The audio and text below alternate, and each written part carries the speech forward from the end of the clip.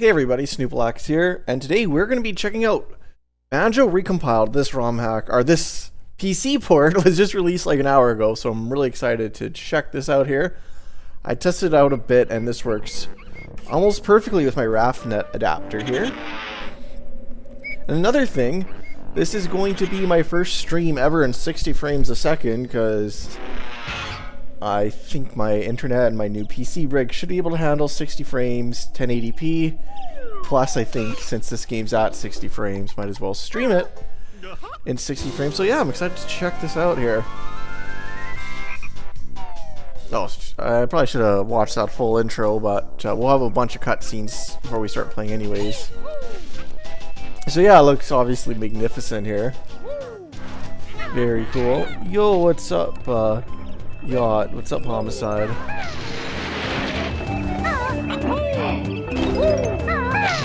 Alright, so yeah, this is vanilla. There's two things that are going to be different. One, I'll show you guys this new menu here.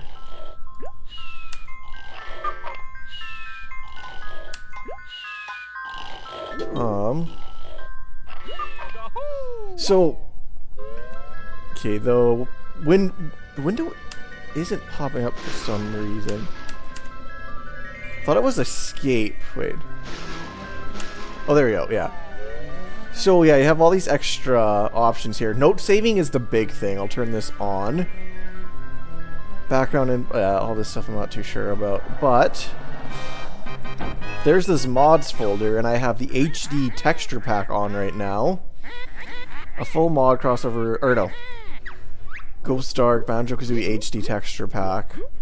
But I think this is mainly for like the letters and other stuff. But anyways, it looks really cool with this new texture pack. And with this, you can play Banjo-Kazooie. It's $64 on here, and Jiggy's a Time with note saving, which those games normally wouldn't have that. So it's a pretty great way to play those.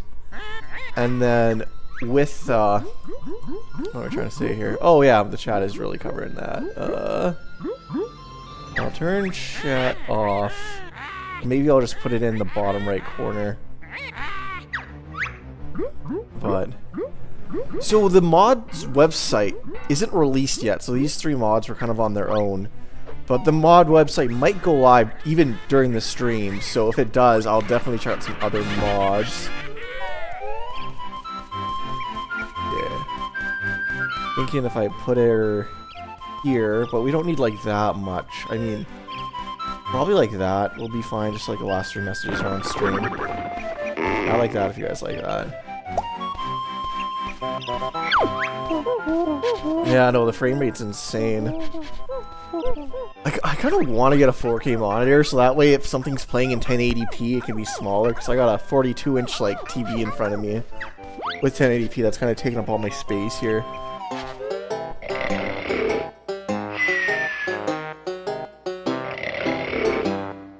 And one thing, they say that they're going to add ray tracing to this at some point. Because even that picture in the background is so clear. I never noticed that like Banjo picture before. But ray tracing is the thing I'm like looking forward to the most. Like the reason I haven't played the Majora's Mask recomp on this channel is because I'm waiting for the ray tracing to come out for Majora's Mask recomp. Because I'm assuming that'll be the first one. And then after that, they could probably get it to like this game too. And I think Mario Kart got recompiled too. But I'm really excited for the ray tracing when that comes out. I think that's gonna make I really want to replay all the games with ray tracing, because I've replayed Mario 64 with ray tracing, which actually it makes a huge difference. And I finally got a good enough computer that can run all this stuff now. What's up, Bobby Blaze? Yeah, I played the 360 version too. I actually played the 360 version of Tui before I played the 64 version of Tui, and but I played through both.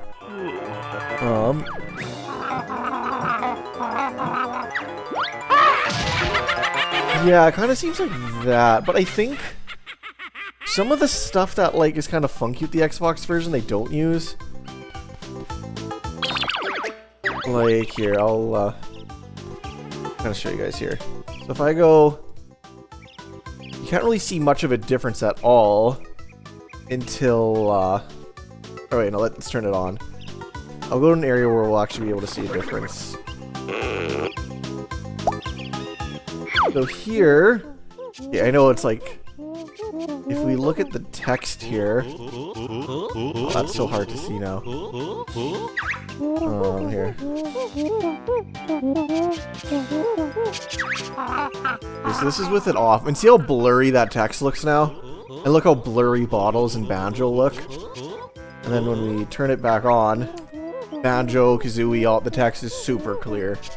But like, if you look at that fence texture, it's not changing any of the textures in-game. I think it's mainly just HUD and other stuff.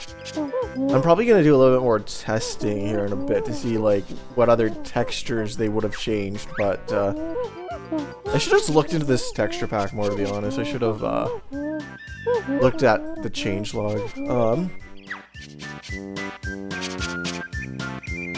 What's up, Mr. Bread? Oh no, I want to press A to learn my moves, or B to start. Okay, yeah. A while. I'm kind of glad just to be playing a game I've played before. Because I actually streamed earlier today, and that stream went horrible. That was probably one of the worst streams I've ever done. So, hopefully this one goes by better. So with the other stream, my internet went down, like almost immediately after I started. So that was frustrating. Plus, I was just playing a very frustrating game. And I don't know, I ended up just ending stream after like half an hour or like an hour or so. But it was the Super Mario 93. And that game's just very frustrating. With my internet just constantly going down. But the bad thing is though, since I'm streaming at 60 frames a second, I had such a high kilobyte rate that if my internet goes down during the stream, I really don't know if my data on my phone as a Wi-Fi hotspot will work. So I'm really hoping that my internet will be fine this stream. Yo, what's up, Big Nate Dog? Some multiplayer soon. Yeah, that would be super cool. Like, one thing... Okay, this sounds so silly, but I really want to... What am I trying to say here? Okay, you know the Nintendo 64 logo at the beginning? It's like wrong. I made a whole video about it. Like, a red side's supposed to be blue in this game, and it's never been changed. And I've actually looked into making my own ROM hack where I, like, fix it, but I don't know how. But with this decomp, I might be able to fix the logo, and then I could make that as a standalone mod. And maybe I can make, like, a cheeky video about it, so... I'm actually thinking about making a mod for this game. I'm curious. For one setting here. Yeah, exactly, game creator. I go... General... Analog camera. I'm assuming I'm gonna dislike this. I'm just curious. I mean... It's more mod, like, I am using a 64 controller. I just got a RAFnet that came in a couple of days ago, which is, like, perfect for this. So I'm glad I got that RAFnet adapter. I mean, I could see some people preferring it, especially if you had a second analog stick. But for me personally, I think I like the snappy camera of the original game.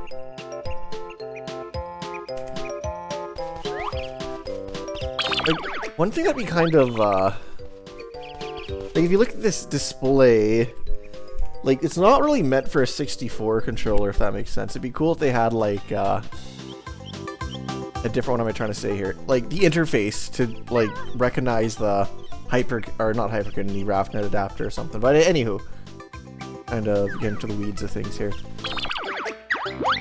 Wow, that looks so nice when you pause it. This really reminds me of the Xbox version. Just like with how well it looks. But honestly, it looks like better than the Xbox version in a sense. Or actually, the textures and stuff are probably a bit better on Xbox. I don't know. It's been a while since I played that version, but... That's going to be absolutely insane when ray tracing comes out, though. Very much so looking forward. Oh, wait. Okay, I think that's just my monitor. Yeah, I see like a black line like up here, but I think that's literally just on my monitor. Yeah. Because when I look at my display output, I don't see that black line going across the top of the screen. That might be screen burn-in from like Chrome or something. Alright. I've had this monitor since I think like 2012, and it's like a 42-inch TV that I use as my monitor here.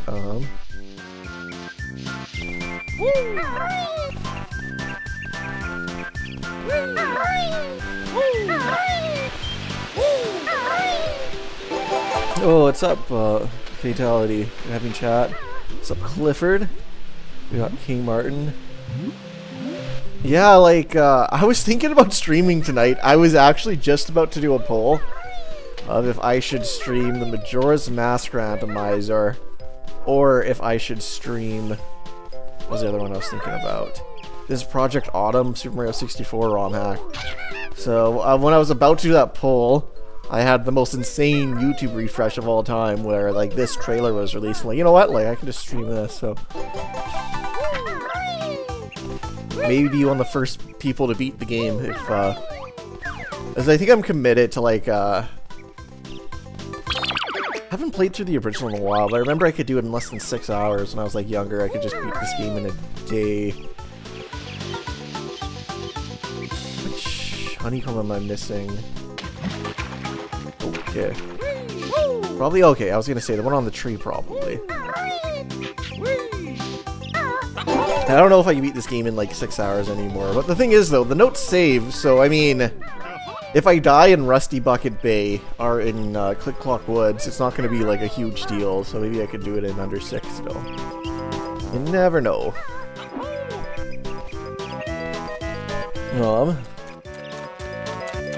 What's up, Genius? How much did my PC cost? I got it in 2024 in December. And I got it for... I think it was like... Actually, I took a picture of the price tag a while ago. I'm actually gonna look this up now, because I was thinking about this the other day, and I'm like, was it... It was $200 off, but I think it was $1,600, so I think I got it for $4. But...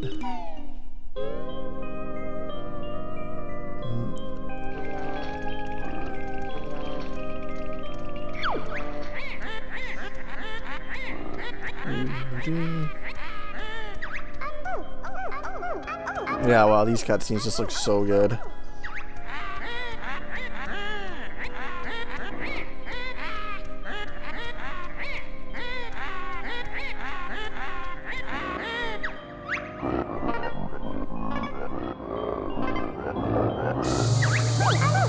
Yeah, I think I got it for $1,400, but anyways, it has a RTX 4060 and i7 14th gen, and it had, I think, 32 gigs of DDR5.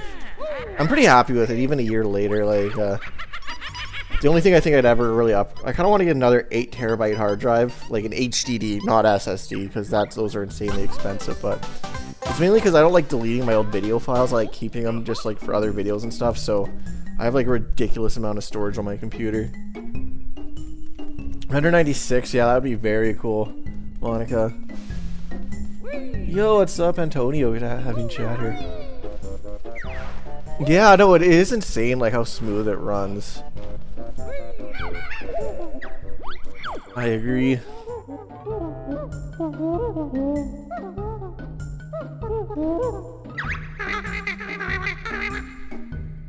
It's something like this picture would be cool if this had another texture, because now this picture like really stands out with how like bad it is.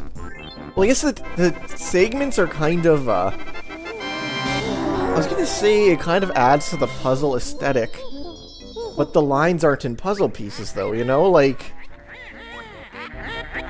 you can see the seams, but if the seams had a, you know what I'm saying? If the seams had the little puzzle outline, then it would be kind of cute with the seams. But since the seams don't have that, it's just I think I'm saying that right. I think you guys know what I'm saying.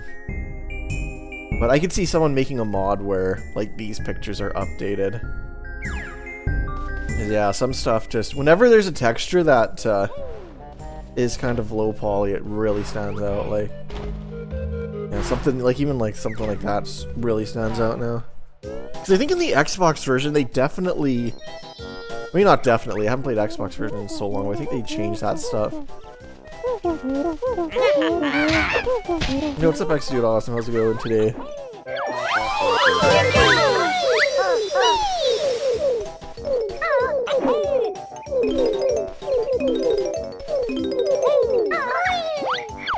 But, you know, I wish...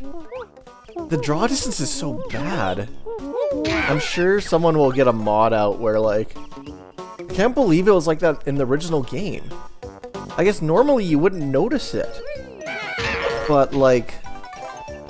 When you're playing in, like, this high of, like, resolution... That's horrible. Like, what? As I walk right off. Grab a note and leave. I'm gonna wait until I actually die. Or do a flawless run, we'll see. Well, actually, let's just see how it works. No, you're right. Well, I got 10 notes. Because I wonder, like, how faithfully they changed it to the Xbox version. Because I think there were, like, I could be wrong. Don't quote me on this, please. But I think there's a ROM hack called Cutthroat Coast, which implemented note saving a while ago. So I think they kind of knew how to do it. But I think it wasn't, like, easy to add to, like, other ROM hacks and stuff. And this could be, like, just because of the note saving, this is probably the definitive way to play Jiggies of Time and Nostalgia 64. I mean, playing on actual console's pretty good, too. And I'm so glad that my RAFnet adapter came. Like, it came in a couple days ago. Like 2 days ago.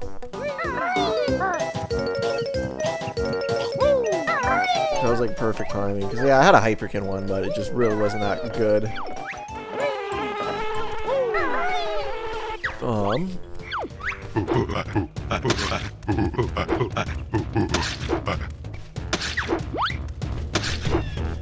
Yeah, like, the initial playthrough of this game, without the note saving, is rough, because it's like Rusty Bucket Bay and Clay Clockwood in particular.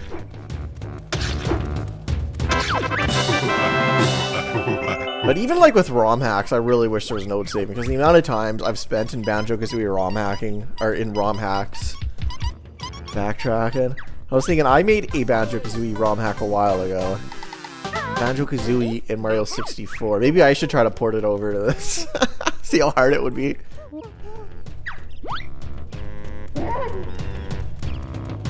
But the thing is, though, there's mod support, right? Oh yeah, he wants an orange. There's mod support for this. The website isn't up yet. It might pop up during the stream, and if the website is up, please let me know.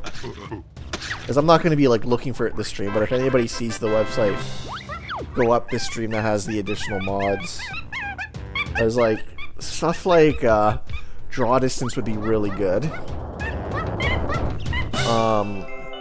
I guess they could probably do some stuff with texture packs. And another thing would be a character replacement. Like, I'm not even saying like with a new moveset by any means, but even just like have the same moveset but make it like kind of like Mario. Or even just making or no, I need to learn that move. Or even one that might be easier to implement would be like just kind of re-rigging it so it's Donkey Kong in Kazooie with like Donkey Kong with a backpack or something. I don't know. Just like spitballing mod ideas here, that would be cool to see. But definitely the draw distance would be like number one. Or I wonder if they could make it because if you look at, actually, I'm pretty sure I learned the ground pound from, by the huts. Because those eggs are 2D textures, right? They're not 3D, so I wonder if it'd be possible to change those to, like, 3D.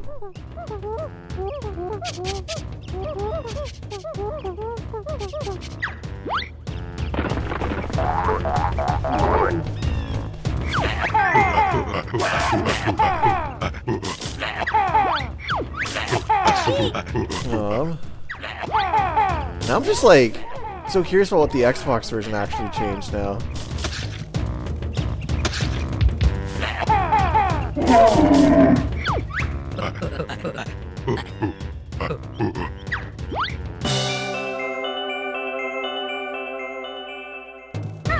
Does Banjo's model lose detail? I'll check that out there, Blue. Oh, I enabled that with the mod fatality. It's one of the here.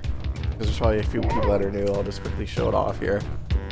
Yeah, there we have the Banjo-Kazooie texture reloaded or whatever.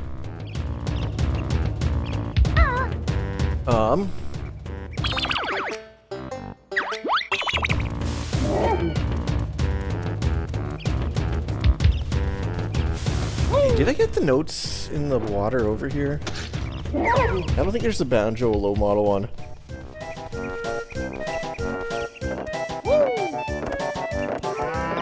Okay. Oh, it just came out. It's pretty much you can play Banjo-Kazooie natively on computer now. And I mean, like, there's so much quality of life stuff in it too, so it's like 60 frames a second. It just runs like perfectly. Yeah, okay, it removes the draw distance, adds HD textures, enhances the frame rate to smooth 30, and adds note saving. Okay, that.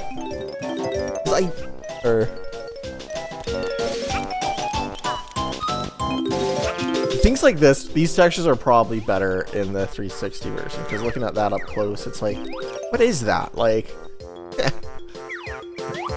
can really see it now. Oh, maybe this is the town trot here. Oh yeah, modern controls. I always found the 360 controls to be a little bit weird, because the talent trot's like I don't know, it's just like a way different button combination.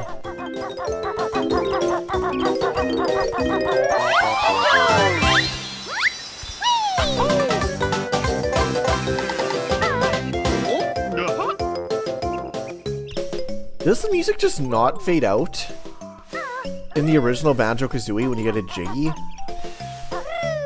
I genuinely forget, because, like, in Mario 64, the music fades during the Star Jingle animation. The music should have swapped. Yo, what's up, Marty, man? Good to have you in chat. Good to have you back after that, catastrophe of a stream earlier today.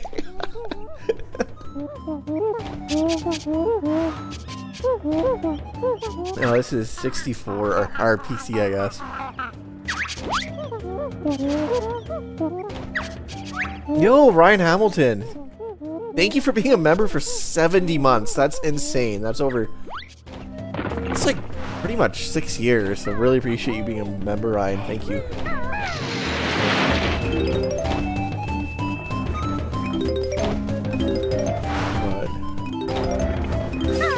And this was like, I was not expecting this at all today, so this was a nice surprise.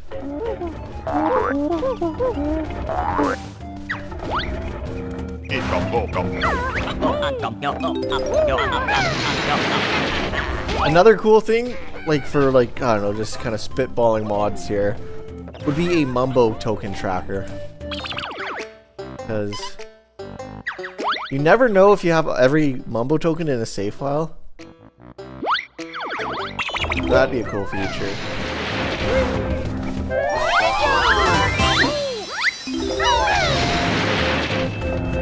Oh, that's what... I can't tell if that's new or not. It probably is.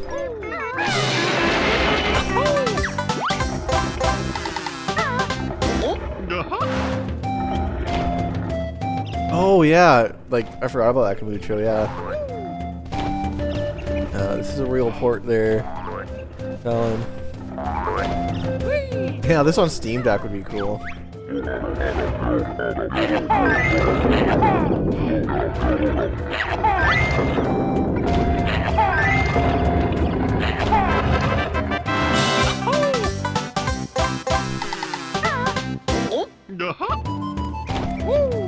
Oh, shoot. Or no, I can still do it.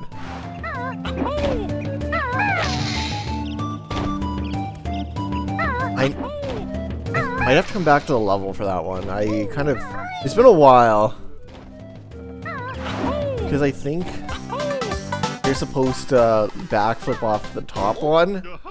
And I think it just comes back and you re-enter the level, I think. That was a rookie mistake there, but I'm trying to read chat too. Speedrun's over, yeah. I know it's not gone for good. I know I'm not hard walked out of it by any means. Like I've. Oh wow, I don't even have enough tokens. All right.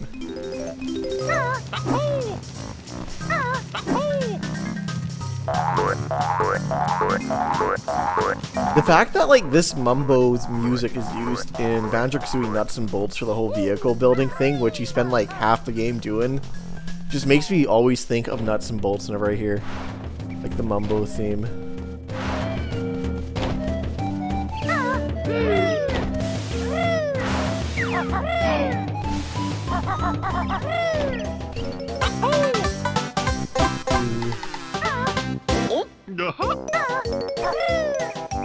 I'm trying to think, like, there's obviously the one at the top of the mountain I'm missing.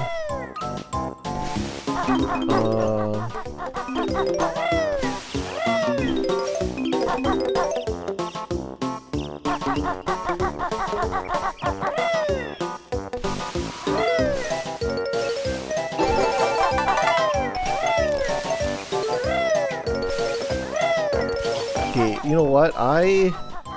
Since the notes save, I'm gonna go out and in just to reload that honeycomb. Because why not?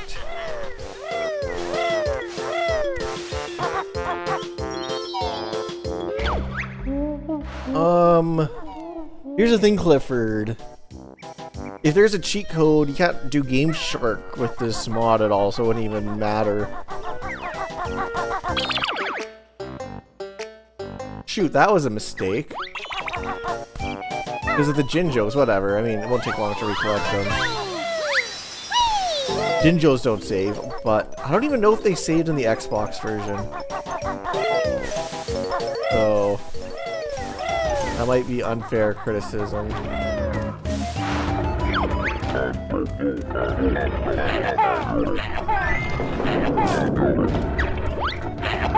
I'm more left just so I can get that honeycomb. Shit, come on.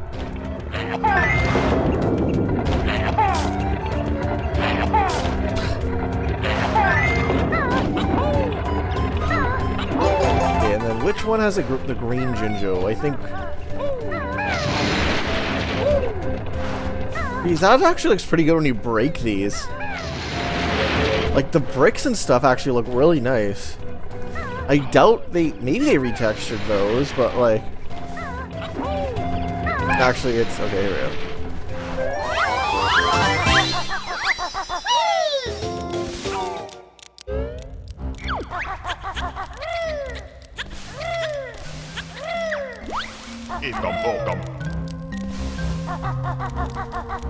Alright.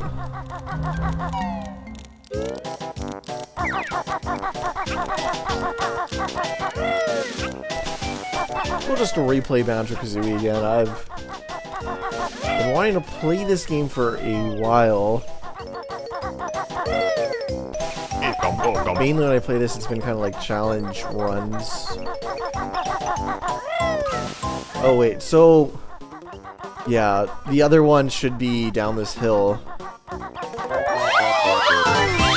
I think.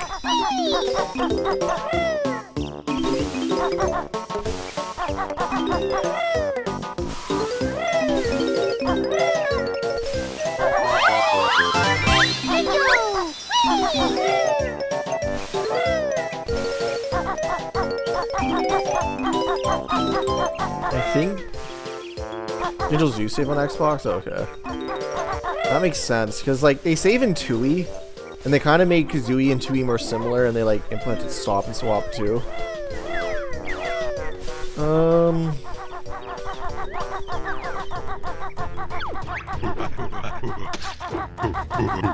Oh yeah, I can ground pound that now. Wait, do I have to give him the... Alright, I guess I'm not used to going in and out of this level. I didn't think I had to redo, like, the orange every time.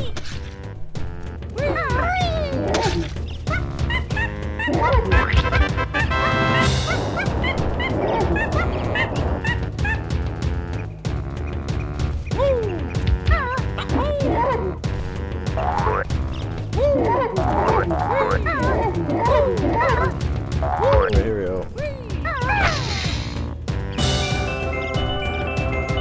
Under note. Well,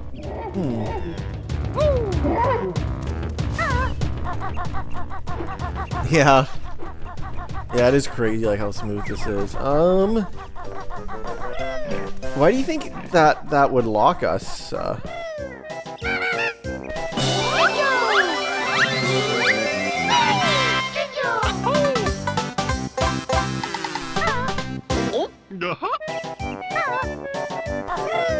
Okay. Where's that? Oh, there we go. I was gonna say, where's that last Mumbo Skull? But everything's coming together. Oh yeah, and then that's where the last two Jiggies are. The Jinjo Jiggy and then the one up here. Alright, no, everything's coming together. I know what I'm doing here.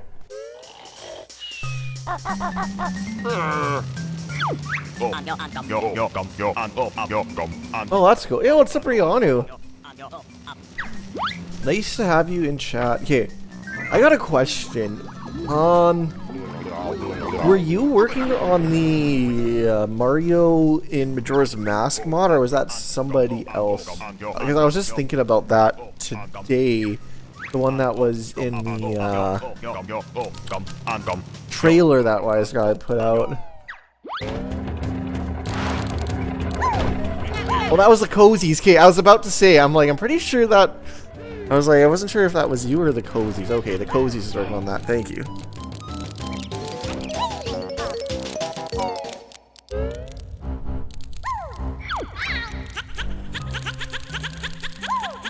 You know, really cool PC port here. Yeah, and I saw that, because you made this trailer, right, Reonu? I think I saw your name in the description for this, and then I saw your video about, like, how frustrating Banjo-Kazooie can be. It was, like, kind of like a montage in deaths and stuff. That was cool.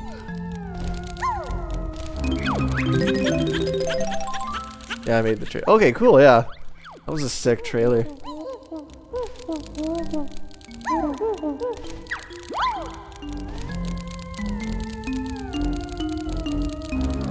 You know, I'm excited to see all the mods that will get released for this once the site goes up. That'll be super cool. Yeah, it's just crazy to play this game like this smooth right now.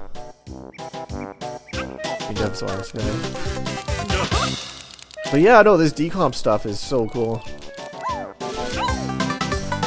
Definitely the way to play these games. Okay, I think I got everything. 17 minutes, not a great time. I've definitely done it faster, but not a horrible time either. 'Cause I used to not speedrun this game, but when I was younger, I just tried to beat the game in one sitting, and I think like I got it down to like less than 6 hours when I was a kid. Which is nowhere near like speedrunner fast, but it was one of the few games as a kid where I could like complete it in one sitting. You know? I don't think I could have even done that with Mario 64.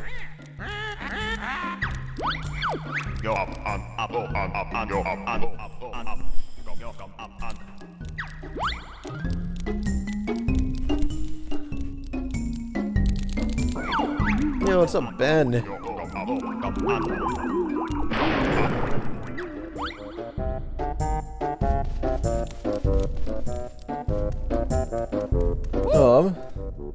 And the golden jiggy. I wonder Because there was a glitch in Nostalgia 64 that Mark couldn't figure out that had to do with the totals. I wonder if it would be easy to fix in this version. Because the way they do totals, I don't know. But I was gonna say, depending on how well this stream goes, if I beat this in 6 hours or less, my goal is definitely less than 6. I might start Nostalgia 64 or Jiggies a Time today. I don't know. Since it's just on here, so this might be a very long stream.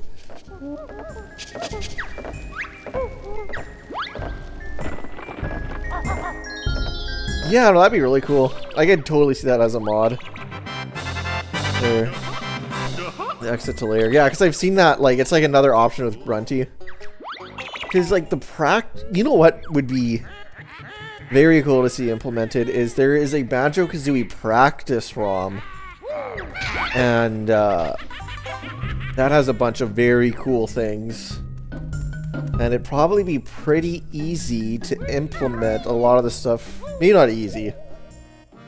But it'd be cool to see some stuff from the practice ROM get implemented here. And the same, like, my wish list of stuff here. Cool.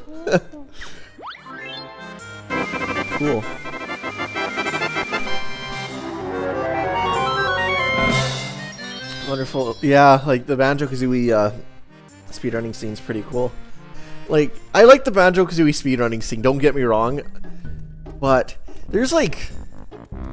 Compared to Mario 64, if you look at the movement, it just doesn't seem, like... as impressive. I know, like, Banjo-Kazooie takes a lot of skill to speedrun. But, I've always just been kind of more drawn towards, like, watching Mario 64 runs, because there's things like the backwards long jump, and just, like, the movement and, like, chaining together jumps and side flips just seems pretty cool.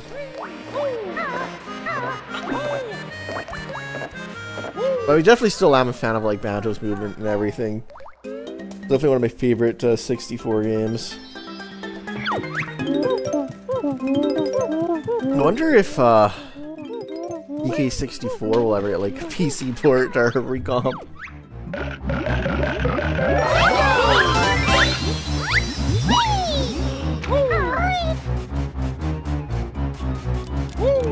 Alright.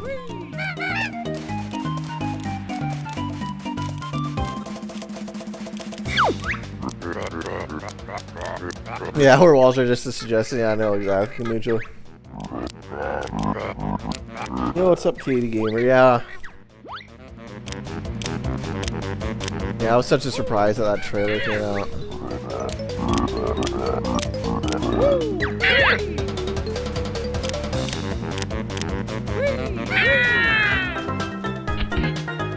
Cool.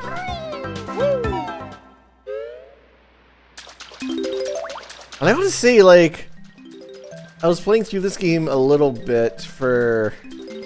I did this game with all the different transformations to see which transformation can get the farthest.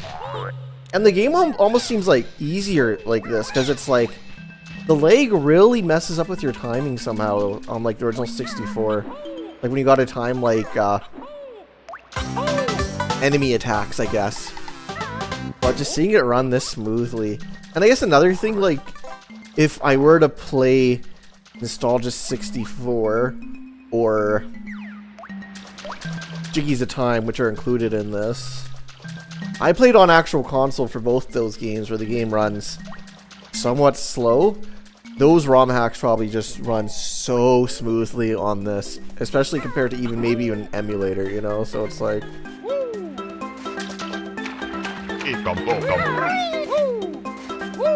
I'm really curious how those hacks run.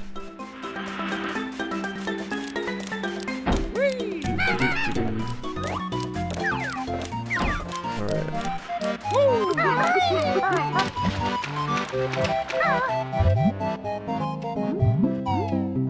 Okay, I know I'm playing this like super casually. So if I say I'm making good time, I know like compared to a speedrunner, I'm making a horrible time, but I'm making like good time in this level so far for like kind of like the casual way to play it. Okay. I just want to make sure that there's not anything I'm missing. I think I played the randomizer of this game the last couple times, and because of that, I'm kind of still like kind of randomizer brained, where it's like I gotta check every nook and cranny. When in reality, I should kind of just remember where the stuff is.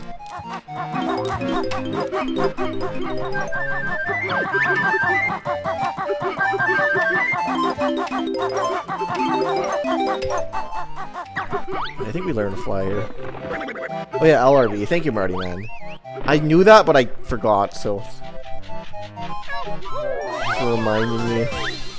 Because I think they got rid of that on the Xbox version, if I'm not mistaken.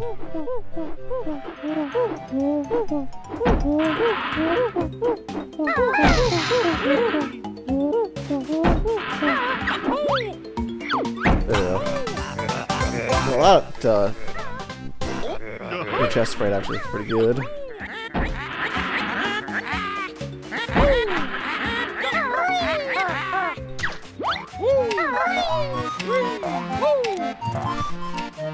Oh wait, wait, is it only 2 pieces of gold? It might be.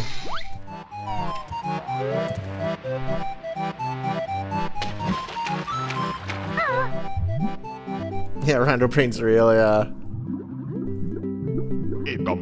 Makes you question everything. Because in the randomizer, you can randomize it with the feathers and the eggs.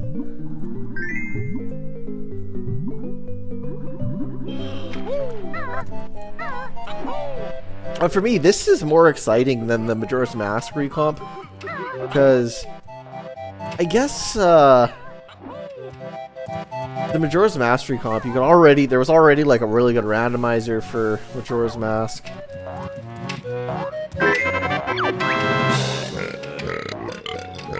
And I don't know.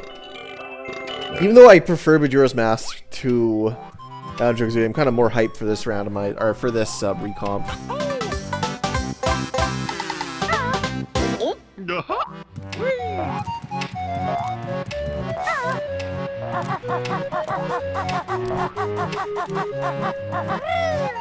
Yeah, Barclay, it's pretty cool.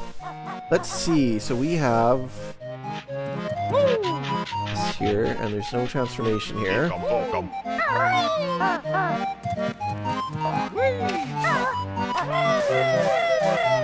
have to worry about that.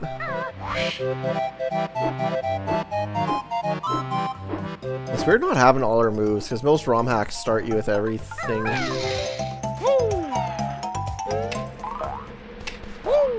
Oh.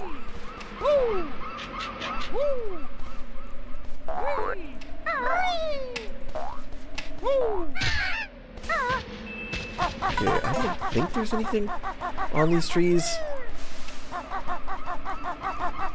Oh shoot, I'm a sucker. I need the springy thing. Maybe. Maybe I don't.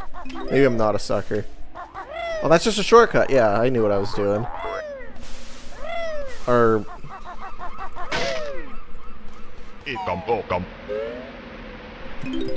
oh, I didn't know what I was doing. I'm a sucker.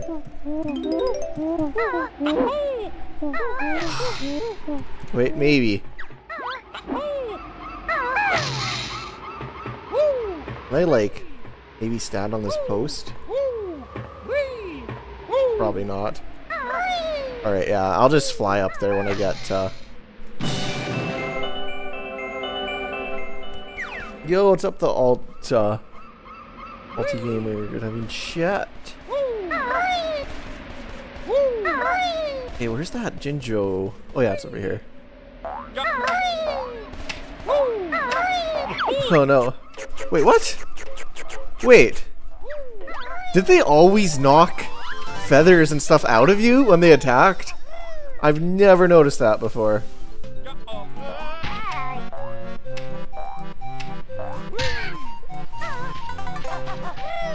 I mean, that must be a vanilla feature. There's no way they would have added that.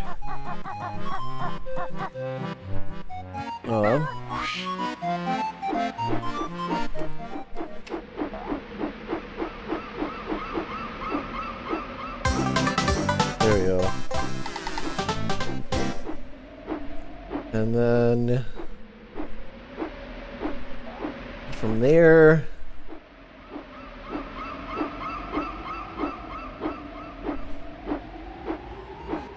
where's that X? I feel like it's a draw distance thing, maybe.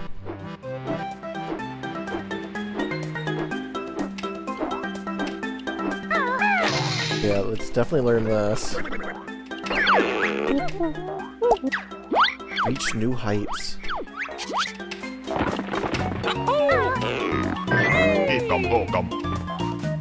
The one thing I still don't know is if they meant for you to do this.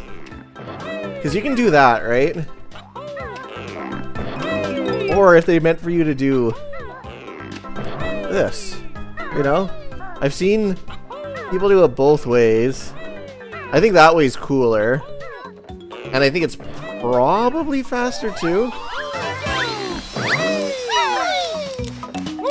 So, yeah, I mean, I could probably do this optimally where the X would pop up here.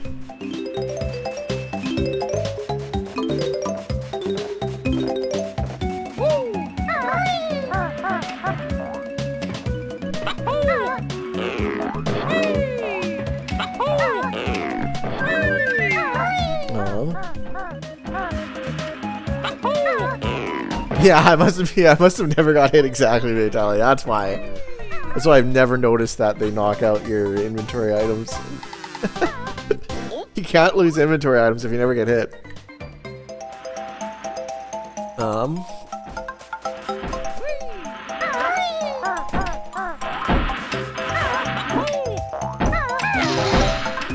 What would be very cool is if they ever made a 2E randomizer to implement stop and swap. And I mean, oh wow, you can actually stand on the teeth. I did not know that either. So I guess like I could chat when I get to Treasure Trove Cove. Or sorry, I am in Treasure Trove Cove. Do you guys think I should put in the cheat codes for the when I was playing randomizer one time? There was a note there where that extra life is. It took me forever to find. But anywho, you guys should put in all the codes right now to unlock the eggs. Or can I even do them right now? Or do we need to? Because I could do all the egg codes right now.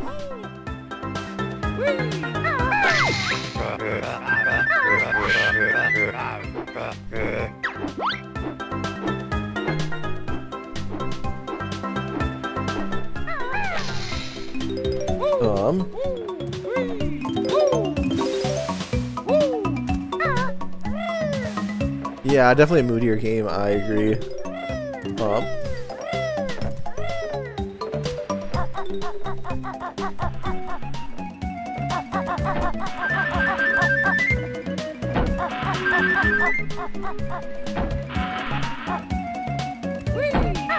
So yeah, what do you guys think, chat? Should I do the stop and swap codes right now? When I get to the, whatchamacallit? I'm pretty sure there's a honeycomb in that corner.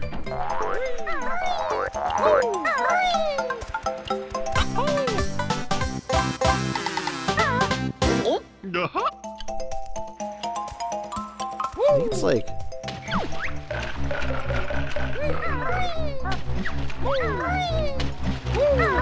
Did I pass it? Oh, there it is.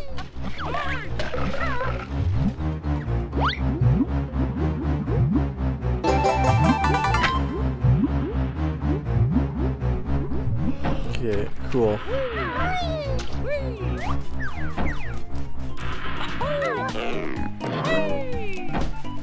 Yeah, so then we'll go...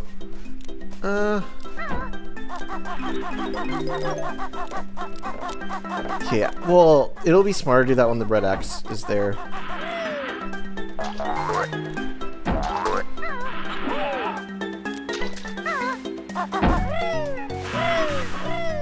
Okay.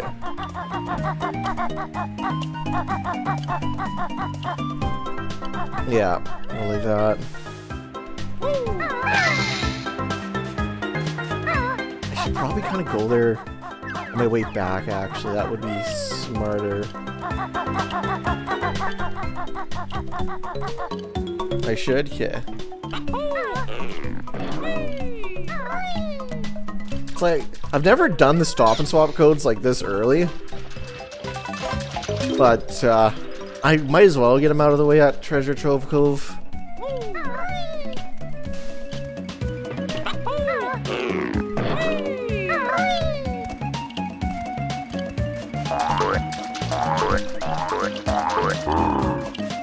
Yeah, no mercy, you were correct.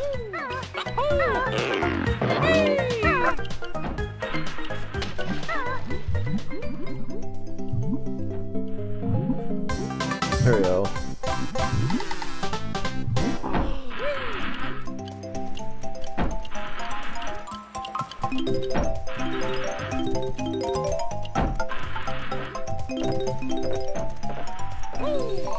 Okay, yeah, so the rest... Oh! Oh, there's two in here.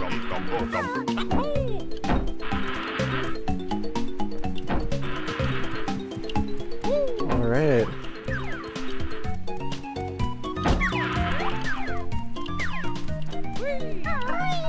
Oh, yeah, let's definitely get that Jinjo before I forget.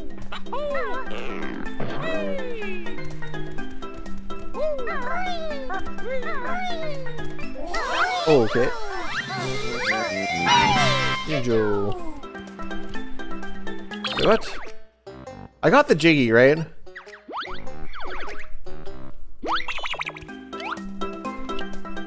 No, I didn't.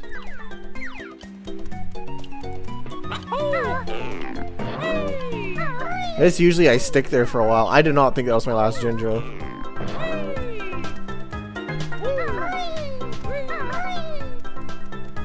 Okay, there we go.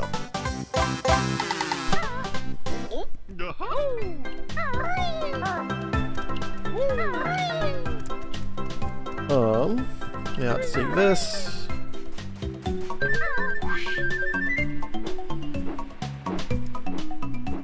I'm just gonna wrap this up.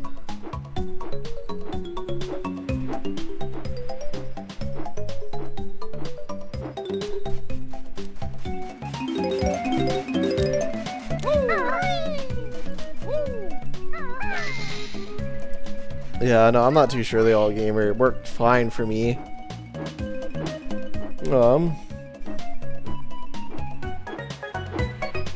Oh yeah, the Ice Cube and Tui there.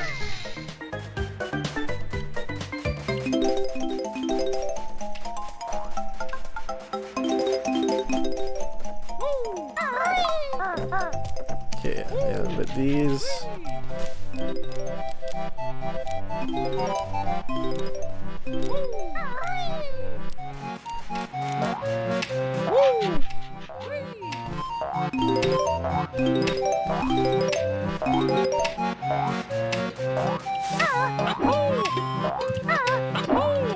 Oh, geez, he can climb a lot.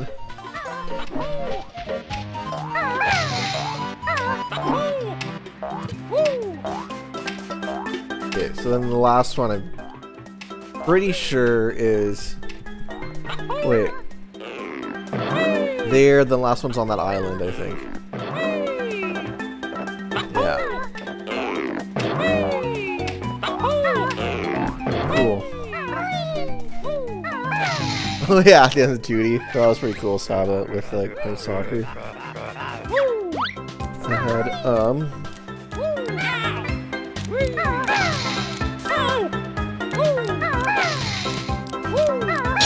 There we go. Okay, I'm just kind of curious. This X seems kind of sharp, right? Is this X affected? No, it doesn't look like it. This was just that smooth in the original.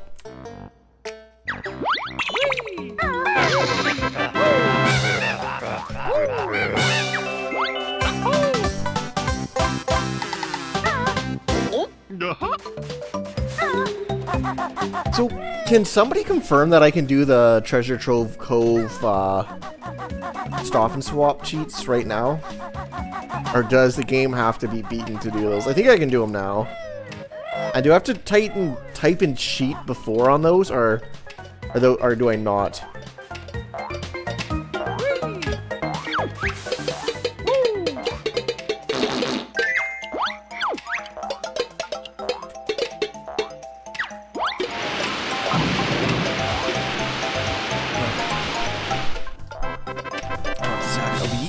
Back in a sec.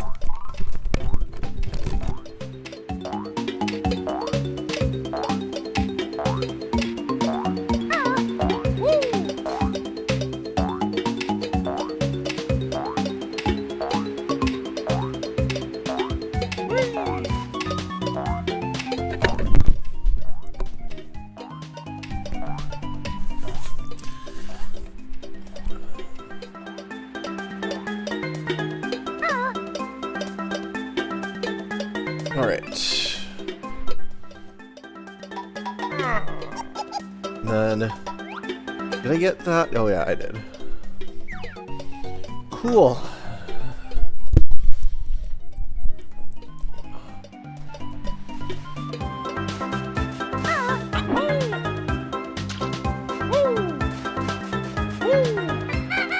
Okay, I thought I might have missed those.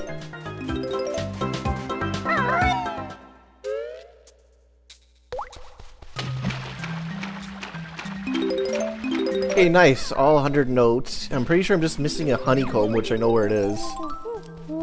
It's the one that's kind of out at sea. Okay. Banjo-Kazooie.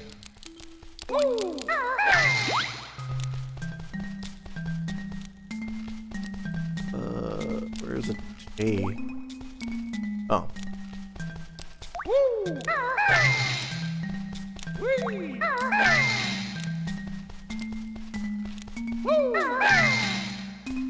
Alright. I like the shooting method in Tui better. Kazooie. Okay. Oh yeah.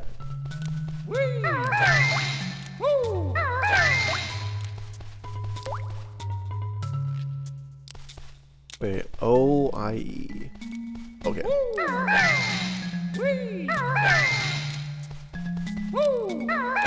There we go.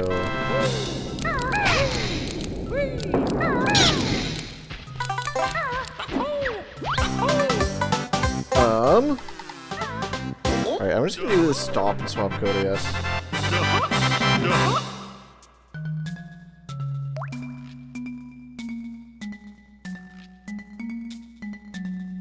I'm just looking at a list.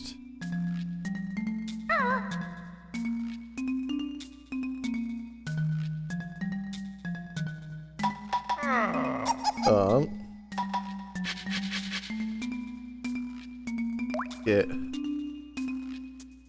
Oh, this is gonna take forever. Okay, I might just do the the one at Shark Food Island really quick. Cheat out of sea, because these codes take forever. I'm gonna go out and in because I'm not sure.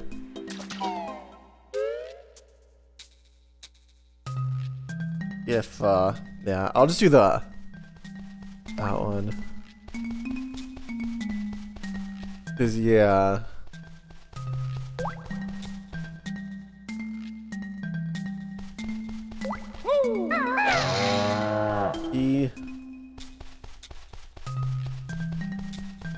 Oh, this is gonna take me like, yeah, I'll do the one.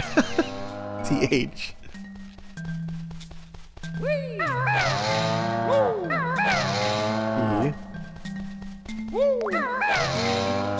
Eat out of.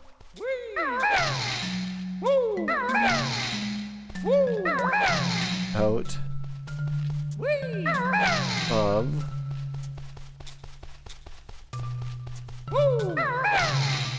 The sea.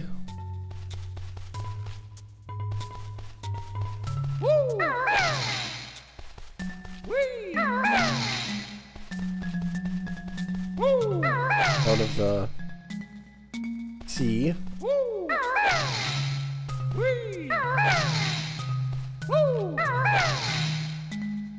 It rises.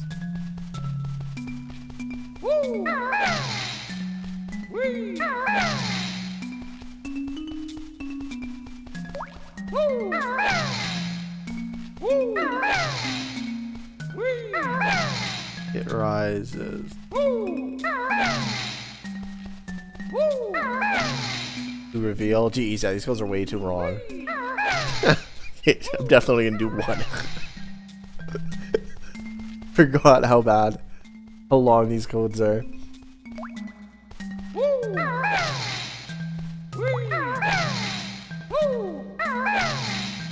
Feel.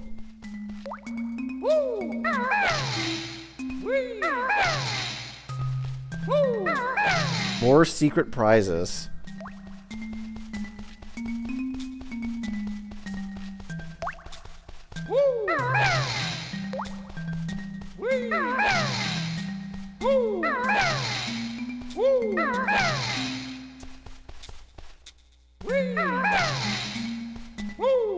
Okay, more secret.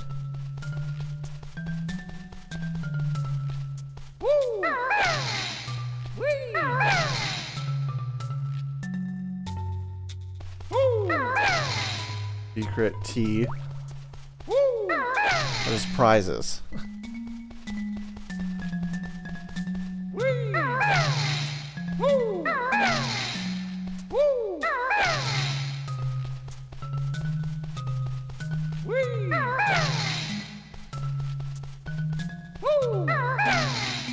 And S.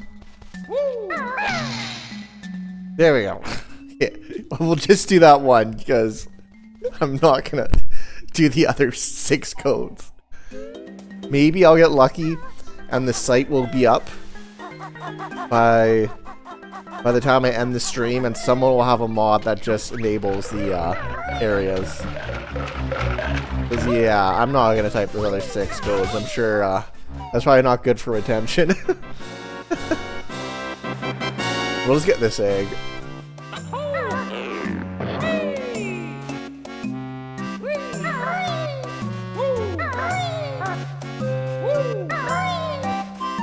I love this music in this cave here.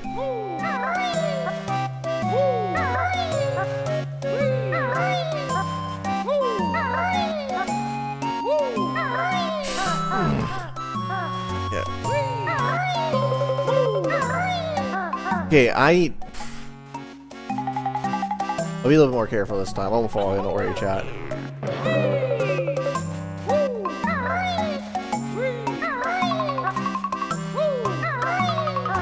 As I fall again.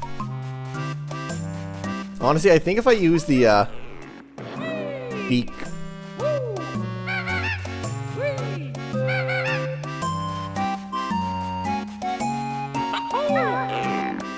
Okay, I swear, chat.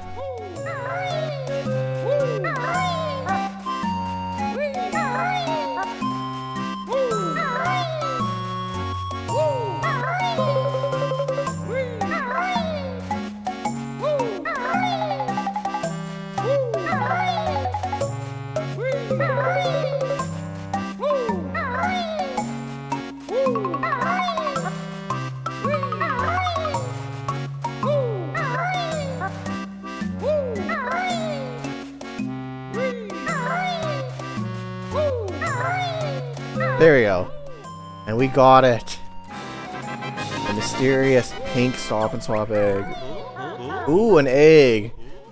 I'm sure we'll find a use for this somewhere. I actually just watched a really amazing video about the Stop and Swap feature. The video was like 2 hours long, and I watched the full video at like 1.75 times speed because the person that made it talked a little bit slow. But it was an amazing video.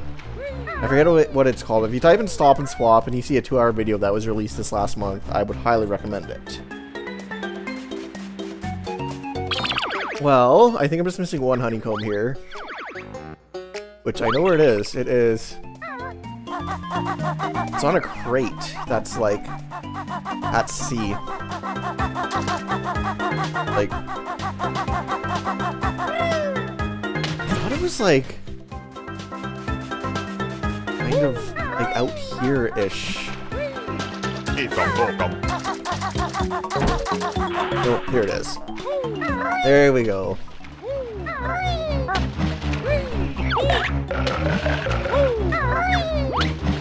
So, how's my time here? I guess I'm not out yet.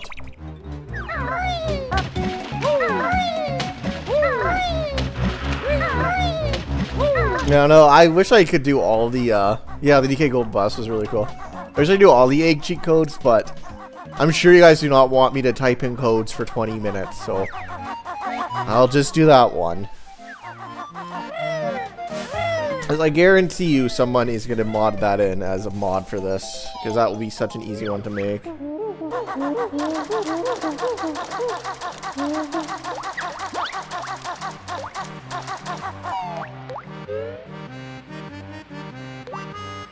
Oh wait, there's a Jiggy here.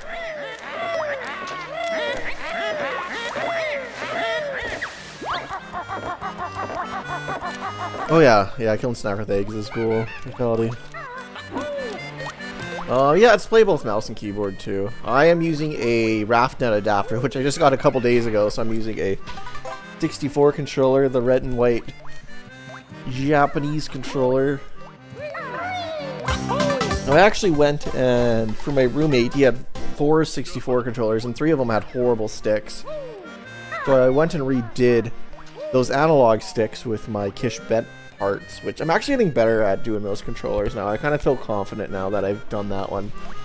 The key to that is you gotta wear them in a bit. Like, you'll replace the sticks and they won't like come back to neutral properly, but then you just have to not worry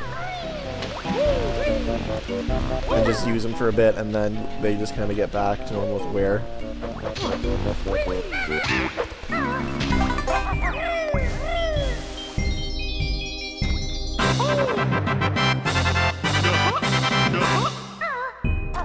I feel like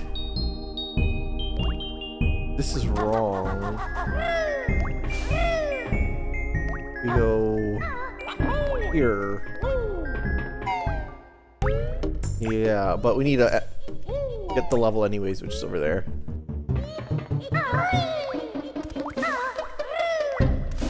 Yeah, I can't believe how good this looks. Oh. What's up, TCG?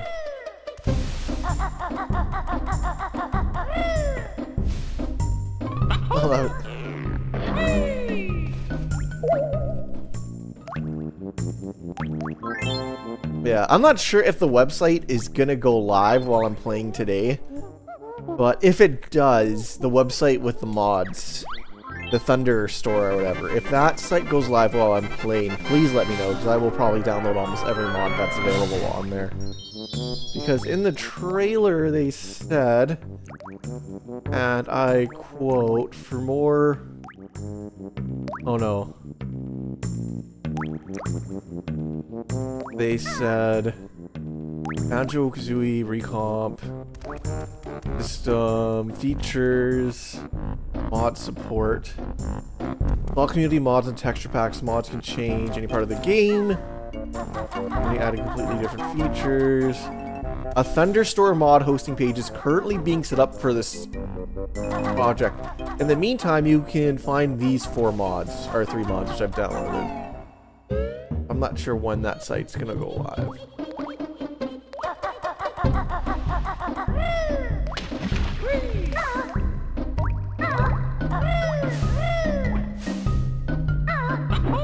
How did you do for time in that last level? Oh, 27. That's pretty decent. Looks like you put any ROM hack. Yeah, I'm not sure like how hard it is for the conversion. If it's that easy, that would be really cool.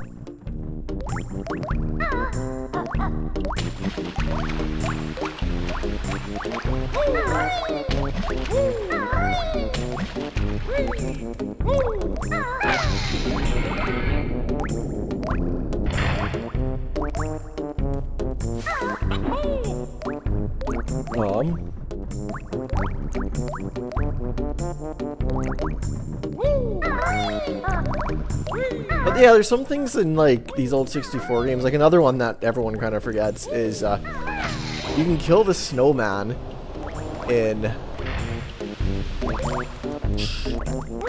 like Cool Mountain and Snowman's Land in like Mario 64.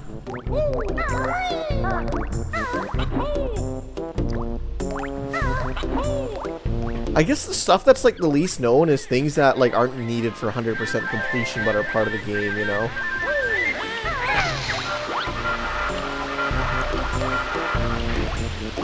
Pretty sure that's the Bubble Goop Swamp picture, which we won't have enough jiggies for, so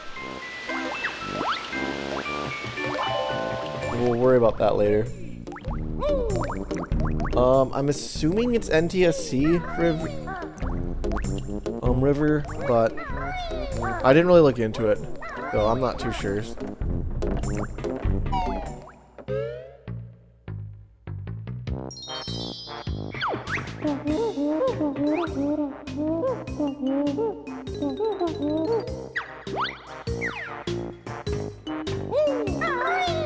Yeah, like, it would be cool if this got a randomizer in this, like, PC port. Like, it'd be cool if you had, like, an Archipelago randomizer, and then you could play through TUI with console. Because you'd be on console with TUI. Because it's crazy that the Archipelago randomizer works on console with TUI if you connect your EverDrive 64 to a... What am I trying to say here? To a USB cable? Actually, I'm getting a summer cart. It's coming between, they say, the 27th at the latest. So it'll be here within a couple days, and I'm going to make a video comparing the summer cart to the EverDrive X7. So I'm planning on releasing that pretty soon here. And that'll probably, well actually, I just played through a ROM hack yesterday called Zelda Rune. It's a Delta Rune boss in Ocarina of Time made by Rovertronic. That took me like 8 minutes to do. So it might be like a little 3-minute video. I might make like a little short about that. So that will probably be my next video, but the video after that will probably be a summer cart review.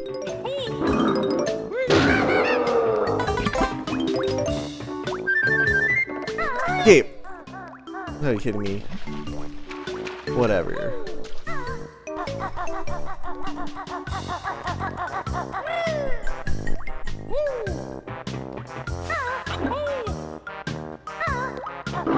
Okay, no, I didn't get this guy yet.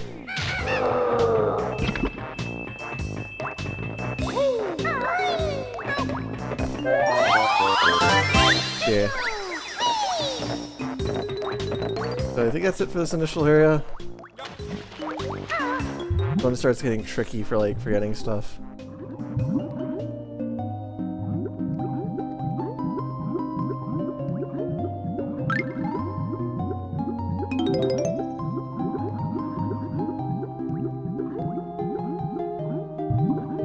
Really? Fatality, where did you hear that?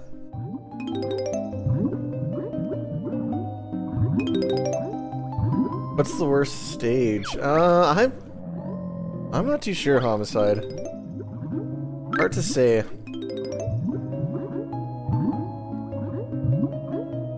kind of like all the stages in this game. Well, okay. What's the worst stage, you say?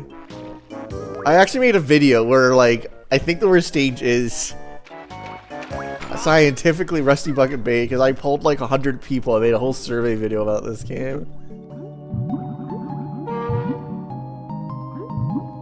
Yeah. Like, what's that? This is easy. Graphics. Windowed. Why? Okay, wait, I just want to make sure I'm not... Dude, no, so now... Yeah. I'm gonna show this really quick. So silly. Okay, one sec here.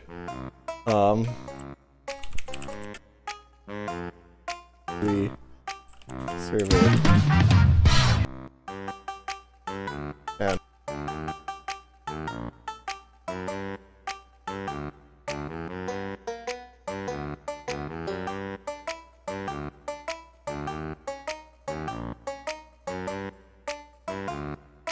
Banjo-Kazooie is one of the most iconic games for the Nintendo 64, with its memorable, charming characters and its challenging, vibrant world.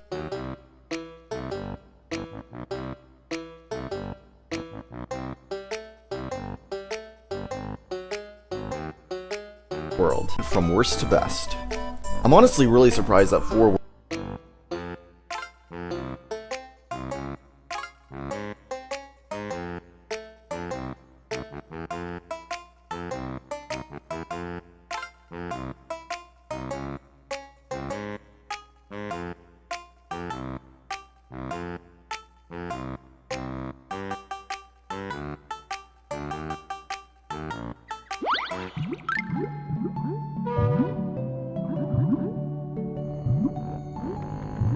Oh shoot, yeah, there we go. Shoot, oh, because every time I press space in the mic key, I gotta stop that. Like, I like that system because I can quickly press space to, like, I need to sneeze or cough or something. And it's just nice having a button to do that. But then every time I type something in, I end up accidentally muting myself, and I do it constantly. I need a better, I don't know. I need a different mute button other than space. Oh, what did I say in the video? I pretty much just said that Rusty Bucket Babe was the worst stage out of the 100 people I pulled because it got a score of negative 7.5. But yeah, like I think I should almost get a, what's it called? Maybe just like a numpad I can put on my desk. Because I don't have a numpad. It would be nice to have one. And then I could use those numbers for, like, stream stuff.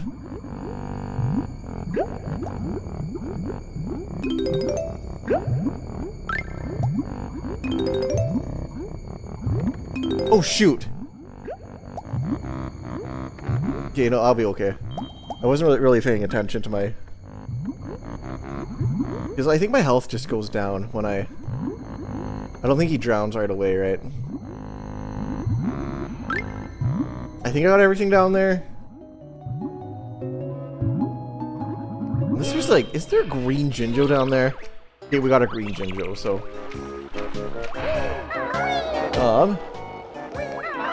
Just map a different key. Okay. I mean, I could, but then I'd have to press the P key, and then what if I type a P? I guess I could map a key I never use. Yeah, I should probably just map it from not space. Well, here's the thing, like, I kind of want to do some, like, soundboard stuff. So I'm...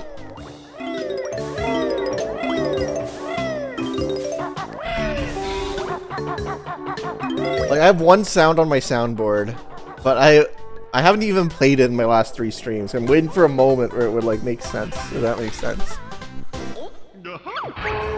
I don't want to overdo it on the sounds, so...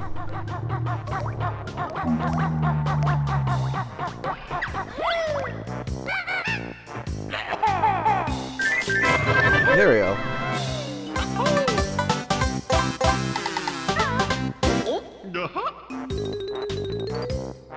M for Mike, yeah.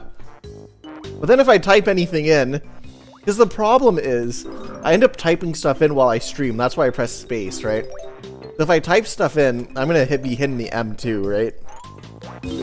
So that doesn't inherently fix the problem. I press M less than space though, so the problem wouldn't arise as often, I guess. But I think I just need, like, maybe I could use a separate keyboard. That would actually work if I had, like, 2 keyboards, and one of them was just meant for, you know, streaming stuff, or like buttons or commands for streaming, so then I'd have a typing keyboard. Because I do have a second keyboard already. That would be free.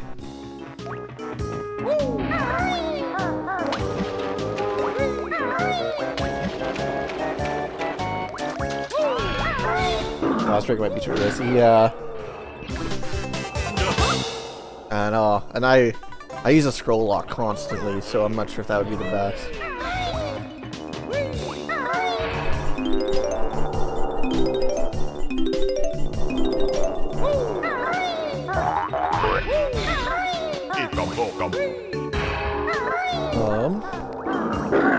More Xbox features like achievements.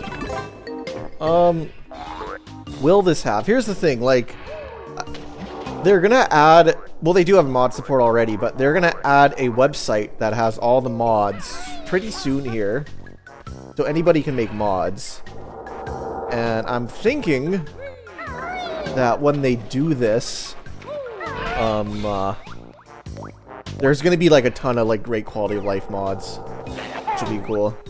So I'm looking forward to the mods. Like, this is almost the worst time to play it, even though I know it's cool to play right when it comes out, because there's...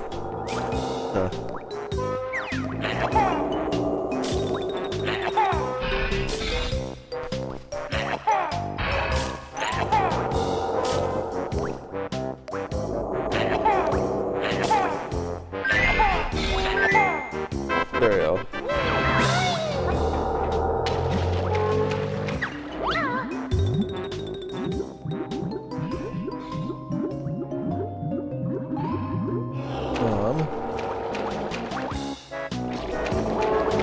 There we go.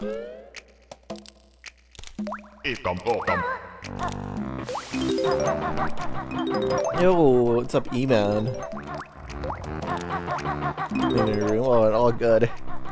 You should always have a clean room.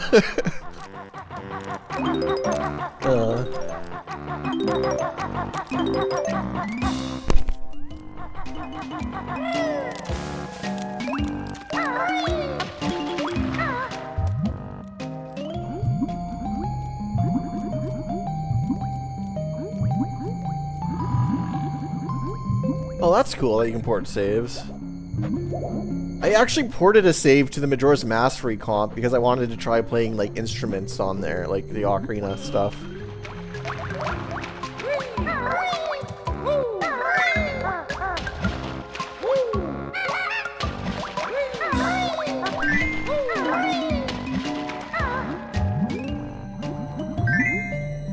Yeah.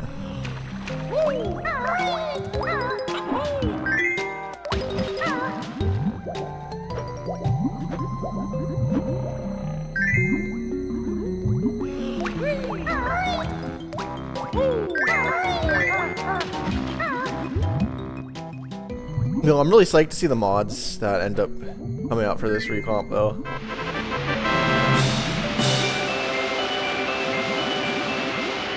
Hey, what's up, Woody? I'm having chat. I like that name. I like the name Woody.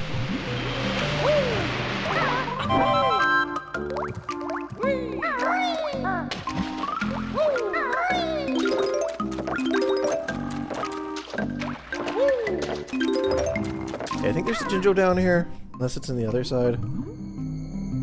Yeah, there we go.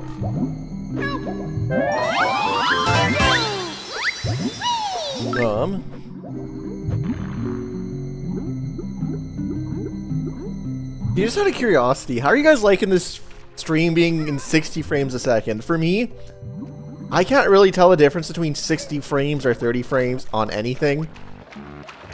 But, like, has this been, like, a noticeable thing?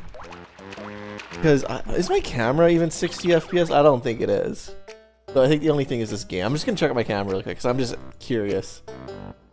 No. Oh, yeah. Yeah, my camera's only 30 frames, so it's just the game. Because here's the thing, it doesn't really make sense for me to ever do 60 frames a second, because... like, my content is showcasing games from Nintendo 64, which I could be mistaken. I feel like somebody's gonna correct me, but I feel like 99% of 64 games are like less than 30 frames a second. There might be like one game that hits 60 or might hit 60 on like certain menus, but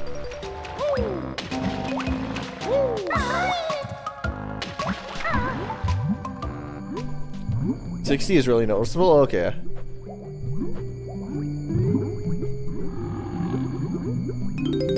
No, on real hardware, yeah. So I don't know. So I've thought about like doing other videos in like 60 frames a second. Because I've only ever done one video in 4K too. That was, I had a Mario 64 ROM hack tier list. And I had 200 items on the tier list, right?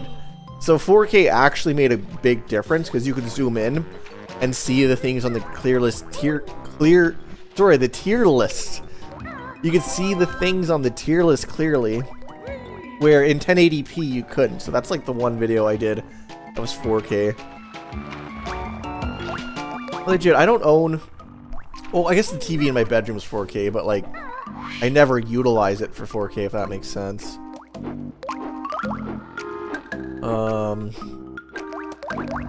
And... I try to... So, yeah, so I never use it for 4K. But yeah, none of my monitors are 4K. I think one of them is like, maybe 1440p? Yo, thank you so much for being a member for 38 months, Serious Darkblade. Appreciate it. No, love you too, man. No, I'm doing great. I'm glad that I kind of redeemed myself from the stream I did earlier today, because that stream was rough. My internet was going out, and I kept failing the same jump in this game, and I ended up just almost rage quitting that stream after like 45 minutes. So I'm glad this stream is doing a lot better than the last one. I actually just deleted that stream when I was done, or unlisted it. Maybe I'll just make it members only for all those streams that I unlist. Because I was like, no one wants to see this. Like, I'm not proud of this one.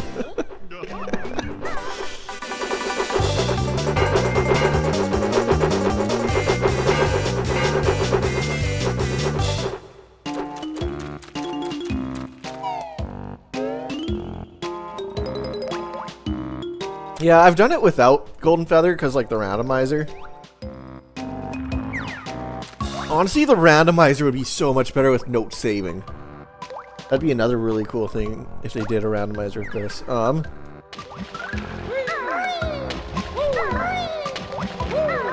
Yeah, no, like, this is a surprise too. Well, that's one thing I kind of like about the Recomp team and, like, Wiseguy in general. Is he just hard releases stuff?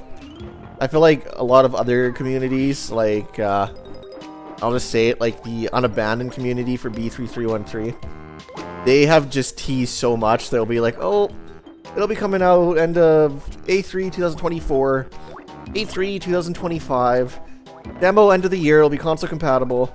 Oh, demo sometime during 2026 we updated, and it's just kind of like...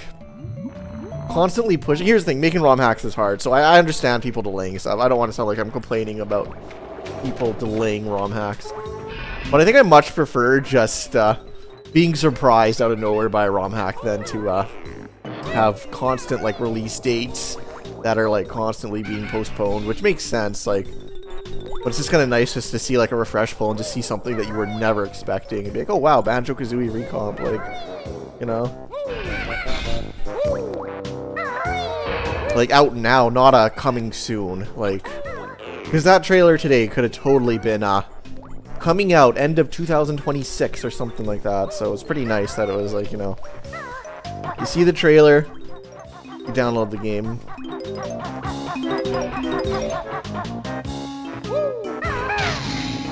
This Nintendo does that, too. I guess, mainly, like, Twitch Online stuff. I've done DK randomizers before, Woody. There's one that's out made by Giant Jigglypuff, and it's pretty cool. The Tui randomizer I'd say is better, but the Kazooie randomizer, one of the coolest features is you get to change Banjo-Kazooie's colors. So you can make like Kazooie like blue or purple, and there's all these different like sets. And what it randomizes is pretty much where feathers, eggs, and 1-ups can be. Those will be switched out with notes. So any spot a feather could now be a note, and same with the 1-up spot. So you have to memorize every single feather, note, and 1-up spot.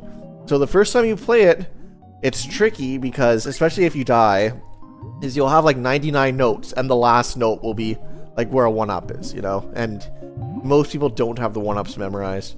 And even there's some tricky egg or feather spots. And it probably does a couple other... and I think you can like kind of randomize level order too. It's been a couple years since I've played it, and it hasn't been updated in a while also.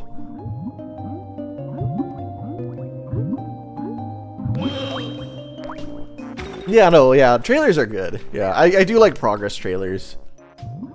But there's something about just like hard releasing a game with no notice that I really like. I think that's a cool move.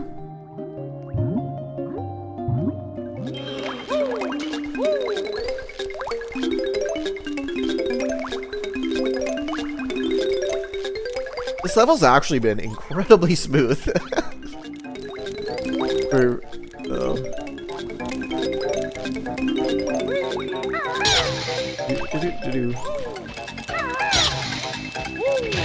Oh. Nope.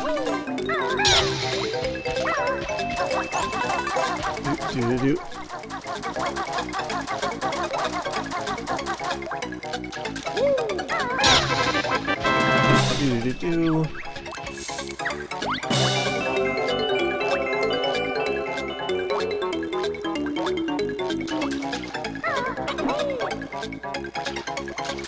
Ooh. Look at that.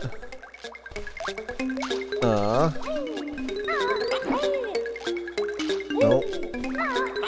Wait, is there I think there's a shock pad around here or something. Or maybe this is like...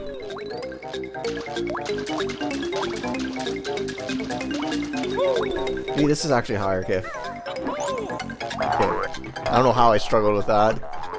Oh, yeah. Oh, okay, that looked like a bump, if that makes sense. Like, I thought, oh, what the heck? Just this angle. I thought I was like... Okay. That angle totally threw off my depth perception there. Oh, that makes sense. Okay.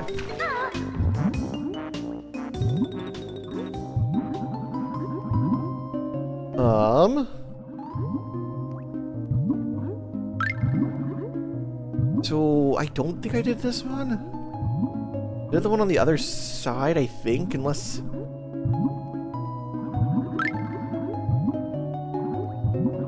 Is even those, like, honeycombs just look so crisp.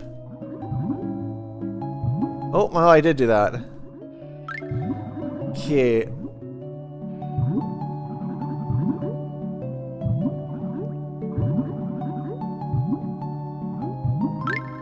Let's do the tunnels at the bottom here.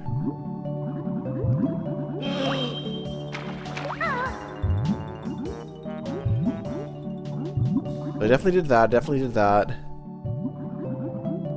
Got the tunnels here. Like the moose straw tunnels. Who here in chat knows about the moose straw tunnels? I'm just curious.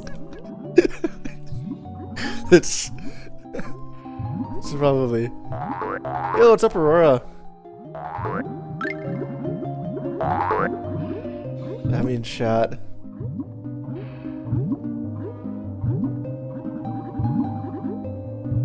Here, let's get some air really quick here.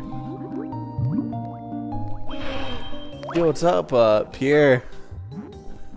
Mute the voices. Yeah, you can, well, you can mute. Here, I'll show you guys the music, or the sound settings that are added. You can mute main volume, so you just have the background music.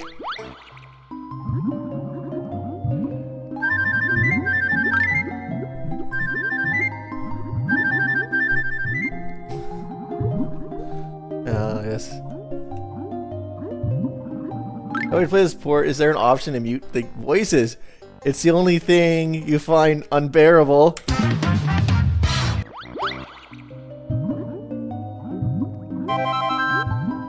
Yeah.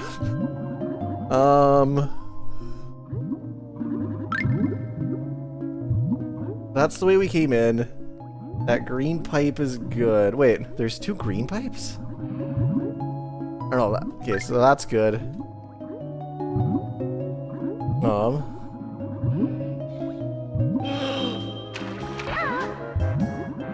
Went to that one. Not this one? Oh, there we go. Okay, we're good. Yeah, that was it. And to be honest, I think I accidentally muted it. So I was playing it in a stream, but you guys just couldn't hear it because I turned that sound source off in OBS. Well, yeah. I was waiting for a moment.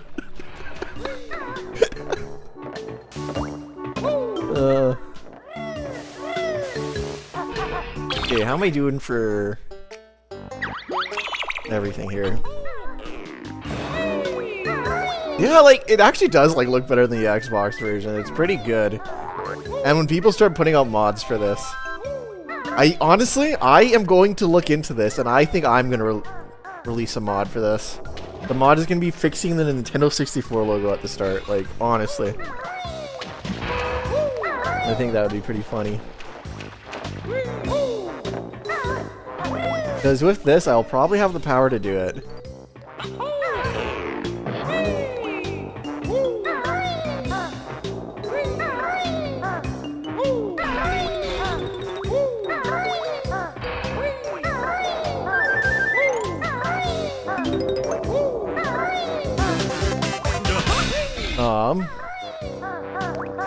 Yeah.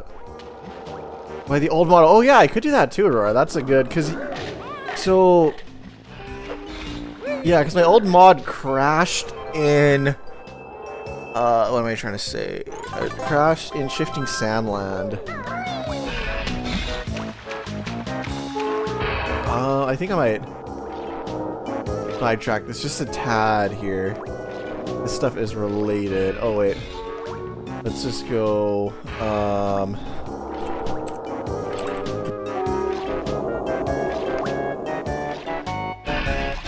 logo. Okay, one sec here. With Banjo-Kazooie finally confirmed to be coming to Nintendo Switch, there's one major error that I'm really curious if they're gonna fix or not. In the original intro of Banjo-Kazooie, they got the Nintendo 64 logo wrong. This red diagonal face should be blue. Although this may seem like a minor mistake, Rare put in the effort to fix this mistake in the sequel, Banjo-Tooie. Okay, so I think you guys know what I'm saying, or you guys get the point. So anyways, they made that mistake. I made a whole video about that like a while ago. The video actually did pretty well, but anyways. Saying that though, I literally tried to fix that as a mod because I thought it would be funny to put out like a fix for that. But with this, I think I might be able to now, like.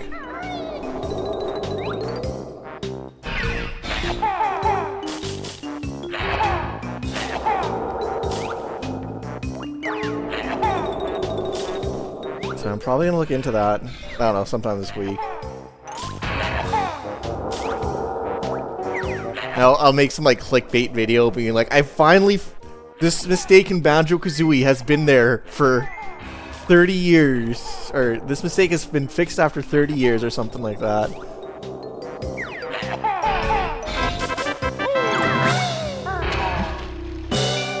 This game-breaking mistake has been fixed after 30 years or something like that. Yeah, the first-person aiming was nice. I think the one in DK64 is a bit better, though. Alright, now I'm gonna figure out what I'm missing.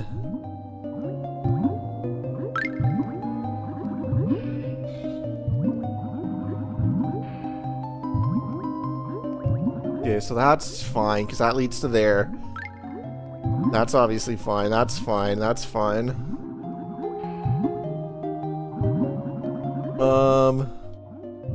That obviously leads there.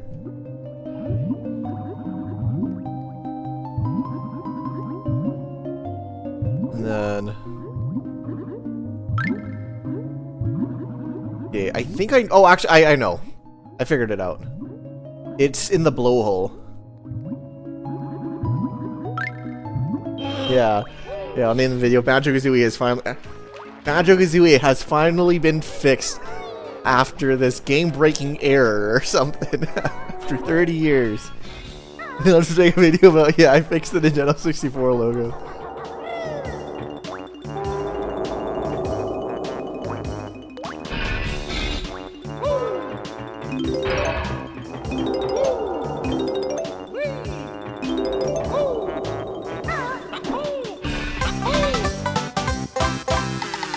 Yeah, the notes being fixed is really cool. on. Okay. So, let's think about this logically. We're missing a whole Jiggy here.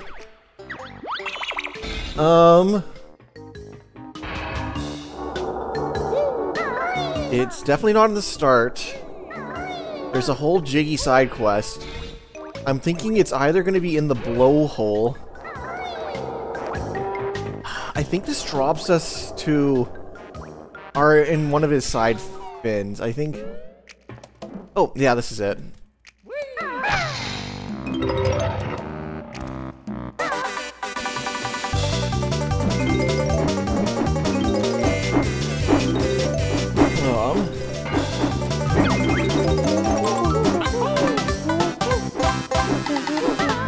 No, I don't think it's quite based. I think they took... Okay, I actually have no idea. This is just me kind of guessing. I'll be frank here. I'm guessing... Okay, is that it? 110. Oh, one of two. Okay. I got this. Don't tell me. Where are the two honeycombs in? Okay, there's one in the pipe, which we got. The other one is... Okay, I have an idea in my head here.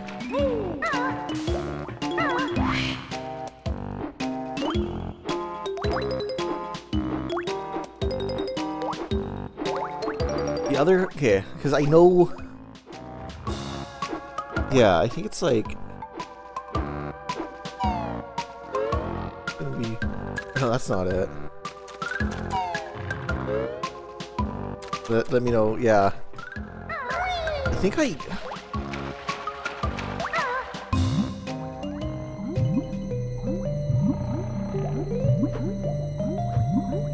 Yeah, I think it's coming to me. I think...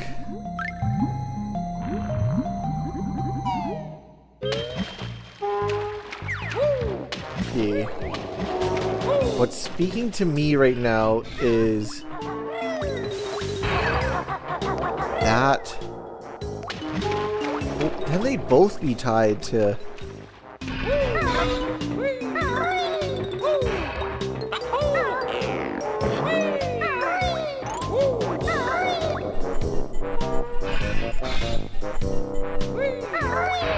No, so that's not it, that's not it.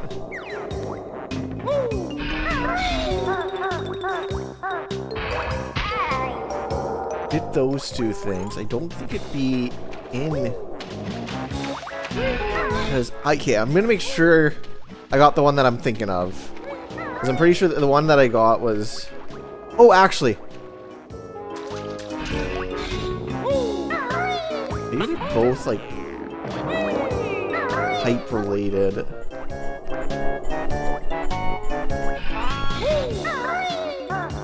So I know there's one here, which I've forgotten.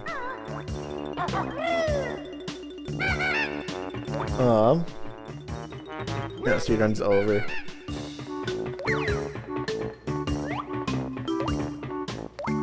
So the other place that's kind of...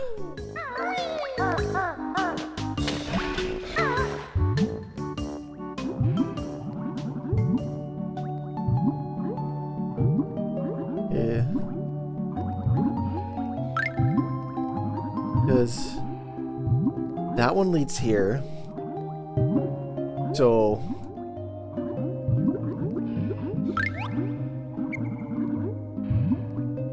I feel like it's like just in one of these.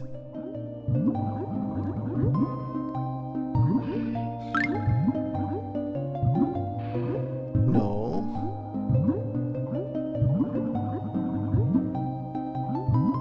Oh, it's there.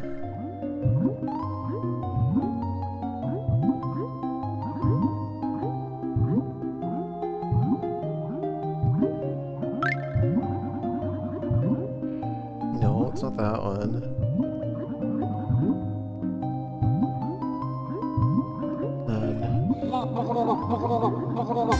Yeah, Sonic 2 Drowning, please.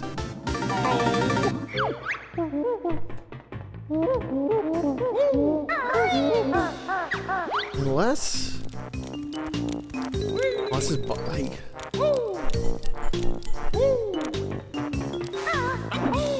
I'm pretty sure it's not, like, at the top of the level, which is, like... No, there's no way it's in this area.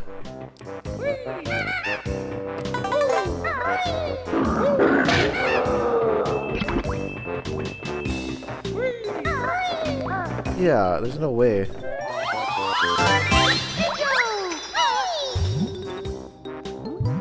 Oh, this is bugging me so much now, the fact that it's...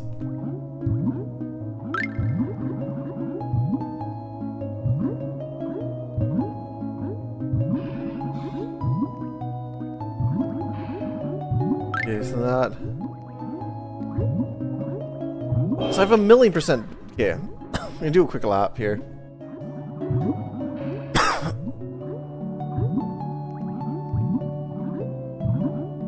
Yeah.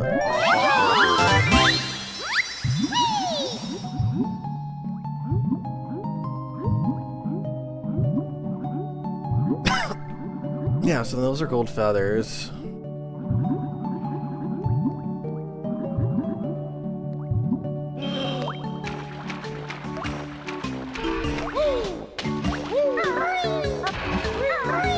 Maybe down there.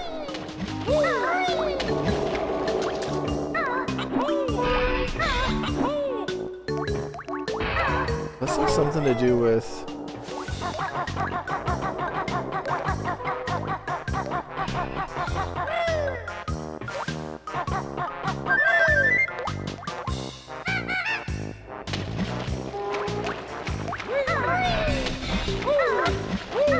Oh wait, I have an idea.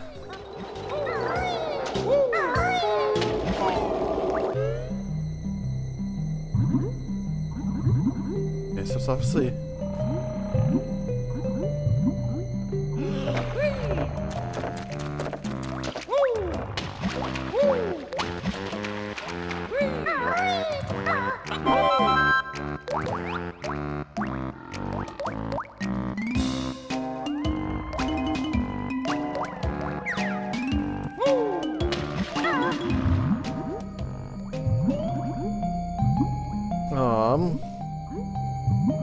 Yeah, there's like two. I'll probably just ask chat right away. Well, shoot, I really want to say that I know where this is.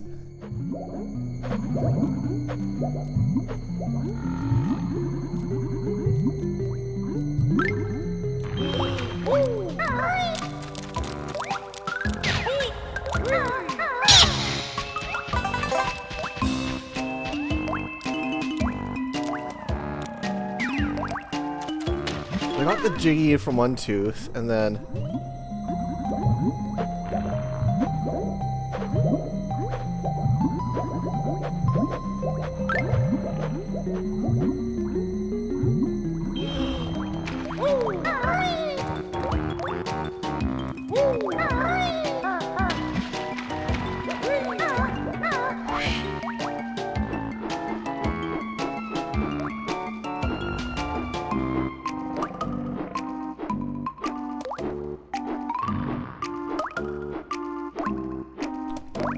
There's two of these. Oh, you know what? I know where it is. I gotta go the other way with the blowhole. I can almost guarantee it. Because I didn't backtrack. Okay, I think I figured it out. That's the one place... yeah, I did not... Alright, I think I got it.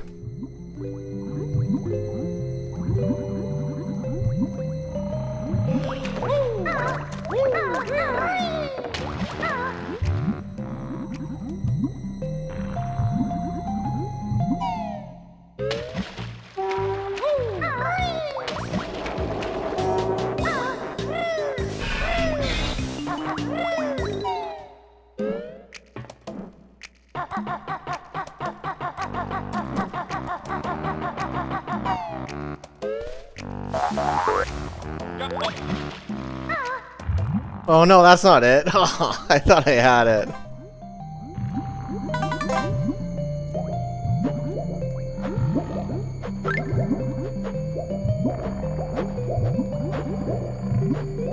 really thought I had it.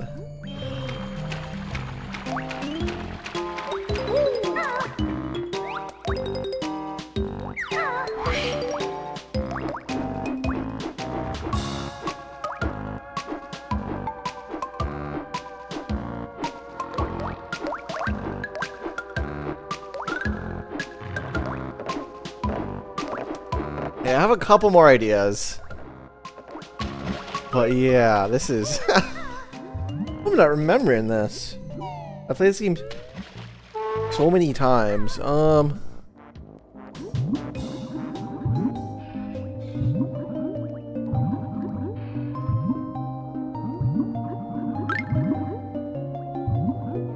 This is like halfway...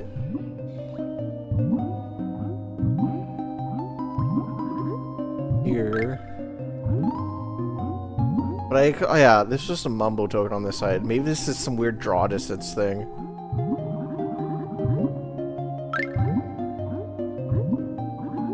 Yeah, no, that's not it.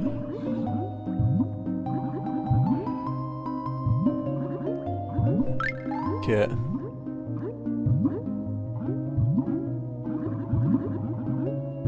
Because it must be...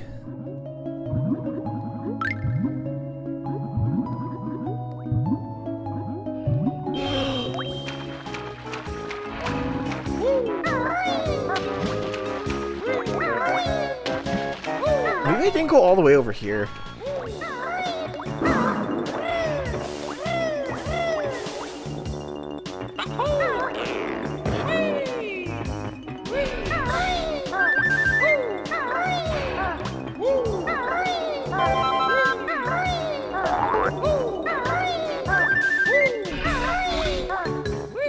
That's not it.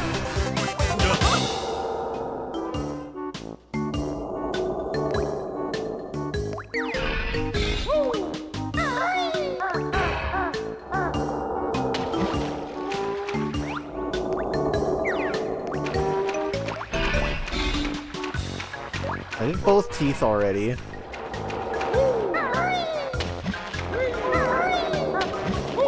did the... I definitely did the drop.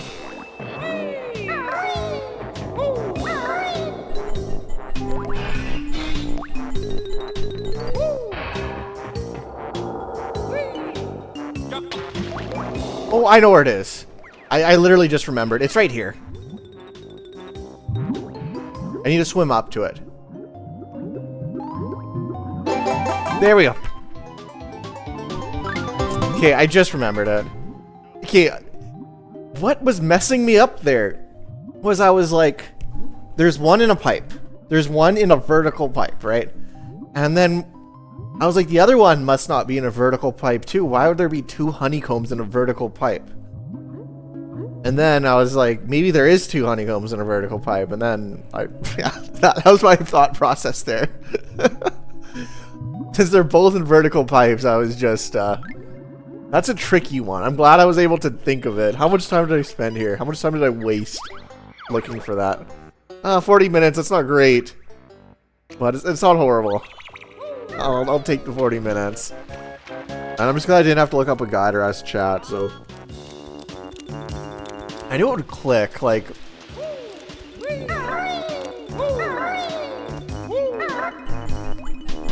I always miss that one, yeah. Probably the randomizer, that's usually the one I miss too.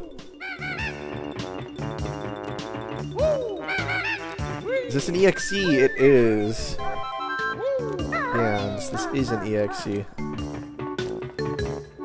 A sec here. Sweet.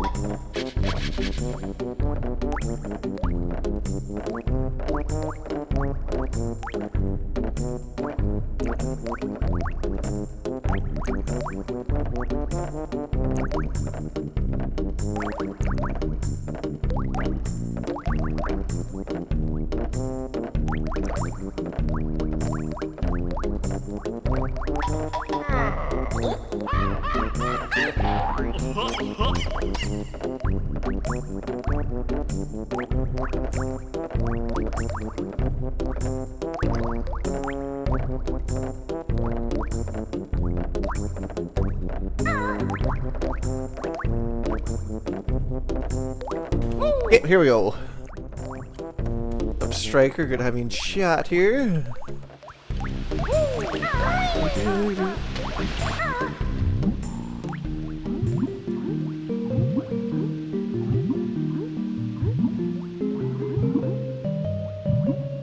Alright, the Bubble Goop Swamp. Yeah, BK Reloaded. That is it.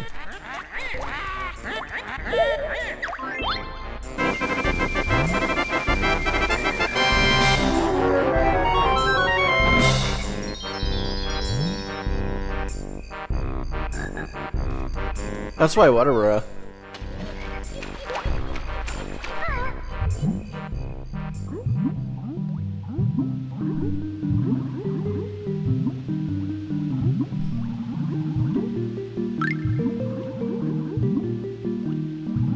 I'm really, I'm looking forward to when this gets ray tracing. I think that's gonna be insane.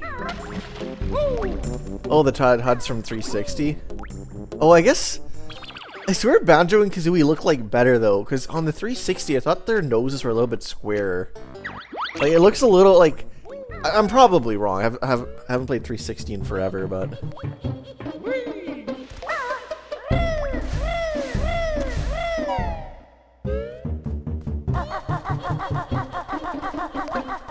wait.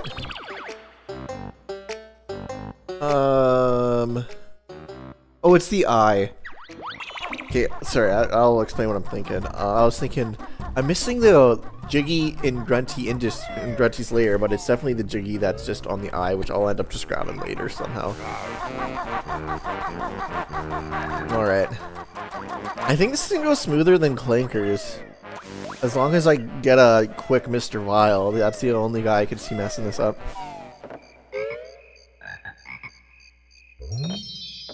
Hey, I'll quickly explain this, Dylan. So, I have these mods, right? These 3 mods. To get the mods, they are in the description link. Or, if you go to the description link of the mod, it'll show these mods. And there's a 64 logo and a Ray Trace 64 logo, or whatever. That's how you'll grab it.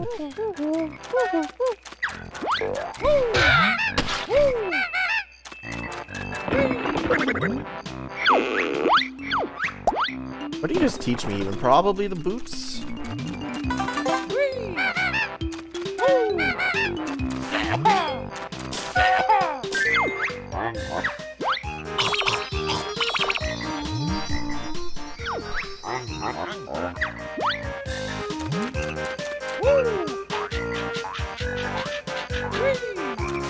You know, that's nothing. I'm kind of thinking randomizer. That's why I'm like kind of going to these random spots where I shouldn't need to go if I remembered where the notes and the gingers were.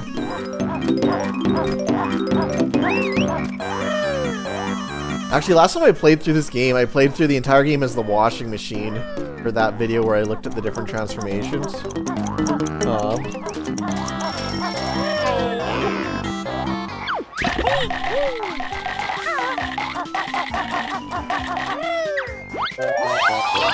I mean, if I die, it's not like I'm gonna lose my note, so it's like, let's just go for it.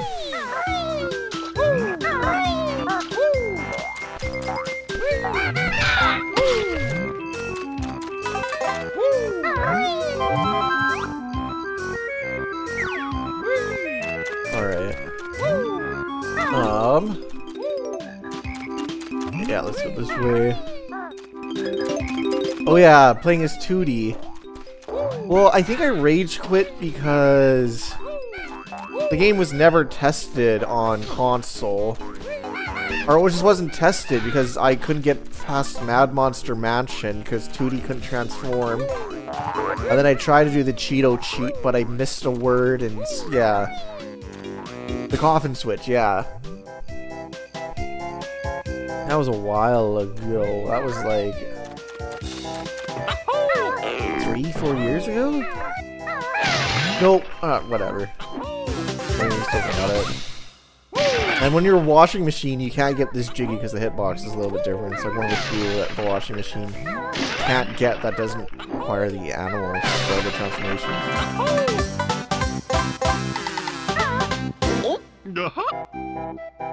Yeah, exactly, Dylan. Ah, screw it.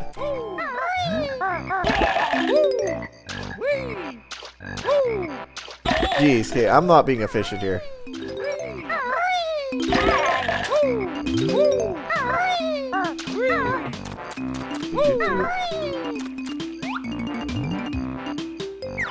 Wait, was that Mumbo or was that an egg? Oh yeah, it was Mumbo.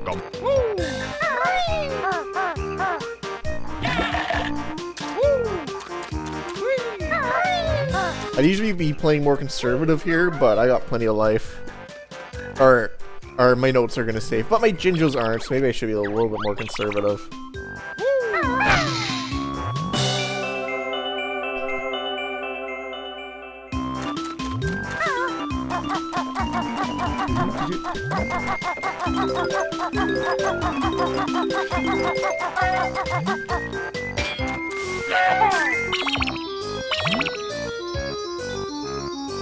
But yeah, I guess this does. Like, definitely the timer and stuff looks like the Xbox version.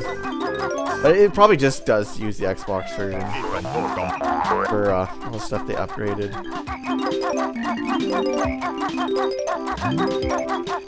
I swear these timers seem more generous, but it might just be because of the game running at like 60 frames a second. As I only have like 4 seconds left. Oh, sounds good, Adam. But I'm gonna try to do this without any help. But if I do need help, I will ask you, Adam.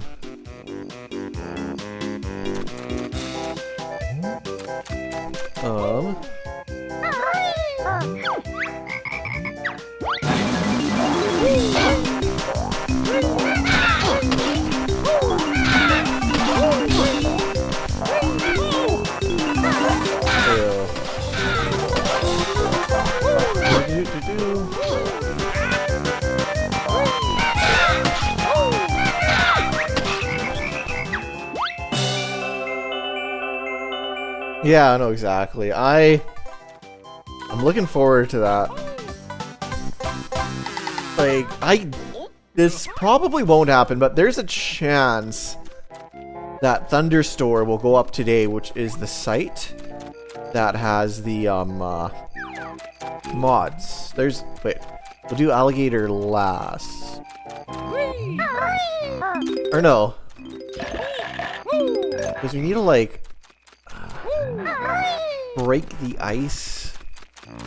You gotta take the alligator out of the level.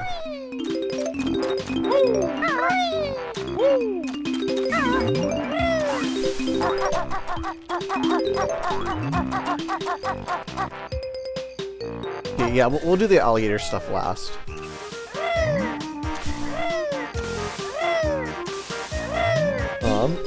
Any chance of getting a Conker's recomp? I'm probably not the guy to ask. I'm not too sure. I haven't heard anything about Conker's. I've heard stuff about other games, but Conker's is something I've heard nothing about. The thing is, though... okay, I'm kinda... Take everything I'm saying with a grain of salt, because I don't know that much about the recomp. I think the more recomps they do, the more they kind of figure out just kind of the basic architecture of 64 games, and the easier it is to make other recomps. So, I think in time, is like, I think, like, they made, like, Superman 64 recomp. I think. But it might not actually have, like, a launcher, or I don't know. But I think we're gonna get a lot of recomps in the future, because I think the more they do, the easier it'll be, and it might get to the point where it's, okay, all this stuff I'm saying with zero confidence here, so nobody take this as, like, word. But we might get to the point where recomps are more drag and drop, where you just have to like find some addresses and do maybe a couple hours of work, and you could have a recomp, let's say.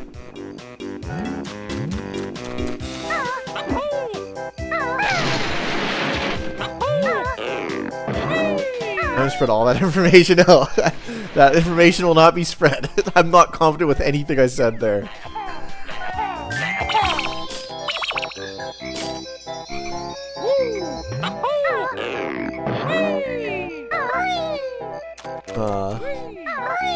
Actually, the other day, my roommate wanted to upgrade his computer, so I gave him a hack, so I know a little bit more about computers than he did, and I swapped out my first CPU ever, and put on like a CPU cooler and everything, so that was kind of cool. I've never built a PC before, but I mean, I've installed RAM, I've installed GPUs, I've installed CPUs now, I've installed like SATA and HDDs. Like, the only thing I've never really done is install a motherboard, and obviously I haven't like liquid cooled or anything crazy like that, so. But honestly, I still don't think I'd build a computer. Like, I think I just go with a pre-built still. Like, just finding a pre-built like on sale for really good money. Even though I know I could do one, but then I don't have to worry about like fan orientation. This, I've never installed fans before, which I know that's like not hard to do, but just getting the orientation kind of like screws people up a little bit. I've been watching like a lot of like Linus Tech Tips and stuff lately. I know exactly where. Maybe eventually there might be a quick recomp. Yo, what's up, Cat Super Pie?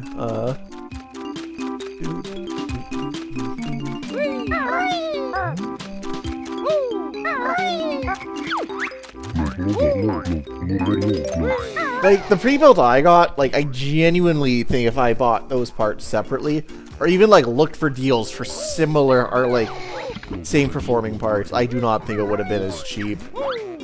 So it's like, but here's the thing, like, it's nice to pick your own parts and build your own computer, and it's like, it's an enjoyable experience too. So like, I'm not saying building your own computer is bad. I'm like, and especially if you really know what you're doing and you're like going out looking for deals on eBay or getting used parts, you can make a computer so much cheaper, especially if you're going on the used market.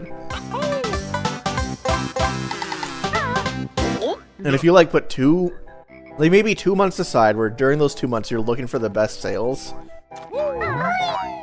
and you're like going out buying different parts that like, then you can definitely get a computer like much cheaper. But if you're like, I want to buy all the parts today, a lot of the times, or in my opinion at least, it seems like pre-builts come up to pretty similar price, and sometimes cheaper.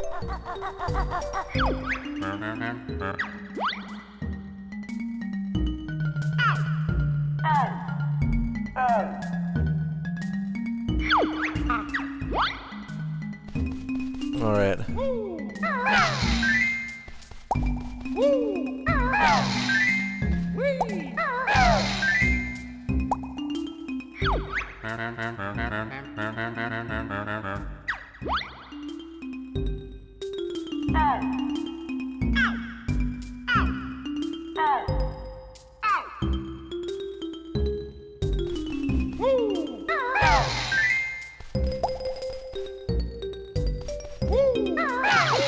Jeez, okay, ugh.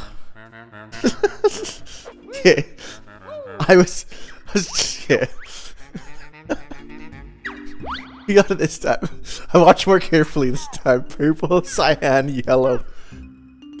Purple, red.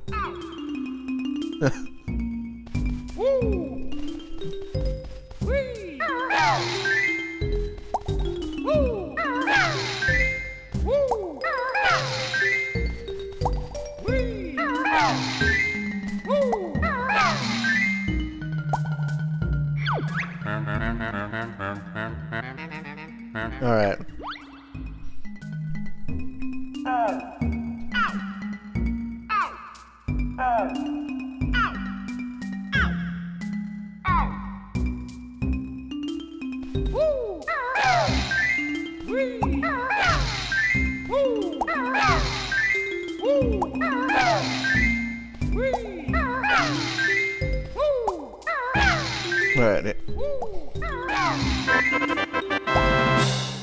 Okay, anyways, so one thing I learned, because I did a lot of videos about player colors, is that in other cultures, blue and cyan, or blue and light blue, are considered two different colors. Like, for me, who grew up in Canada, if I see, like, cyan or light blue, I think of that intuitively as that's light blue, you know? But people in other cultures will see cyan, and they will just think of that as, like, their name. Let's just say cyan, because that's a different name. They will think of that as, like, cyan, the same way that blue, the same way that pink and purple are different in everybody's minds. They will view, like, blue and cyan like that way, too, as, like, two distinctive, like, different colors. But I think in our, I don't know, Western society, a lot of people view cyan as just, like, a light blue. And, you know, not a distinct color like a turquoise, if you will.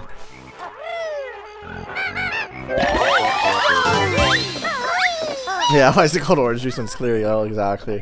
Me and my friend Tucker always have this argument over if something's orange or yellow. Actually, it always happens when we're playing Catan. Wait, shoot. Did I get the... No, I need to go back in because I'm 20% sure there's a honeycomb there on the pedestal.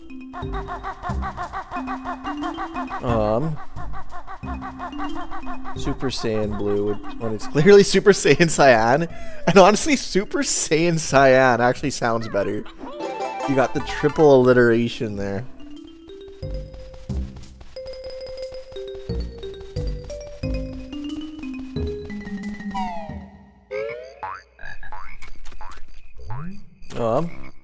Oh, gosh, I am using RAFnet adapter.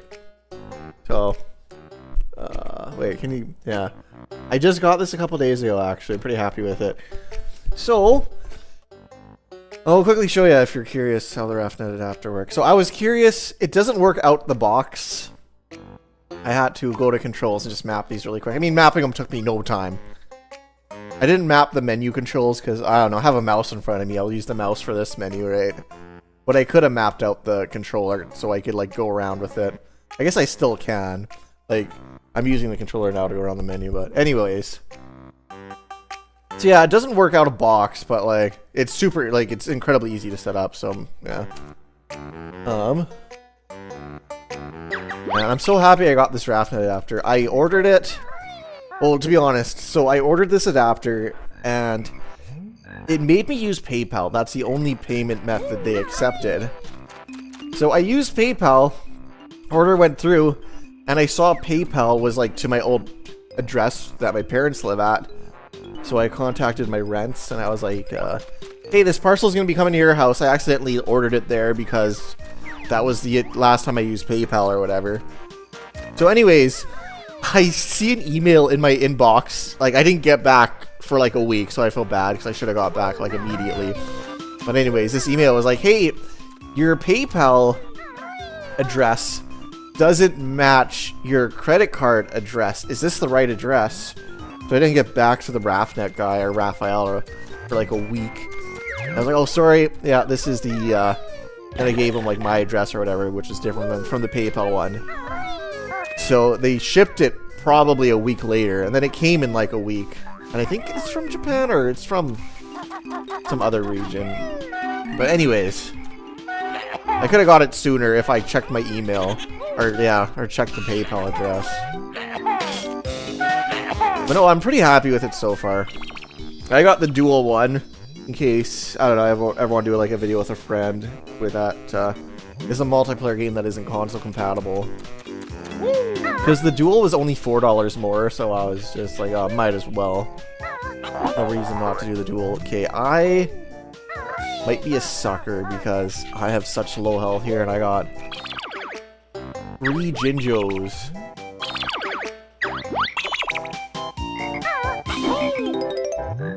But the one thing about the RAFnet adapter that, like, here's the thing, this doesn't matter. Okay, I'm just gonna use this because I'm not gonna risk. Yeah, the one thing about the RAFnet adapter that this honestly isn't really a complaint. This seems like it was more of a thing I was surprised by. I don't want it to seem like I'm complaining about this, but it uses USB like the USB with like, you know how there's USB-C, there's micro USB, and then there's like mini USB. It's like, kind of looks like a trapezoid, you know? It's like a little USB port that's like, I don't know. I'm sure some people in chat know what I'm talking about. It might be USB-B or something like that. It's a very old USB cable. Like, it's used like for old cameras and stuff. It was before micro USB. It's a little bit chunkier. But anyways, the reason why I brought that up is because I was like kind of surprised that they used that cable, because it's a pretty modern company. I was surprised that like it wasn't just USB or, you know, even micro USB. I would have been like, oh, that makes sense. Like the EverDrive X7 has micro USB, but I was just pretty surprised that it used, actually we can use the crocodile to get those notes there, that it used that like very weird USB. Yo, the PSP used it, yeah. Do you remember what it's called, Aurora? I want to say it's USB-B.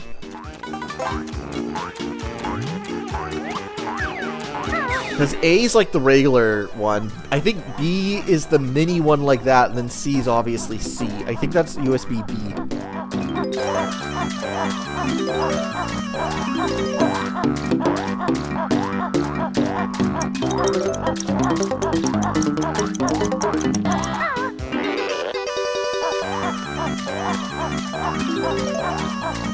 Mini USB-B. Yeah, no, that makes sense, Dash. That.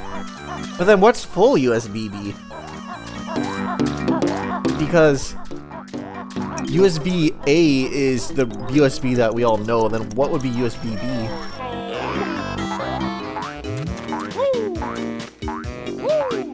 It's mini USB-B, most people just call it mini USB. USB-B is used... Oh, the printers! Yeah! It's the one that looks like a house, kinda.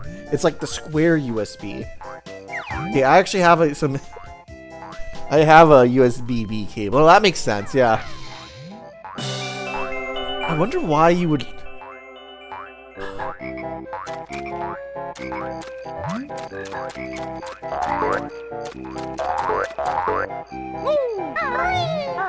Why would you ever, like...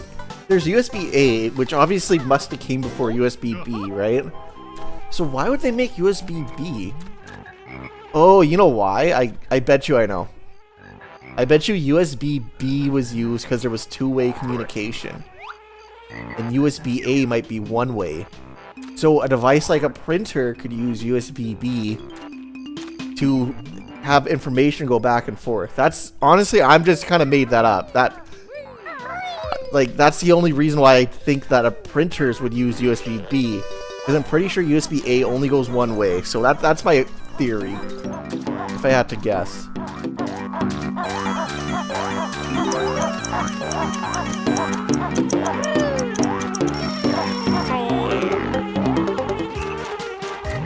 But nobody quote me on that, because that could be totally wrong information, too. Like, I'm just totally guessing on that. Yo, what's up, Zach? Standard Universal Series Bus. Yeah. I'm just curious why printers would use USB-B over USB-A, and, like, what's the point of USB-B? Like, my theory is that it would be two-way communication, but...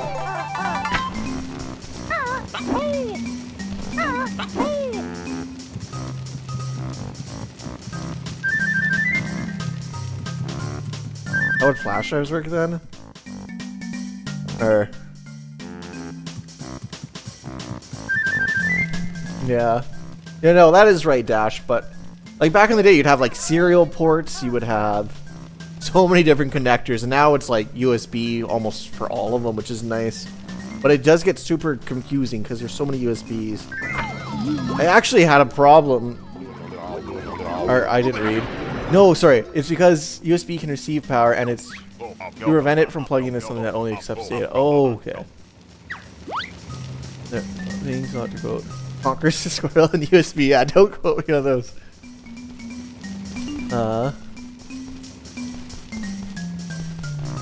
What's up, J-Ray? Okay, so we gotta do crocodile game and purple ginger. Okay. So anyways, when I was helping my roommate update his computer, I had a M.2 enclosure, right? So we were transferring a hard drive that was 1 terabyte that was full. So we're transferring a terabyte M.2 to a, or what am I trying to say here? So we were transferring that to his other hard drive, right? And it took 8 hours to transfer the file, right? Which is insane. So I used a USB-C cable because for me, I'm like, USB-C is USB 3.0. You know, USB 3.0 was made in like 2010. USB-C was made in like 2014. In my mind, I thought every USB-C cable was USB 3.0, but I am mistaken because it's only like a small percentage of USB-C cables are actually 3.0 cables. The majority of them are 2.0 cables. So I went through like all my USB-C cables, which I have like 15 of, and out of all of them, only 3 of them were USB 3.0, and the other 12 were like USB 2.0. Which I never knew that until like the other day.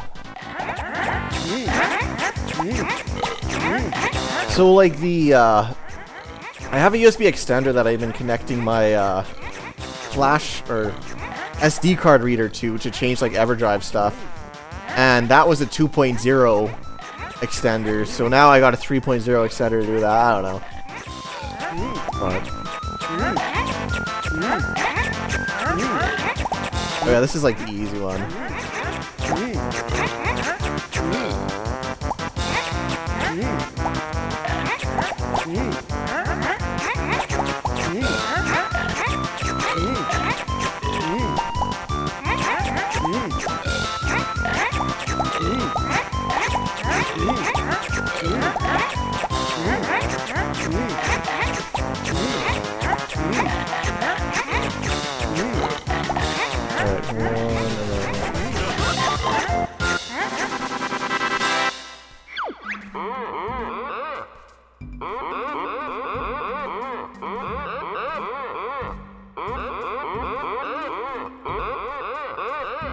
Oh, wait.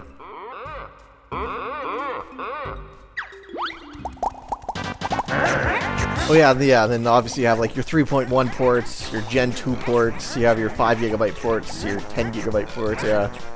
I'm thinking way too much about USB this week, like...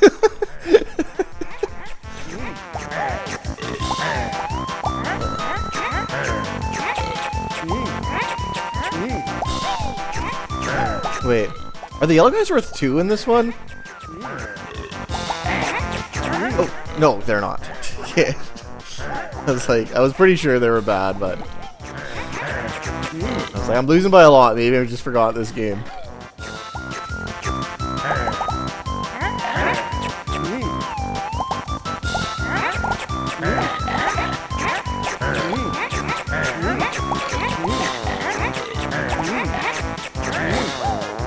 Nope.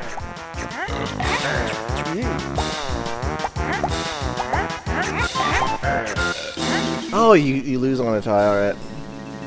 Think about parallel ports, yeah. The USB video, yeah. Oh yeah, I forgot that You have to go out and in? Yeah. Shoot, I can't believe I lost that. Thinking about USB ports the entire time, that's why my mind was so preoccupied about... I wasn't focused here.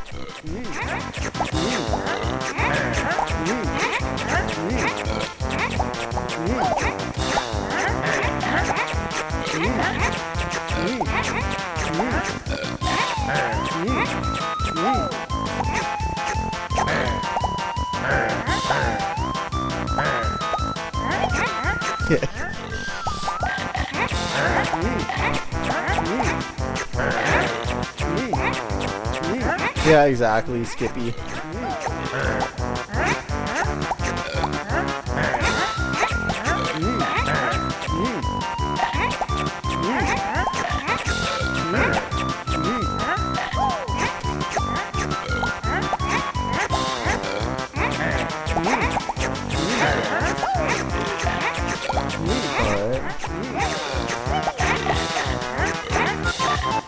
Okay, if he would have died in the last second. Kind of thought.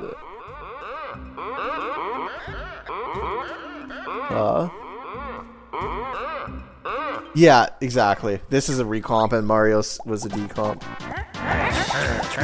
Oh yeah, okay, and then it changes at the top.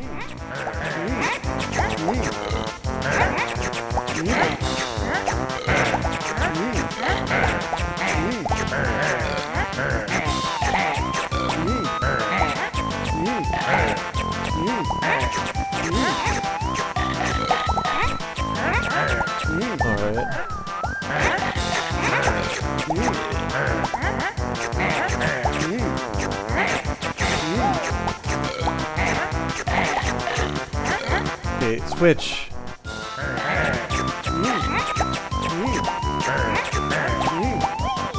Kind of crazy that they have the shoes here in case, like, I guess kids might struggle with this and then the shoes would help.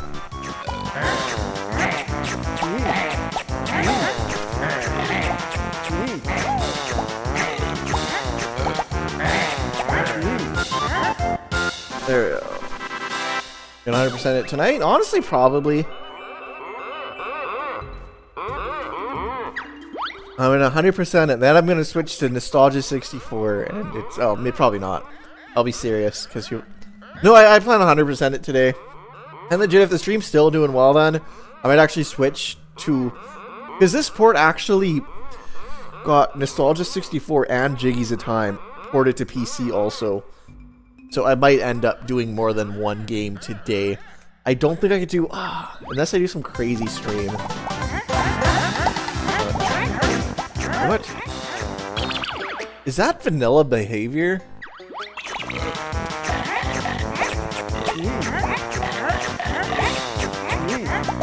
Like, does this usually happen? I'm just curious.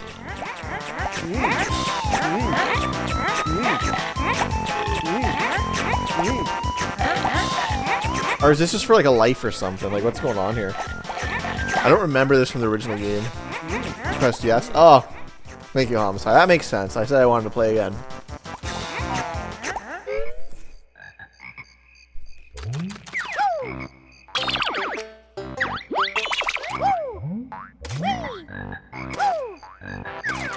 Three games for 3 lives. Oh, that makes sense. It's so silly that like lives just meant nothing in the 64 generation. Like, I'm trying. Actually, Yoshi's Story had a decent life system. I remember running out of Yoshis in that game specifically. So the Yoshi Story had a life system that like mattered. Just trying to think about games. Oh, Smash 64. Without lives, we'd be playing time in Melee, so it's like, yeah, time sucks. Like, lives are good in Smash 64. That has a good life system, and in story mode too, to be a little bit less facetious here. Like,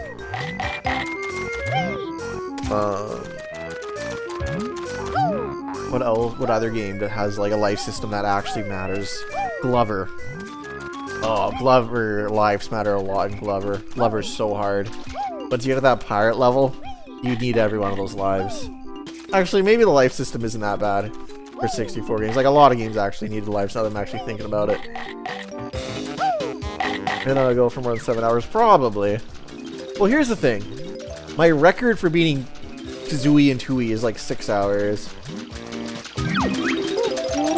But if the stream is still doing good after I beat the game, I might just swap out to the other thing on the recomp. Like the other mods here, so. Well, I haven't had a stream do like this good for like views and stuff in a while, so I'll probably stream for a while.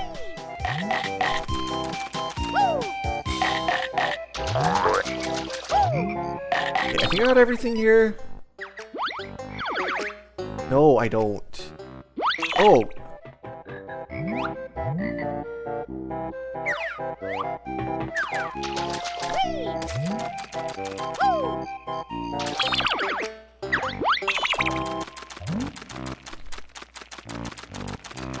Okay. I have an idea. Well, if I had to guess, I didn't get the last golden crocodile.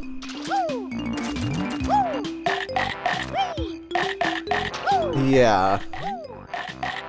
And I think I know where the last one is. I think I did the gold crocodiles in a weird order.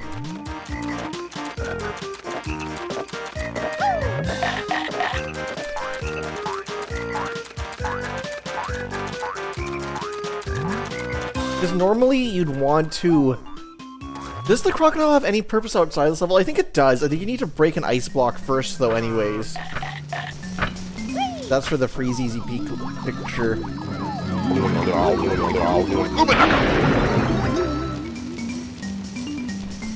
I remember one video I did a while ago. It was desert levels versus snow levels in 64 games. But anyways, in this video, I was comparing Gobi's Valley to Freeze Easy Peak. And like the top comment was just making fun of the way I say Freeze Easy Peak. Because I think in that video specifically, I was saying it more as like Free Easy Peak. Oh, Free Easy Peak. Yo, what's up, TSR Stormed? Have you in chat. Those of you that don't know, TSR Stormed is a Banjo-Kazooie and Tui speedrunner who was recently at GDQ doing a run of one of those two games. I forget which one. But anyways, TSR Stormed actually helped me a bunch with my videos about Banjo-Kazooie and Banjo-Tooie transformations. He helped me a bunch getting a bunch of the clips and just finding a bunch of the stuff that I missed. So I highly recommend you guys check out TSR Storm's channel. Wait, I knew there was a metal croc like here. I thought that was the one I'm missing, but I think I know where it is now. It's like, oh, Braylon, good to have you in chat. Thank you, appreciate that.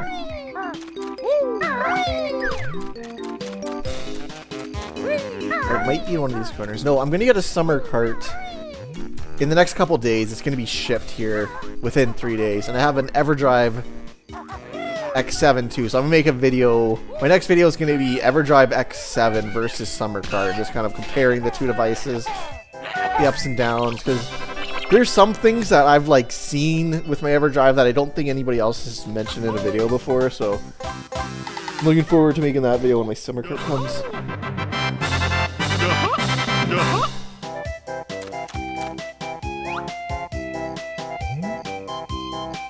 The port definitely gives me Xbox port vibes, minus a few quality of life stuff like Jinjo saving and no draw. Yeah. But the thing is, though, like, I'm almost positive. Wait, that's everything, right? I wasn't really paying attention. Okay. With the mod page just coming out right away, and the mod page has like 40 mods for Majora's Mask already, and I'm sure people will be making mods for the Banjo-Kazooie once they load the page on Thunderstore. So I bet you draw distance, Jinjo saving will be coming. That stuff might just end up being a feature of this, like in the settings things for like the major ones that everyone would download anyway. So that stuff should be coming, I'm thinking. Yo, what's up, Chop? How's it going today? Yeah, my first stream in 60 frames a second here. I was like, a couple minutes before the stream, I was like, should I do 60? I'm like, yeah, let's do 60 frames. Because normally I stream games that never go above 30. Plus my webcam's 30, so it's like... This game's like higher quality than I am right now.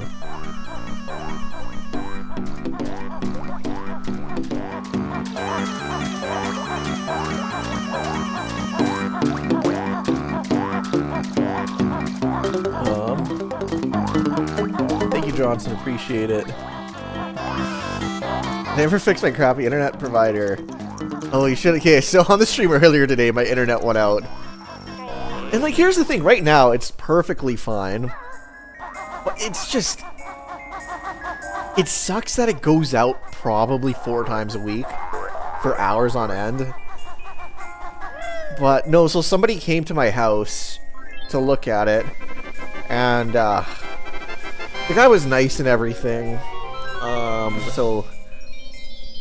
But he pretty much said that sometimes the internet's gonna be bad and there's nothing they can really do about it, and it has to do with the weather and stuff like that. And right now it's winter for me.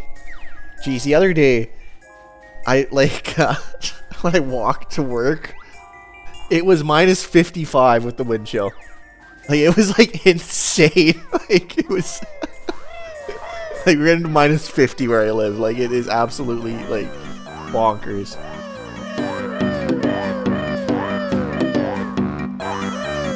Should I go for the Cheetos stuff?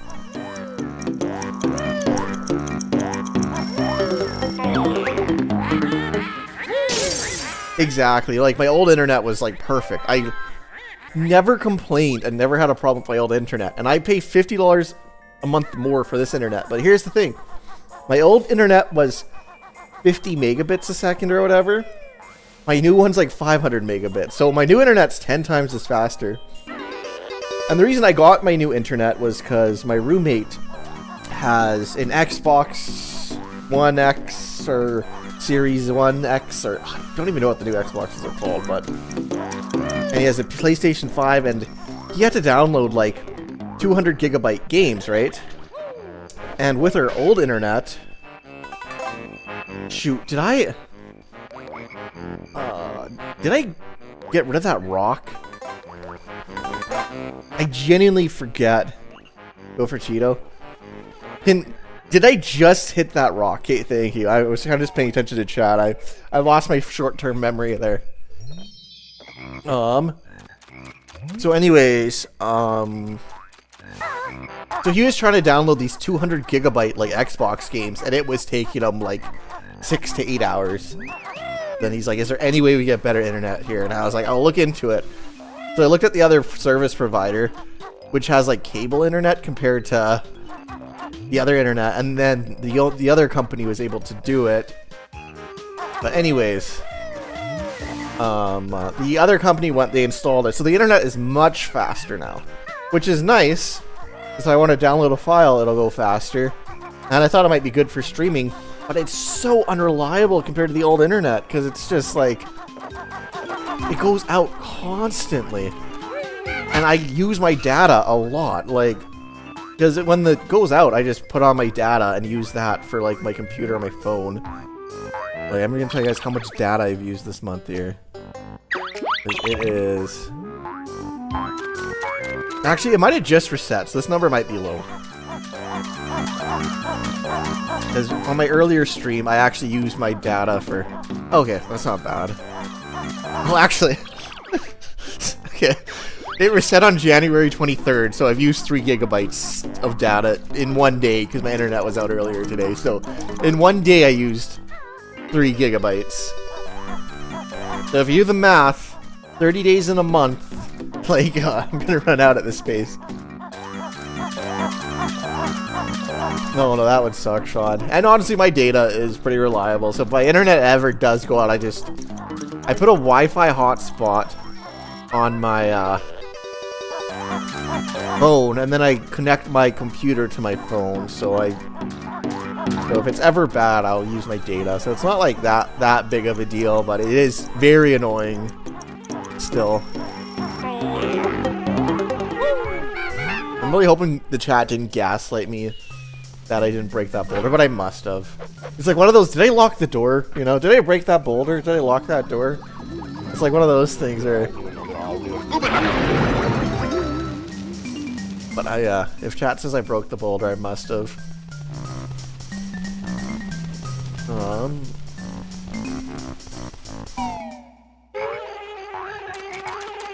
Yeah, did I turn off the stove? Exactly. Exactly, Rachel. It's one of those things.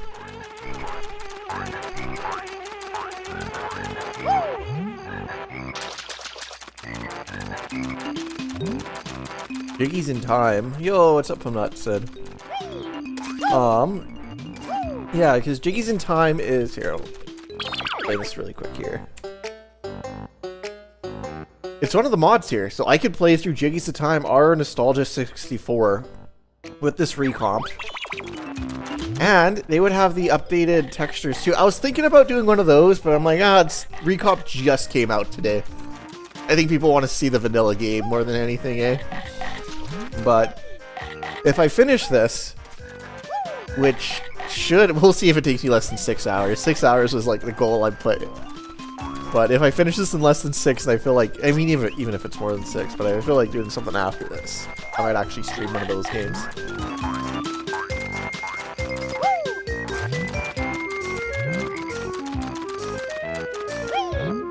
What do I trust you? I don't know. I'm more just joking around. I knew you guys were gaslighting me.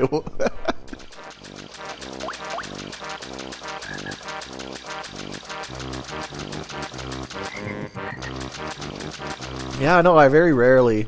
But it's kind of nice because I kind of focus on chat more. If I'm playing a game for the first time, it's like there's pressure. And I feel like I gotta, like, I don't know.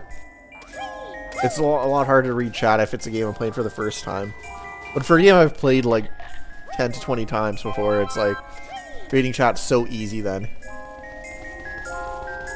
Because you can kind of, what am I trying to say? Go on autopilot while you're playing the game, you know? Kind of nice. Read the spell book you have found. Magic cheats I have for you.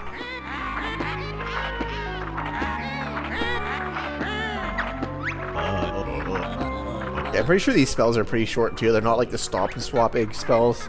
I did one stop and swap egg spell earlier, and it took me like probably 3 minutes to put in one spell.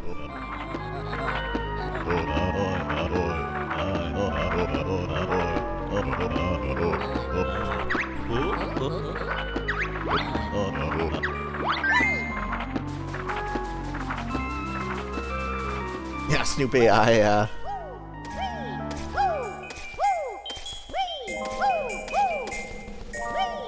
This from sorry, Pumutson, you're Salvala, right? Or am I wrong? Because I remember your name. Are you unmeltable? I always forget because I know that you changed your name recently. Okay, Salvala, yeah. Okay. What the?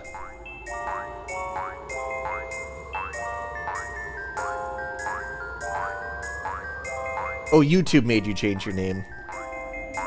Oh.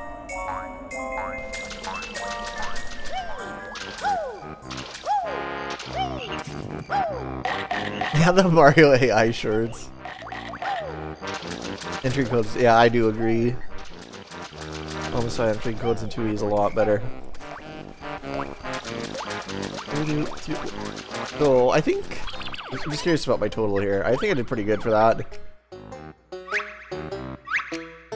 27, 40, 37, alright. Quicker than Clinkers, but Clinkers I was looking for that stupid honeycomb for like at least... Or it felt like 5 minutes.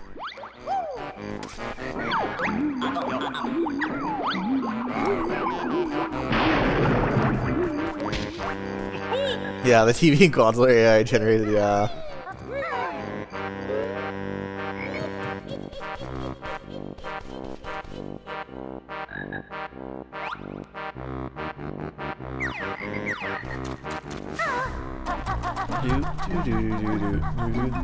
Wait, am I gonna have any reason to... Oh yeah, when I go to Treasure Trove Cove to get my cheats in, I can hit the I switch. In that area, alright.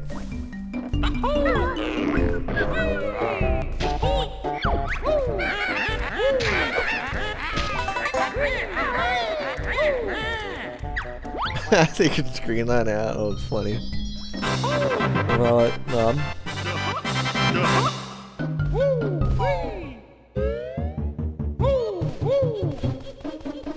Banjo-Kazooie co-op already kind of exists in 2E with Bottle's Revenge? I think if you actually implement that, like, it's... Maybe I could do a video about Bottle's Revenge. Because I think it's implemented, like, pretty well for everything but, like, boss fights. But...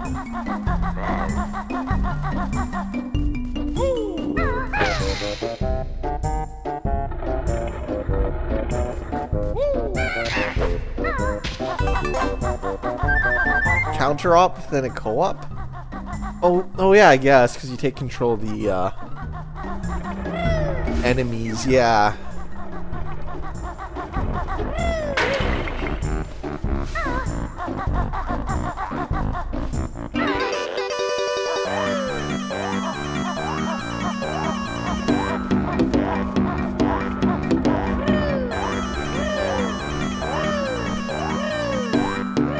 Wait, no, I don't want to do that.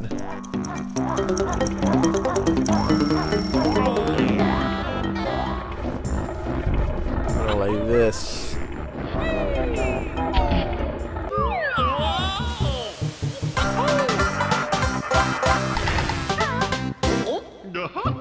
There we go.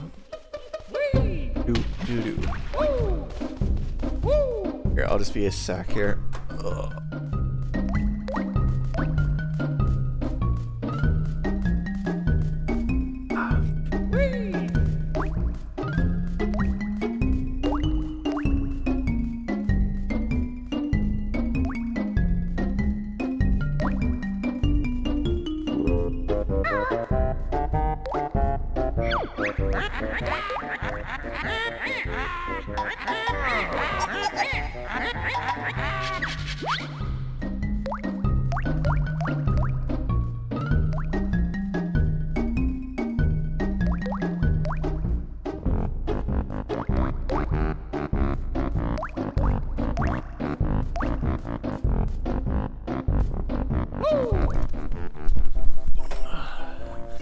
Just realized my mute button is also the jump button.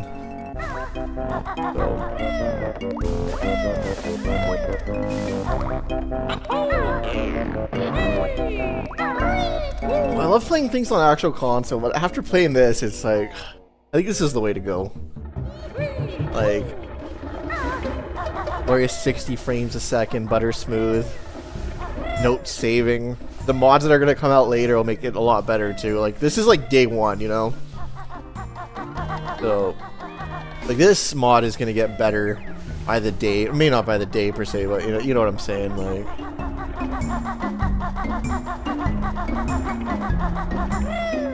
Here's the thing, Homicide. I think I'm just gonna do all the cheat codes at once, so then I have to backtrack 3 times. Yeah, it's not even playing on real hardware, exactly. Hopefully I removed that from the description, because I have a template that says this ROM hack was played on EverDrive 64 and recorded via a GV USB 2. I have that in almost every video, so I have that like automatically. So hopefully it doesn't say that in the description. If it does, whatever.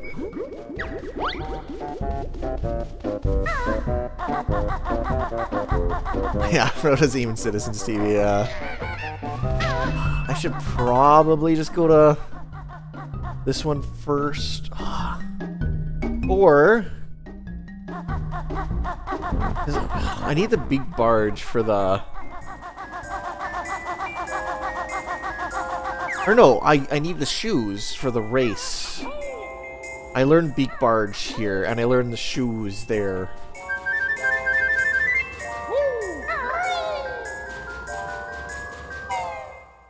Yeah, the cool. Yeah, exactly. Fluffy Wolf. Oh, shoot, one sec. Oh, I got a sneeze coming, but.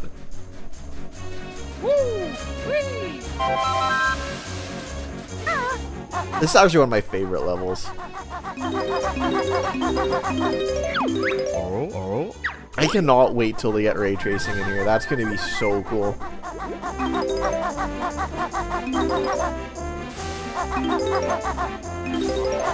Because, like, I have a feeling once they get it in Majora's Mask, they can kind of, like, I don't know. I'm just totally guessing, so don't quote me on this. But I have a feeling that when they get ray tracing in Majora's Mask, it'll be very easy to, like, do it for this game, too. It'll kind of be like, I don't know. But I could totally be wrong. They might not really be related. They might have their own problems.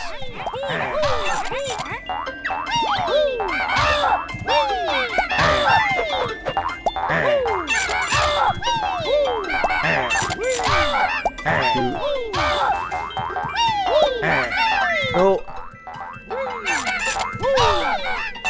Alright, no, okay, well, I'm doing bad.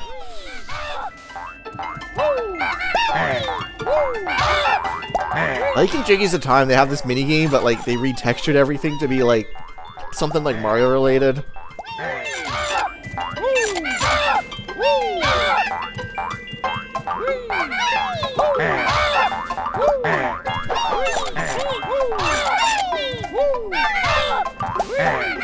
You know, if I do end up streaming Jiggy's a Timer and Nostalgia 64, I'll do a poll to see what game chat wants me to play more. Because honestly, I don't know which one I'd prefer playing.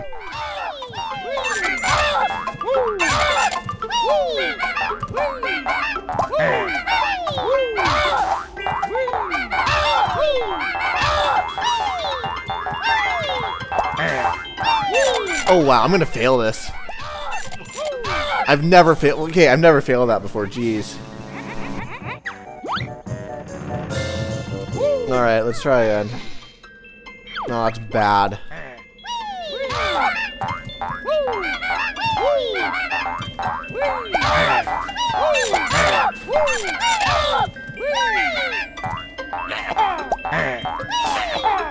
Oh no, eggs don't work.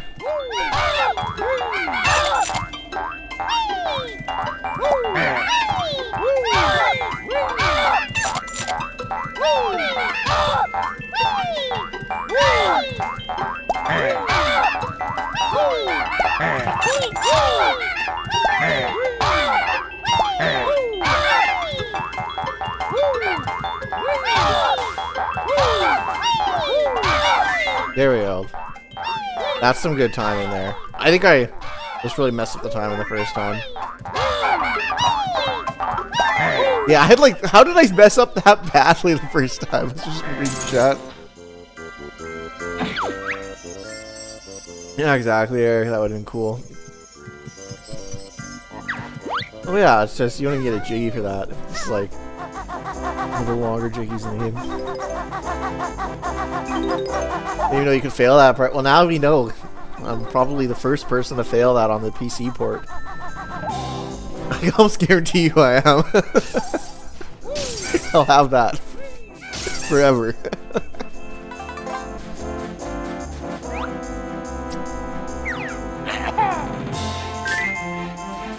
I wonder, I'm probably not going to be the first person to beat this. Probably somebody's already speedrun this game already.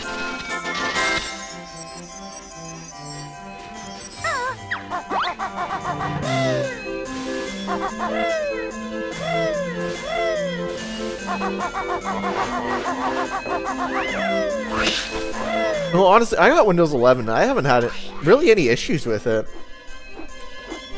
Like, there's nothing I've missed from 10. I think, like...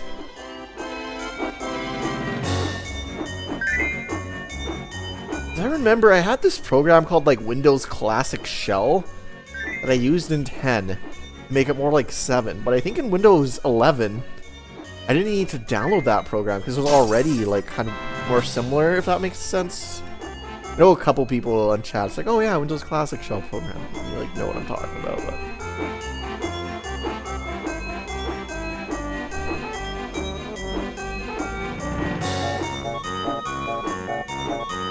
Oh, nice! Wonderful. Did you just do that, Wonderful? Were you the first person to beat this?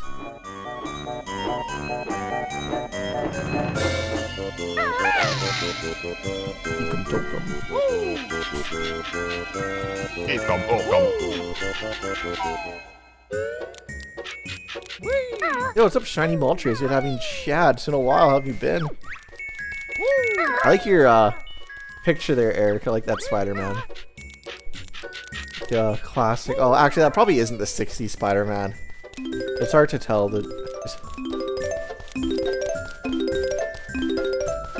Yo, what's up, mate? Cold Clay. For tuning in.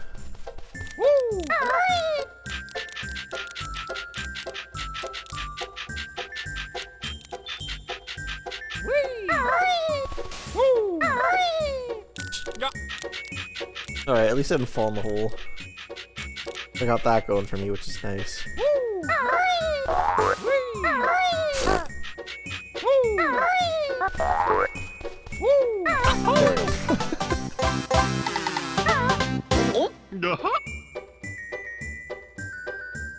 Here's the thing, Fluffy Wolf. Like, with Mario 64 being ported into, like, what are some examples? San Andreas, right? Minecraft is one. They, like, were able, because of the decomp, someone made a tool that pretty much took all his movements from Decomp and him as a character. So they were able to do that.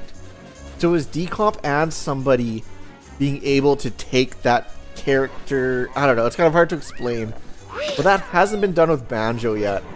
So like Banjo appearing in like Minecraft or like San Andreas will be a bit of a dream until someone puts in the effort to do whatever they did with Mario. And I was actually just talking about this earlier. The Cozies is working on a 2 hacks, or I guess a hack and a mod. So it's putting a Mario mask in Majora's Mask that makes you function as Mario, as with his moveset. It was actually shown off in one of the trailers. That was like a couple years ago already, so I've been looking forward to that mod.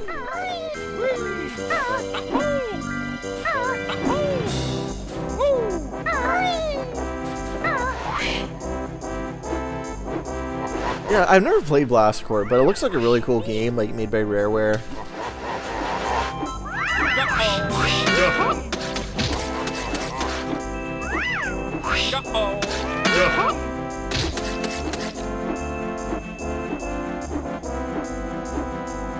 Banjo-Kazooie already has a decomp?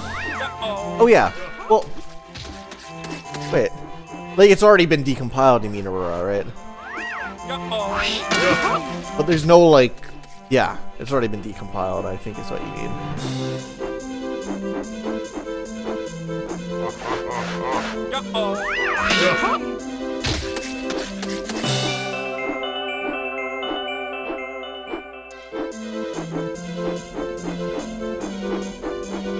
Yeah, it's 100% on GitHub, yeah, so it's been decompiled, but like to get, okay, I could be wrong here, don't quote me on this, but when they got Mario working in San Andreas and Minecraft, there's like a specific thing in decomp that they did. It was more than just Mario being decompiled. Like after he was decompiled, somebody made some sort of like program or source code that was more than just like the decompiled Mario from the decomp, which is what people use for getting them in Minecraft and San Andreas.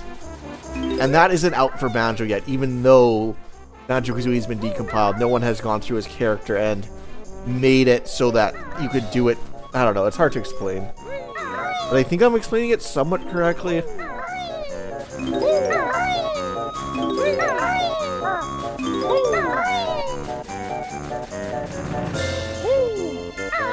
No, homicide. How many quotes are we not going to be able to quote today? Yeah, there's gonna be a lot more. That's one thing I dislike about live streaming is if I make a video, I make sure to look up anything I say, and it's like I can talk pretty confidently about anything if I make a video. But if I'm live streaming and I have an idea about something, it's like I just gotta wing it. I'm playing a game, I can't search up anything.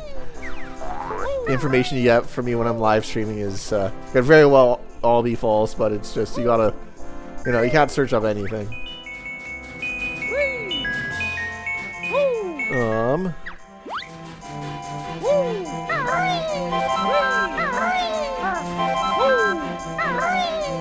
Yeah.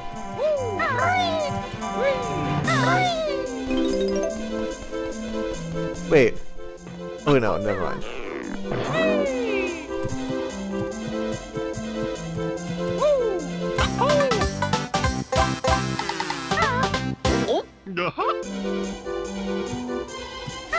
Okay, cool. Let's go on the sled here. Sled or sleigh? I guess they're both correct.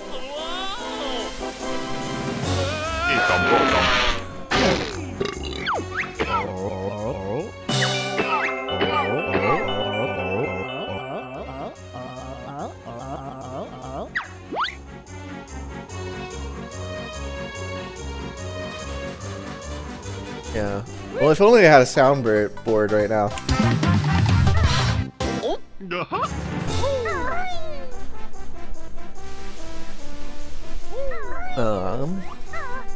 Foggy, that'd be Dad, yeah.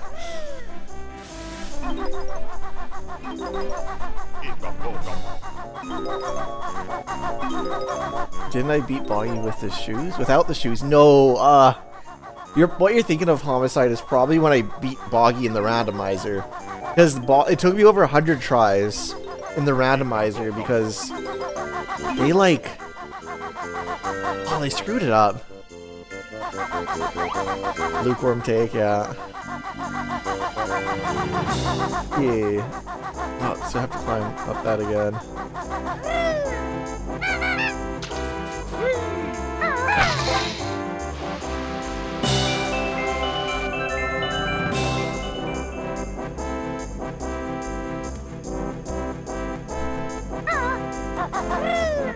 Well, my name is Luke, so whenever I see lukewarm, it always like, I don't know. I always like think about that word a lot.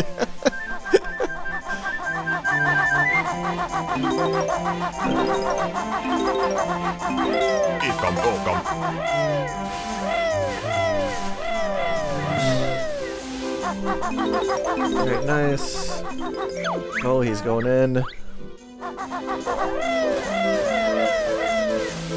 Like one mod I'm sure someone will do will just make the ice keeping easy, or not ice keep, like all the stop and swap items easily accessible. Or not, but like removing the barriers.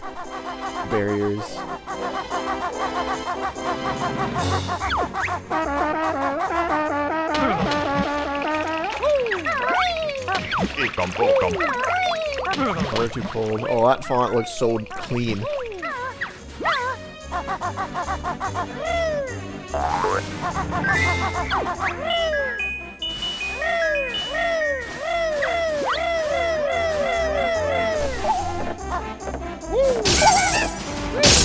There we go.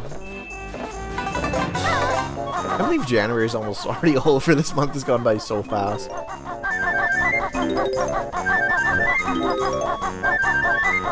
In a good way, though. I'm really like looking forward to this year.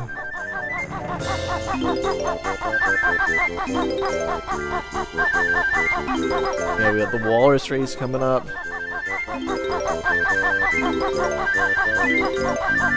So how long have I been streaming? 3 hours. I've gotten through, I think this is the 5th world. So we've done, yes. Yeah, so it feels like your year just started. Exactly, Robocop. It's just crazy, like, looking back and being like, wow, 2016 was 10 years ago. It's,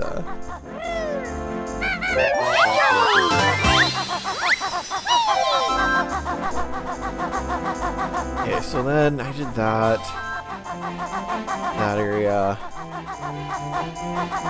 So now I kind of got, kind of the Mumbo area. Oh, wait! I can beak barge the buttons.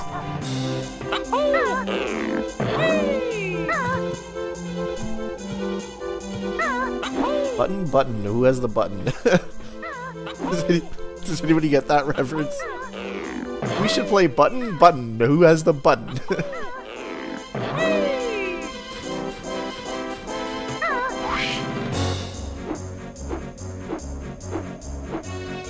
Yeah, no, I'll beat the game tonight. I can pretty much commit. Do a long stream. Well, this was a nice turnaround, because the stream I did earlier went so poorly. I usually don't do 2 streams on the same day, but...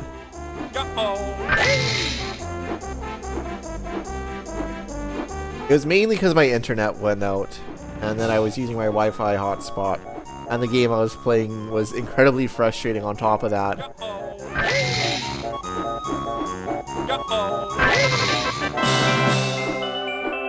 I got too much hate all around those. Button. Where's the button? Let's play Minecraft with Inspector Gadget. With the brown bricks in Minecraft. Move the glow. Yeah. Move the glow. Oh, that video, I probably watch that video once a year when it's James and Mike reviewing the DVD menu. That's legitimately probably one of my favorite videos on this platform. Like, move the glow. Like, just him and Mike, like, looking at stuff and just kind of, like, laughing about it. There's one video they did, it was, Turkish Star Wars. And it's a video. Oh wow, look at that. Have you guys ever seen that before?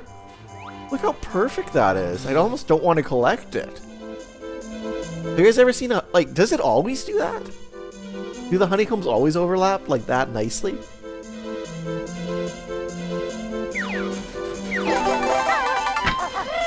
But anyways, but the Turkish Star Wars ones, they keep doing like all these jump shots and it's so obviously that they're like jumping on a trampoline. And like these shots are like so bad, and James and Mike are just watching and laughing at it. Like that's actually one of my favorite videos too.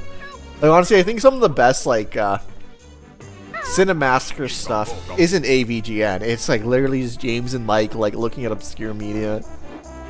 Or there's one video, the AVGN, he reviewed a movie called Ricky 1. It was a play on Rocky, obviously. But anyways, in this video, so it was actually because of the Nostalgia Critic. Nostalgia Critic challenged the nerd to review a bad movie, and the nerd challenged the Nostalgia Critic to review a bad game. And anyways, the AVGN ended up reviewing Ricky 1. And that's one of my favorite videos because that movie is just so obscure. And I swear, like, just seeing the nerd like critique a movie was just so kind of out of the box. It's really one of my favorite like Cinemassacre videos too. But lately, I haven't even been watching the new AVGNs or anything like that. But I know I've mentioned this probably at least 20 times at this point. But I was actually in an Angry Video Game Nerd episode. So if you look back at the Wizard of Oz episode, I'm the little kid playing the xylophone there. Back in like 2007.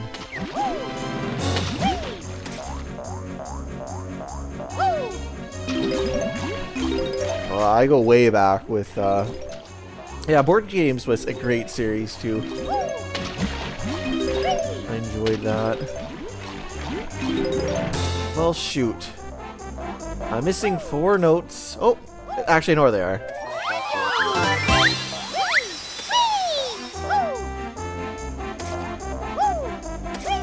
Here's season 4. Yeah, like, here's the thing about board games, though.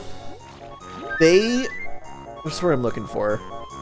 Capped it off, or put a pin in it so well. Like, they wrapped it up so nicely to the point where it's like, yeah, it would be nice for season 4. And I would obviously enjoy it. But it was just such a perfect way to end the series.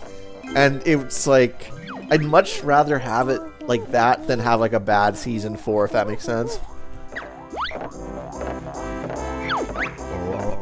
I'll never not bring up the AVGN thing. Well, probably only...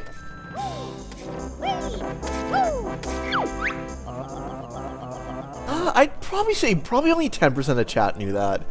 Maybe more, but it's like the people that are the ones commenting, though, I guess.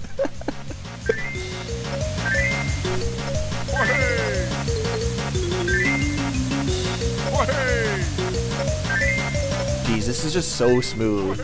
Like the plays and everything. I wonder if Kirk Hope is going to comment on this.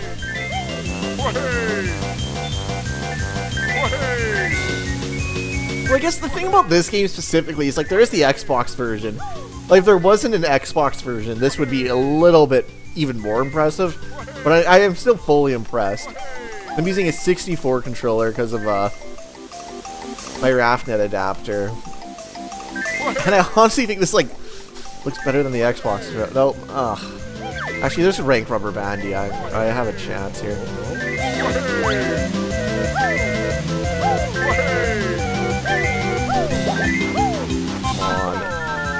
There we go.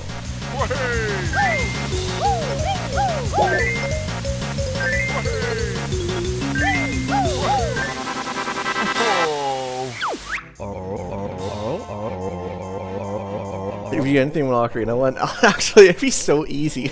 Like, I know the notes. Like, yeah, no, I actually have never really thought of that. So I gotta do it. Everything will come full circle.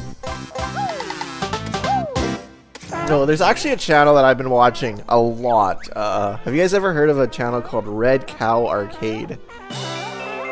It's about these two guys. I forget their names, but the one guy wears a white cowboy hat all the time.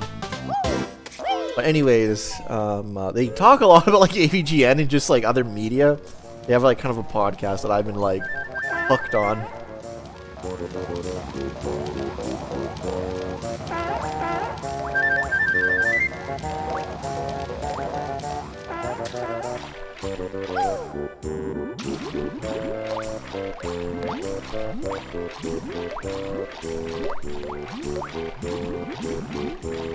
This area actually seems like it could be like a...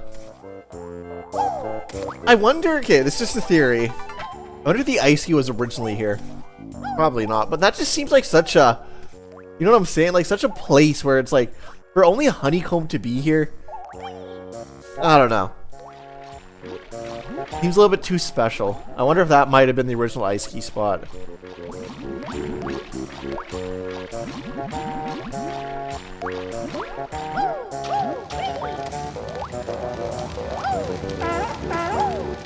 Yeah, I know exactly, Fluffy. Oh yeah, because we got that Jiggy, and now the bear can come in. Yeah.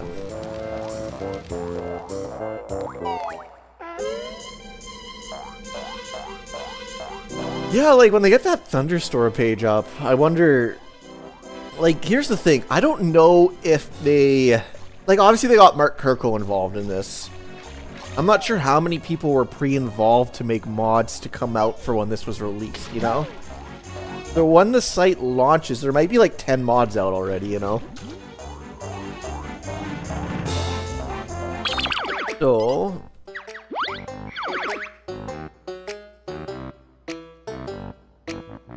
Okay, that's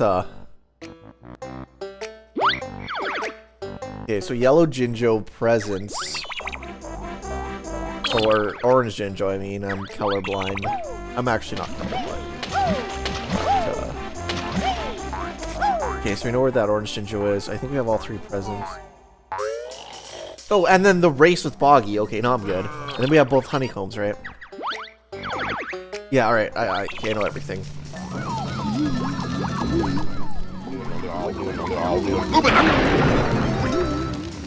Jinjo, Boggy's kids, and the Hyper are the fast shoes thing. I'll use this just in case, because I want to die with 4 Jinjos. Yeah, I'll do that later, because I need to go to...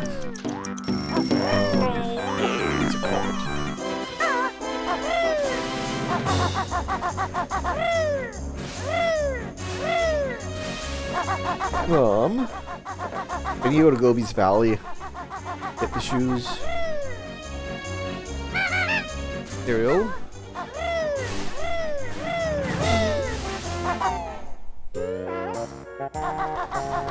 He's smarter than first speed kicks out.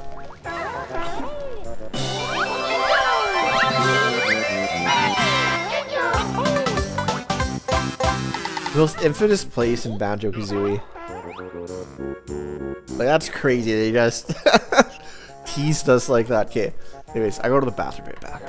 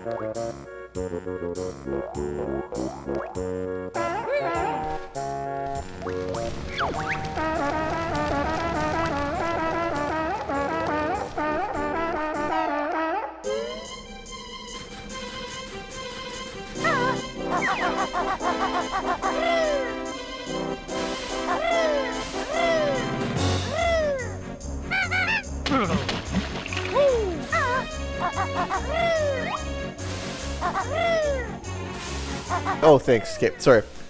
So I was saying, I'm surprised how well this level's going. Like, it's crazy that Clinker's Cavern has been the level that's been like the hardest for me, just because I forgot that one stupid honeycomb.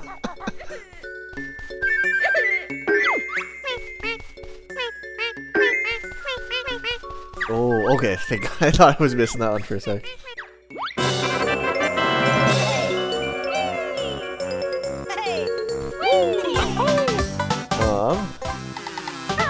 Yeah, Clinker's Cavern, according to my survey video, second worst level of the game. I think it scored like a 2 out of 100. But Rusty Bucket's base scored like a -7 or something like that. Okay, anywho, I'm pretty sure... Like, one thing I would like is if they had an extra menu for your Mumbo tokens as an option. Like, when the mods, like, start coming out. Since it's not on the menu, I don't really care about getting them all, but it's like, I'm sure I've missed a couple Mumbo tokens.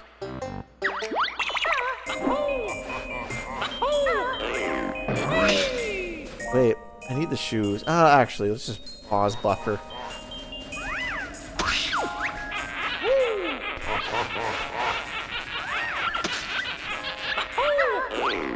I'm curious if pause buffering is going to work even.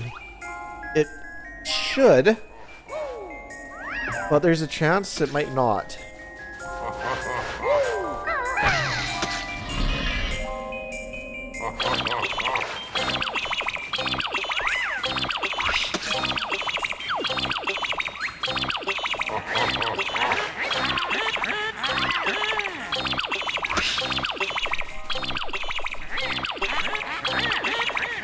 Will this work or not? Will pause buffering work?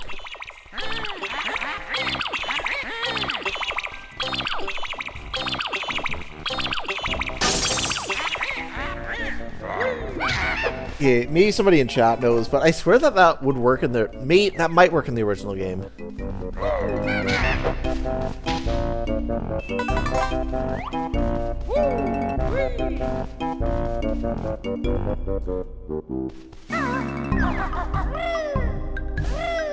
The Talon Trot? Are the speed shoes, you mean?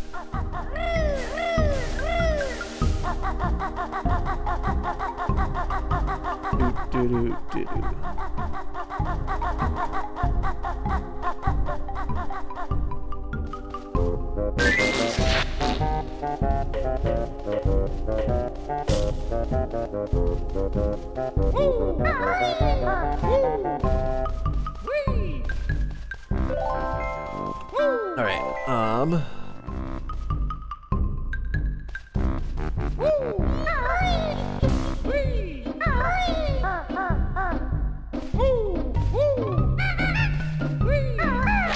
yeah, whatever.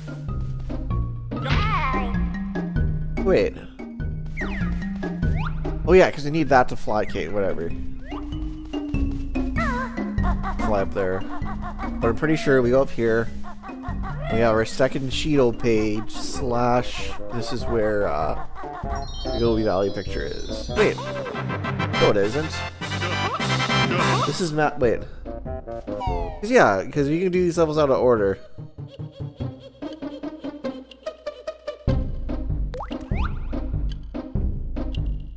That's Rusty Bucket Bay, yeah. Oh no, this is it.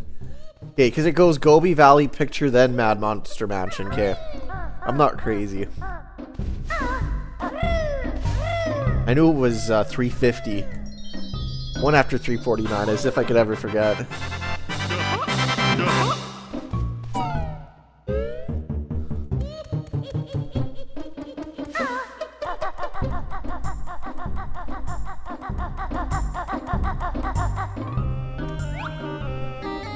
Wait, oh shoot, do I need the walrus? I mean, I'm gonna go back there anyway, so if I do.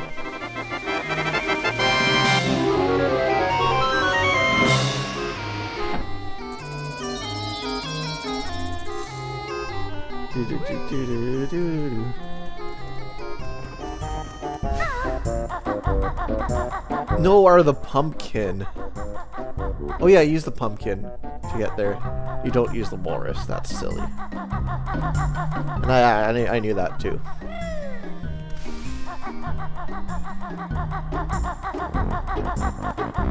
Yeah, too, we did remove those picture podiums.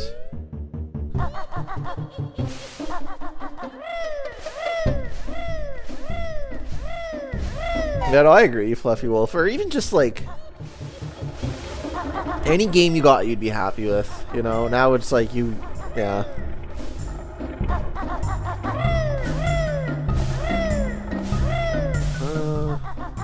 Just take damage.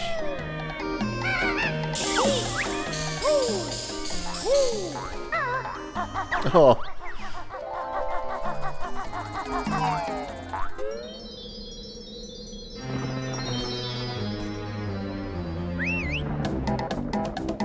Wait. Alright, no, I'm centered here.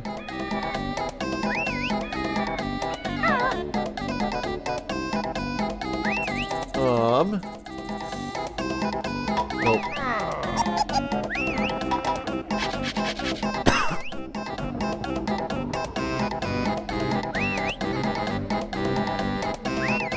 Sorry, my previous scaling's kind of messed up here.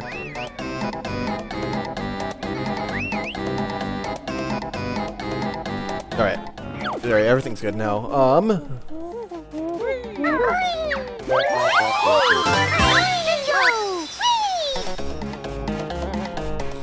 This level is a nightmare for the randomizer, mainly because of the maze, because, like... What? No.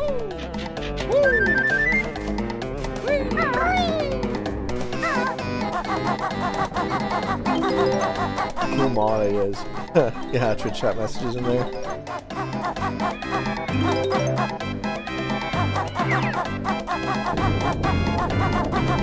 Yeah, Fluffy Roll. Yeah, B3313 is an amazing game. I'm looking forward to A3 coming out here. Never does.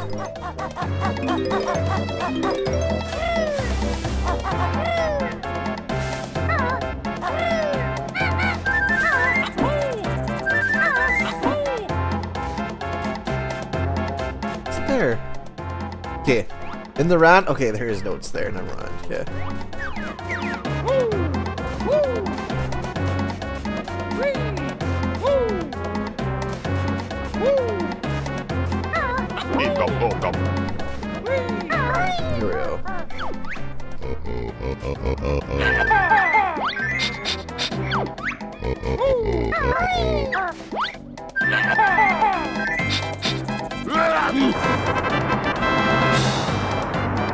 Here we go. Here we go. How many times I've been playing the randomizer and this level has like screwed me over. No, there's no it's the same as the vanilla game, the draw distance. There's no there probably isn't. I remember it. No, there is a mumbo token here. And there is notes here.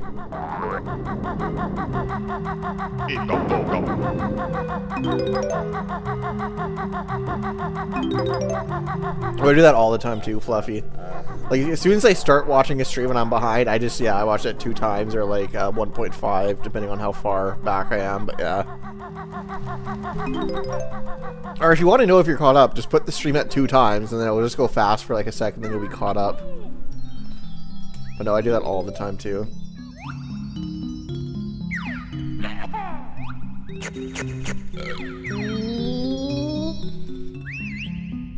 Banjo.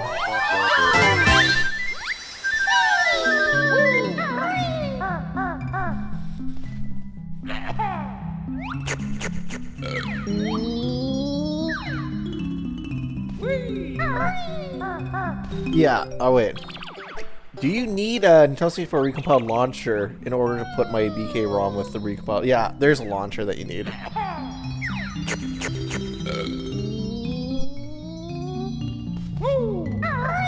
Yeah, if I'm like so far behind, I know I'll never catch up. And I might not.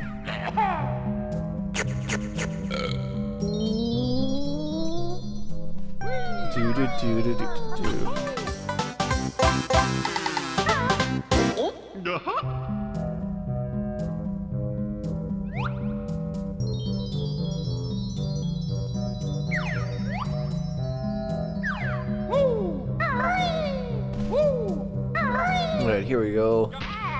Oh wow, I'm very. I mean, if I die, I die. I'm gonna lose those 2 Jinjos.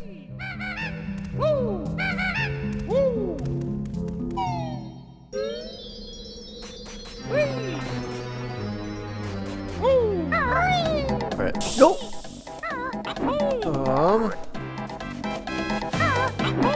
I probably should just be contempt on dying. Like, I should put up a fight here.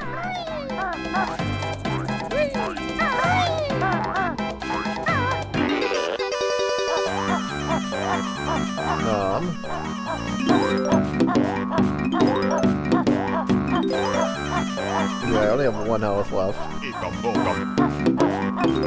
Can anybody... Okay, you see the Banjo-Kazooie picture above me? Like, for the health icon. Is that the same as the Xbox version? Can anybody confirm or deny that?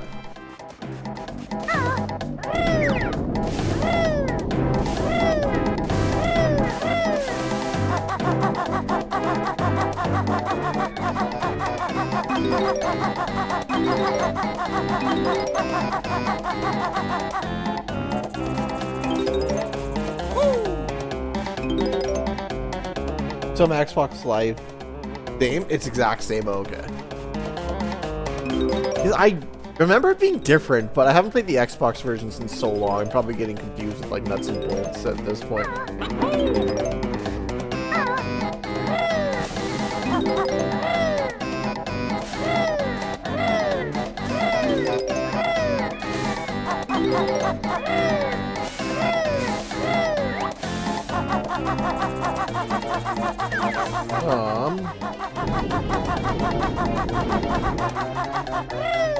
Bottles is over here. My favorite mole.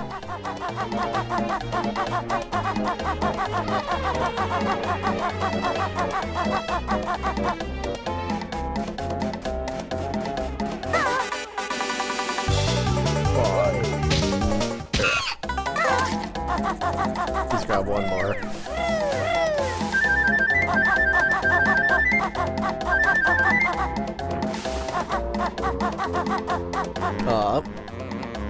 I mean, Xbox makes sense. They're technically official by Rare, so it's like...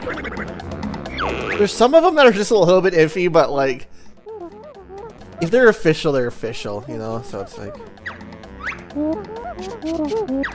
Oh yeah, and bottles refills their energy. I forgot about that. Oh, what a nice guy. Bottles is a real one.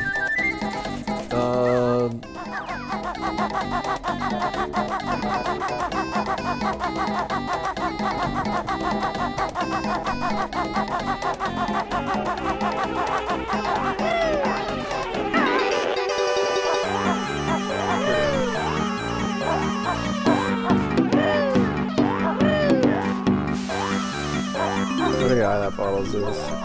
Pulls her health and everything. Oh, 4J Studios. I guess Rare approved. Oh yeah, you are right, Dylan, but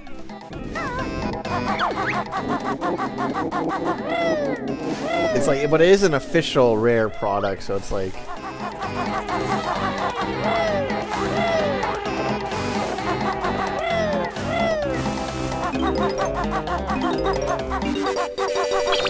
You know what? I'm gonna swap to my Hori. My thumb's actually getting kind of sore. I'm playing this game for... How long have I been playing this? 3.5 hours. I'm gonna swap to my Hori. That's probably a good call.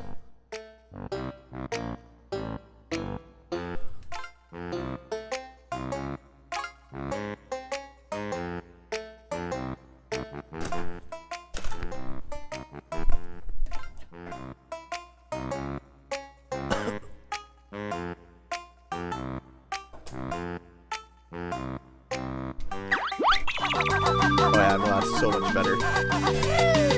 I'm actually so glad I got a Hori controller. It only sucks for games like Donkey Kong 64, Ocarina of Time, Majora's Mask, Banjo-Tooie, GoldenEye, Perfect Dark, because the aiming is just bad. Like any game where you have to aim anything, it's bad. But any game where you don't have to do much aiming, it's so much better than, or not so much better, but like the stick just doesn't dig into your hand like the original one.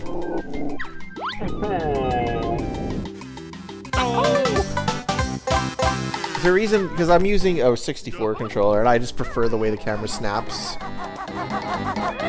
I'm used to the way the camera snaps, and I think I would prefer it that way. Yeah, if I was using analog, I'd probably, you know, switch the camera.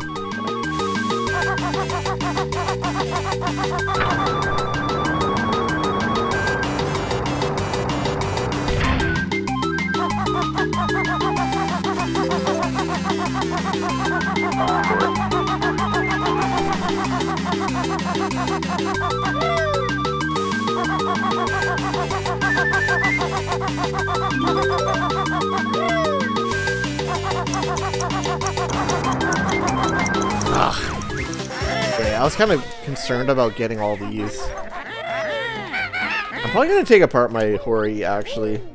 I've never taken apart a Hori before, but like my A button's getting a little bit sticky.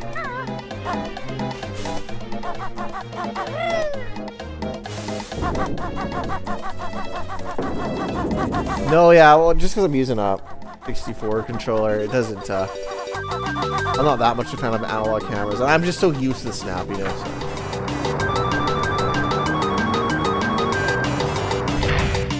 No, the analog camera actually seems very nice. It's like, they made like so many quality of life improvements if you're using like a different controller.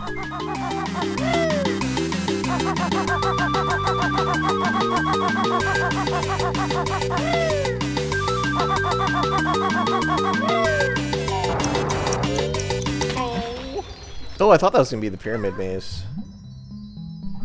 But it's all good that it isn't.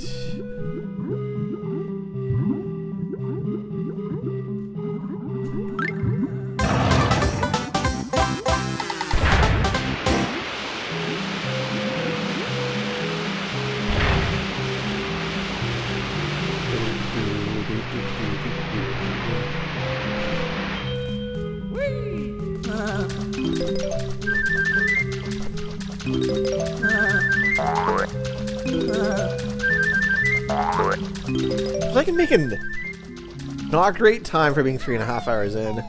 Like, casually I'm doing fine, obviously, but I think I could do this faster when I was a kid.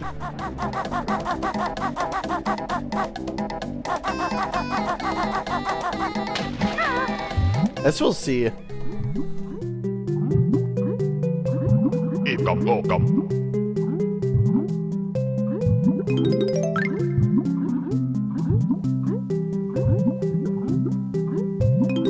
I still can't believe just how clear everything is. It's pretty insane playing this sport.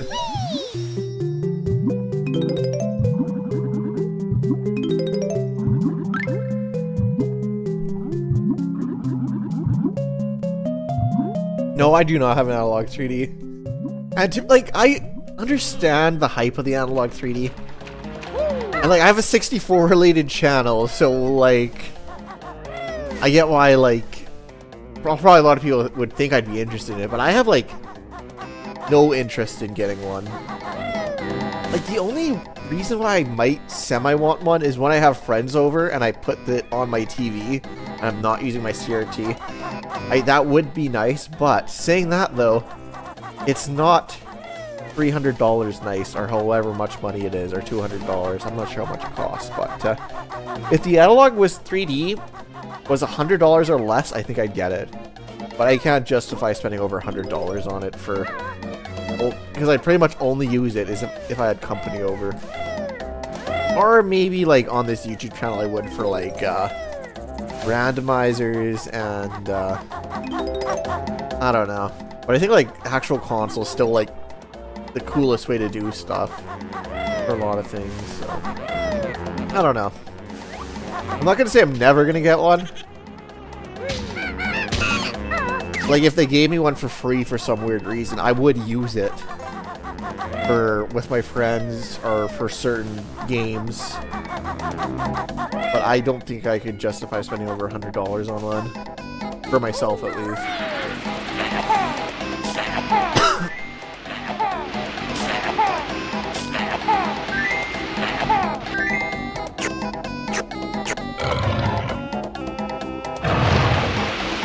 I was like, I'd rather have two nice, fantastic controllers for like 50 bucks each than in analog 3D.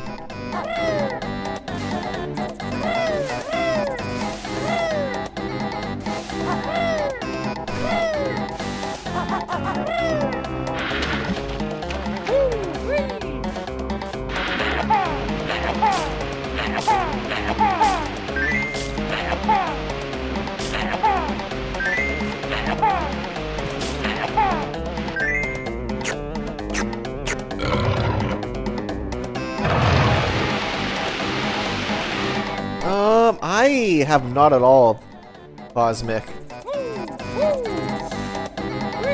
It's probably your button mapping.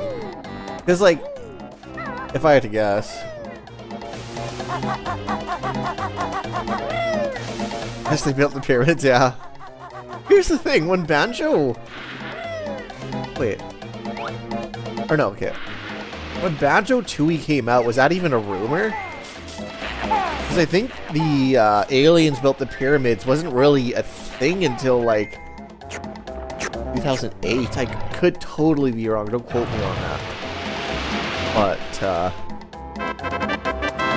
I really think the aliens built the pyramids wasn't a thing, like, back in the 90s. But, yeah, I could totally be wrong. Maybe it was.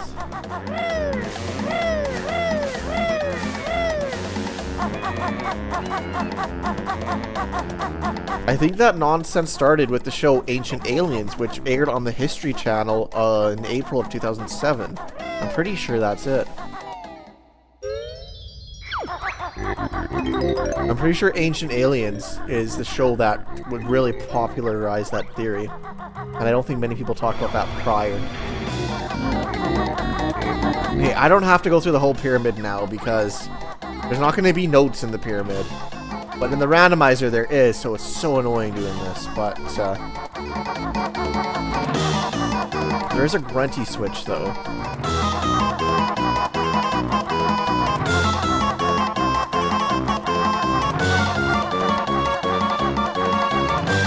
Okay, well let's just... Oh.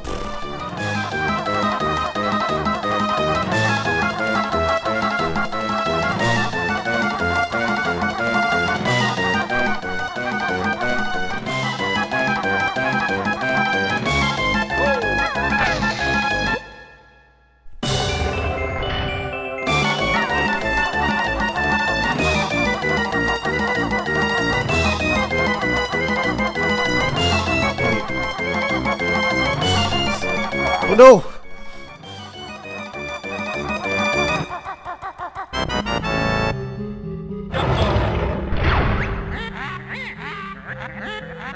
Ugh. I'm a sucker.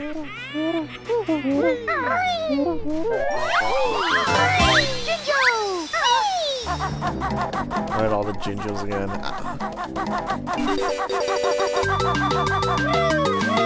I haven't failed that in a while, but I really should not have gone for the grunty switch there. I knew I wouldn't lose my note, so that tempted me.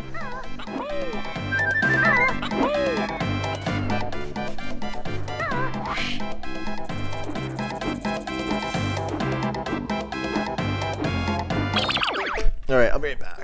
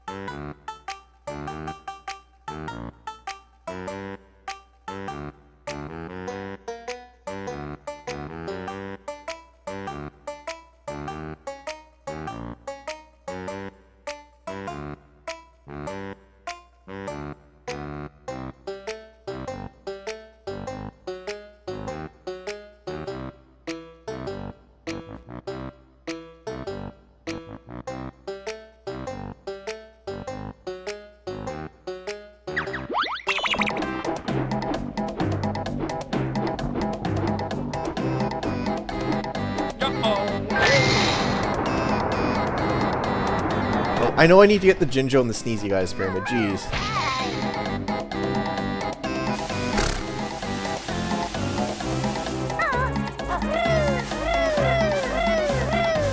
Yeah, I'm muted again. It gets me every time. Every time I come back from a bathroom break. I should just not mute myself when I go to the bathroom. It's like...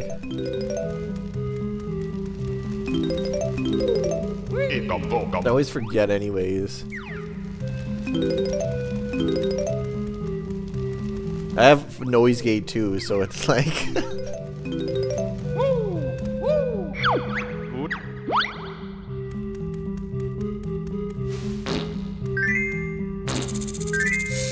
Alright.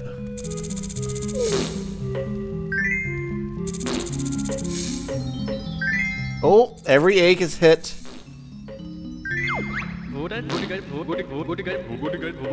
No, alright, the prophecy is done. Alright.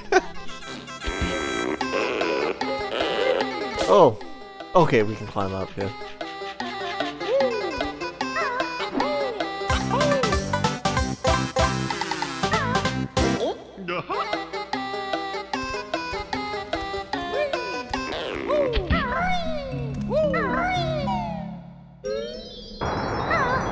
Yeah. I'm pretty sure, like, draw distance and Jinjo saving, I can almost guarantee will become mods. Yeah, I can almost guarantee we'll get those two things. Achievements, on the other hand, well, it'd be cool to, like, that's something I could see us getting to. I forget the achievements in Kazooie and Tooie. My Xbox Live gamer pick, still to this day, is the Banjo-Kazooie gamer pick you get from Stop and Swap Eggs, I think. But yeah, because I used to have a 360.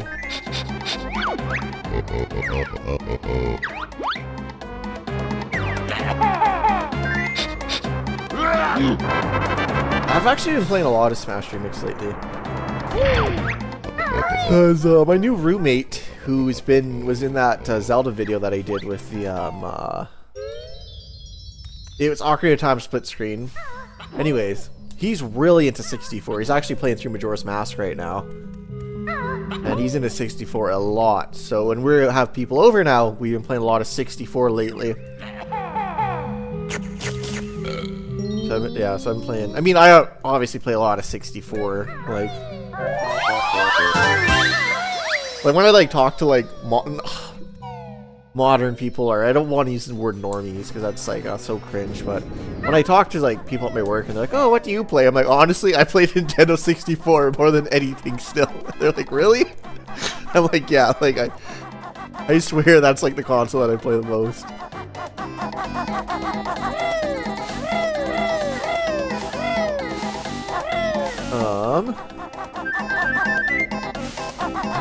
Where were those Jinjos?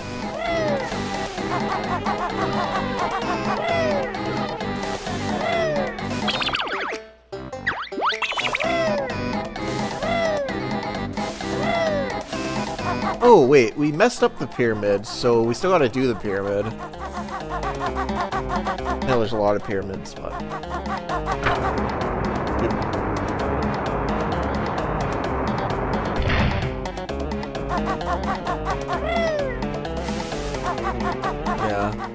Oh yeah, that would be cool. But like the gamer pick was actually pretty cool. Like I was pretty psyched when I got that Banjo-Kazooie gamer pick. Because Xbox Live, your gamer pick like meant a lot, right? So like I thought it was like pretty cool having like that Banjo-Kazooie gamer picture that was exclusive to like the Stop and Swap eggs, you know? So I actually thought that that was a decent Stop and Swap reward. Because on Xbox 360, it's not like you could pick any picture you want as your, you know, gamer tag. Like the only way to, or gamer picture, the only way to get that gamer picture was by getting that egg. So I actually thought that was actually a decent reward. You gotta remember, I actually got a Xbox Live subscription before I even had a 360 because I went to my friend's house almost every day. Like, so, anyway, so This channel originated as a channel called We Are Luke's. Because it was me and my friend Luke. And we're both named Luke, right? So it originated as that. And then when I started kind of making videos way later, I just used that same channel. But anyways, the other Luke has like over 300,000 subscribers. Like it's ranked that like we both kind of like made it as YouTubers in a sense, you know? We're like both like really into it way back in the day. But now, yeah, he has like 300,000 subscribers, like doing that full time. I still obviously have a job and stuff, but he's like doing great stuff for his channel.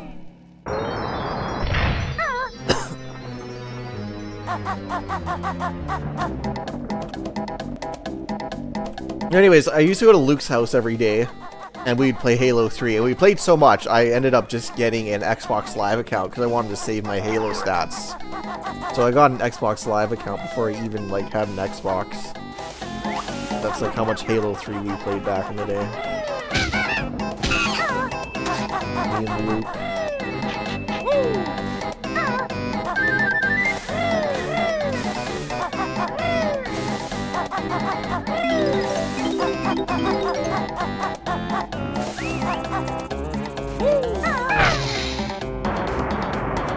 Is Pilot Wing 64 gotten the treatment? No.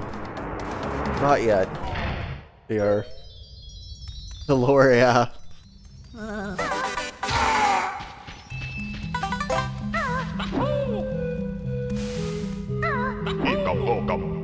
Wave race. Not that I know of.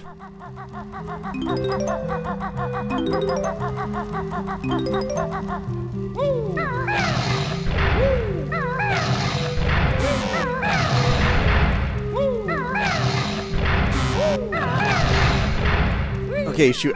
I'm not taking any like notes about. Is this Kazooie? No, this is Kazooie. That's a feather. I'm not really thinking about what I'm heading here.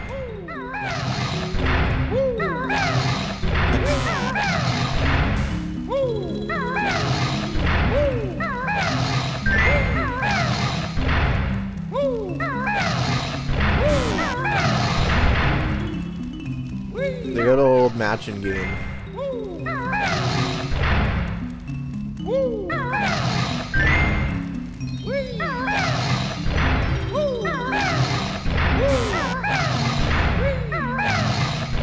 Yeah.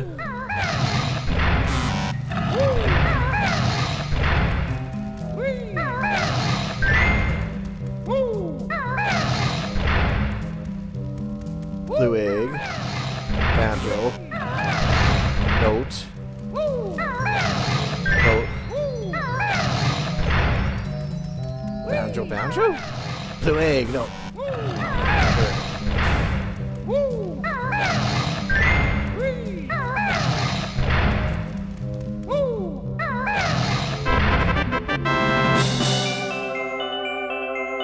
Exactly, Dev. I actually really enjoyed ukulele when I played it. I streamed it, or ukulele for the first time. Ooh, like a pretty solid game there. Anywho.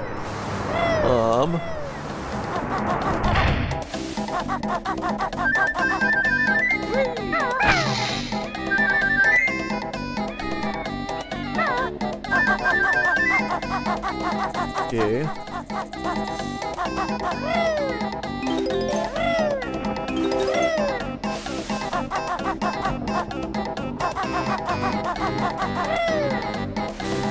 Nope, what am I doing? Nope. Screw it.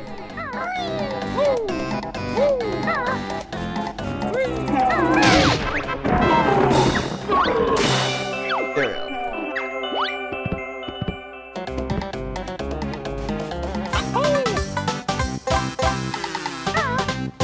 we go.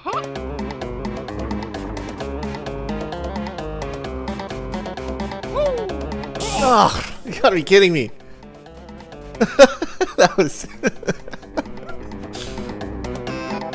really got me there.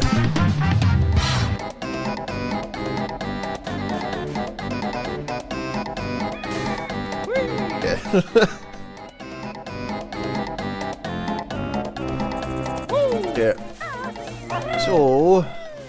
Wait. Did I hear a Jinjo whistle? I don't think I did. Oh, yeah, I did, yeah.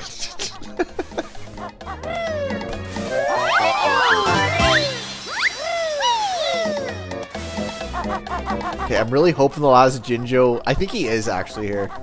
There's 2 spots I haven't really explored.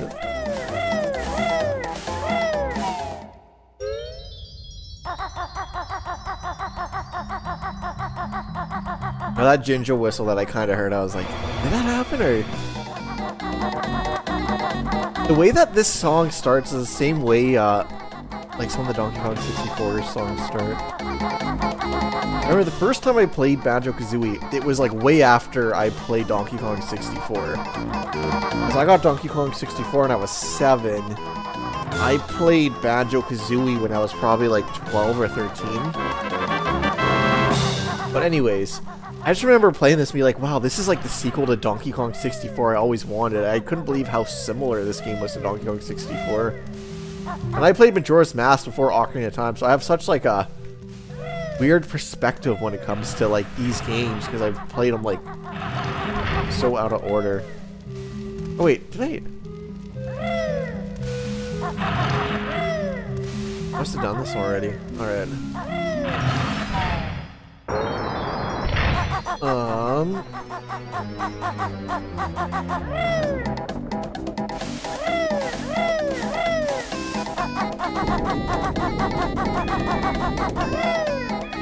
Yeah. A couple other spots I know I need to go to.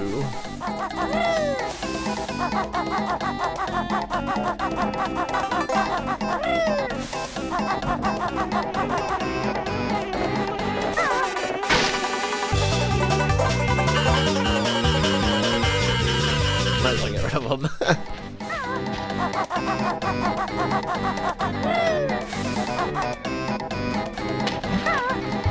Alright, Marty, man, you're good, but no more hints from this point. I want to figure this stuff out on my own.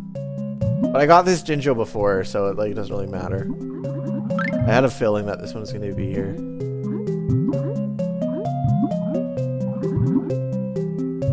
R.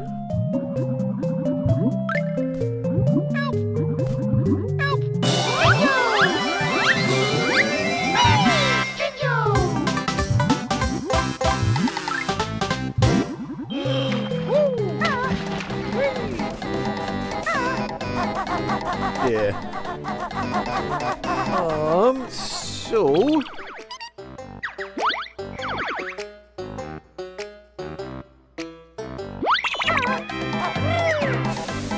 take the flight pad.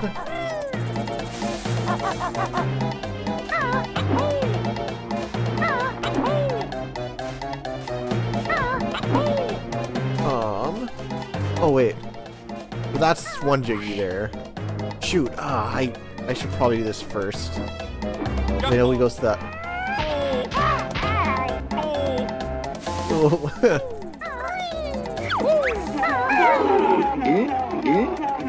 OT on S tier. Yeah, exactly. I'm surprised you remembered.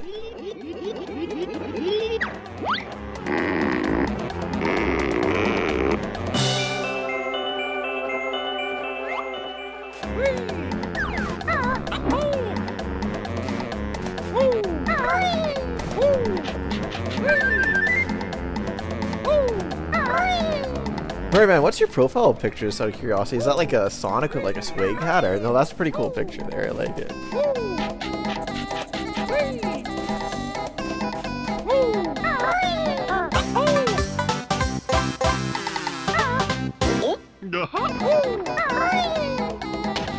Yeah, couldn't drink any of that water. Sonic OC. Oh, nice. OC is like original creation? Or does OC stand for something else?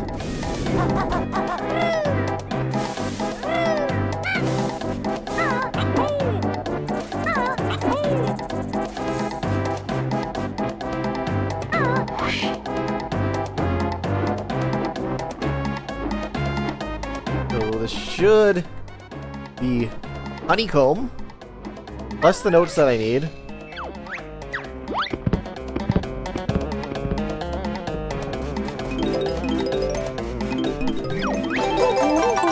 where the other honey... Okay. Thing that's bugging me is... Oh, it's only one Jiggy.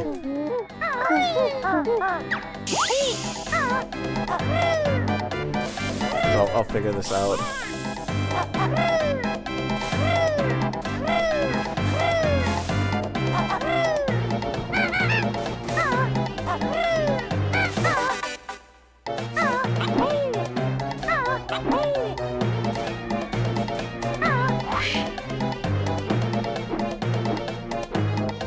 I definitely went through here. I'm pretty sure. No, I didn't. Okay, that's the last Jiggy.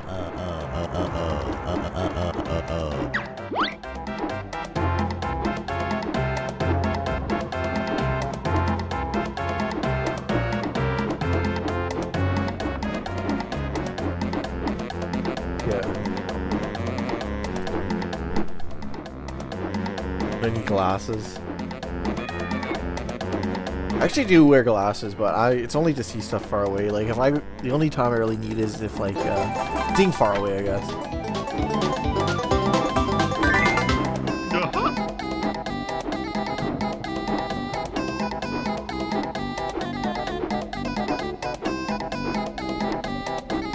See me squint a lot? Oh. Yeah, just like... No, I got, like, perfect vision when it comes to seeing stuff, like, close to me.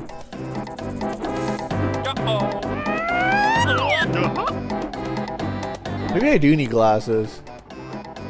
It's not that you say that I squint a lot, I think I do, it's like... 9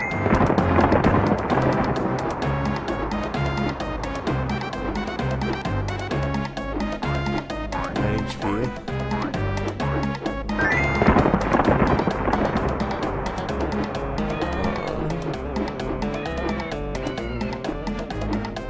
I'm gonna swap my chair really quick. Oh, just be a sec.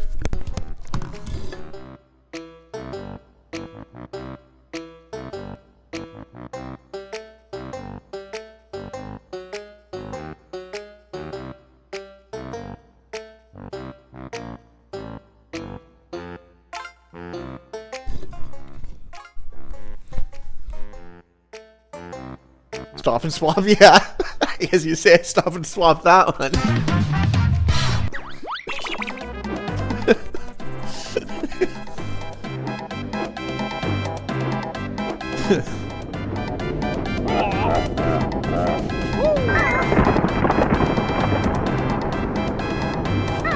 The chair transformed, yeah. Stop and the swap. Oh. Really? Did they not add an extra honeycomb for the last 6? I never knew that, Marty, man.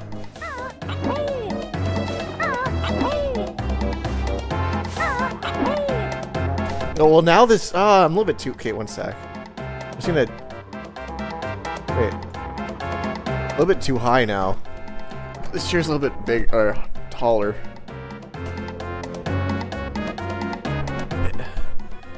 That's better. Yeah. That's,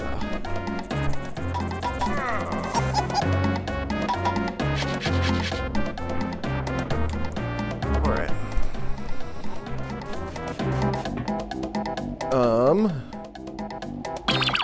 Did I get the honeycomb that was... Okay, yeah, so literally, let's just go through that hoop and then we're good.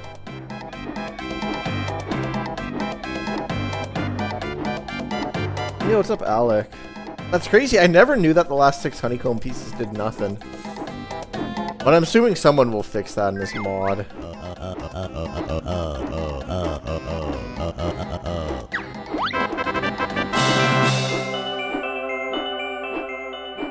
See, small speck of non-green screen.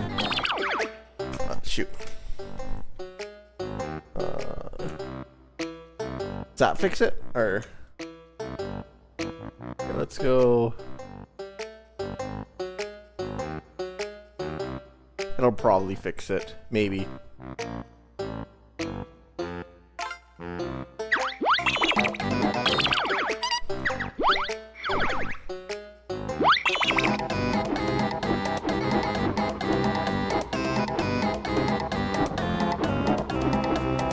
Shoot, did that Jiggy spawn? I didn't really look at that cutscene. I was like kind of paying attention to the green screen. Did another ring spawn, or did they spawn the Jiggy somewhere?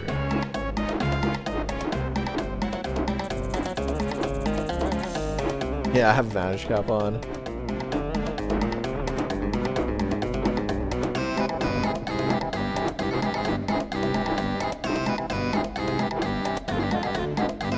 On the Sphinx things. Yeah, I was just paying attention to fixing the green screen in that cutscene.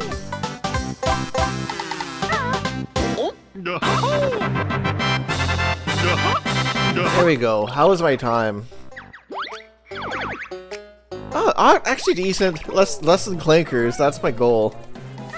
I'm not gonna hit that with Click Clock Wood or probably Rusty Bucket Bay, but I'm happy with that.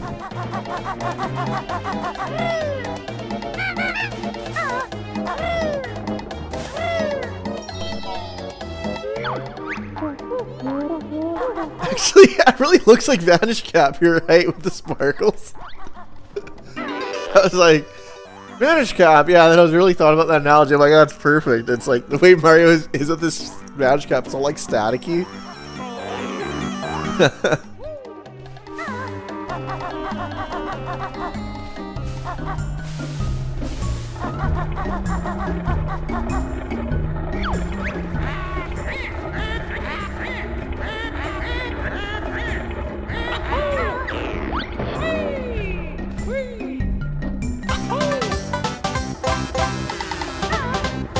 Who's my favorite boss in 2E? That is a good question.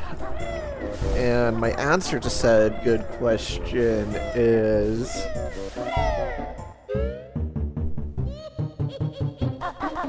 Mr. Patch.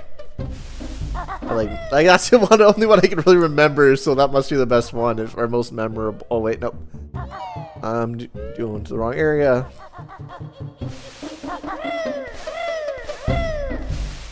Because there's Old King Cole. In Mayan Temple, I don't think there's one. In Glitter Gulch Mine, it's Old King Cole, who's kind of lame. In Witchy World, Mr. Patch, who's great. In Jolly Roger's Lagoon, I don't really remember. Or there's Lord Wu Fak Fak.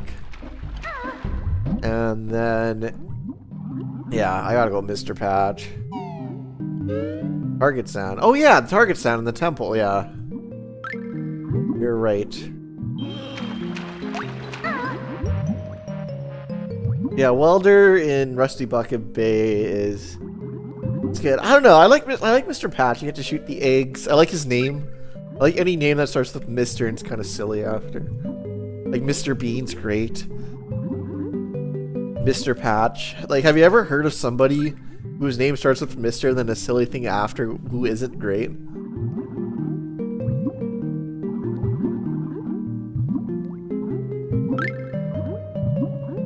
Why are the textures in this game so ugly? Because I'm playing at 1080p, 60 frames a second, and the HUD is updated, but the textures aren't. The fight mechanics can be annoying, like it is kind of hard to shoot them. Like, I haven't played through 2E in years. I recently spent 100 hours on a 2E video that had to do with which transformation could make it the farthest in 2E. But none of the transformations could do any of the boss fights, so it's like, those aren't really fresh in my head at all. Like, I guess there's Pterodactyl and Pterodactyl Land, like, at the top too. Like, no, there's the two dragons in Hailfire Peaks. Like, almost every level, I think every level actually has a boss fight in 2E. I don't know, like, honestly, like, since it's been so long, the only one I really remembered was Mr. Patch. Or remembered, like, right away. I guess I remembered all of them, but the first one that came to mind was Mr. Patch. So I gotta say Mr. Patch. He came to mind for a reason. He's the most memorable of all of them.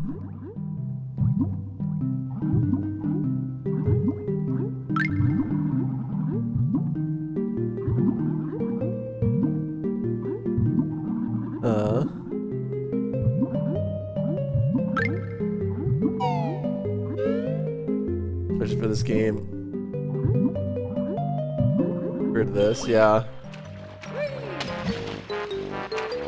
Evil Apple. Did you change your profile picture? I swear, have you been in this chat before? 'Cause that name is ringing a bell. I think you might have had like a profile picture of like a guy before, maybe. Or I'm going crazy and you've never been in this chat before.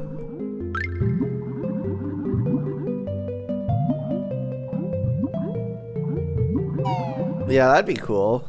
Like some Smash Ultimate remixes in here.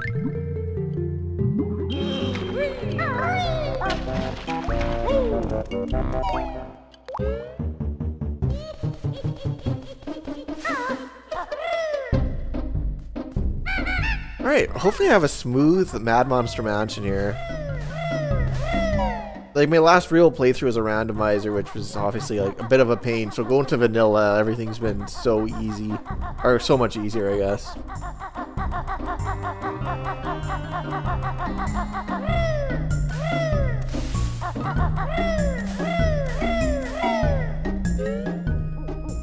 Four years ago. Oh. Maybe it was a different like, were you on this channel before? Or maybe I'm thinking of somebody else. That's... I thought there was someone whose name was like Evil Apple. Like, it just sounded familiar.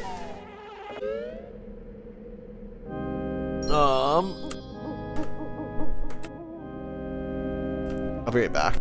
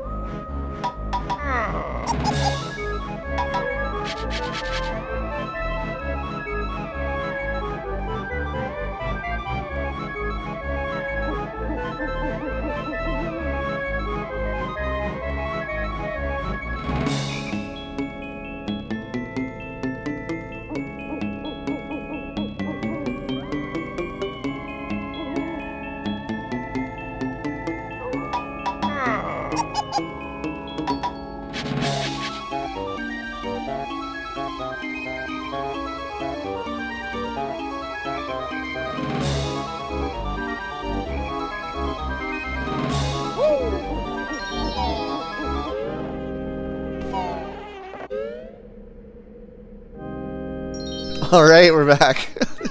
Every time. I remember to unmute myself in like 10 seconds there, so that wasn't like that bad, but... Alright.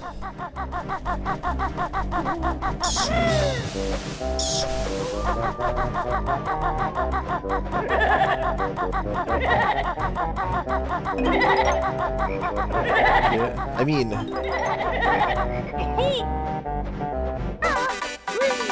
The fact that I remember last time just missing one note because of the randomizer, but this really shouldn't be too bad because they make the notes very visible in this game, so... But the eggs and feathers, on the other hand, they don't, so it's very easy to miss those. Like, yeah, like if that was a note, it's like... But since this is obviously just a regular game, not a randomizer, it shouldn't be too bad. It's like vanilla Banjo-Kazooie, but easier because the notes save, so... Well,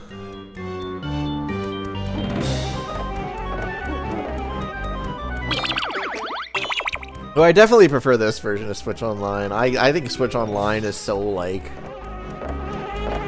Here's the thing, Nintendo could do so much cool stuff with it. They could retexture the games, like they could incorporate new features. They could do so much with it. And like, it really wouldn't take that much money for them to do that, you know? But they choose just to have like... I mean, I guess it's good that the games are in their original state, rather than like, you know...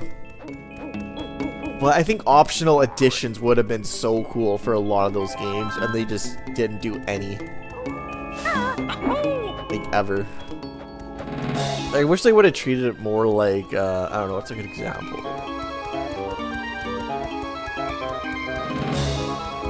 Yeah, it's super bare bones, like, they don't do anything to the games. It's like, if you have a cell phone and you have a decent controller, you can just emulate any of that stuff. Like, there's nothing special about the Switch Online thing, you know?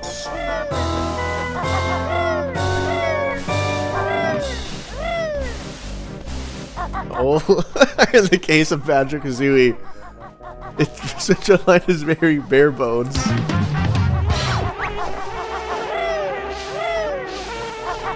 Okay, is this the same room?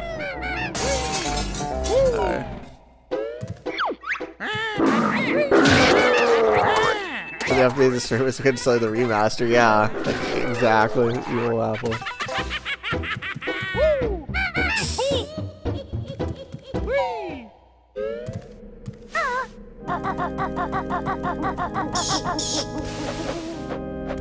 Alright. Make this.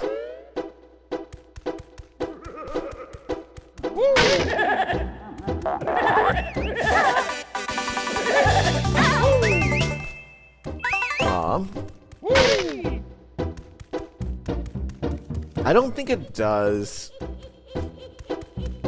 It's but here's the thing, like, you can like download mods for this, and I'm assuming someone will probably make a mod for that sometime soon, so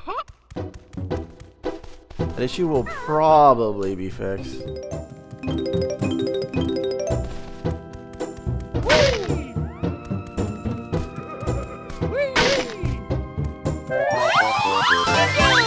One thing I like about 2E... Oh, online multiplayer.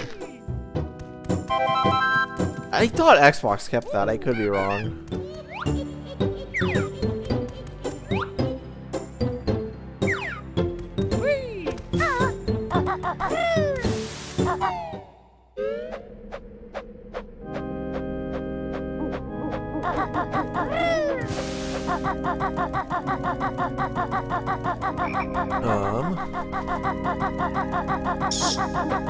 Okay, I'm pretty sure that this window leads to the same place.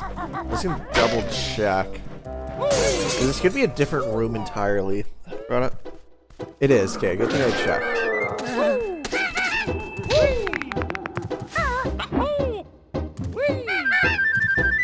Wait, is this room just a nothing burger room? It must... Okay, just because I played the randomizer last time, it was like... Yeah, I think this room's just the feather room. No, whatever, we need feathers, like in Click Clock Wood I might be... That could save us later.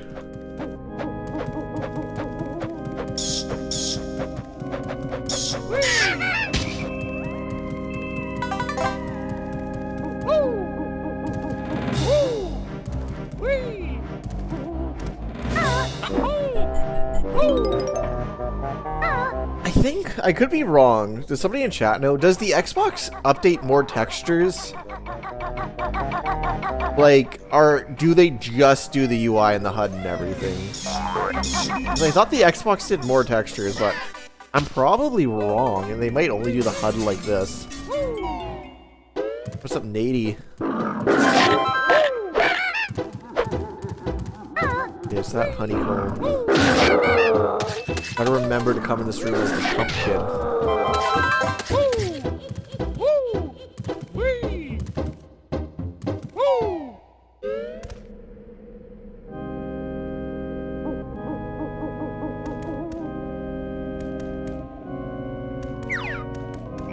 Oh yeah. They're more like things that are for like Rare or whatever. Or for Microsoft, I should say.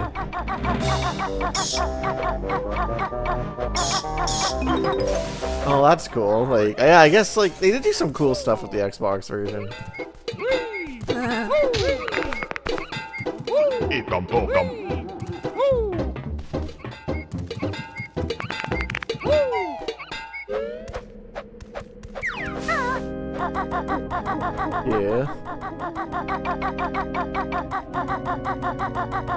That layer is good.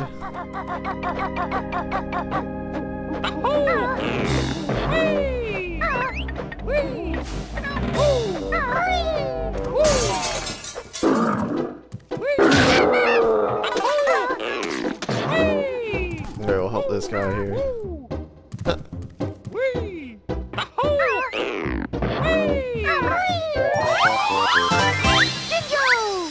Well, that's pretty cool, evil apples.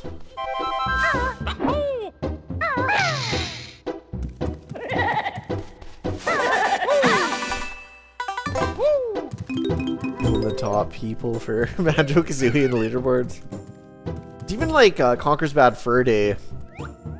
It's re-released on Xbox. I've never played that. I think that'd be a good, really good game to stream, actually.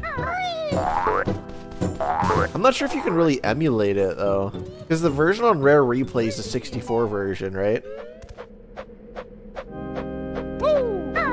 So I think the original Xbox version is kind of hard to come by.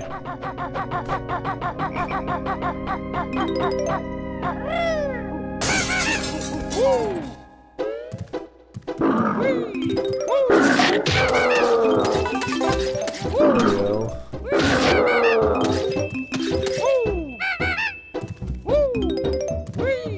All these levels, like even the ones that are kind of bigger, seem small for some reason. I think it's just because I'm so used to playing like ROM hacks where I don't know what I'm doing. So like playing this where I know what I'm doing just makes the world seem like they're going by so fast.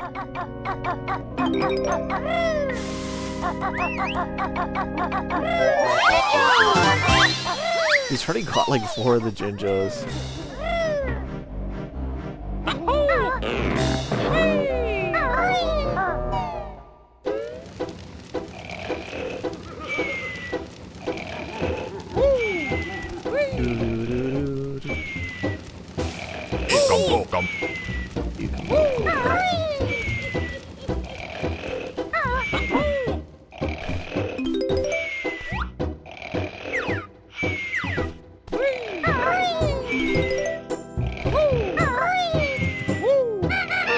There we go.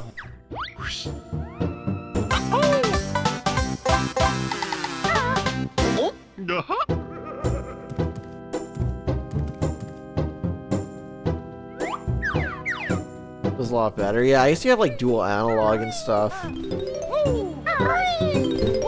just heard that it's not nowhere near as colorful, and it just kind of like takes away from like obviously the 64 aesthetic, which is like what made it a cool game.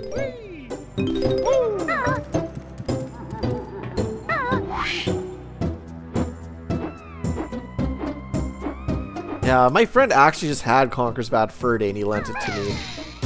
That's probably back when I was like around like 13. Just happened to get it growing up, which was super lucky. Yeah, that should be it.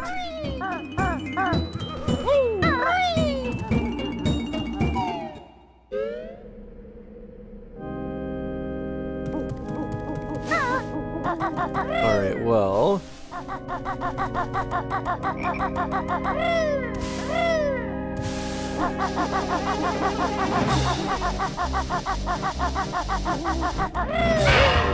There we go.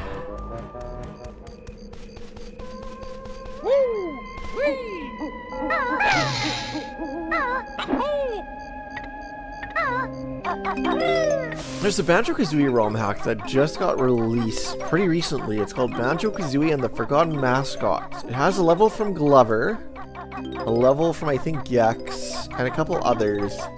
I was thinking about streaming it, but if that happens to come to Recomp, then I might.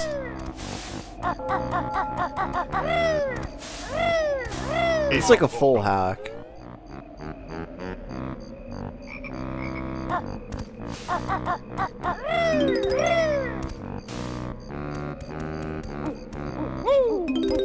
Oh.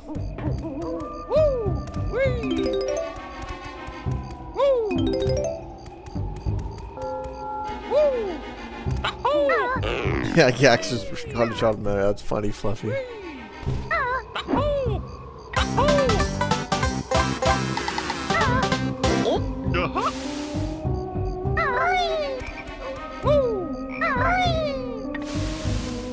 Okay, I think this picture is not needed in the original game, and I only found out about it because of the randomizer.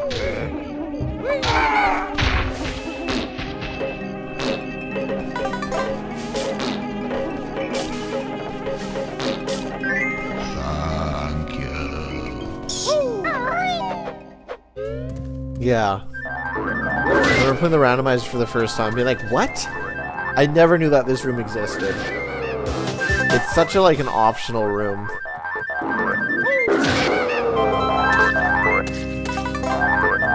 Because why would you try the church rooms, you know? It's like...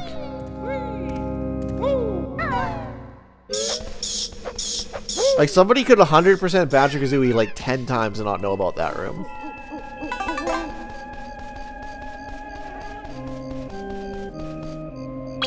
I think of the... Every time I... Oh. Rooms. Like... There was one Banjo-Kazooie Games Done quick run where they had Grant Kirkhope, like, interviewed. And, like, out of nowhere on the run, he's like, hi, how's it going? Is anybody there? And then there's no response, and he just keeps talking, no response. And, like, you hear it, and it, like, creeped everybody out, because it was, like, it seems like it was just some random guy talking to you almost for a while. And then they ended up fixing the audio issue so they could listen to him, but they had it so that, like, the stream could hear him, but nobody on that was streaming could.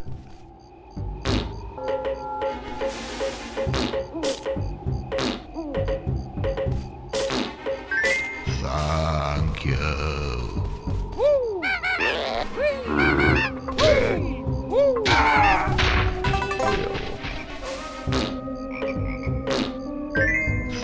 Lots of GDQ, yeah, if you guys, probably a couple of people in chat know that moment. Alright. Everyone with the pots are in the same area.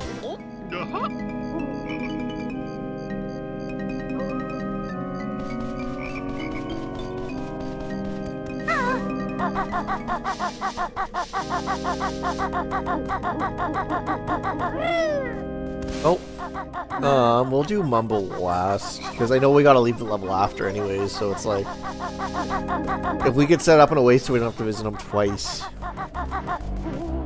Yeah, let's do the Ouija board. Yo, what's up, 8. EYT. I mean, I'll get those notes anyways when I spell Banjo-Kazooie.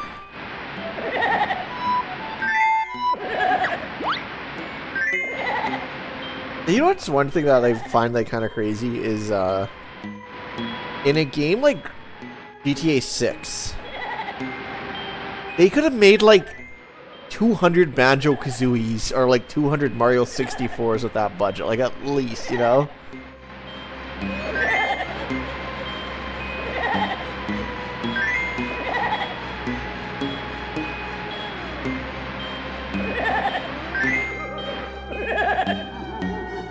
Like the entire, yeah, don't quote me on this, but the entire NES library could probably be made with GTA 6's budget, you know?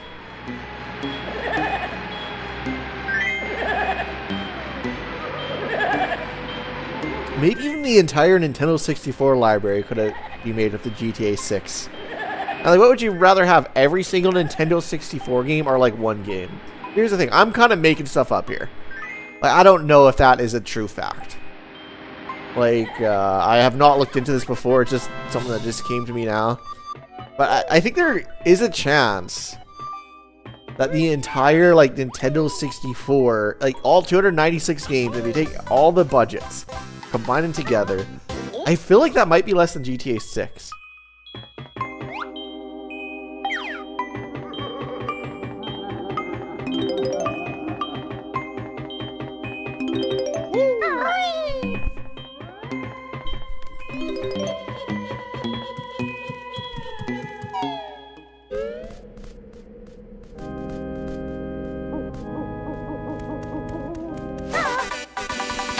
PS1. Yeah, like, I actually borrowed Spider-Man 1 from a friend, and I really enjoyed it. I remember every time you played it, or I played it a couple times, because if you beat the game, you got like different characters or something like that.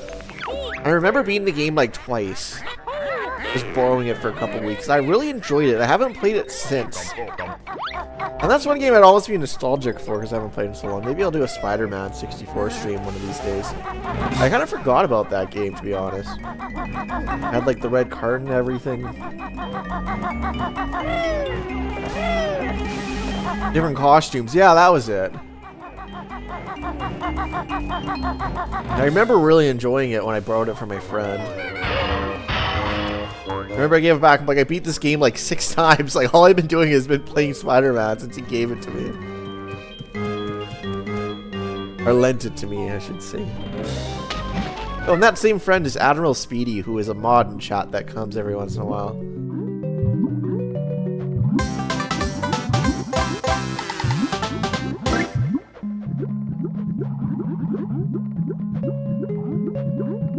Yeah, I really don't remember much. When you say Doc Ock, or oh, okay, yeah, Doc Ock and Carnage.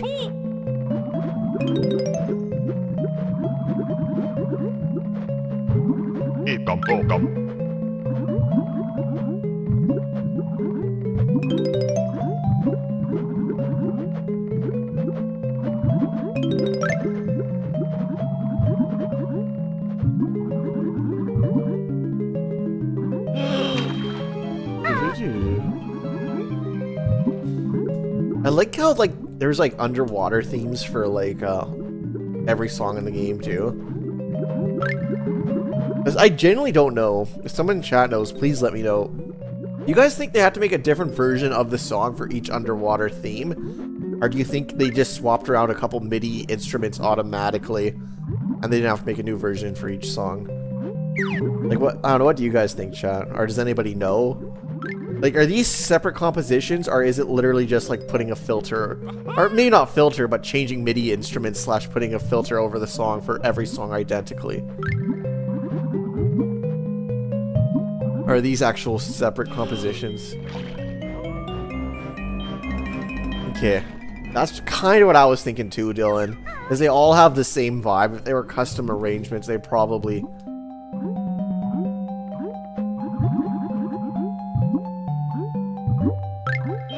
say they're unique. Oh, we got some contention in chat here.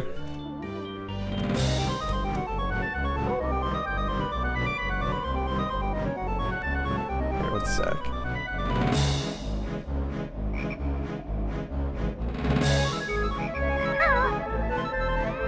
Okay. I just searched up what contention means because I'm like, did I use that word right? There's some words I think I know the meaning of, and then like later I'm like, wow, I've been using this word wrong like all along. Like one word I was using wrong for the longest time was infamous. I thought infamous just meant like, you know, something like worth talking about, something that people know about, something that people spread the word about. But infamous has a very negative connotation to it, you know? Like, infamous means bad. I remember one time I gave somebody a shout out. I'm like, yeah, some very infamous videos.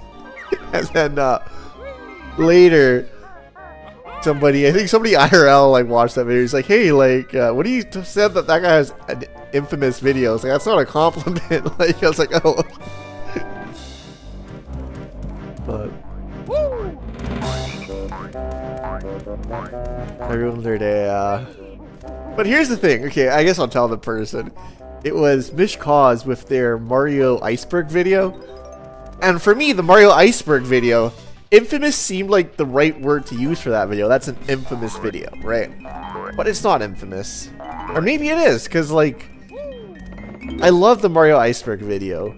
But it's so, like... I almost feel like infamous is almost still the right word for that video. Even though it's a great video.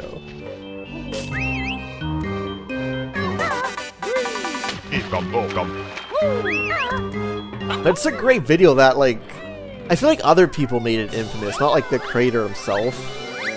But I would have never called it Infamous if I knew what Infamous meant back then, because it's like I'm giving somebody a shout out, and like, why would I put a negative word to their project? But I feel like with words, a lot of the times, like, you know the meaning without knowing the meaning. Like, I knew Infamous was the word to use for the iceberg video, because, like, it's an infamous video. But, like, I just didn't know that Infamous had a negative connotation to it, if that makes sense. But, like, it still fit. I don't know, it's hard to explain, but...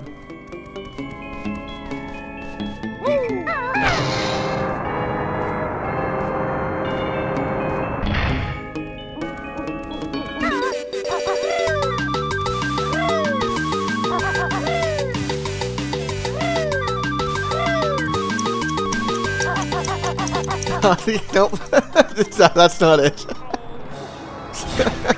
We don't go in the maze there.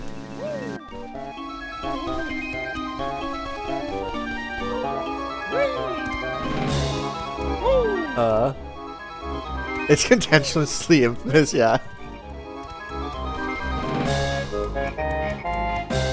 Oh, you have no knowledge or opinion on the video? Oh, that makes sense, Evil Apple.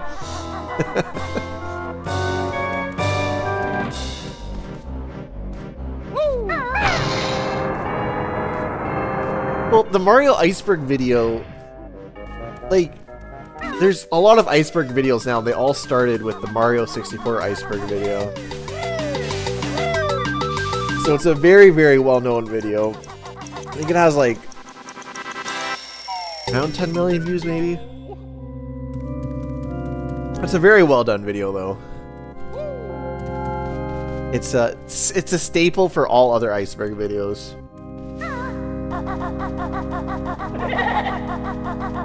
And the creator is like a Mario ROM hacker that just made a video just being like, let's go over the Mario 64 iceberg. And when he did it, none of the iceberg stuff was like overdone. Like, he was like an OG fantastic video.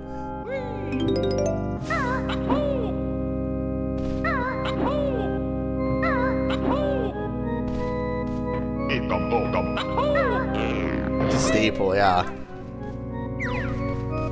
Yeah, that's the OG iceberg video. Was the Mario 64 iceberg video. Gee, honestly, when you said that's contentiously infamous, I didn't even get that joke. I was like, oh. He agrees.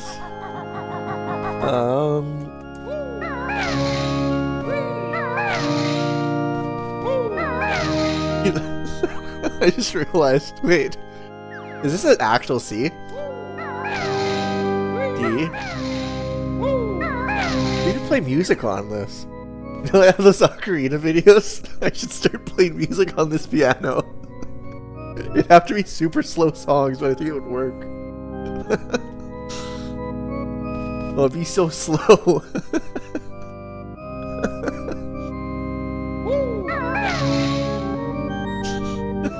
Like Megalovania?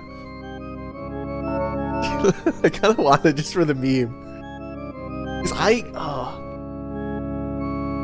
Because I have like this stuff like mapped out. Yeah, I could edit a song together. Here.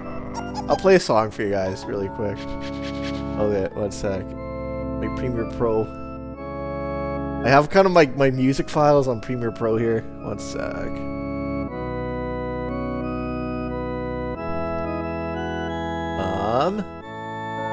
Let's go.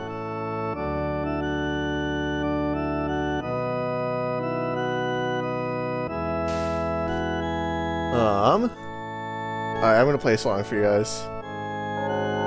Wait, one sec. You know what I can actually do too? Because of this recomp, I can go to sound.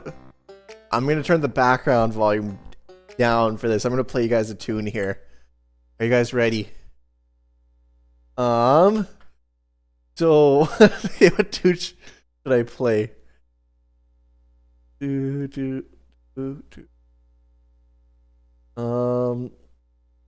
What about? Oh, actually, that'll be decent. Yeah, I'm not gonna tell you guys the tune. I want you guys to not guess, but like, yeah, I want you guys to guess. That's the word I'm looking for. All right, you guys ready?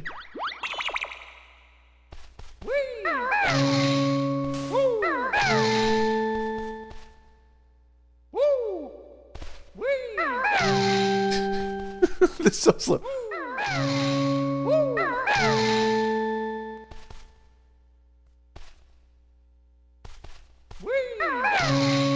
Are we gonna go until someone gets this tune? Wait. Okay, I played it wrong the first times. What's that?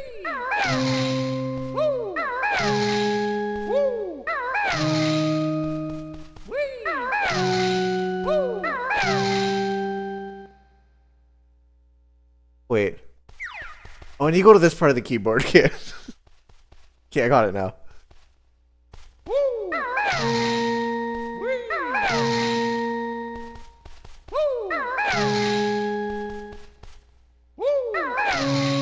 Okay, one sec. I think I got it now. What?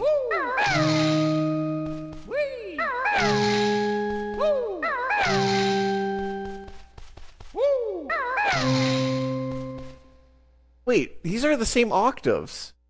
That doesn't work.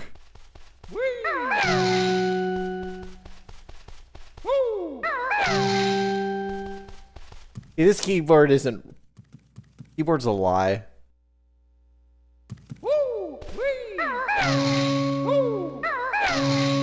What?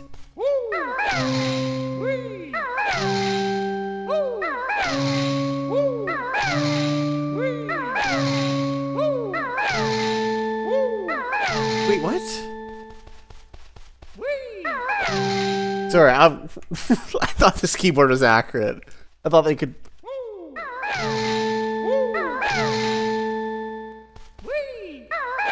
Okay, never mind. Sorry. That was such a bad side tangent. Okay, never mind. You can't play music in Banjo-Kazooie. I thought they had an in-game keyboard. What was I trying to play? I was trying to play Song of Storms. I was trying to go like do-do-do, do-do-do. But then it just wasn't coming out. I was pressing the wrong key too. I was in the wrong octave for my third key, so it like... It wouldn't have worked, like, I would have figured it out, but yeah, so this doesn't really work.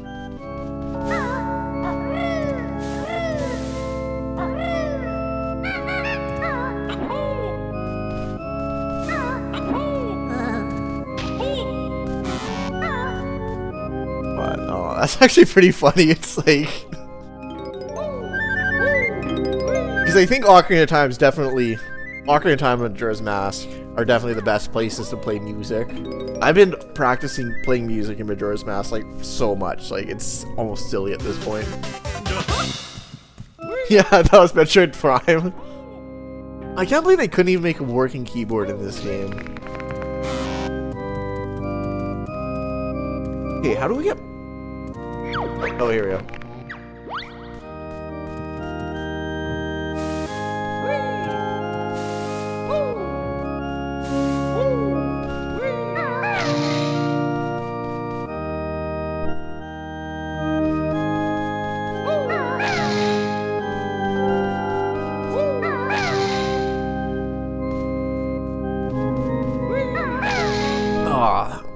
I can't believe, like, why would they just not make a working keyboard? And, like, make a tune?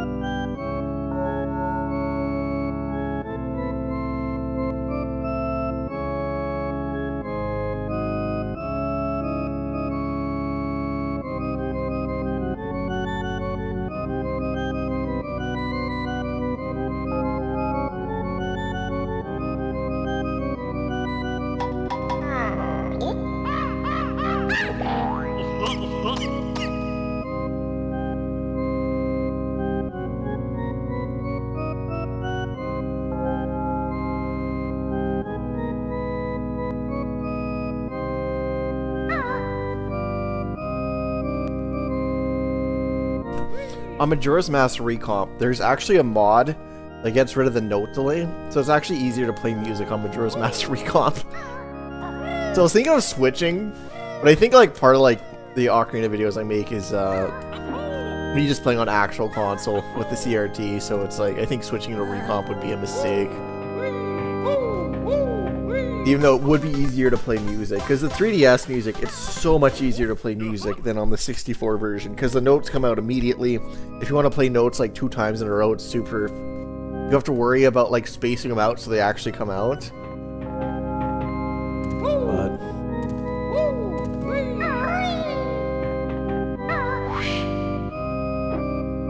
I spent way too much time like playing the musical instrument in Majora's Mask and Ocarina of Time, like you have hours. Hundreds of hours I've spent just like learning how to play like sheet music on that game is stupid.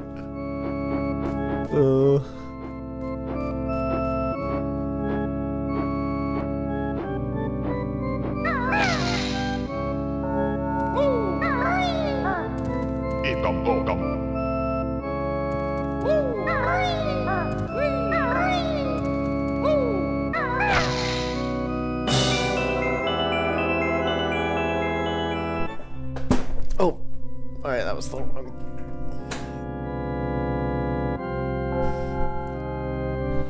Yeah. Oh, thank you, Mr. Don. Yeah. Yeah, no, honestly, I think it's like... Okay, this sounds so weird to say, but I think learning to play the in-game ocarina is a much better skill. If I would have spent that time learning guitar, I probably would have became like a better guitar player for sure. That's 200 hours of practice. I probably could have got all my bar chords down.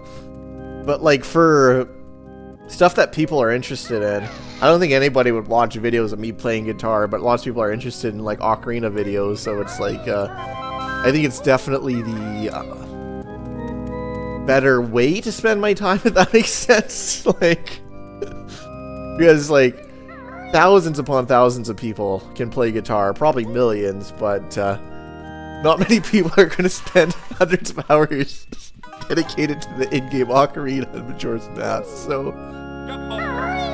you gotta know your audience, I guess.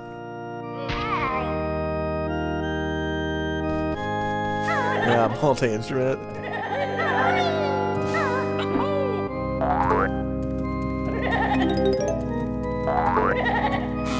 Not playing, yeah. That's fair, Dylan.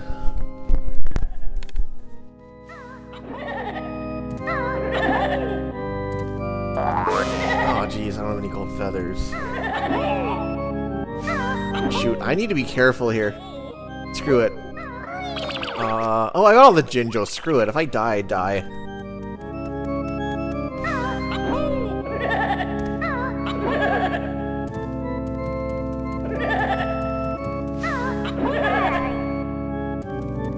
Yeah, maybe we'll come back here when we have some more gold feathers.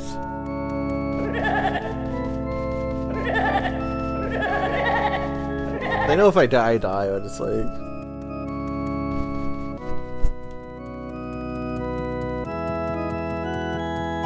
Oh yeah, I guess. I didn't even think about my time. Honestly, playing that music didn't take that long. That was probably like a third of the sidetrack of forgetting where that honeycomb was. Okay. So I think I go pumpkin. I'm gonna have to go back in. Oh wait, one sec. Let's just go.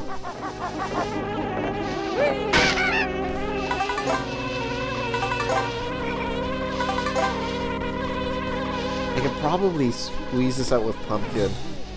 Then I can leave and get that. Alright. Shoot, well now I gotta do the... like, do the switch again.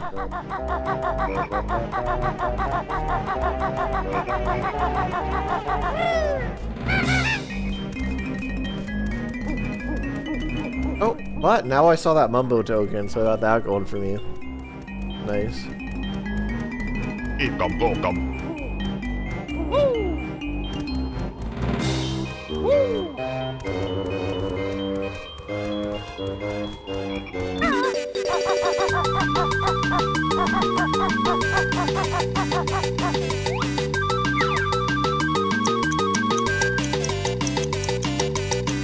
Yeah, no, I agree, Evil Apple. I think learning an instrument is good. I think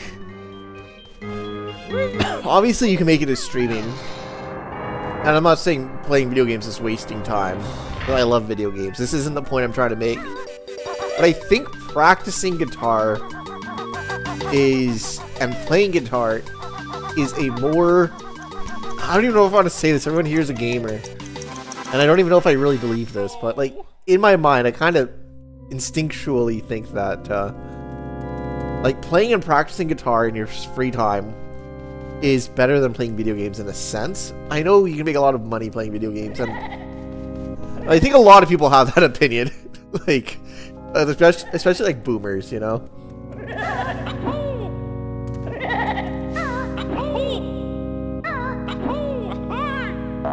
And I guess, like... yeah, I need to get a gold feather, whatever. We'll come back later.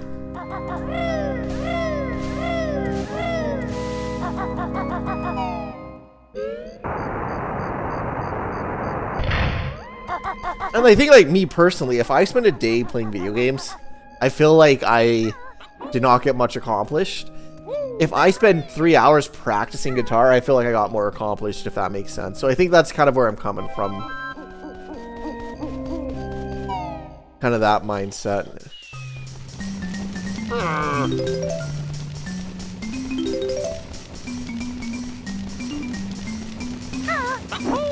And I think that mindset comes from, if you take music classes in high school, that's your, what am I trying to say here? That's your homework, you know? It's like, so I think that's where it comes from a lot, too.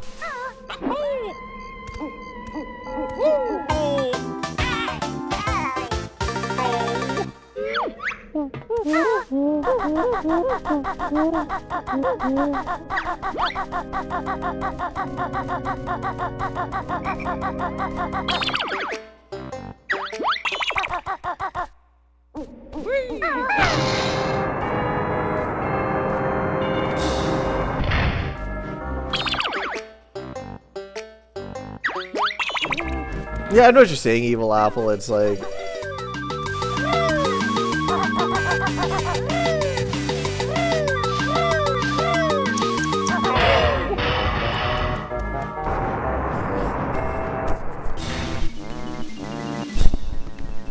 Alright. Oh, now this gate's not gonna be here. Now this gate's gonna be here, I mean. Or no, we're good.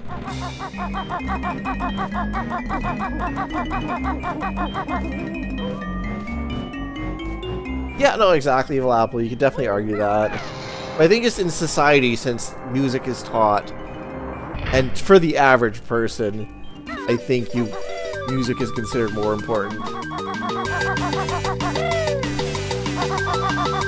Especially because it's taught in schools and stuff. But yeah, you are totally correct that you can argue any skill you learn that doesn't result in financial gain or personal fulfillment is worthless, yeah. So I do agree.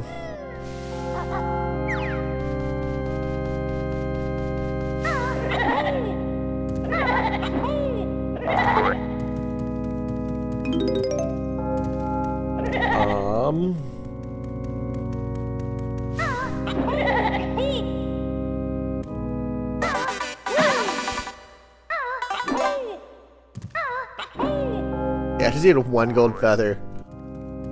Or whatever, I didn't waste that much time on it. I'm probably at, what, like 40 minutes here? Well, yeah, 42.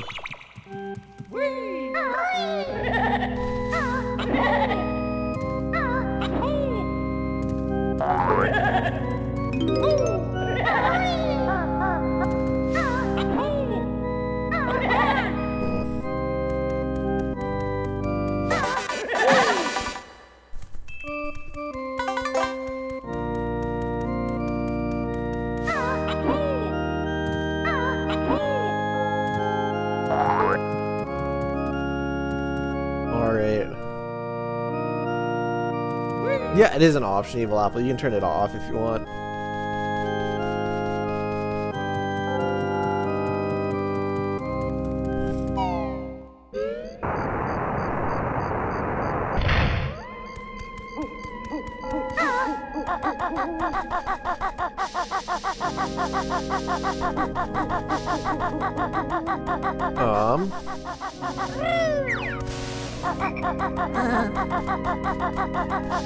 Alright, Mumbo, pumpkin stuff, and we're pretty much good.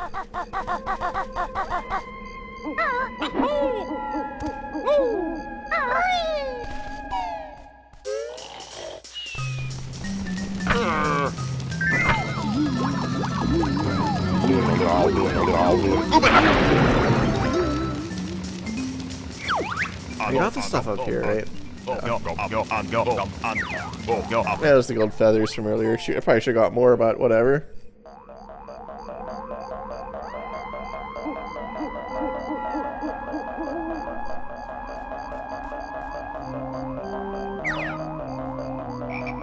Okay, so exiting, we got the Cheeto page, we got the pipe, we got the honeycomb. Shoot, we didn't break the window though. Frick, I should probably just transform back and break that windows, or those two windows. Yeah, it's me too, Mr. Don. Like, the Thunderstore page is going up pretty soon. And I think there will be a pretty active, like, modding scene. Maybe, like, as active, or maybe not as active as Majora's Mask, but at least, like, a fraction of Majora's Masks.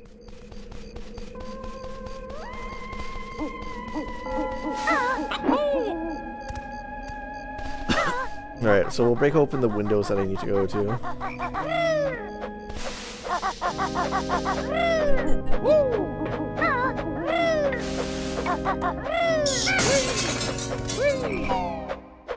There's two windows. This is Windows number 1.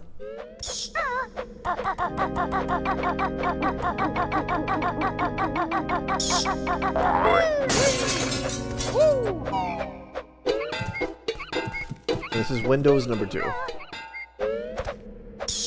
What if the Rare team takes this down? Rare is a lot better than Nintendo, so that would shock me. And plus, like, the recomp is, technically, recomps are completely, legal, I think. Because it doesn't use original ROM at all.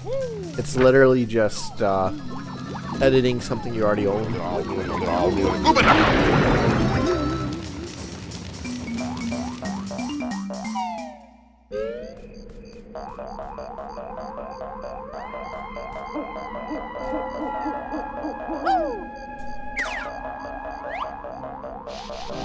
Alright, hopefully there isn't a gate here. That would suck. I think I gotta, like, go through the or actually, I gotta go down the pipe anyways, so it's like, there'll be a gate here. Alright, we're fine.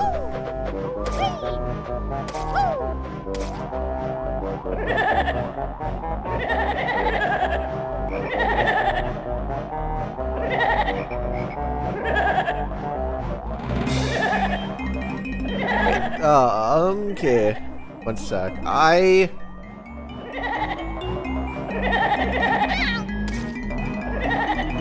need to remember how we get up there. I thought it was through that.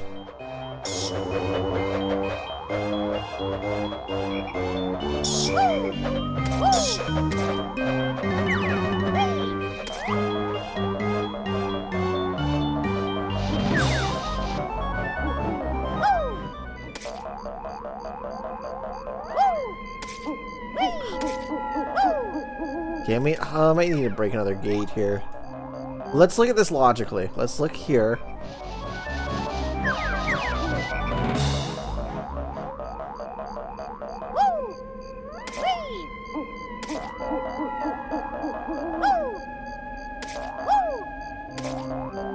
Oh, if we break that gate, nothing changes.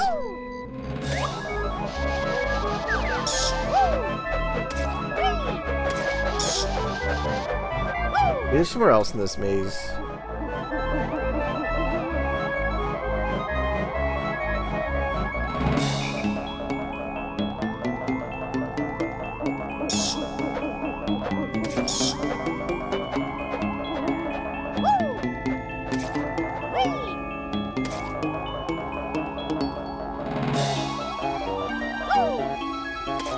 thought it was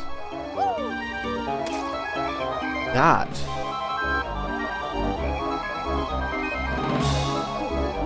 Here, one sec here.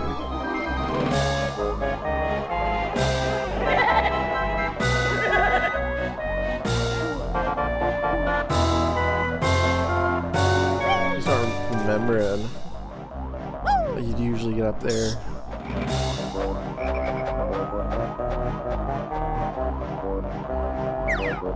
Oh wait.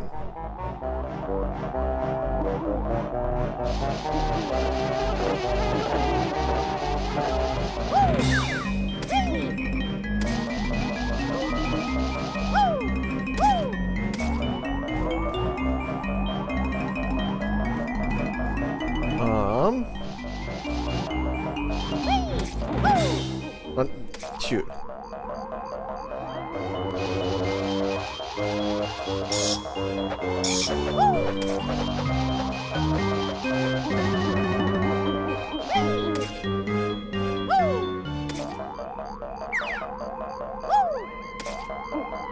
We go here.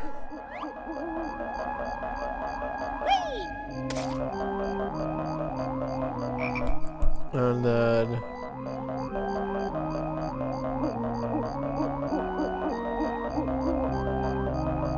I've done this many times, I just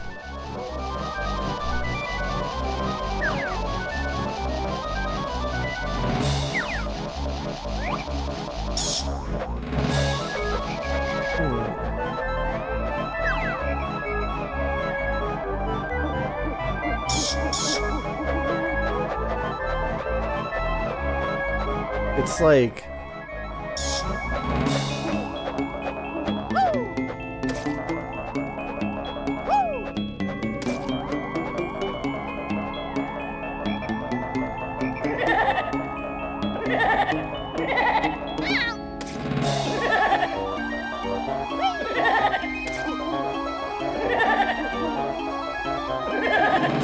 I might just swap back to Banjo really quick and then just like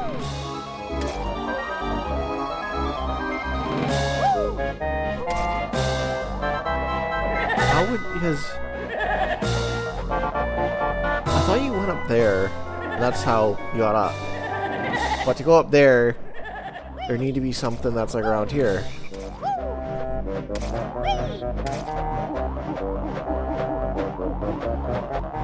How am I forgetting this bad?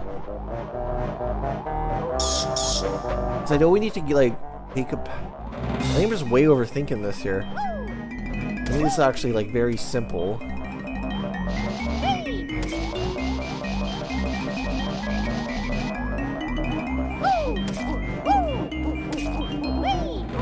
Something like that. Probably like.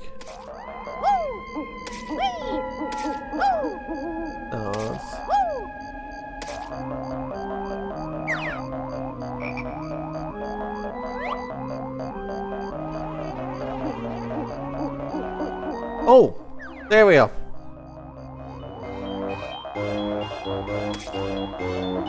That took me a while to find, but like, that doesn't seem that intuitive. Like,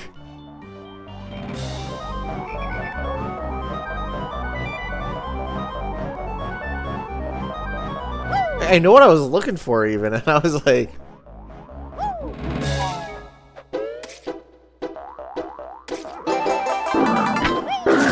is that the intended way to get up there?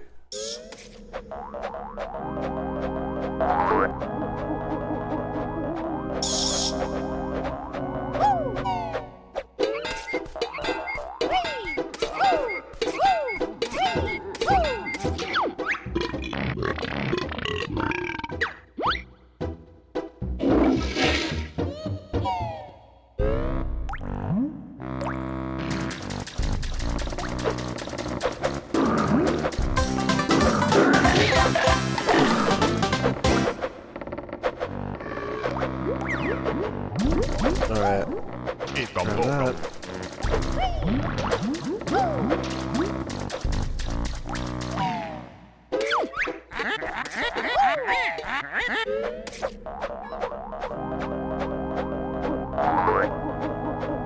Yeah, down the pipe.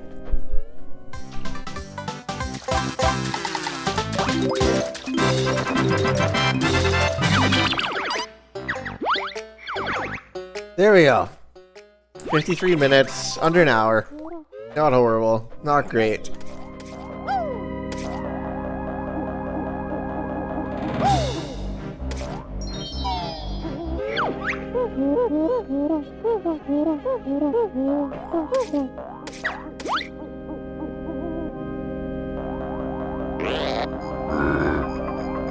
Okay, let's get the Cheeto page first, and then we'll get the water switch.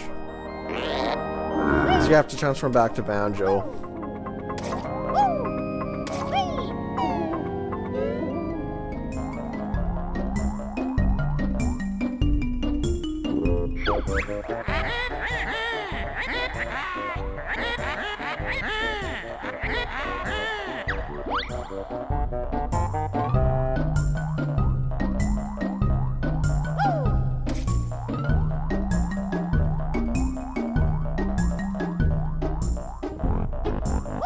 There we go.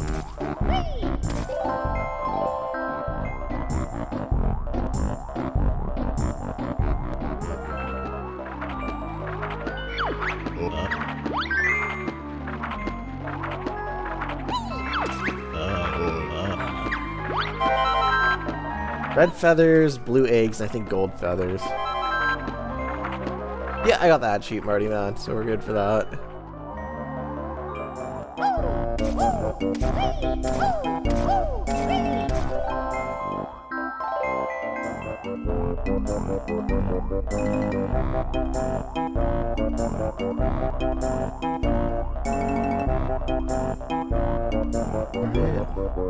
Alright, so now we'll raise the water, Rusty Bucket Bay, Click Clock Wood. It'll be good.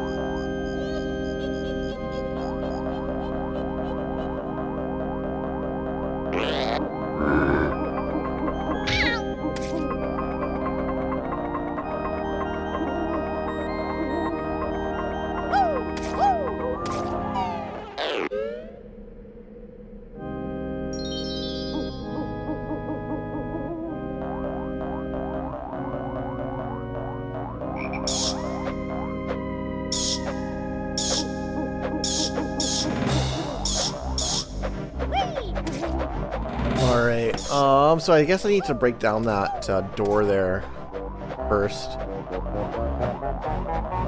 Then we'll be good.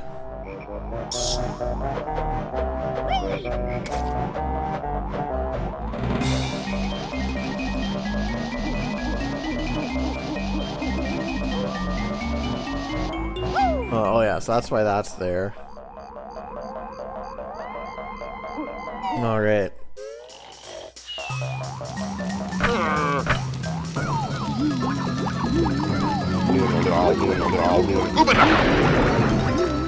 Cool.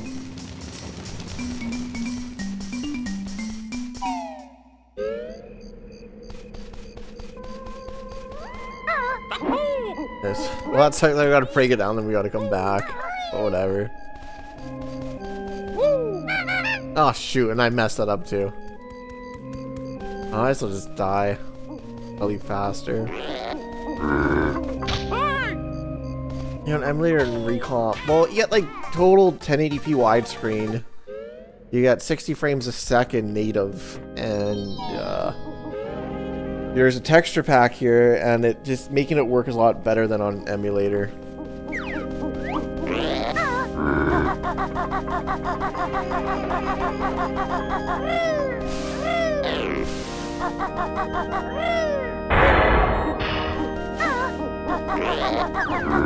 With like note saving, you can like adjust the audio levels. Like there's a free camera mode too.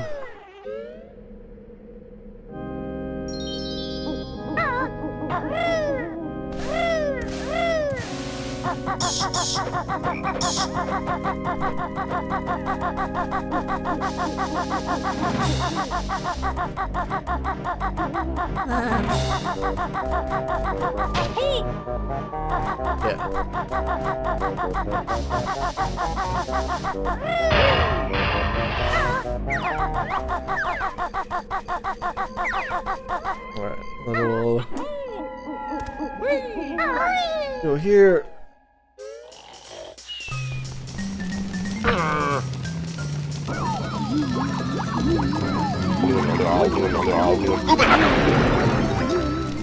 Can you add mods? If you look at the page that's in the description of my video, there will be a page about how to add mods with, yeah. It will be on one of the GitHubs that are linked in the description there. So you submit mods to a site called Thunderstore, and if they're approved, then they'll get on the site. And I think they approve most of them as long as they like work properly.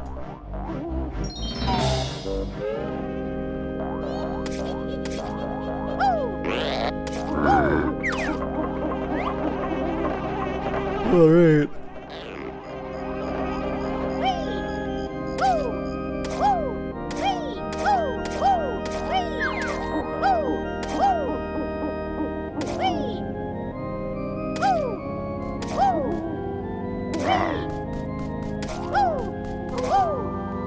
Cool. We're here. Where the 2D run ended. I find it so funny there's just a mumble here.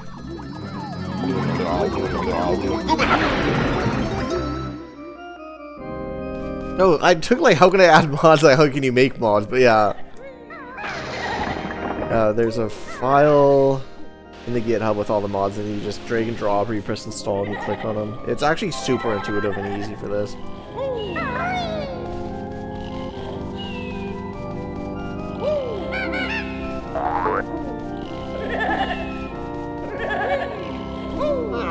Oh yeah, Boggy Station with the Turbo Trainers. Thank you, Marty man.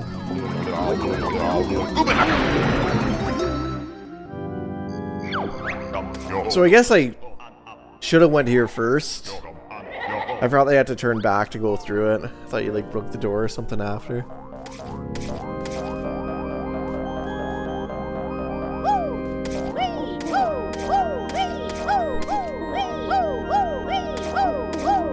Okay, 2 more levels. I mean, technically 3, because I gotta go back to do the boggy race, but...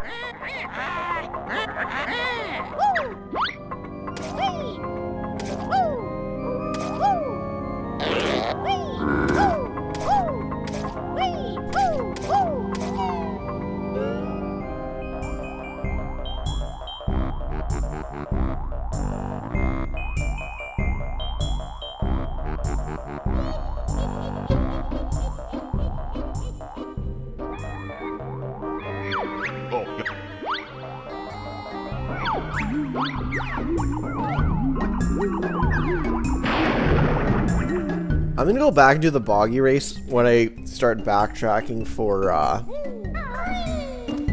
my Cheeto codes. So it's actually boggy race is right here. Okay, we'll do boggy race now actually.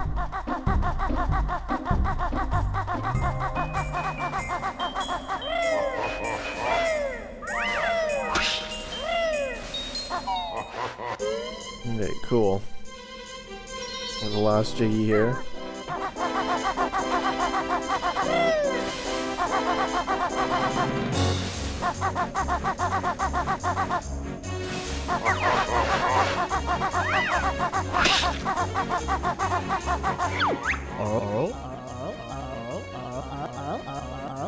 Yeah, actually, I saw something that they replaced the entrance to the Xbox sprite too. For this, I was like on a patch note or something. So you're right about that, Marty man. I think that's one of the few things that they replaced that wasn't the HUD. But like this texture mod's only on like version like 0.5, so I think they plan on doing a lot more with it in the future. Maybe. Don't quote me on that one. No, I did a randomizer of this one time, and they randomized the boggy flags, but the way they did it took me over 100 tries to beat boggy. Because like the way the flakes were randomized just made them like impossible with this rubber band.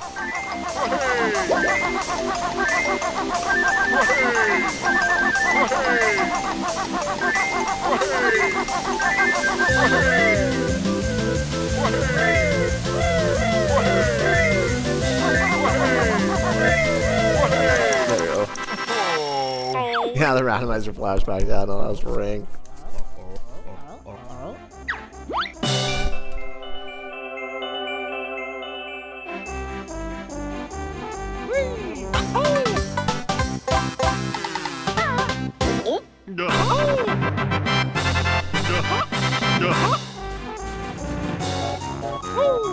Alright, cool.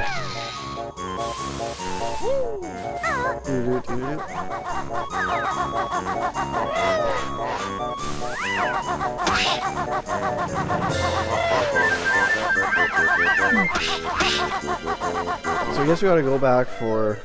Wait.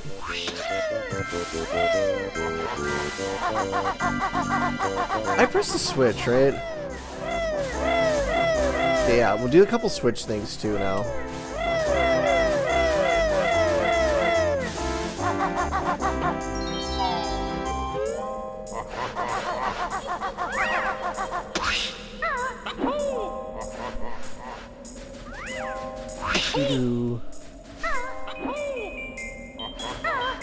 Right, yeah.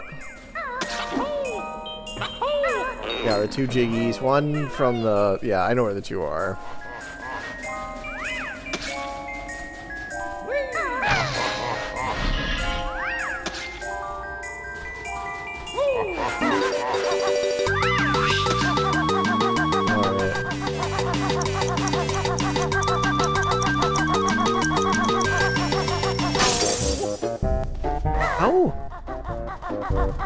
How's like that off?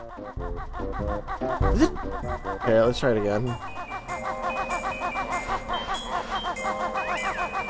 Maybe they messed up our...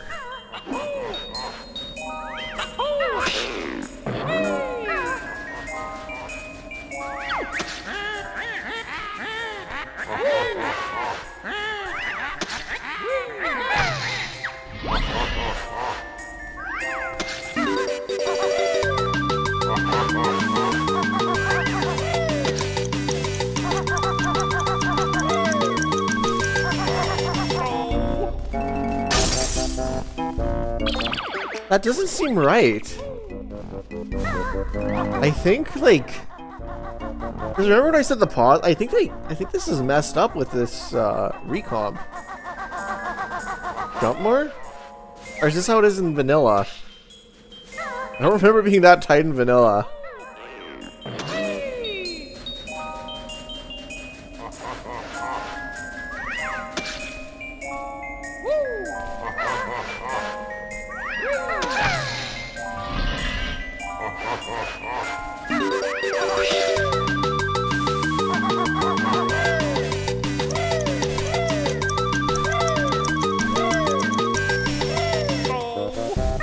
Okay, yeah. Okay, that's right.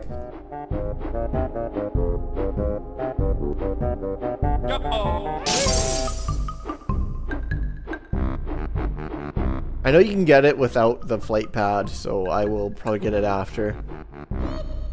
Yeah, no, it's normal. I just wasn't doing it right.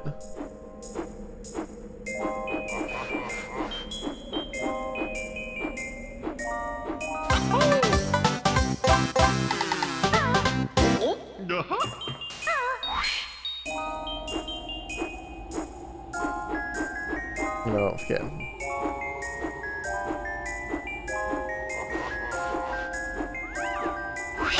Oh no, come on. Oh shoot. I mean, we can still get that without the light pad. There we go.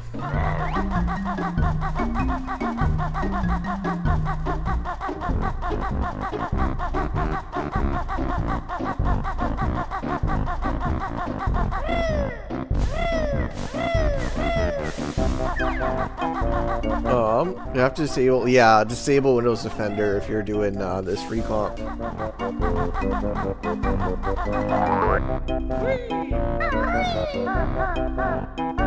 There we go.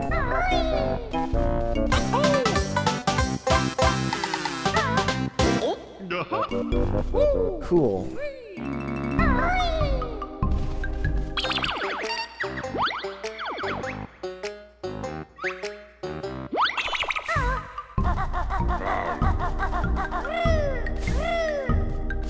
Alright, so now Rusty Bucket Bay. Or I might try to get the upgrade for feathers and eggs if I can do that now. I think I can.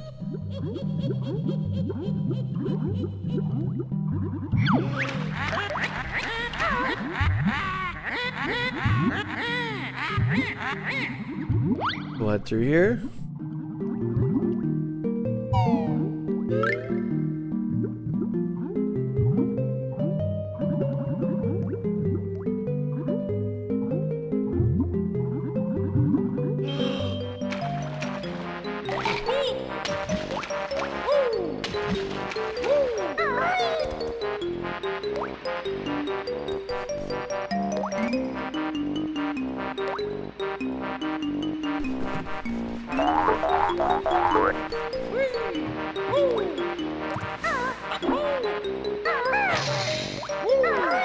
Okay,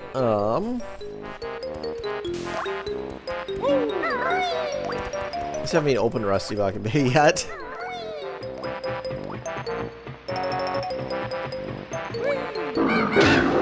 Oh yeah, but it's like, it has to do with the whole other Cheeto page too, so we can just do both those things now.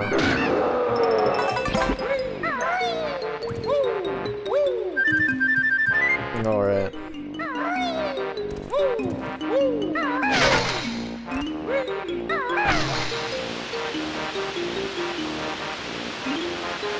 Got that.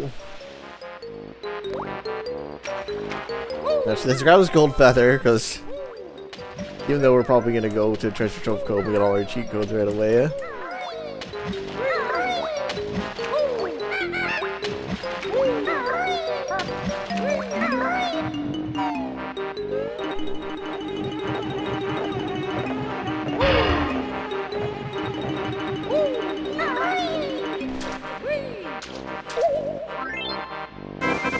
Wait. Yeah, we'll hit the other switch, of course.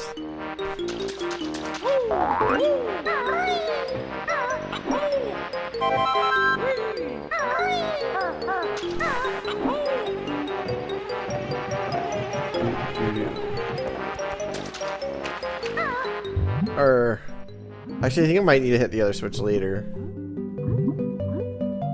This is... Oh, this serves no purpose. Yeah, the other switch is like... Oh, well, actually, I think we do the other switch right now. Because for Rusty Bucket Bay, it might be nice just to have 20 gold feathers, so it's like... What the fuck would before? I guess that makes sense a little bit. Let's get it over with. I didn't know you could do it in the other order.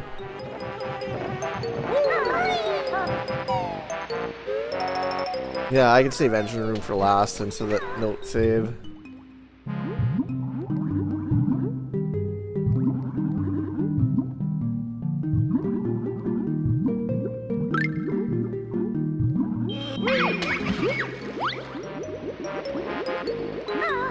Actually, I think that's the one that's in that room that's by Clinker's Cavern, maybe.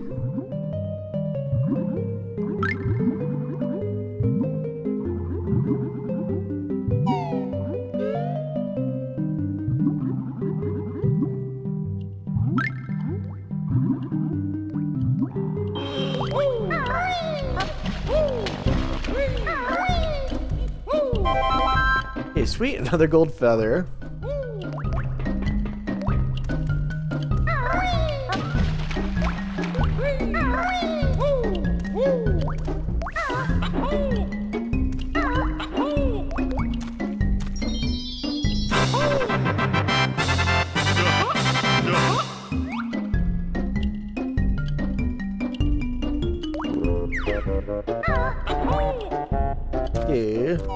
trying to forget how this works again.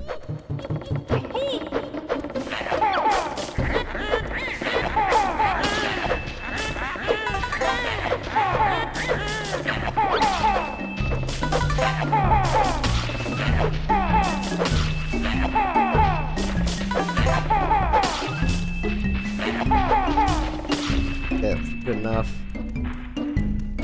Because now...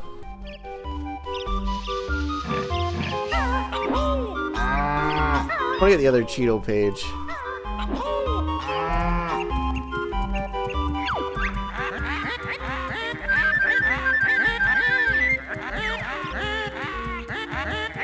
Oh yeah, you could easily do Click Clock Wood before, because over here is where the panel is or whatever.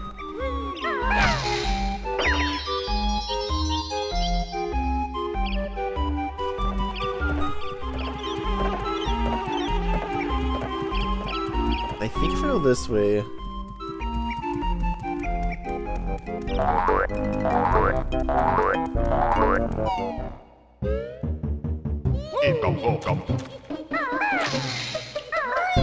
Shoot, no, no.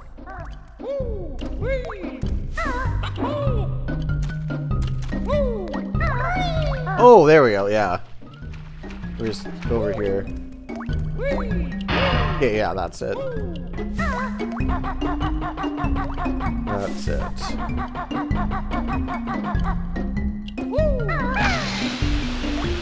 Alright, for the Cheeto page.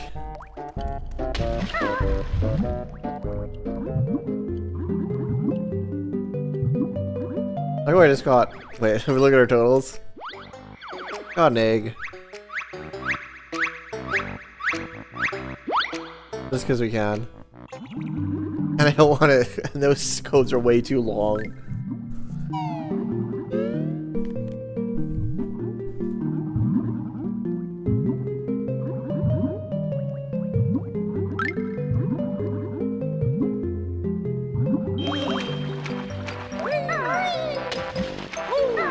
Shoot, nope.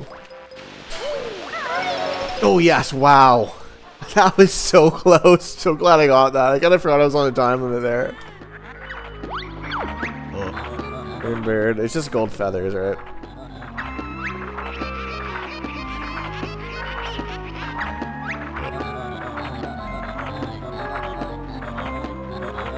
Gold feathers.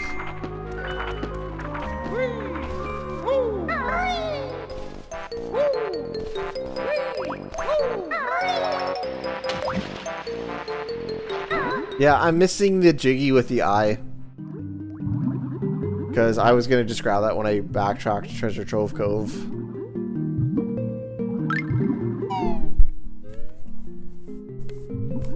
So I'm going to get that Jiggy right now.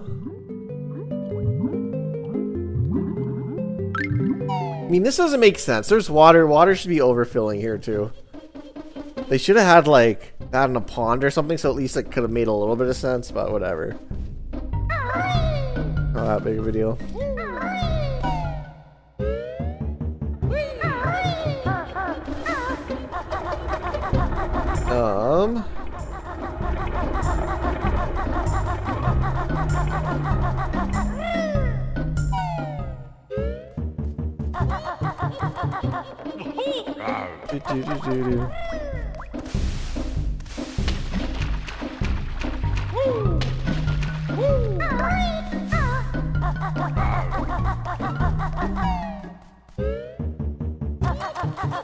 Wait, we should have enough for Click Clock Wood, I think. If I trust chat, then we should.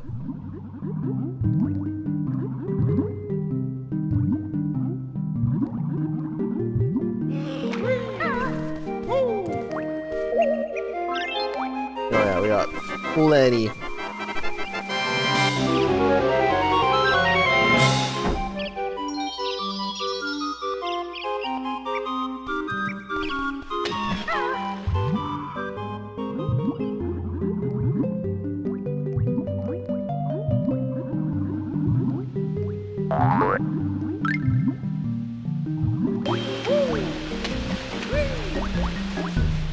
Oh yeah, Treasure Trove Cove, here we come.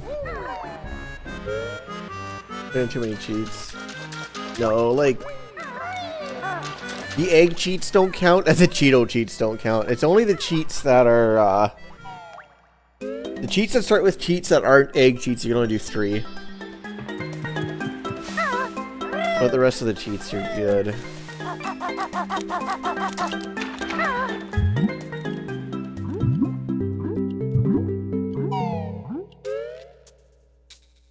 Oh yeah, I gotta drain it again.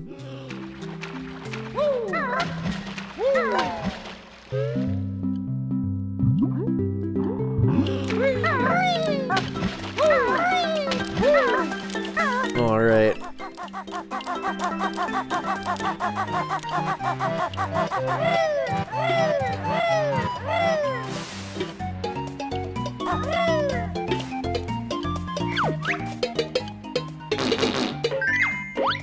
Exactly, Marty Man, yeah.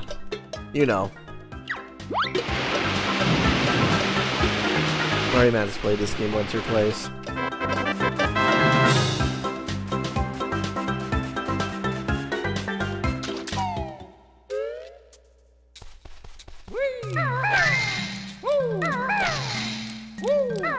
Wait, what am I doing? Why am I spelling Banjo-Kazooie? Okay, one sec. Let me go back in here. Mine went straight to... Let's get this jiggy. Okay. Red feathers, gold feathers.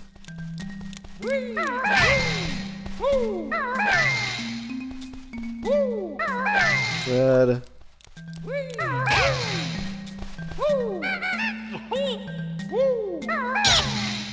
Okay, hopefully that didn't count. Okay, I think I've met RE.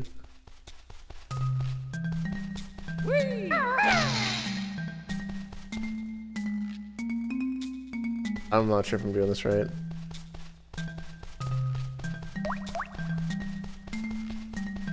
Probably fine.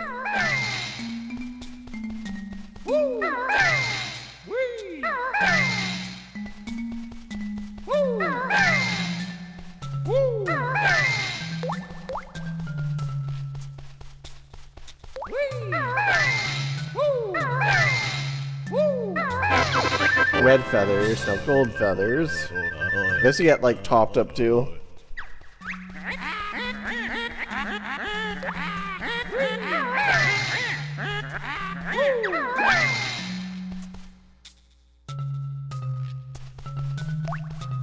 An I or an L? Or no, that's an I.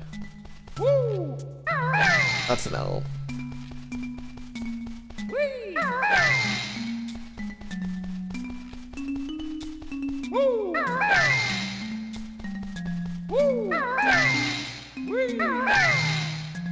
Feathers.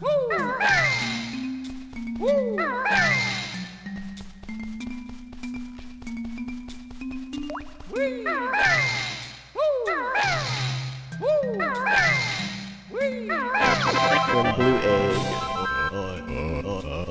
It's funny that like all these 3 cheats are probably as long as one stop and swap egg cheat, you know?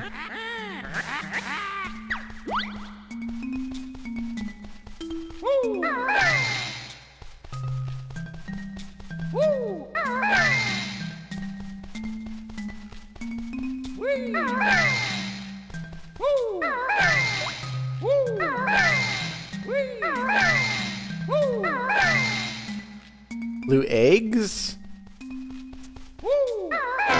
There we go.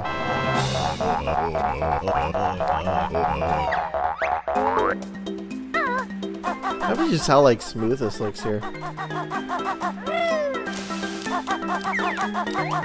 Alright, 2 levels left. Oh, plus let's make sure we hit the eye.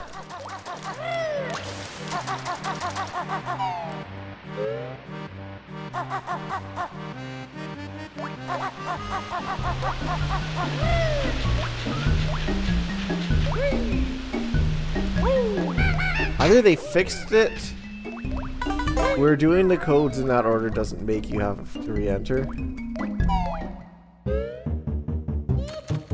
Not too sure what you're talking about, Marty, man. There we go. Nice, we're pushed in. I'll be right back. Just be a sec.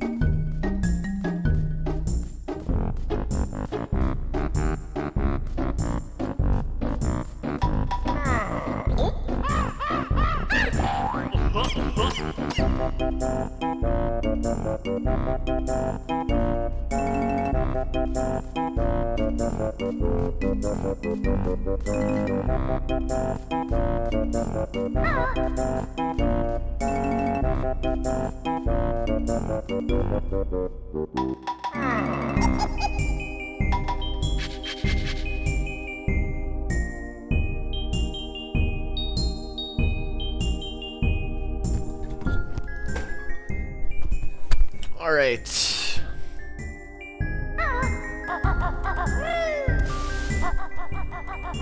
The chair blends into the corner. Oh, probably just because it's like black and black.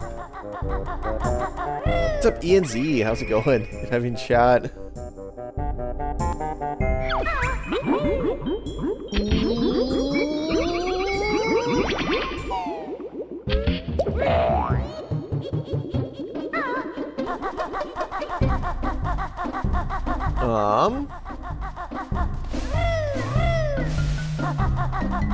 Yeah, let's go to RBB. RBB. It sounds like an insurance company. Regan, Garrett, and Garrison.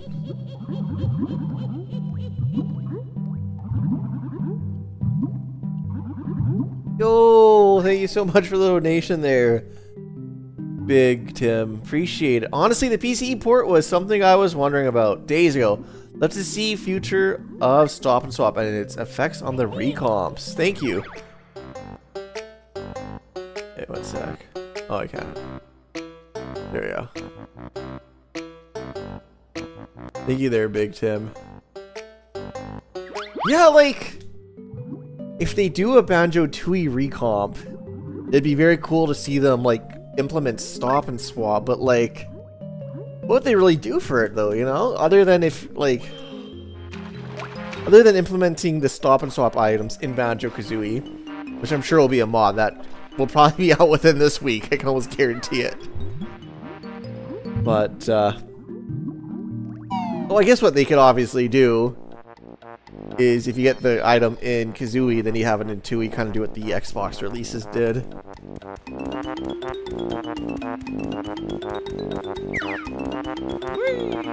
Alright, well, at least I don't have to worry about eggs. Or not eggs, notes. I don't have to worry about eggs, I got 200 eggs.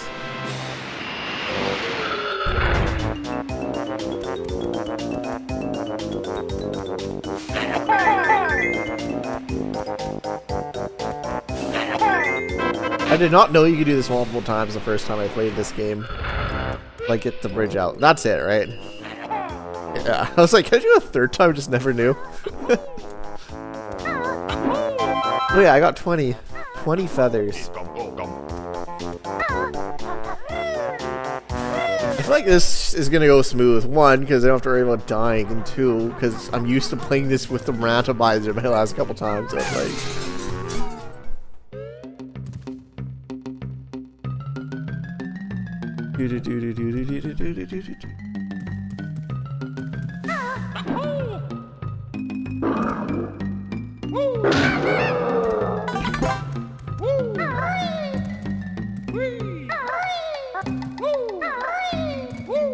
Alright. Wait. Yeah, I can play this somewhat normally. I'm so used to, like, playing this in the randomizer where I have to worry about every single, like, nook and cranny of every area. But, like, the Banjo-Kazooie developers only put notes where the camera can see it. I don't have to look at every nook and cranny like the randomizer. I need to get it in my head, because it's like...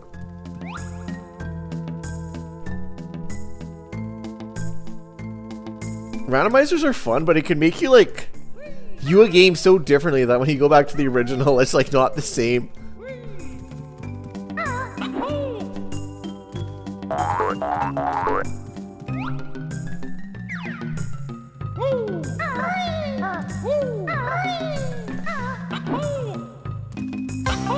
There we go.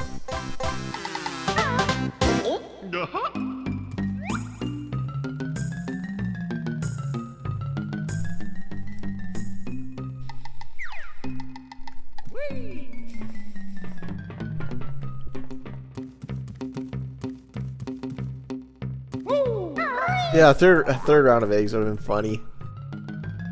It's time to get out.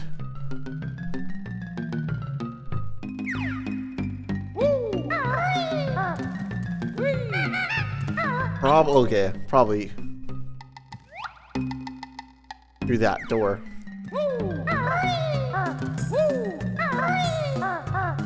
I almost was like, there's no way to get out of here. Figured out pretty quick. Stuck here forever.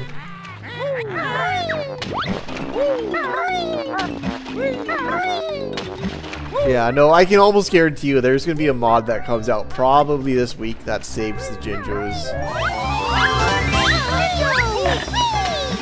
Really, I'm sure it's like...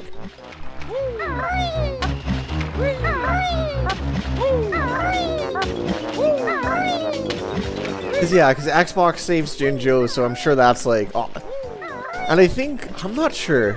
If somebody knows more about Majora's Mask Recomp, let me know. Do the real popular mods that are kind of quality of life changes just end up being a part of the regular game settings? Is that a thing that Majora's Mask Recomp has been doing? Like, what I'm trying to say is... If somebody makes a mod with Jinjo saving, people in chat that know more about the recomps than me, will Jinjo saving end up being like one of these options because it's so like integral to the game? Or will it end up just being a mod, do you guys think?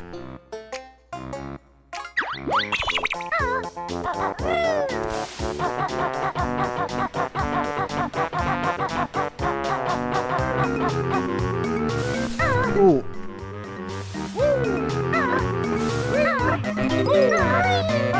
Okay,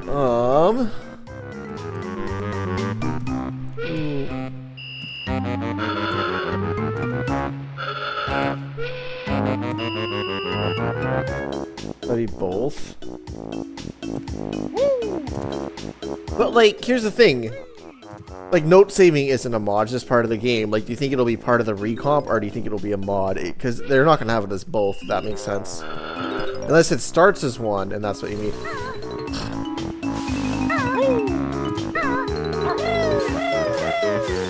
No. Let's go in the hole. Should we go in the hole? Yeah, because then we go up the ladder after.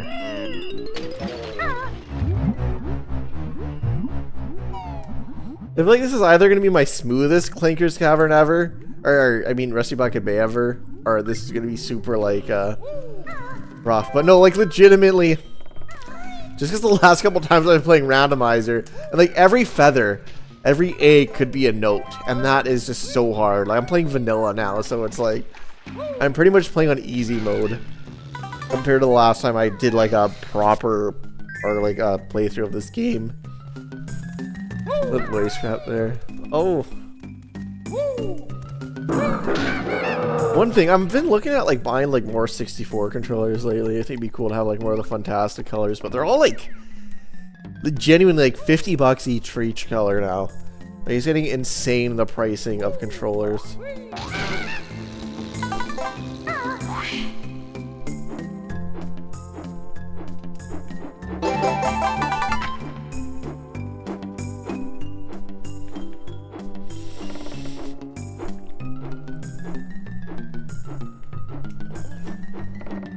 Okay, well, they're not going to make you get stuck if you're out of feathers, so to get out, it's probably a hole over here, because we came in through a hole.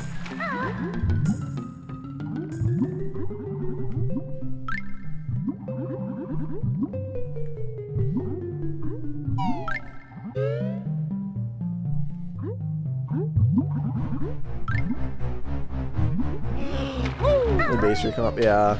I know, that's fair, Adam.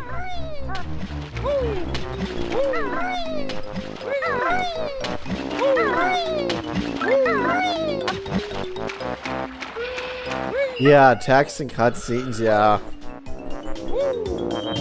You know, my roommate's playing through Majora's Mask right now. They are very close to going to Stone Tower Temple. But once they're done Majora's Mask, they want to try a randomizer of Majora's Mask. So I was telling them about it. I'm like I keep it somewhat simple. Like, I'd like maybe do only chests for your first one. You can do more if you want, but randomizers are so difficult. Like for instance, in that room with that honeycomb, every single feather or egg in there could have been a note. So it's kind of like.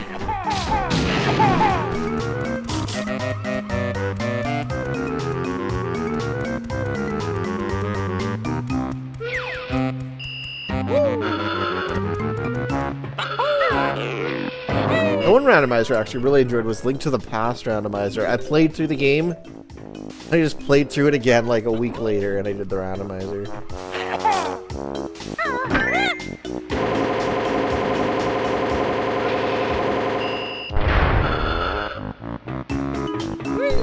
Oh, 14 seconds left.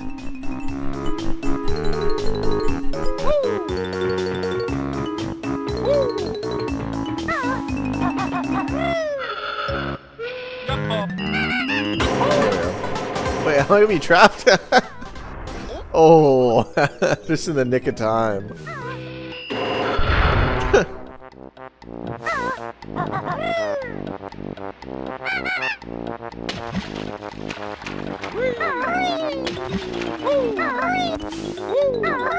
Gotcha, yeah.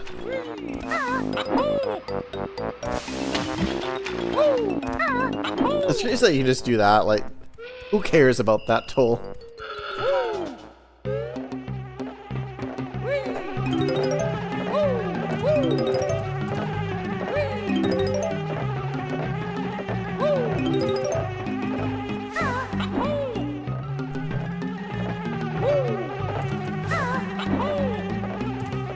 I think I got Banjo-Kazooie pretty similar time to when I got Ocarina of Time. When I got Ocarina of Time initially, I think I've told the story before, but I didn't care for it that much. Like, I did not play through the whole game. But I played Majora's Mask first, so my mind was kind of there, and that game is so long. And I ended up getting Ocarina of Time for the 3DS, and I played through that, and then I played through it Master Quest 2. But I think part of that was just like the 3DS did not have many good games out, and I wanted something to play on my 3DS. And I think the 3DS did fix a lot of problems that the original had, like the water temple, like the hover boots is now an item instead of a equipped region slot. It's like stuff like that. Is that why it was A rank? That is why, Homicide. When I played Ocarina of Time for the first time, I didn't want to beat it. I gave up on it. And I think any game I gave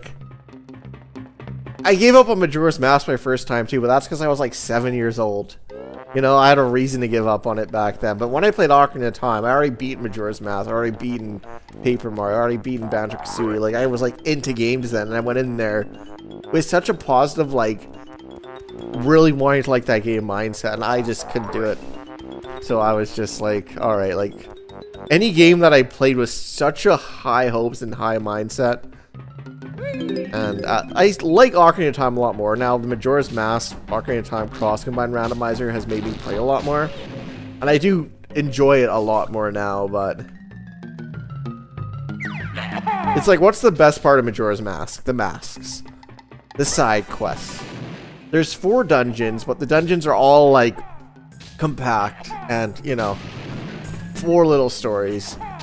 Then you look at Ocarina of Time. There's no masks in there. Well, actually, there is masks in Ocarina of Time, but the masks don't do anything, you know?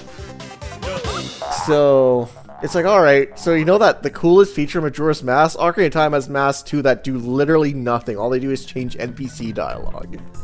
Right? And then it's like, okay. I know there was 4 dungeons in Majora's Mask, but now there's like, what, 11 dungeons in Ocarina of Time? And there's like barely any side quests? I don't know. I'm obviously super biased because I played Majora's Mask first, but if the Archipelago mods come up for this game, you're gonna play it alongside Tui. Like, it would be cool. But Tui is such a big randomizer, too. And I just feel like doing both, like...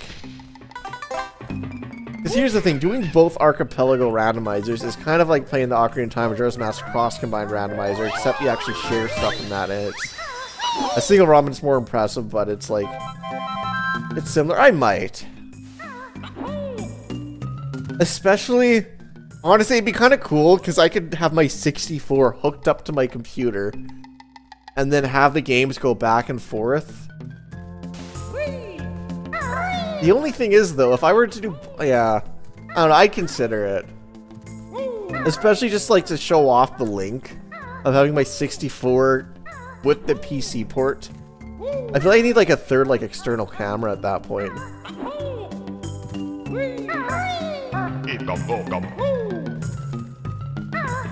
Are custom models possible in this? That's a good question. Winged?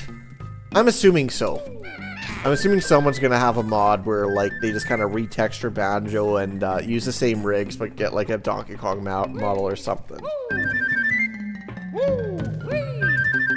Like, because the Majora's Mask recomp has a bunch of custom models, so I think it'd probably be easier to make a custom model in this recomp than, you know, what they have right now. I guess this game is decompiled too, but I think it's easier to make mods on the recomp than even the decompiled game. I could totally be wrong though, like, don't quote me on any of this.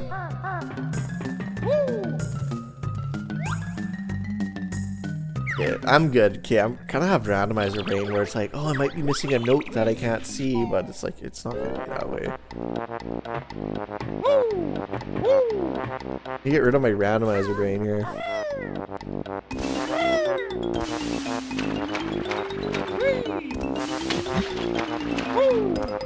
Another quote, not quoted. Yeah, someone's gonna have to compile all these. Somebody should compile all these. And there'd be like percentage of times that I've been right. Like, I guess some of this stuff's subjective, but.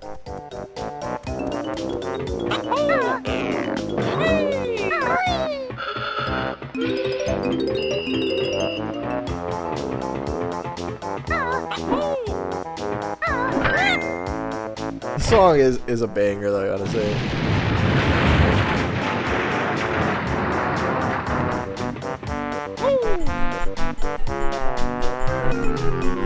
Don't go in so you can phrase, yeah. Not wrong, you can see.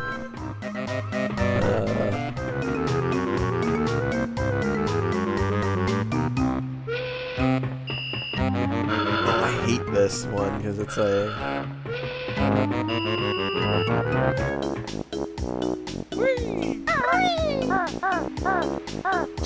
I knew it. Okay, amount of times I've missed that. Like, here's the thing about Banjo-Kazooie. This AA move is useless. A-beat is almost better in every circumstance. It attacks, I swear it goes farther. Like, this move is, like, useless.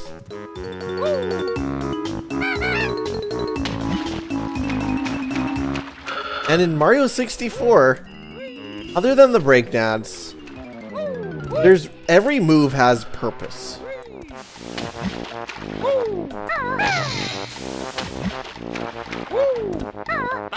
You know. And the breakdance, it's a stationary move anyways.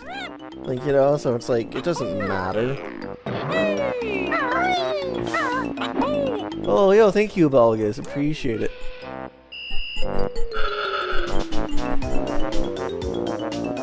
What? Oh, one sec.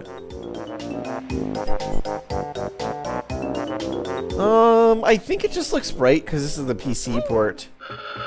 And I don't know. Like, the colors pop. It looks like well saturated. Grunty's Revenge, yep. Archipelago. Oh yeah, all three of them. Does Grunty's Revenge have an archipelago, Marty man? They're emptying all the grocery shelves because they're freezing. Is that a joke I'm not getting? I feel like that's a joke I'm not getting.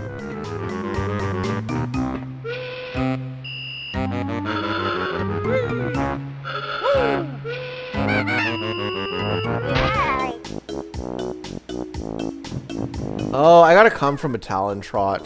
1000%. I don't know why I'm just jumping dry right now.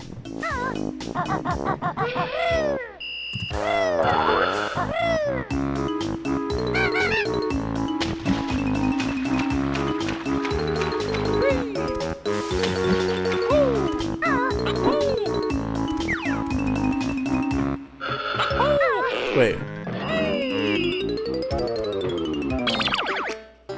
Wait, sorry, one sec.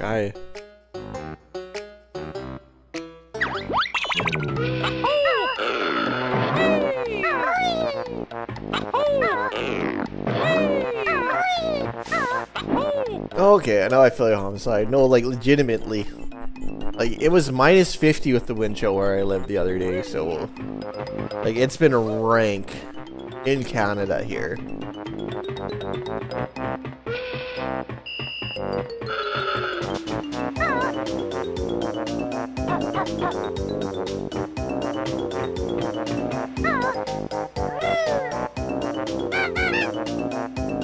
Really? Okay.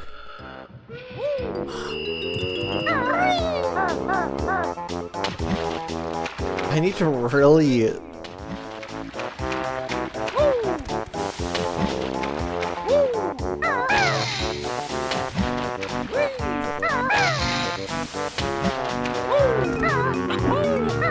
No, I didn't mean to do that. Yeah, whatever.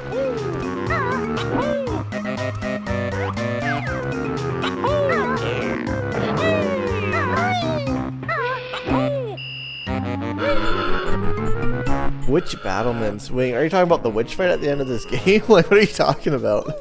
Chad, every question Chad's been asking me has just been confusing me.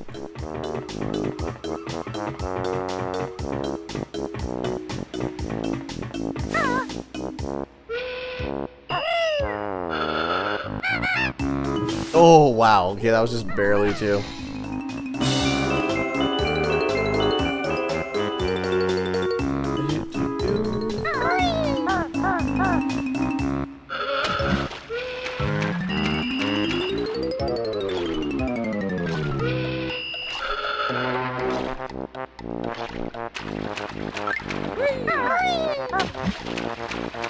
Oh, how good am I? I'm pretty bad at the witch fight.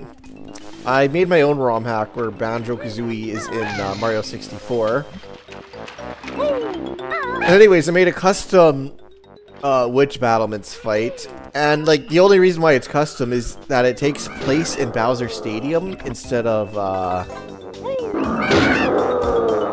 the witch battlement arena, I guess. But anyways, there's been many times where I'm like showcasing my own ROM hack where I can't beat Grunty, so I'm pretty bad at the boss fight. Say that.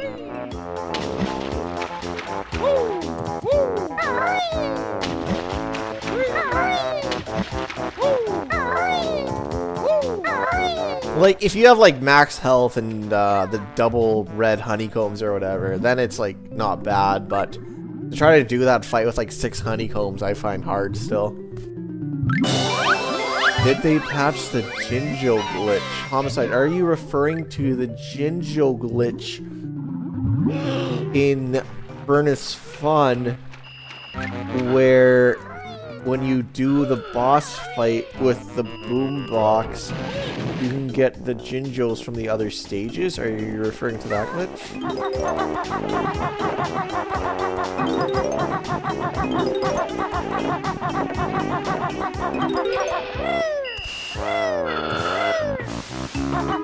Yeah, when I was doing Banjo-Kazooie... Oh, thank you, Marty, man. Oh, shoot. I think I've been very used to... Yeah, that's the second time I've left a Jiggy.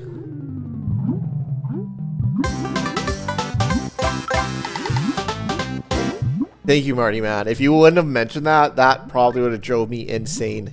Because I don't think I would have remembered that.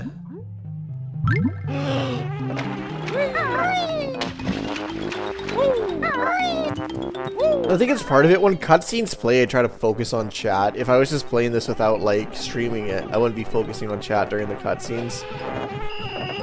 Yeah, now I can die with 0 consequences. Actually, no, you're probably right. The only consequence I'd have is the windows that I broke would be reopened. So I couldn't use that as a reference of places I've been before. That would be a minor consequence.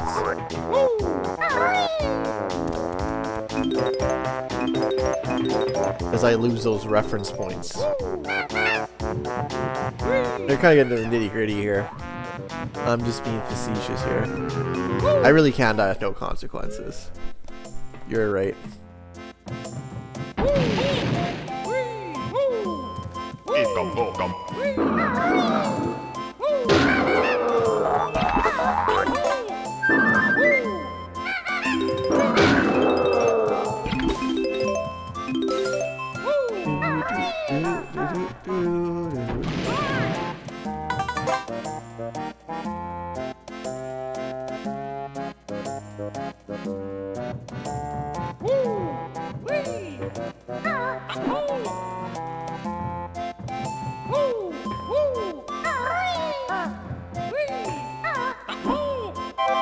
Oh, nice. Gold feather. Okay.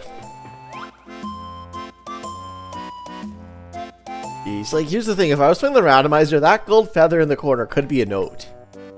So, like, it's crazy how, like,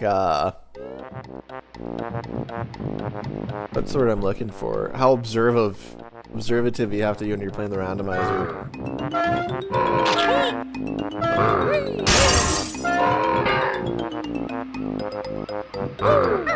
I remember I spent so long in that specific spot where that vent guy was. You could like glitch out as the beat. It took me forever to like learn that glitch.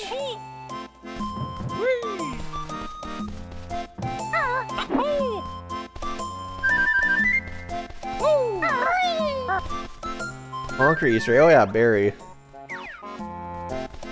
Is that where the wait, or no, this isn't the place where the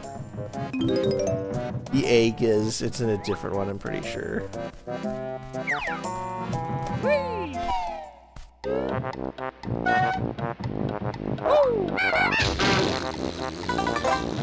Three, 1, 2, 1, 1, 1. I'm gonna take a picture of this, because I definitely did not remember that.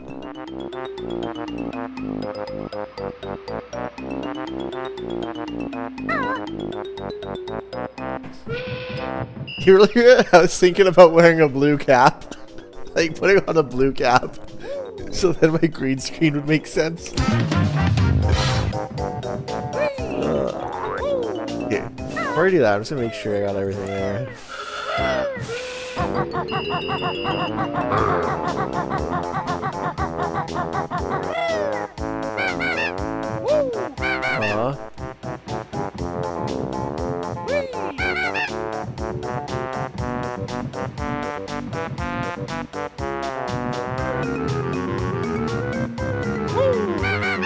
There's some gold.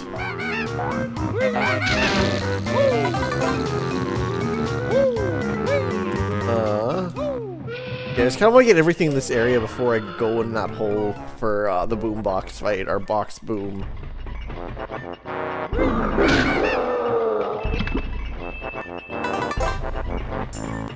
Oh yeah, I guess Conkers is rare, so why would they have changed it? They might have changed it to something cooler.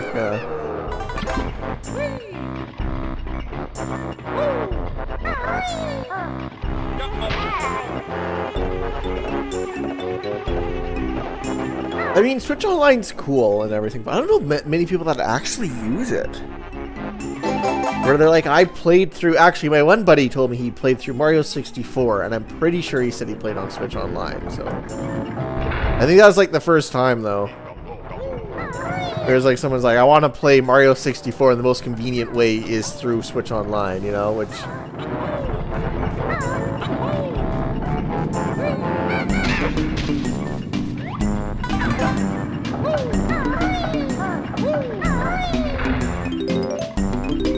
this engine room. I made a video about Banjo-Kazooie transformations, and in Rusty Bucket Bay, there's a thing called Demo DC Adventure. And this is like the stage where they do it on because it's very easy to fall off, but you can do it in the PAL version because in PAL they sped up Banjo's movement because PAL runs at 50 Hz compared to 60 Hz. But I'm probably making no sense unless anybody's seen my video.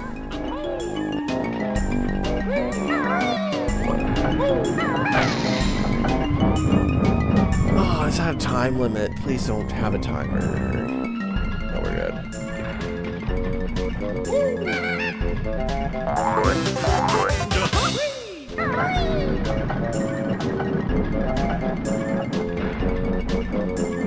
Like okay, I'm probably gonna jinx this, but I swear the engine room's easier now because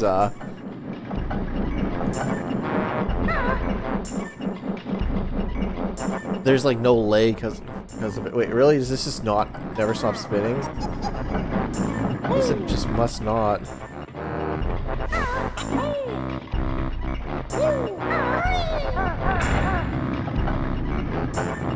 You sold your Switch. Switch first. Oh, okay. Probably on the other side. Unless I just missed it. What? Wait, I got all the Jinjos, so we're free.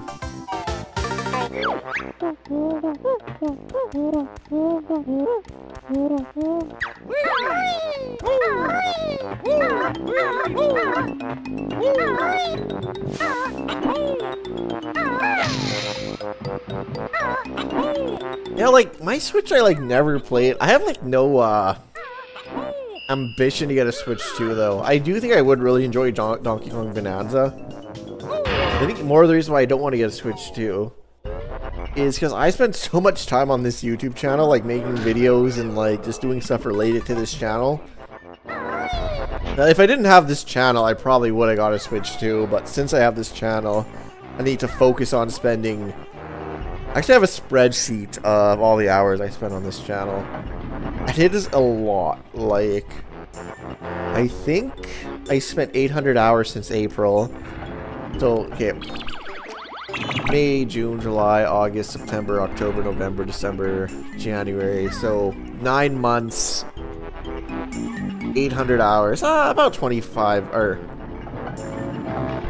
Yeah, that's almost 100 hours a month, so about 25 hours a week, which I guess isn't that much. Because I do have, like, kind of a... Like, I work, 32 hours a week at my job, which is, pretty much full-time, but not really.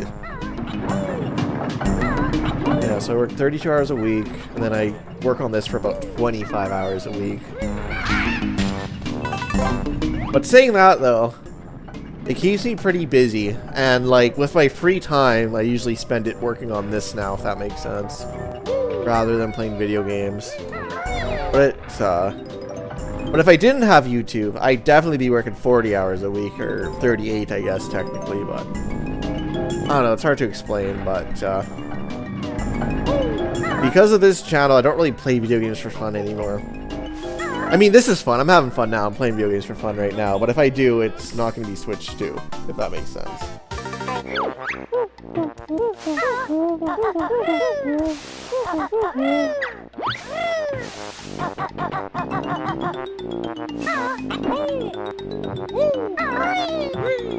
Sorry, I'm telling the story. I wasn't locked in at all there. I need to lock in for this. It's engine room.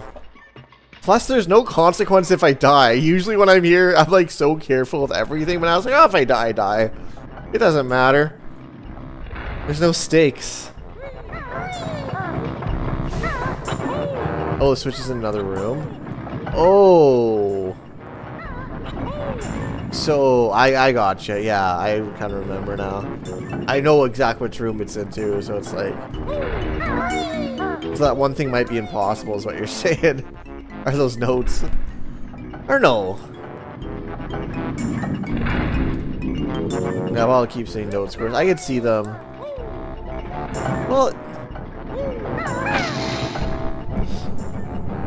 it still, like, kind of makes sense.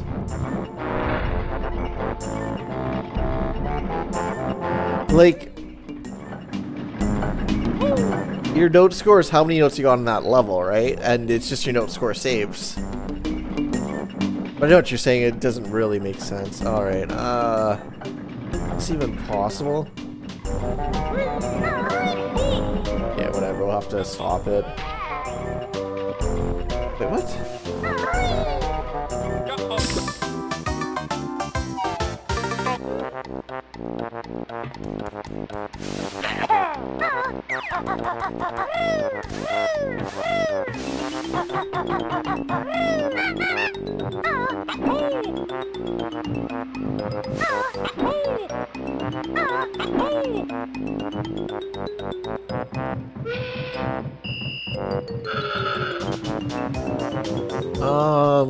I just gotta hit that one switch, I'm pretty sure.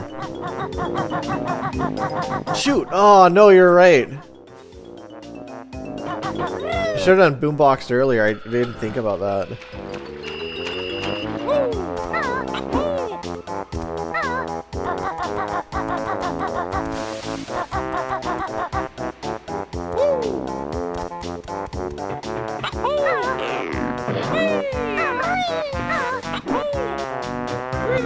Okay, it'd be like if you got the 4th star in Bob-omb Battlefield, right? And then Toad went to, he's like, congratulations on getting 4 stars in Bob-omb Battlefield. That's the best you've done for this level.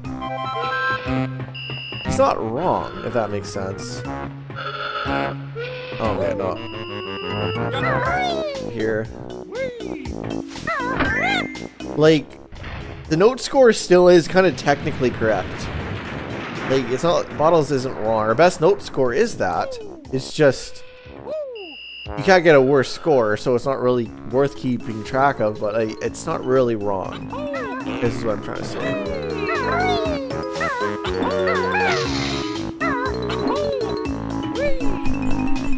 Display the lives in double digits.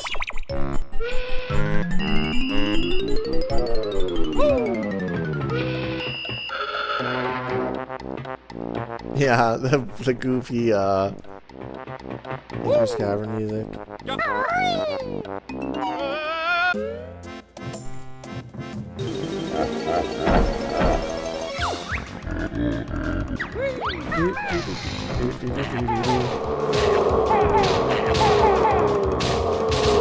Like, when I was watching that, like, stop and swap video, apparently each stop and swap egg was meant for a different game. And they had, like for instance, when it crossed with Banjo-Kazooie or Donkey Kong 64, they were going to model the Donkey Kong 64 areas they were going to model the Banjo-Kazooie area in Donkey Kong 64 to make it look like seamless, you know? Like, they would have modeled, like, the Freeze Easy Peak Ice Key and stuff, I don't know. Like, what Stop and Swap could have been would have been so cool. But here's the thing. Okay, let's take an alternate timeline. Would you guys rather have Stop and Swap or Conker's Bad Fur Day instead of 12 Tales? Like, I think we live in the better timeline of the two. Because there's a reality where Conker's Bad Fur Day was a concept, but they reverted back to 12 Tales because of Nintendo. And then everyone's like, wow, 12 Tales could have been this dirty, raunchy game. What could have been, you know? Like, so, if you know what I'm saying, like, so, I think this is, like, the better reality that we live in. Not that one could happen and the other couldn't, but, in all the areas of what ifs, the fact that we ended up with Conker's Bad Fur Day by Rare, I think we live in a pretty good timeline.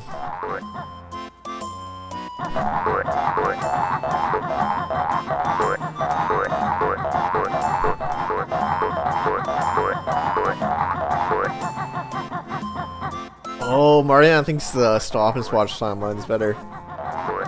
Here's the thing, having Donkey Kong and Banjo-Tooie multiplayer and the eggs working flawlessly, like, I get it, like, it would have been cool.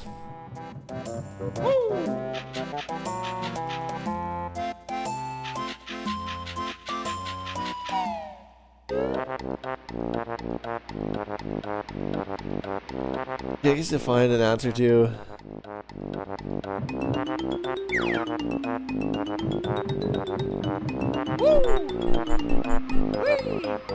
Yeah, the timeline where Nintendo bought Rare. Here's the thing, like that timeline.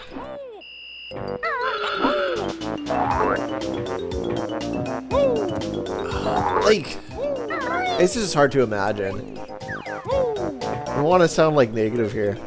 But if Nintendo would have bought Rare instead of Microsoft, which would have made more sense, like all Rare's games were with Nintendo, like Rare made the Donkey Kong Country series. Like Nintendo buying Rare is the logical decision.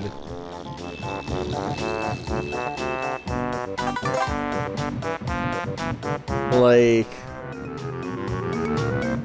Dinosaur, or I don't know. Well, you like the Game Boy Advance wouldn't have been different. Pilot and what's it called? Grunty's Revenge would have been the same. The Game Boy Advance timeline wouldn't have changed. The GameCube timeline would have changed, and the GameCube timeline would have got Donkey Kong Racing. And like people look at Donkey Kong Barrel Blast. How many people talk about that game? I mean, Rare would have made Donkey Kong Racing. It probably would have been better than Barrel Blast. That demo does look good. We would have got Donkey Kong Racing. They made what? Not Ghosts and Goblins, Ghouls and what's that game they made for the Xbox that has the ghouls and stuff in it? Grabbed by the Ghouls. Thank you, Dylan Yoshi. Yeah, grabbed by the Ghouls. So, Grabbed by the Ghouls would have came out for GameCube, right? Cool. We would have got Donkey Kong Racing, which in my opinion could have been a Donkey Kong Barrel Blast-esque game. Like, it's not guaranteed to be great.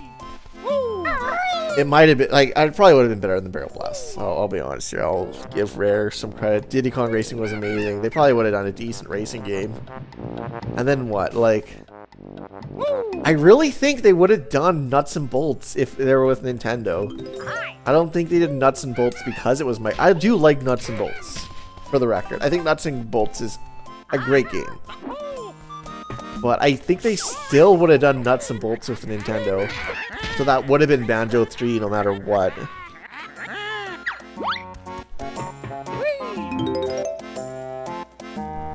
Grabbed by the Ghoulie. Yeah, it probably would have. Because I think GameCube sold better than Xbox for one. And I think Grabbed by the Ghoulies is kind of like a more kiddish game, right? And that's where the GameCube audience. People that play that bought Xboxes want to play online Halo. So like, yeah. I agree with that for sure. I know nothing about Grabbed by the Ghoulies. I didn't even know the game's name.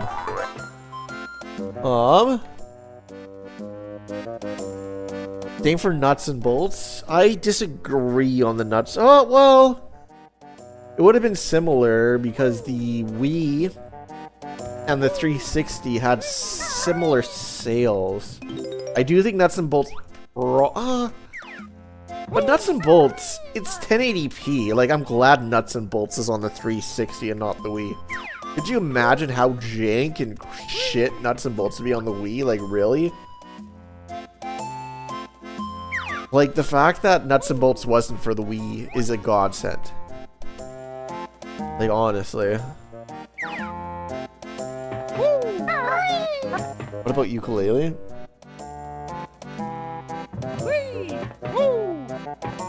First playing, yeah. That's funny if I play one of these days. Okay, I gotta go to the bathroom right back. I play Ukulele.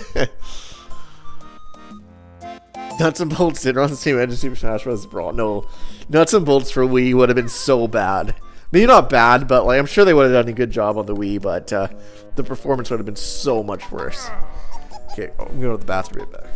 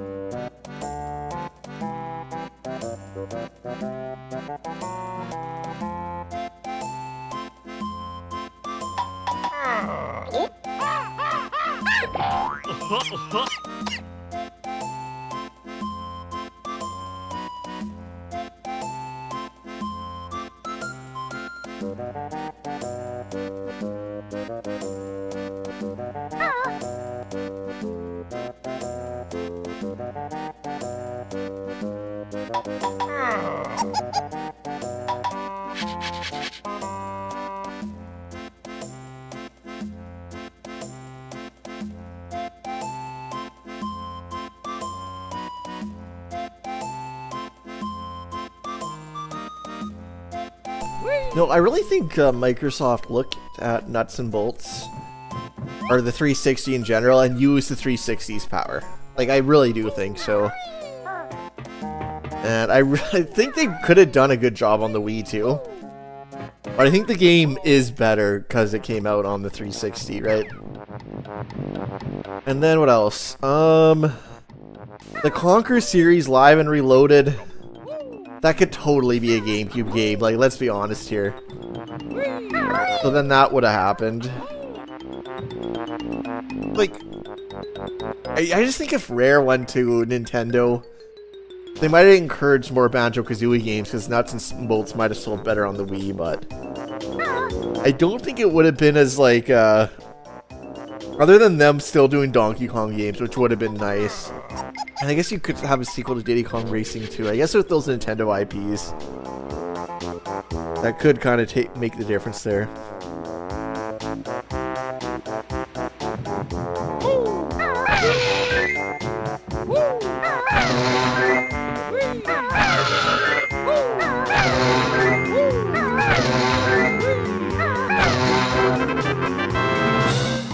I agree, Sean. But with Nuts and Bolts per se, I think that game definitely was benefited being on the 360 instead of the Wii. I think Rare would have still had the Nuts and Bolts idea if they were with Nintendo. And I do think Nuts and Bolts is a great game. I'm like, it's not like a bad thing per se.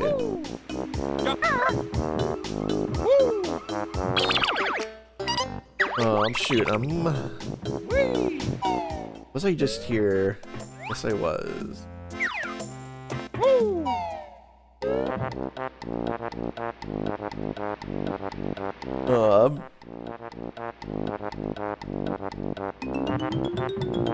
Yeah, no, you're probably right, Dylan. Maybe not today, but until today, yeah. I feel like they probably would have got rid of Grant the same way they got rid of Charles at the same time. But yeah, probably until then. I feel like Grant and Charles would have been like, you know what I'm saying? Yeah.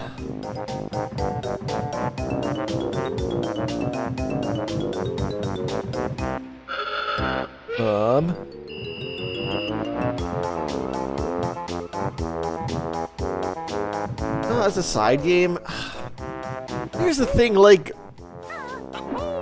I think they kind of have to. Like, it didn't have a side game budget, though. Nuts and Bolts had the budget and the scope as the same thing as Banjo 3.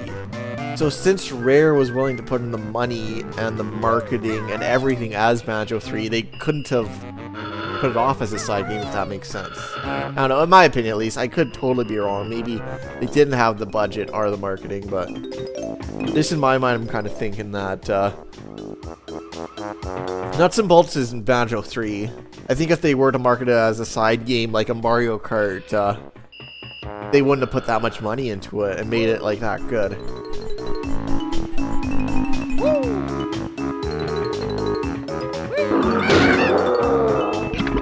You know, I do really like Nuts and Bolts, and I think the 360, it's 1080p and it looks great to this day. I think Nuts and Bolts holds up. I think the vehicle creation is really cool. I am very happy with Nuts and Bolts being Banjo 3 in my mind. I think the people that complain about it, they're looking for another platformer, and they didn't get that, which is completely fair.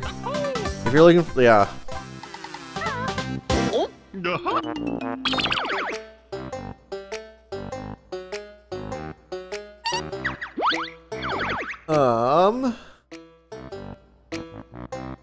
the Jinjos. We're missing a bunch of notes.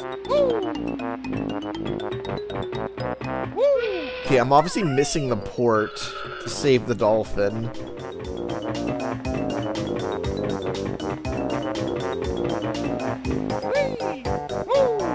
I think I just kind of gotta go around and wait.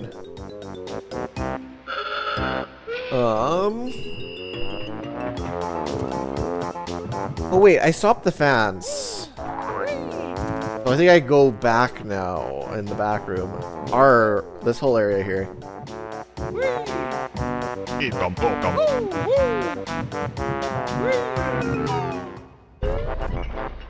Oh, here we go.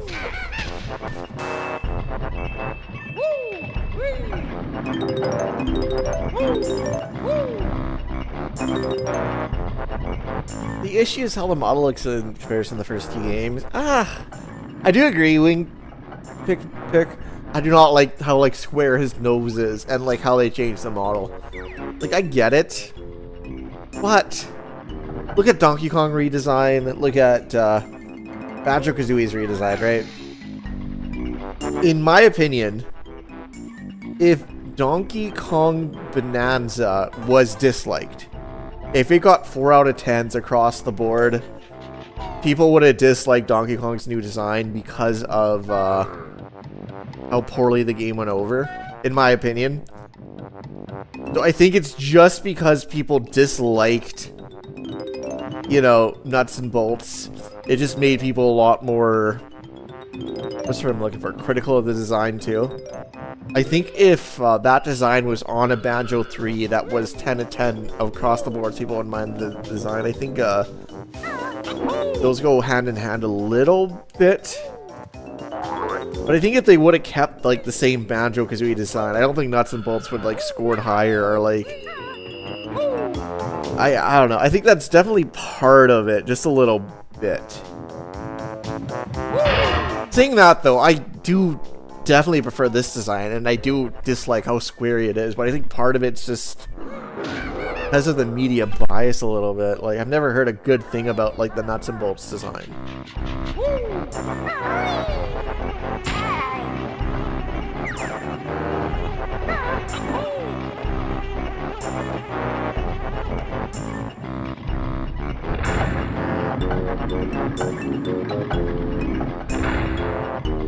Like, for instance, I've never heard of a bad game, like a genuinely like bad sequel that redesigns a character, be like, the game's bad, but I love the new character design. I've never heard that before, you know?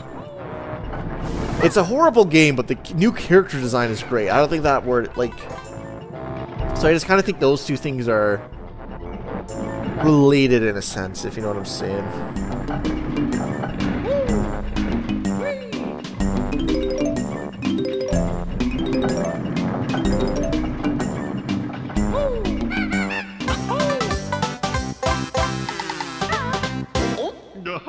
No burgers are like near 4,000. That's crazy. Yeah.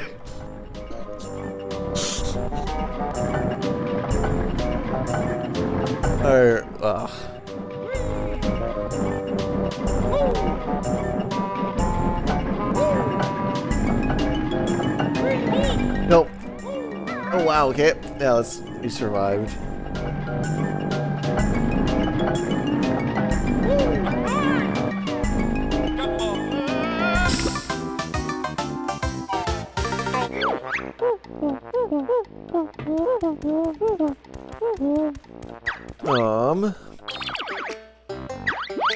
So there's obviously that dolphin part I gotta do.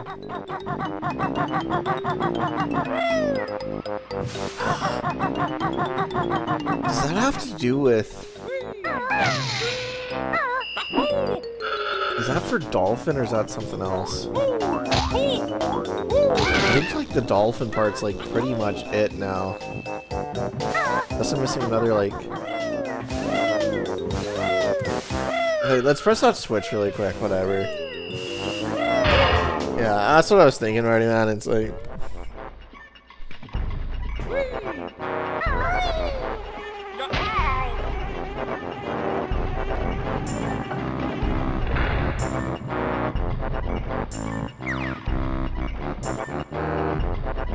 Like, one thing I feel like people don't realize is, like, how early it is, like, the year 2000, like, 2026 is such, like, an early year when, like, the Earth has been around for, like, hundreds of thousands of years, right? Like, I think in year, like, 8,000, they're gonna look at 2000 like nothing, you know? Or, like, 80,000, like, year 80,000, like, you know? Like, the fact that we're only in, like, the first 2,000 years, like, post-Jesus, I guess, like...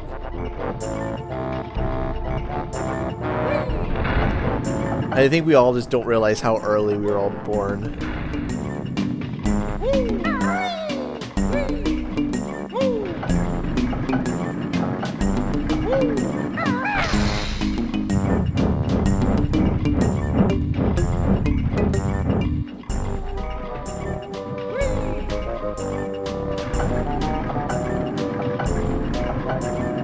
Yeah, that makes sense, Dylan.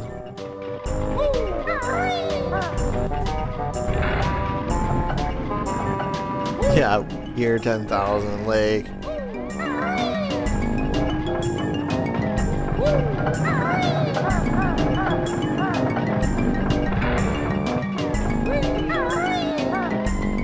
I do think that we, like, have been, like, born and lived through the most influential years. Like, I do feel like we're gonna top out where humans won't need to work, and, like, computer technology won't get any better at some point. Like, maybe the year 4000, maybe the year 2300, you know? But, like, it's gonna top out at some point.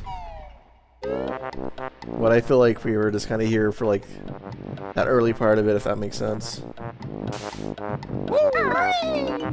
Where there were advancements, where working a 40-hour week is normal. Like, I feel like one thing I still don't get, in the 1940s, they were petitioning for 40-hour work weeks. They got it.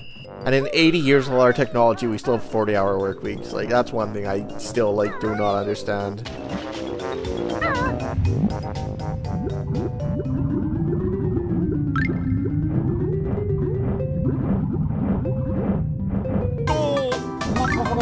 Oh, I didn't know it killed me in one. Whoa, really?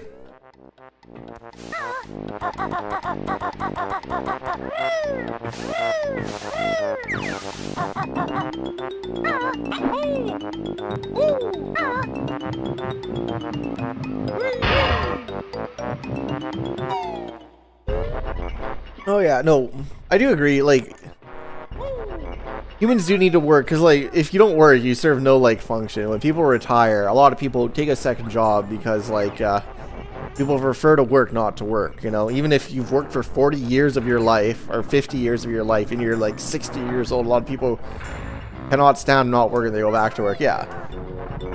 I do agree with that, but I do think, us having a 40-hour work week, I think, like, a 20-hour work week is, I'm not saying we should have that now. I think in the future, like, definitely at least reduce the work week, I guess. Or have the option not to work. Like, if you want to work, the people that will want to work can work as much as they want. But if you don't want to work, that will just be an option, too. But for the people that need that fulfillment from working, you know.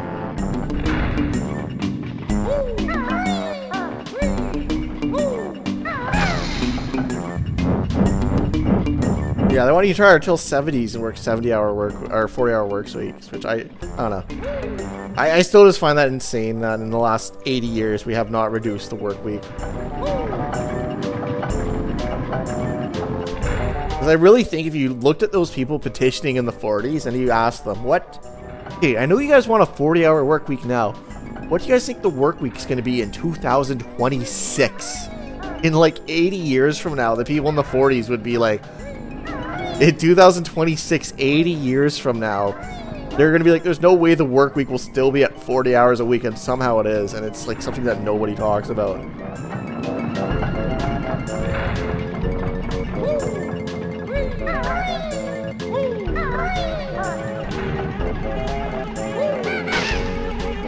There are 2 switches in the engine room. Oh, I gotta hit both of them? Oh, thank you, Marty, man. Oh, yeah.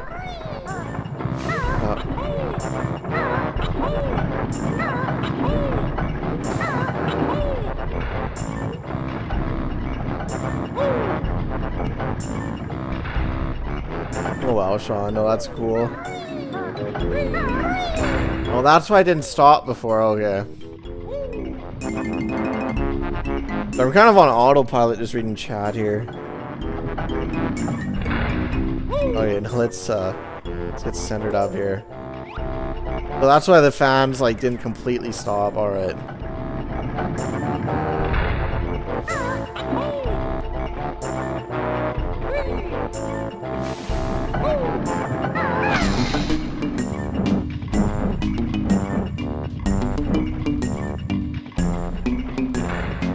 I feel like I'm over an hour now, right? I must be. No, I'm not. I can do this in less than an hour. I should have went. I just don't want to waste that. And I had a feeling there's a time limit too, so that makes sense.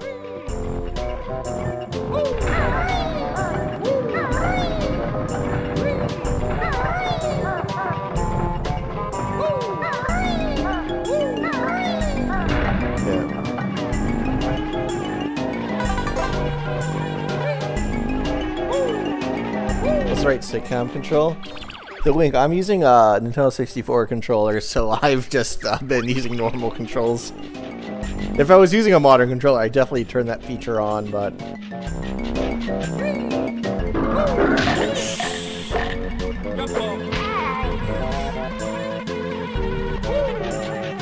Is there any way of me making it? I'm using a green Hori.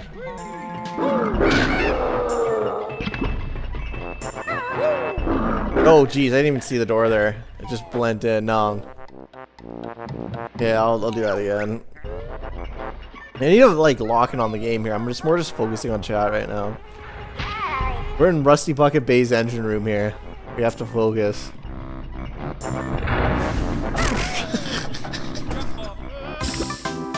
Because I instantly die. Alright, now's the time. Focus. Focus time with Shaw, yeah.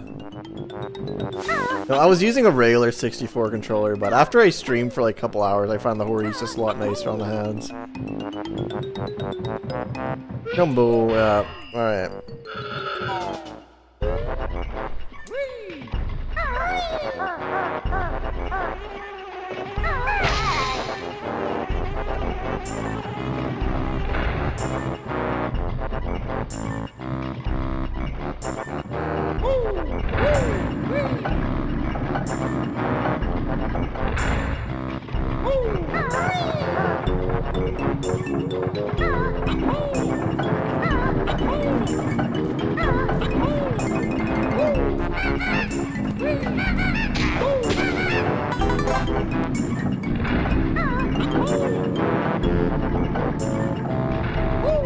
I'm kind of surprised with Banjo-Kazooie is they ripped off Mario's moveset like a lot, right? Which is fine.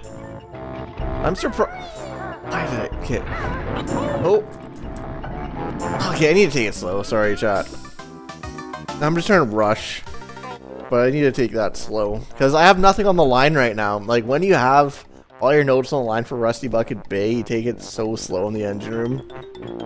Now that there's nothing on the line other than just like little walk back, it's like, oh, I'll just keep like doing what I want.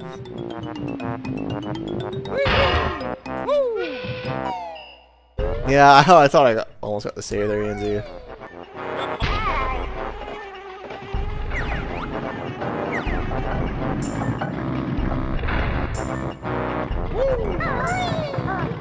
Yeah, note save in this Machop is pretty cool.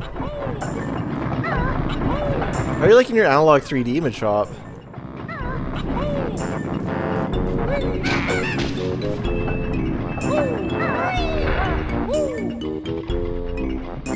Put her up here.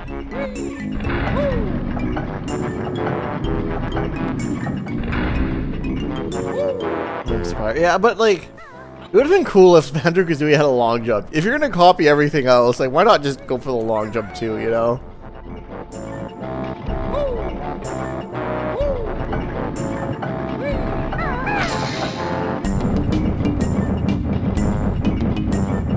Oh, Halo did. Yeah, I guess. I know what you're saying. It's not really copying. It's like, you have a backflip of ZA. Just kind of set it in the standard.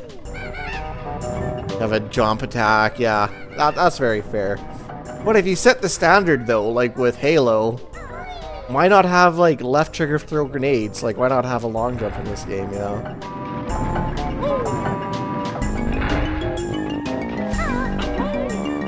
If you're gonna copy everything else, why not just stick with everything?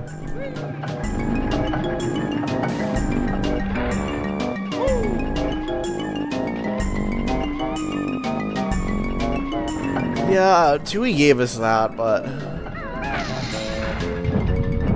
I feel like there must have been a reason for not grabbing ledges. Because, like, looking back, it seems very weird they can't grab ledges in Kazooie. Okay, screw it. Oh, why did I wait that? Okay.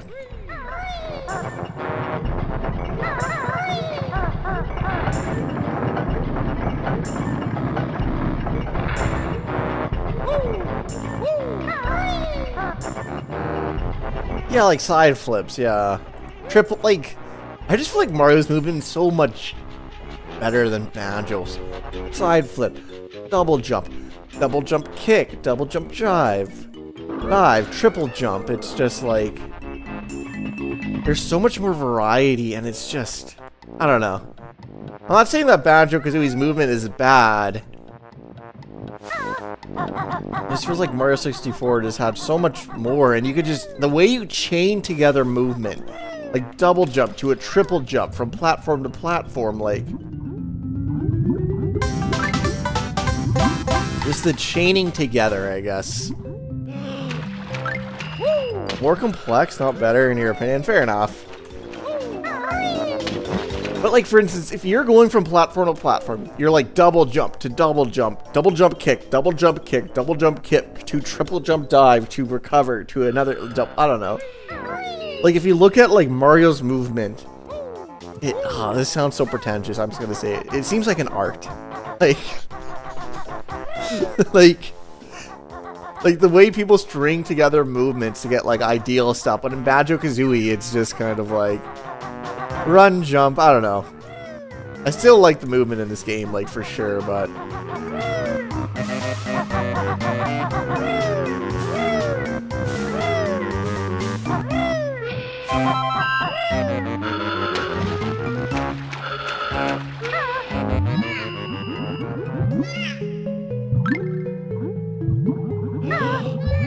what? Hold on. There we go.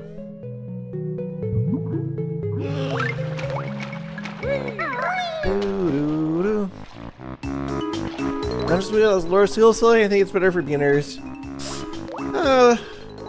Here's the thing. Mario 64 never really... What am I trying to say here? Mario 64 has a larger skill ceiling, but Mario 64 never even touched that skill ceiling. You know what I'm saying? Mario 64... Like, how many times are wall kicks actually required in Mario 64? Wall kicks will work. The 8 red coin mission in Wet Dry World. And, that's almost it. So, like, it has a higher skill ceiling, but the game never even attempts to use that skill ceiling. So if you're talking about base Mario 64 versus base Banjo-Kazooie, like, you can go through that whole game without triple jumping, you know? You can go through that whole game being horrible at wall kicks, so you just gotta do it for a couple stars. So, like, the skill ceiling argument, I feel like really only comes in for ROM hacks, because normally you're talking about base games. And if you have somebody playing Mario 64 for the first time or Banjo-Kazooie for the first time, it's not like you're actually using that ceiling. If that makes any sense.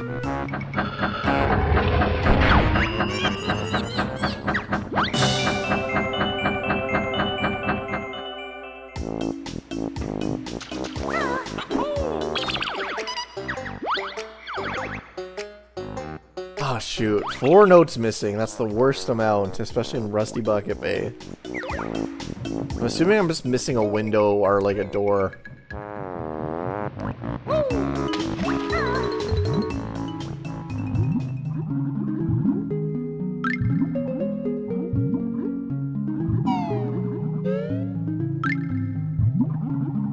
Alright, Marty, man, let me try it for like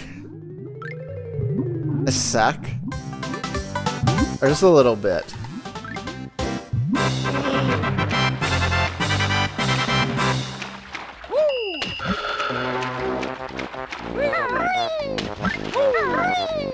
And if I don't get it in 5 minutes, I will ask you.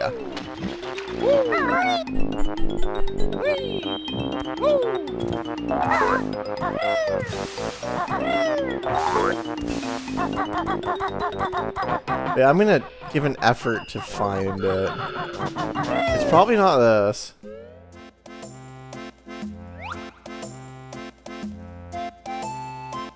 I think,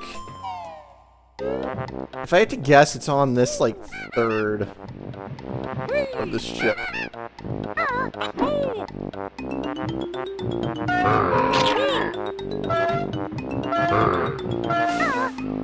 Yeah, Sean, I was actually talking about that earlier, about how that probably won't happen for Banjo-Kazooie, because they gotta make, like, even though Banjo-Kazooie's decompiled, they use that SM64S, or what you're talking about.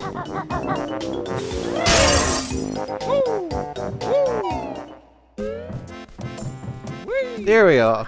I had a feeling it was the map room, to be honest. I was gonna say map room.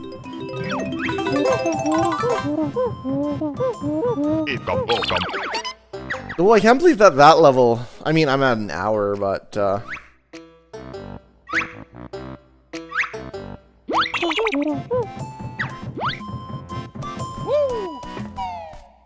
yeah, it does reference Stop and Swap. I saw it in that like 2-hour video I watched recently. The map here, or yeah, the X on the map for Chichar Cove is where the Stop and Swap egg is.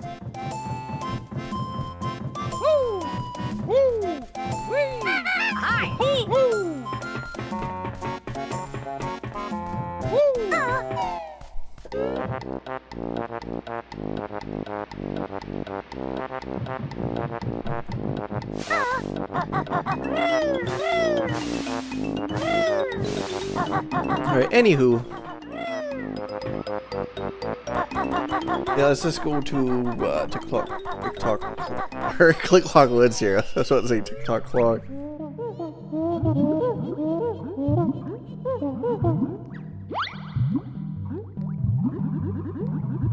Oh, thank you, TSR. I appreciate it. Are you talking about the Wii 360 thing, or just that it's a good game in general?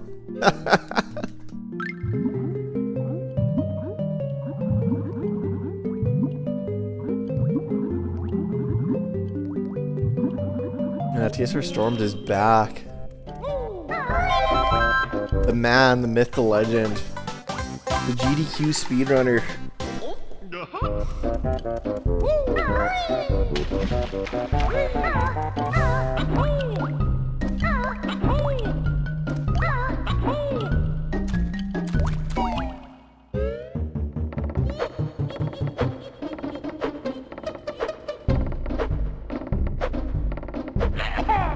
Yeah. Yeah, no, for sure. But, like, I do think that, like, Rare did use the Xbox's full potential. And, like, I'm sure the Wii game would have been fine, too. Like, you look at Galaxy. Galaxy looks great on the Wii, right? Like, Galaxy looks like a 360 game, in my opinion. So it's like, they probably still would have done a decent job on Wii, but I do feel like you got a 1080p nuts and bolts on the 360. That looks pretty great and holds up pretty well. I do not think they could have done as good of a job on the Wii.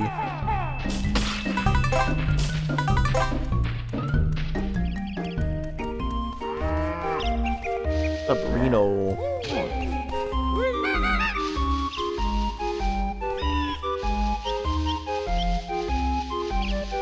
Alright, the final level.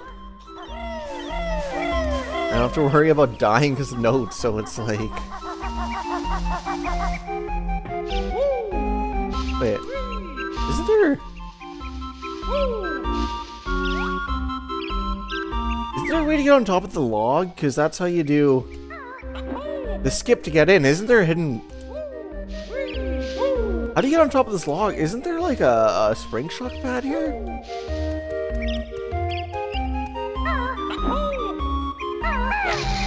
That's like in the grass? Wait. Oh, there is. Okay. Could you imagine if I did a big clip there?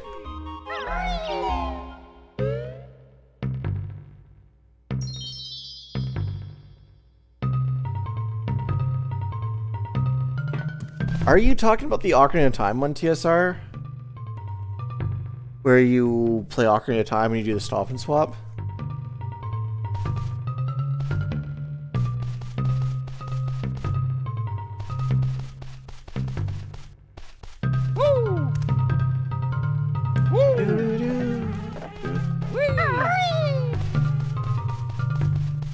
I watched a Banjo-Kazooie video. I won't. Never mind.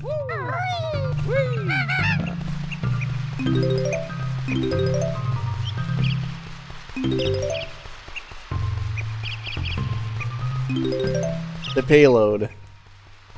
Because I've seen that video.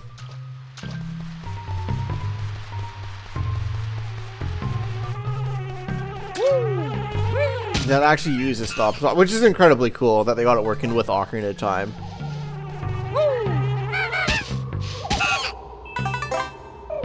Oh, yeah. No, okay, I know what you're talking about, actually. Yeah. Because was it maybe Swako that did the one for Ocarina of Time? But yeah, no, I've seen that, where it's ROM that you load up, and you press, like, blue A, and then or you just do stop and swap items, and then you swap in a Banjo-Kazooie cart, right? Yeah, I know exactly what you're talking about.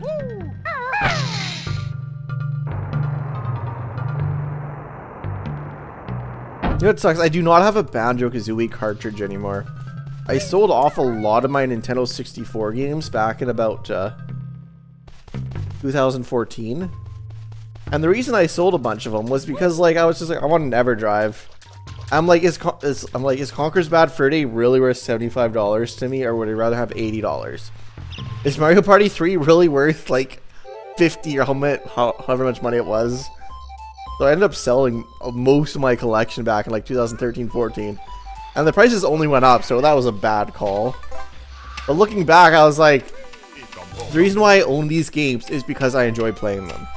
If I get an EverDrive, I can play these games anyways. I'd rather just sell these games, make a profit, and be able to play them anyways on my EverDrive. That was my thought process. Because I wasn't owning the games to collect them. I was owning them to have access to playing those games. And I knew I'd have access with an EverDrive, but... Well, I think the game market is incredibly overpriced. Like, with Japanese games, you can get a boxed copy of Ocarina of Time from Japan right now for like $15, because Japanese culture does not value a used copy of Ocarina of Time where half the population owns a copy as like that much, you know? But in the US, for some reason, we value used games so much more than they should be.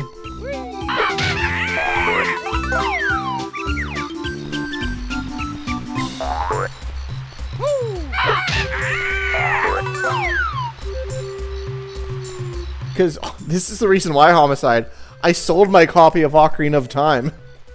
I don't have a North American version of Ocarina of Time to play. I imported some Japanese games because they were so cheap. So yeah, the reason why I don't play US is because when I was like doing the Ocarina songs, I was like, oh yeah, I sold Ocarina of Time. I only have the Japanese version right now. So that's the reason why I play the Japanese version when I do the Ocarina videos, because I don't own the North American one anymore.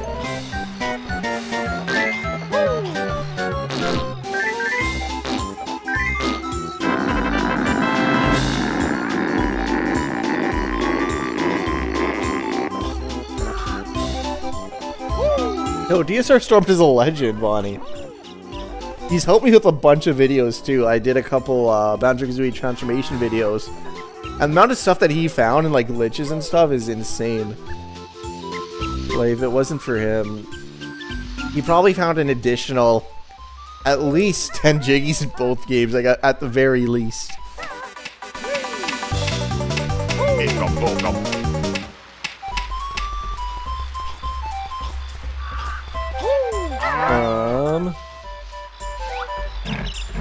Yeah.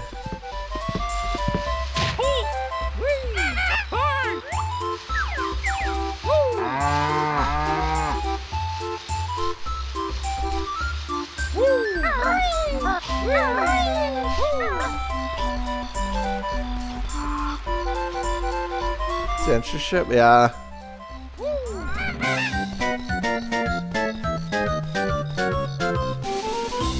Guess I don't know that much about like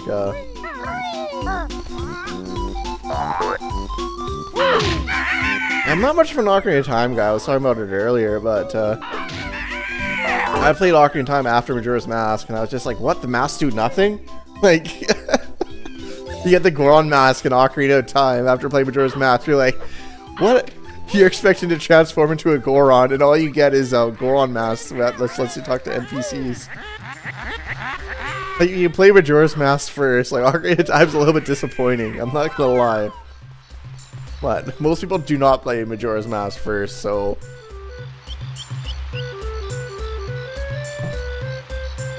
Yeah, now the masks do something on that new ROM hack. Yeah, no, that new ROM hack that Agakir put out's pretty cool. I played through it a bit just to make like some YouTube shorts I could post about it.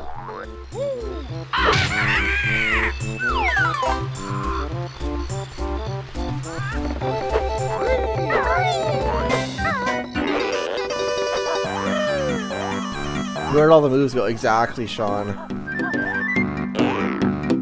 But like, the thing about like, if you play Tooie before Kazooie, like I played Donkey Kong 64 before Kazooie, which I feel like is a similar situation, right? And when I played Kazooie, I was like, wow, this is like the sequel to Donkey Kong 64 I've always wanted.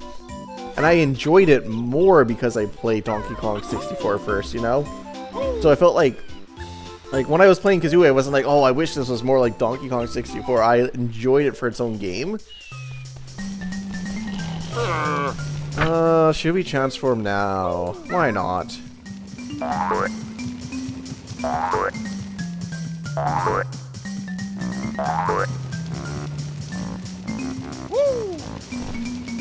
But saying that though, I actually got Majora's Mask and Donkey Kong 64 at the same time. When I played Banjo-Kazooie, I was like, wow, this is a great game. When I played Ocarina of Time, I was like, really? This is the #1 game on Metacritic? Like, this is the best game of all time that people say? You can't even transform into a Goron with the Goron mask now.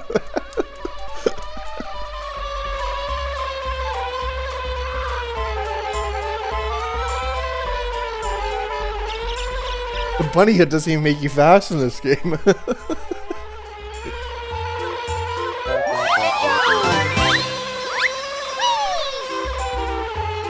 Hit all of them the same. Oh, that's cool on the side. That collector's edition, wasn't it like a pre-order for... No, it wasn't. Or no. Okay, I know this. There was a pre-order for Wind Waker that was Ocarina of Time and Master Quests combined. But there was a Legend of Zelda GameCube bundle that had Zelda 1, Zelda 2, Ocarina of Time, and Majora's Mask, I think. It might be Link to the Past and not Zelda 2, but I don't think they would have made that effort to make a SNES emulator. Okay, yeah, okay, so I am right about that.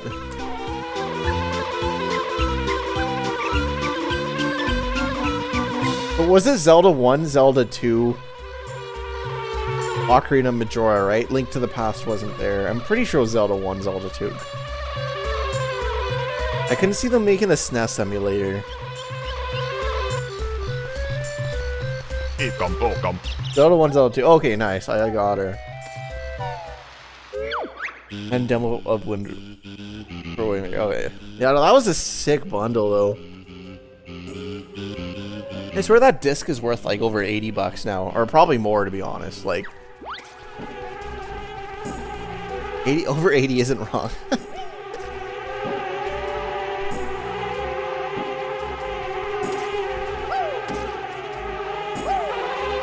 I'm not ready to shoot these bees, but I think I'm getting the Tui thing. Wait. I think Banjo just has to beat these bees, actually. I think I'm just overthinking this.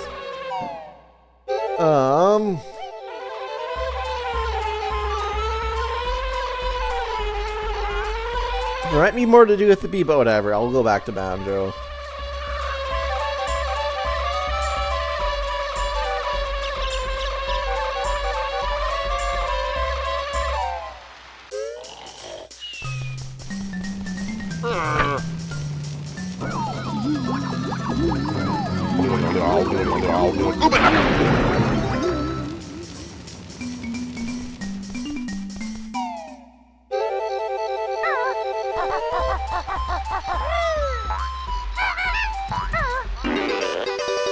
Okay, this meme like doesn't exist, but when people are like, Ocarina of Time is the best game of all time, I'm just like, Ocarina of Time isn't even the best Zelda game on the Nintendo 64, like, you know?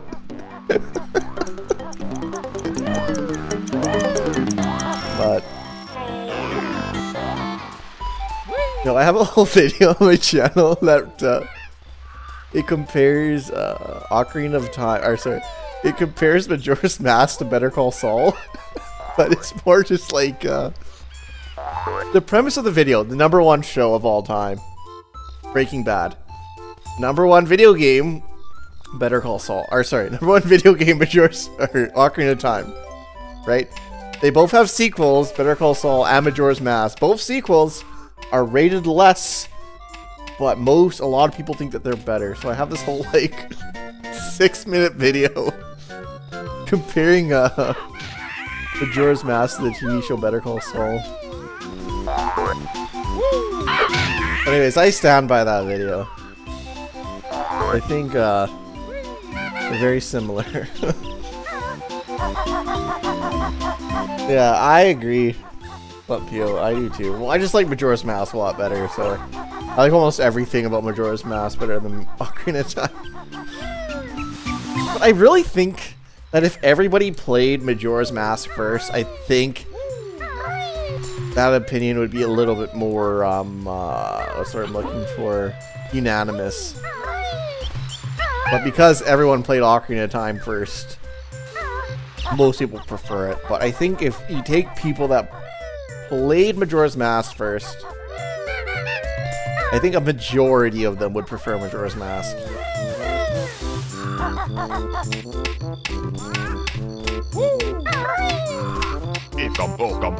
So I'm just in a unique situation.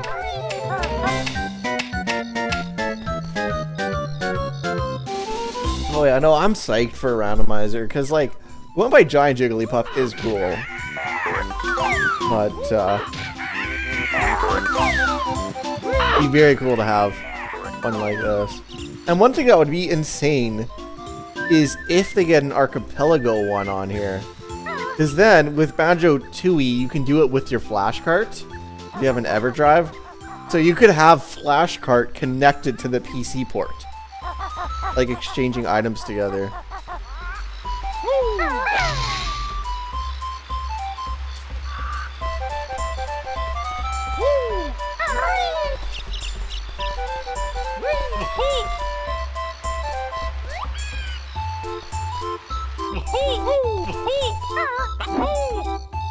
Do I have to break it and come back?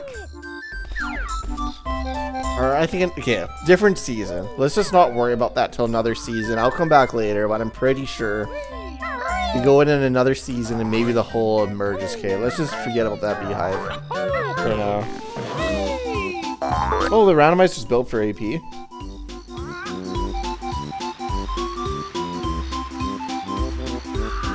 Like the summer cart USB port or just save copying? Okay, this USB port on the EverDrive here. I'm not sure if you can see it. But if you plug that micro USB in, it tracks everything for you, and you can play Archipelago with it, and it tracks your items. So you can play on console with Archipelago, and if they have Banjo-Kazooie, with the PC port, you could play on console and send stuff to the PC port, which is kind of an insane chain of events. You're like Tui.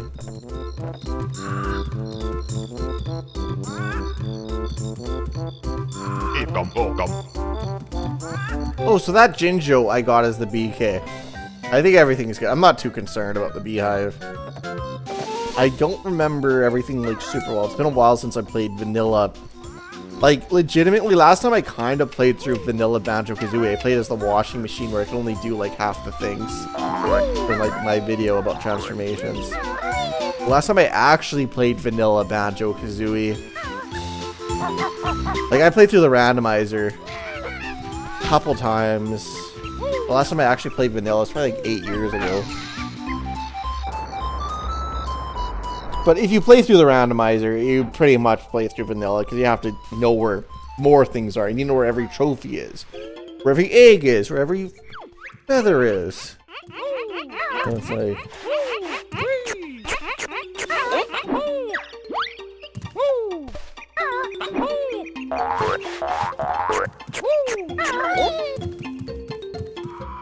Hardest swap is not real hardware setup. Yeah, like... No, like, legitimately.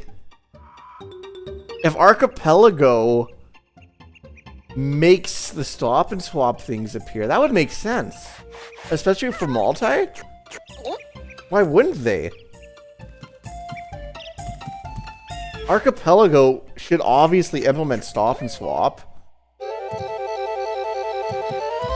I'm sure they've thought of that already. That's like a no-brainer idea.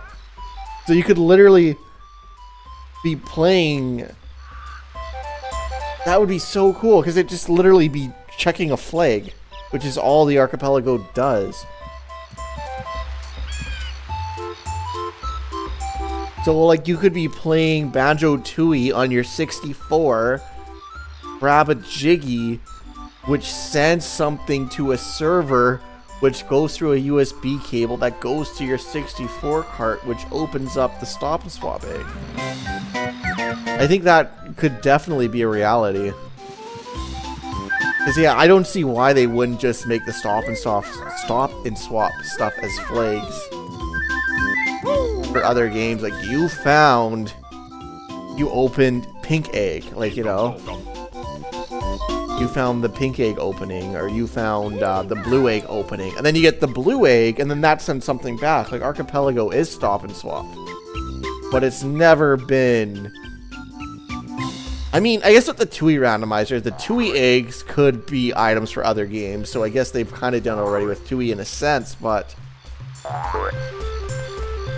if they get Archipelago into Kazooie through this, they gotta do swap and swap. Like, that's like what Archipelago is. You're swapping items between games.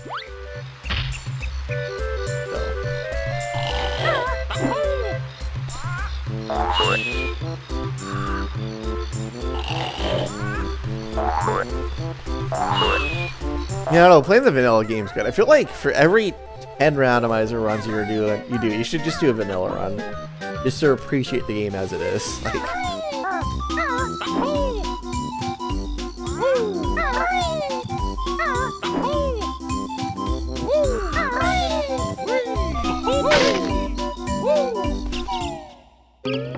Forte texture pack for Banjo. Like, the texture pack I'm using right now is more for the HUD, so things like this, like, that doesn't look great. Like, if I zoom in, what is that? That's green and black, like.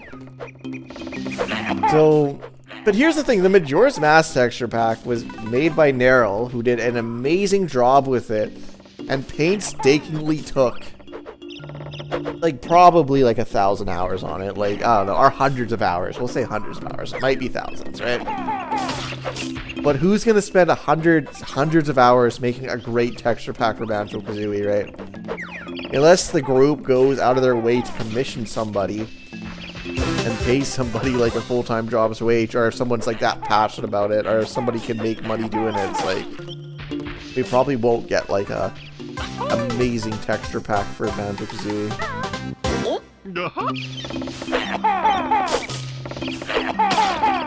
The AI upscale? The AI upscale would be like decent, but like if you look at the Majora's Mask one, it's so good. It's like I just feel like it just wouldn't compare, if that makes sense. Because I think like Ocarina of Time has some. Ocarina of Time must have some, but I'm not too familiar with Ocarina of Time. What's going on there? Yeah, not even MSJ forced you to upgrade the textures. Exactly, Columpio.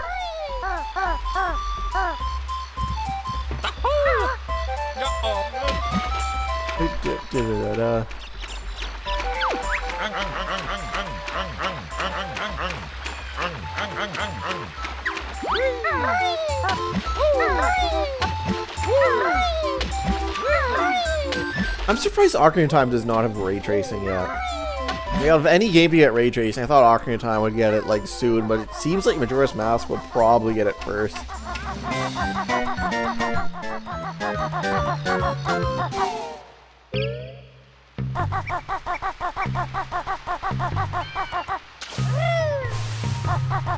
It makes sense, because Majora's Mask, or sorry, Ocarina of Time had Ship of Arcadian. But if you're gonna focus on a recap, do Majora's Mask, so to get it its own like kind of a PC port.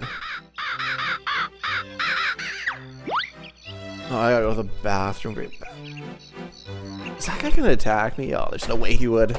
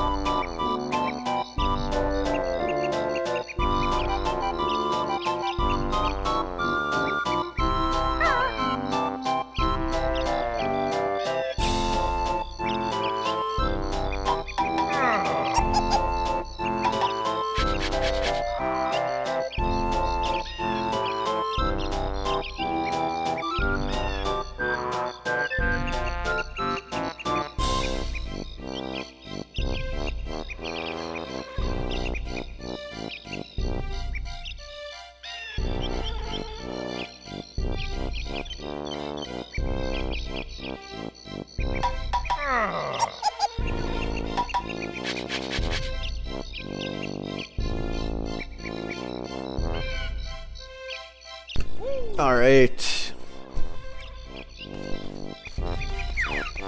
Yeah, a combo Zelda rando PC port would be pretty cool. Good shot. Oh, come on.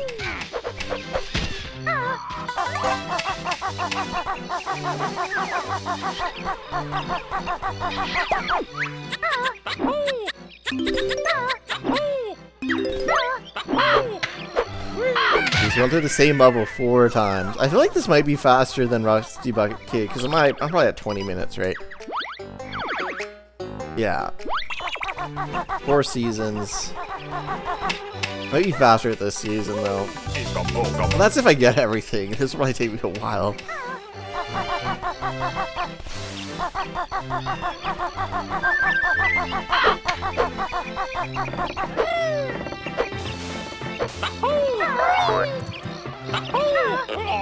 Okay, whatever.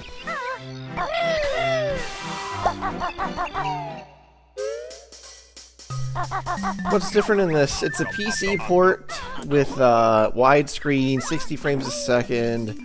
You can save the notes, you can change the audio, you can change your camera controls. Cool PC port, I guess.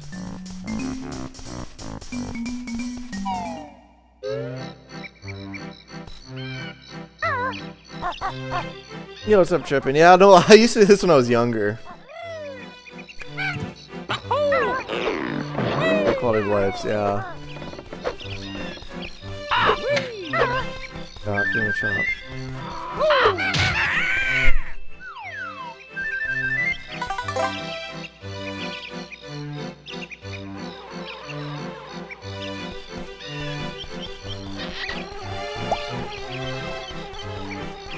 Do, do, do, do, do.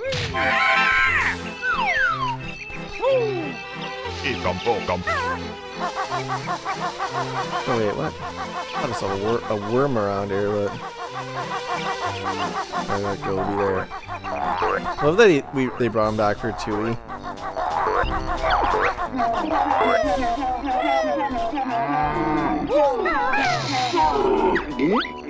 Is he banjoed out? No, not for a bit.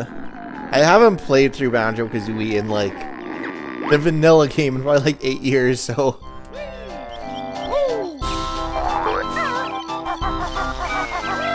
I'm usually playing like ROM hacks, so it's kind of nice just to have an excuse to play through the vanilla game again.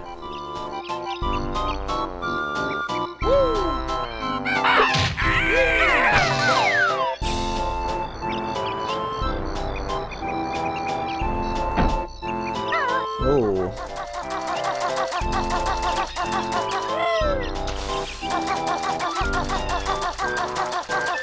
Break the boulder.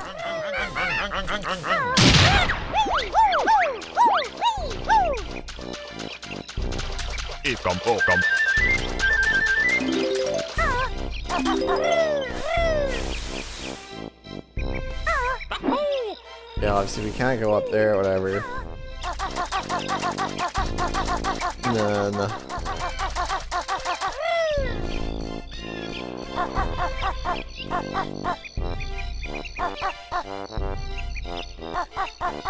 Yeah, I wonder when that Thunderstorm mod site's gonna come up. It's not out now, chat, right? Like, because I've been streaming for 7 hours. Like, there's a chance it could have came out since I started streaming. I don't think it did. Yeah, I go up during winter, sounds about right, Machop. I was thinking the same thing as you, under the ice or whatever.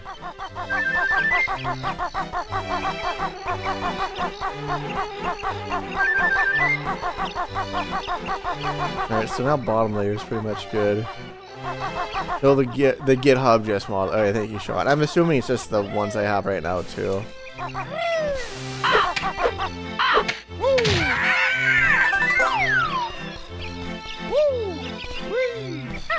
Oh, come on. Oh, this, Recomp just came out.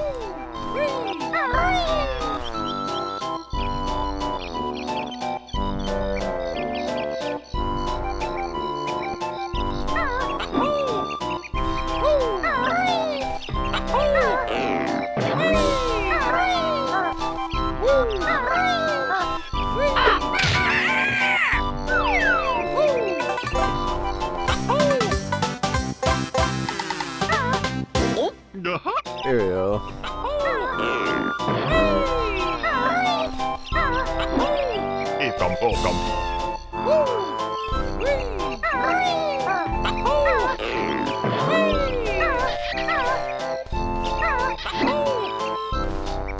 Shoot, do I have to backtrack there?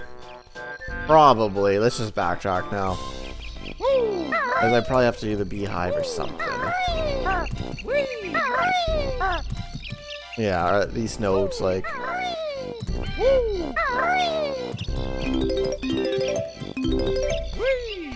Yeah, here we go. Why is it on your PC? Yeah, no, it's pretty sick, snappy.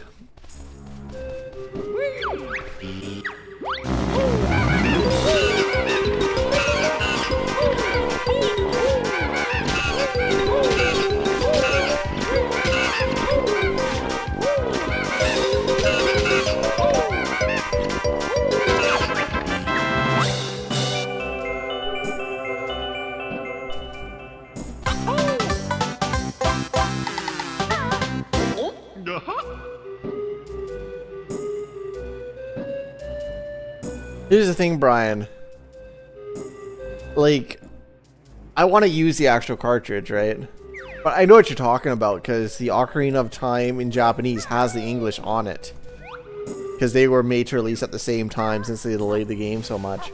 But what I really don't understand is, like, why not just have that as an option in the game for Ocarina of Time?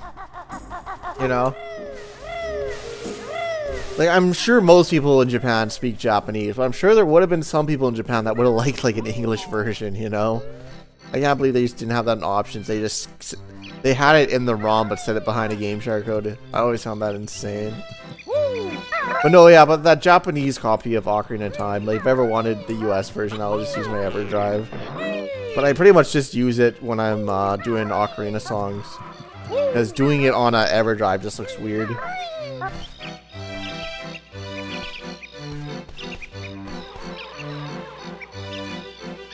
Yeah, no, that region lock thing was so silly, because, like, only hardcore gamers knew about it, you know? Like, I still don't understand how it, like, made them any, like, significant amount more money than, like, you know.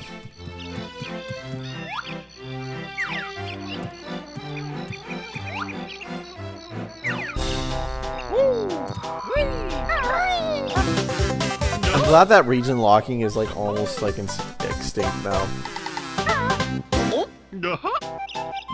For 64, you're 100% right, Machop is just the plastic pad.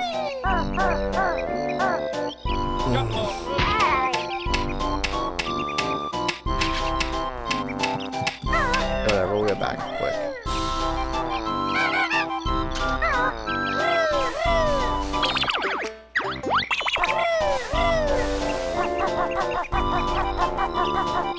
I think a lot of other consoles had like chips or just wouldn't allow.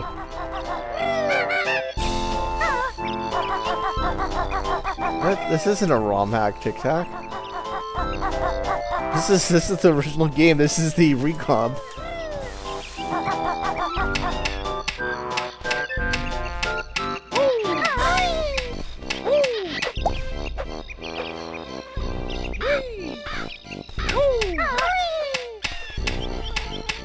Yes.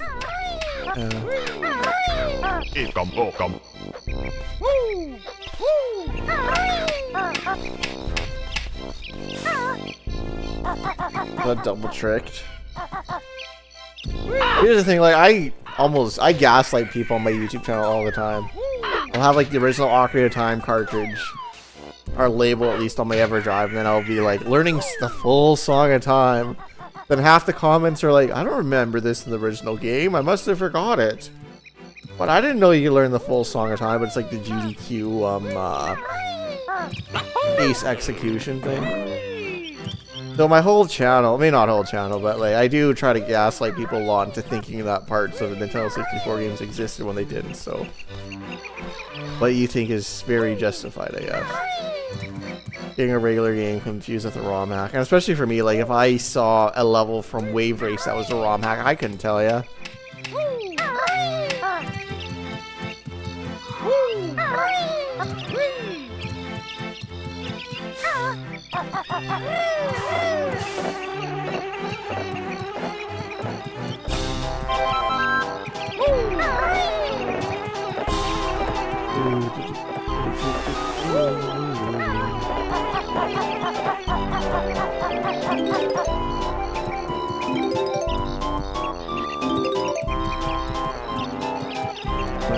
Oh, that's fair.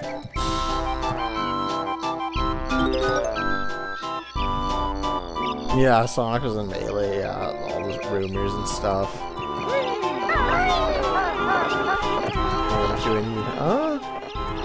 I'm honestly not too sure how many worms. I'm hoping I'll just be fine. I'm not sure if there's any, I'm not sure if there's any wiggle room for the worms.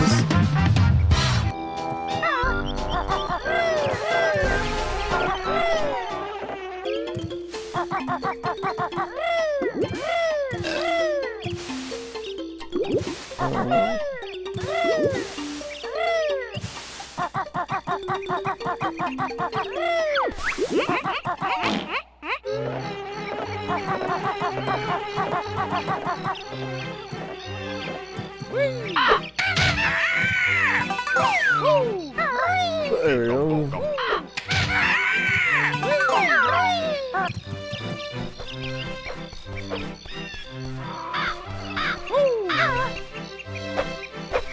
Oh, I do have enough.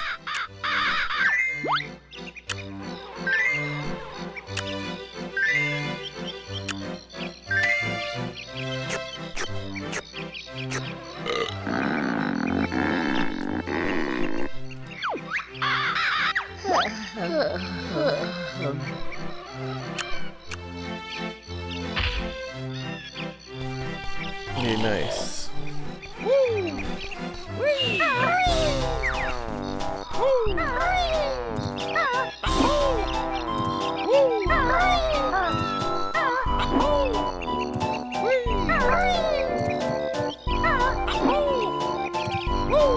Oh, alright. No fall.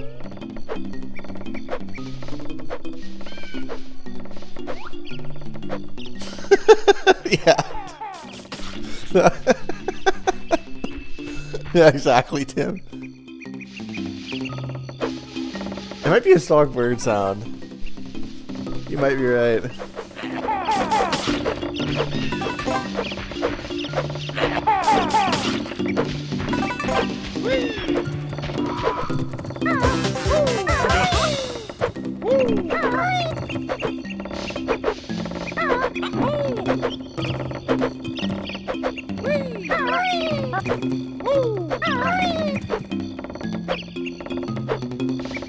Is that okay? I know every time I come here, I'm like, is that really it? Because it seems like there should be more here, but I think that's it. Every time I come here, I think, is that it? And it is it.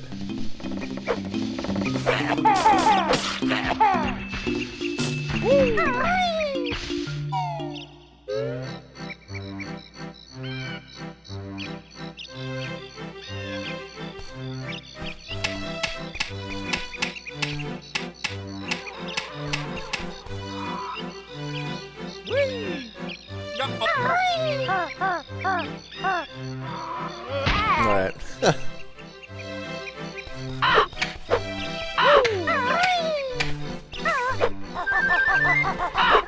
Oh. Yeah, I need to get some life here, because I do not remember where those two Jinjos are here.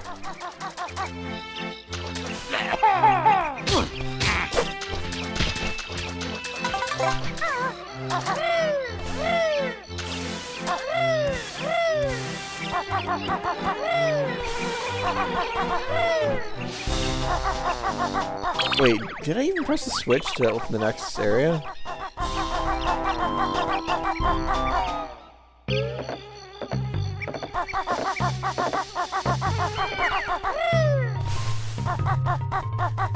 Oh, yes, I did. Do.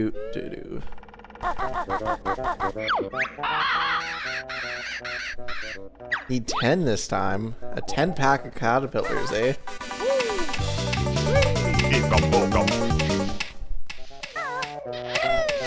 Alright.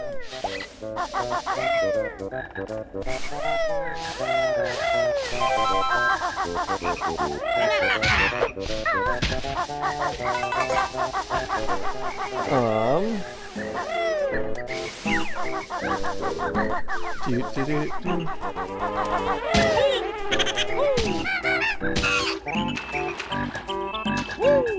Oh, the fall theme's pretty good. I like the colors too.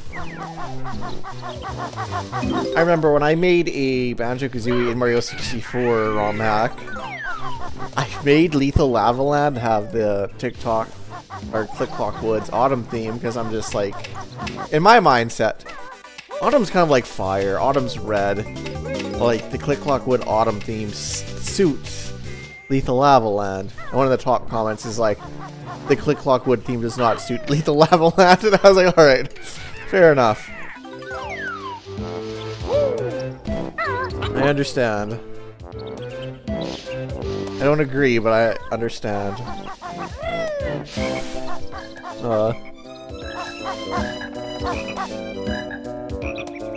Yeah, like, it was a bold move to make the same level 4 times with minor differences, and somehow this is, like, considered a better level in the game. Like...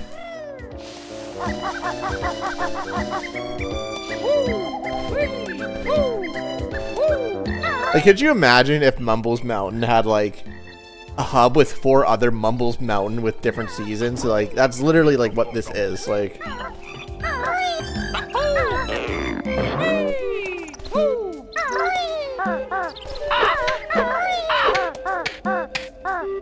That's probably fine.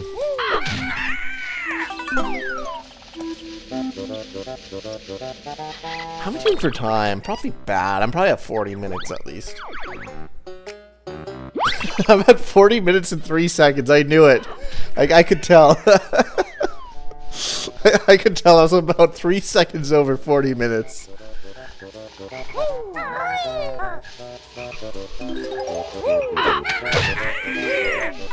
Oh, what's up? 60. So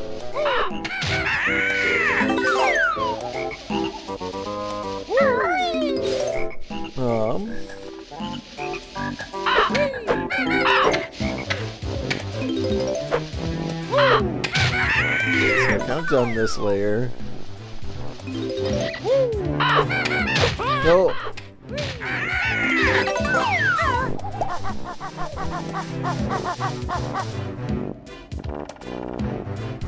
Yeah, no, I think like it does this concept well. I'm not saying I dislike this level.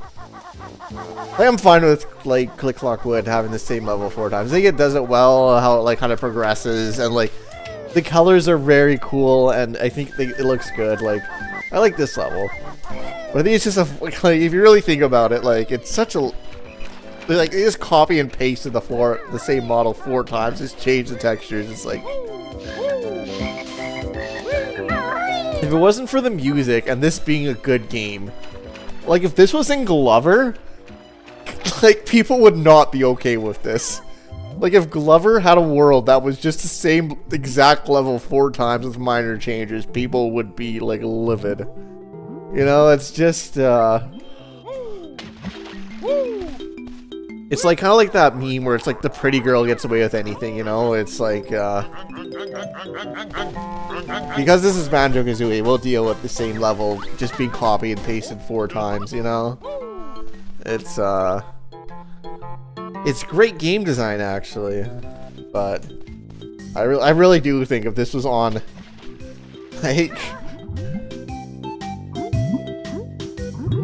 an angry video game nerd-esque, where you're going into a game with a negative mindset, right? You'd be like, oh, in the last level of the game, it's the same level posted 4 times. Like, you're really gonna make me walk up this 4 times? Like, once was enough. Like.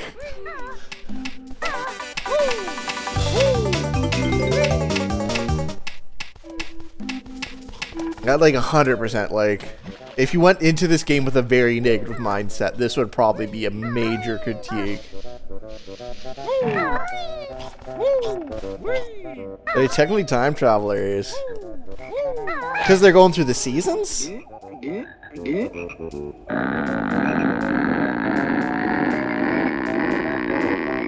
I'd say no, because they're in our... Are you referring to the seasons, Machop? Then I'll answer your question. Yeah, AVGN still makes videos.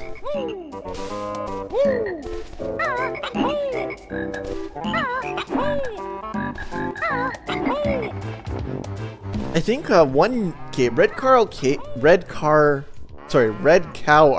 Jeez, gotta talk. Red Cow Arcade does this thing where they like nitpick games, where like they'll look at Mario 3 and be like, Mario 3 is a fantastic game, but these are all the things I dislike about Mario 3. And I find those videos to be like so interesting. I actually like, I don't know. I really like it when people like kind of like nitpick on games that I've like kind of enjoyed, just to see like, if you were to like look at the negatives of like a great game, what would they be?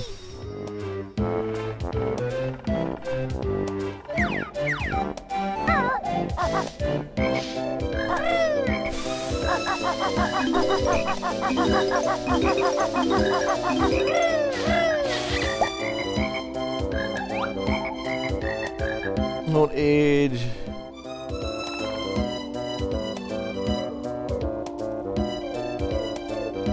Oh yeah, okay. Here's the thing, it's 4 separate areas.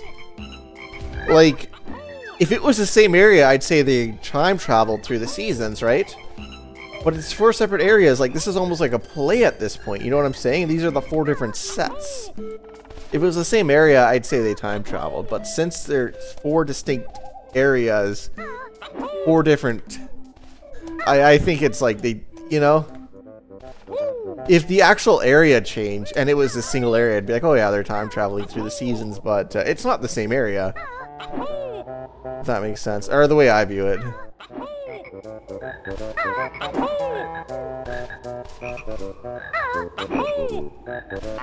Which maybe if it was the same area that was like changing over time, which let you go higher, and there wasn't notes in the same spot, so you have to climb it 4 times, but anyways. Yeah, I'm gonna just drop from the beehive. That's probably the intended way anyways. It's been a while since I've played this game.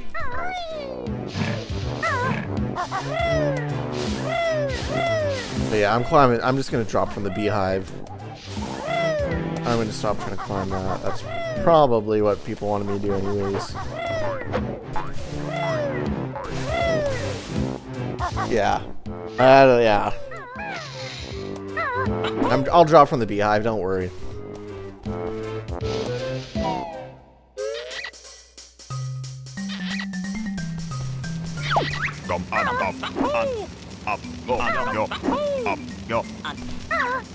Alright, come on, get on the pedestal.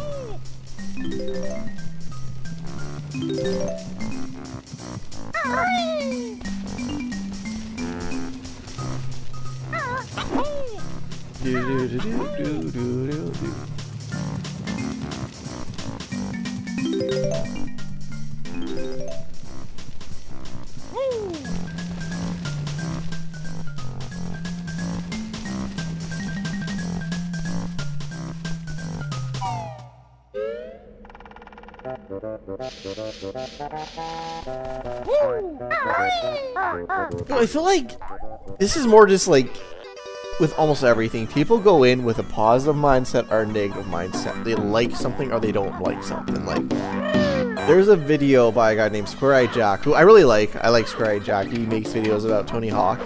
And I'm a big fan of Tony Hawk, so I've seen most of his videos. But he has a video about Donkey Kong 64, right? And this video is almost infamous at this point. Contentiously infamous, you could say. But anyways. But he just goes through like how bad Donkey Kong 64 is. He talks about how bad the music is, how much he dislikes it. And you can tell it's just somebody looking at Donkey Kong 64 from the worst light possible to make a negative story about it, right? And the video is entertaining. I like seeing like somebody do that, you know?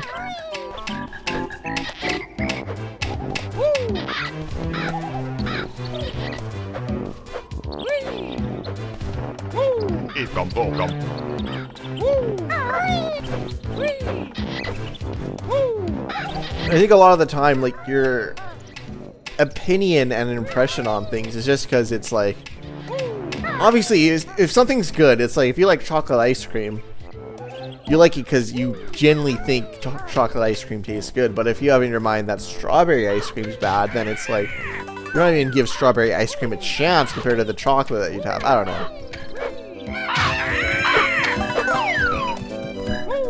And I think it's like, you have such biases with everything.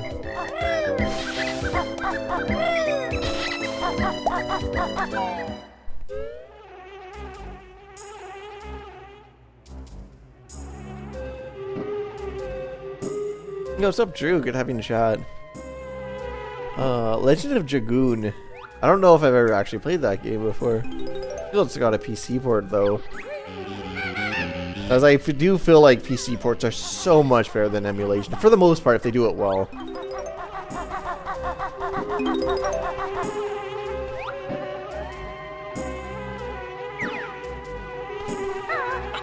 I'm assuming I don't have to get the Zaba.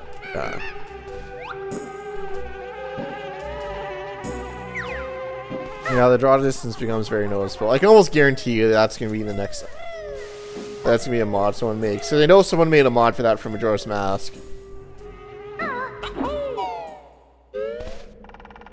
Well, DK64 was one of the first 64 games I had.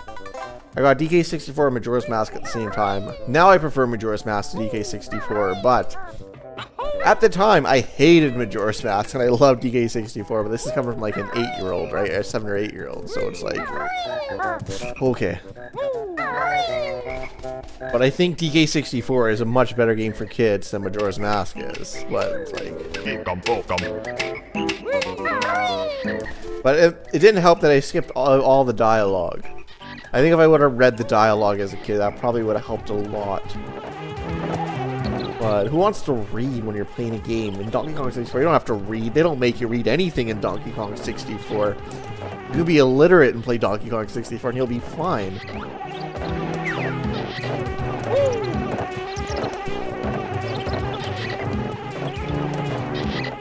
But in Majora's Mask, if you can't, if you don't read the dialogue, or if you're illiterate, you can't, Majora's Mask is going to be a much harder time.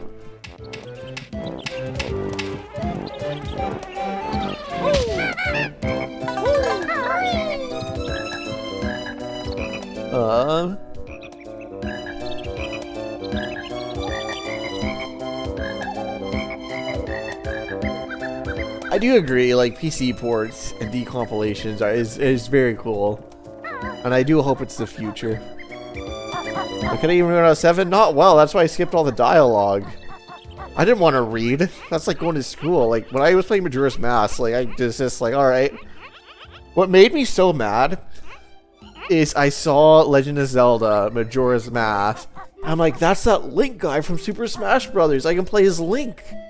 That's gonna be so fun. And I just remember I literally would get games based on the Super Smash Brothers characters, right? I didn't know anything. I was young. So I'm like, okay, Donkey Kong 64. Donkey Kong is that guy from Super Smash Brothers. Legend of Zelda. Oh, it's that guy from Super Smash Brothers. I get Majora's Mask. I can't even play as Link. I'm stuck as a Deku scrub. And I can never figure out how to get back to Link. So I remember getting this game like, this is so stupid. This is the worst game ever. It's called The Legend of Zelda. And you don't even get to play as Link. They make you play as this stupid, like, Deku scrub that can't even do anything. They don't even let you leave town. I was just like, this is the worst game ever. I love Majora's Mask now, for the record. But as a kid, I just remember being like, this is the stupidest game ever. They make you stay in this town. They taunt you with going out. And you can't even play as Link. You're just this Deku scrub. You can't do anything. And then the game resets. It's like, all your progress is erased. Like, as a kid, it seemed like the worst game imaginable looking back. Like, as a 7-year-old being stuck on the first 3 days and having your progress erased over and over again. Like...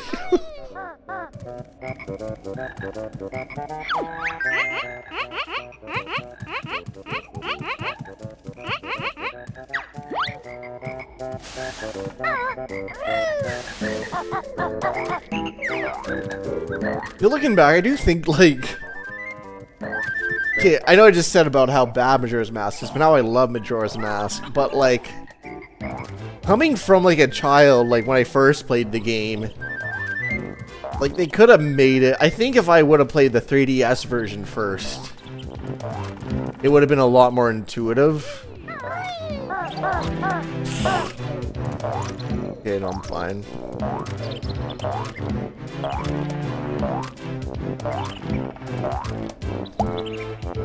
Like, are there any GameCube ports out right now? Because here's the thing about GameCube compared to 64. 64, everything's so compressed. Because Banjo-Kazooie is what? On a 16 megabyte cartridge? I know Mario 64 is 8 megabyte. Banjo-Kazooie probably used 16, maybe 32. Right?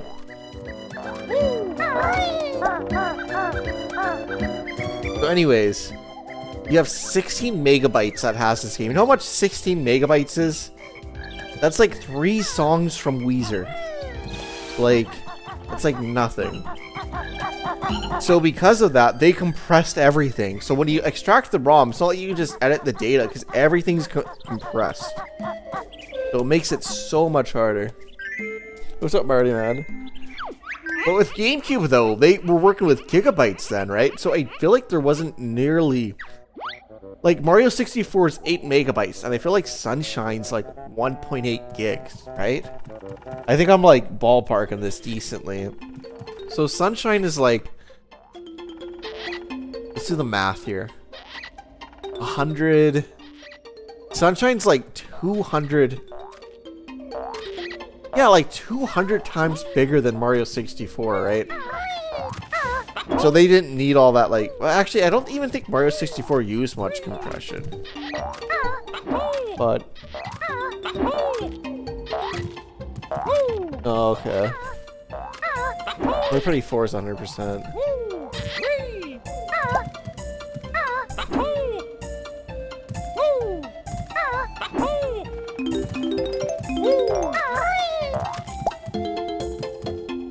Now I try to climb the... Not... I don't know. A little bit of confidence, Marty.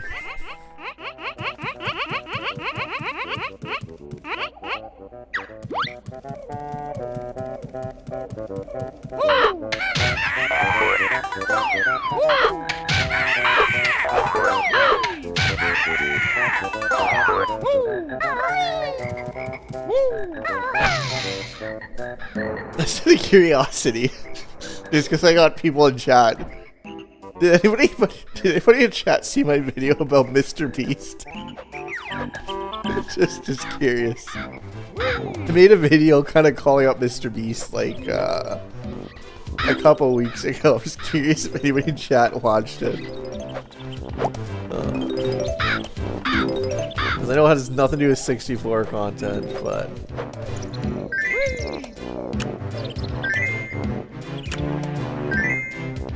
I don't want the Beast games to get spoiled. Fair enough. Fair enough, Marty, man.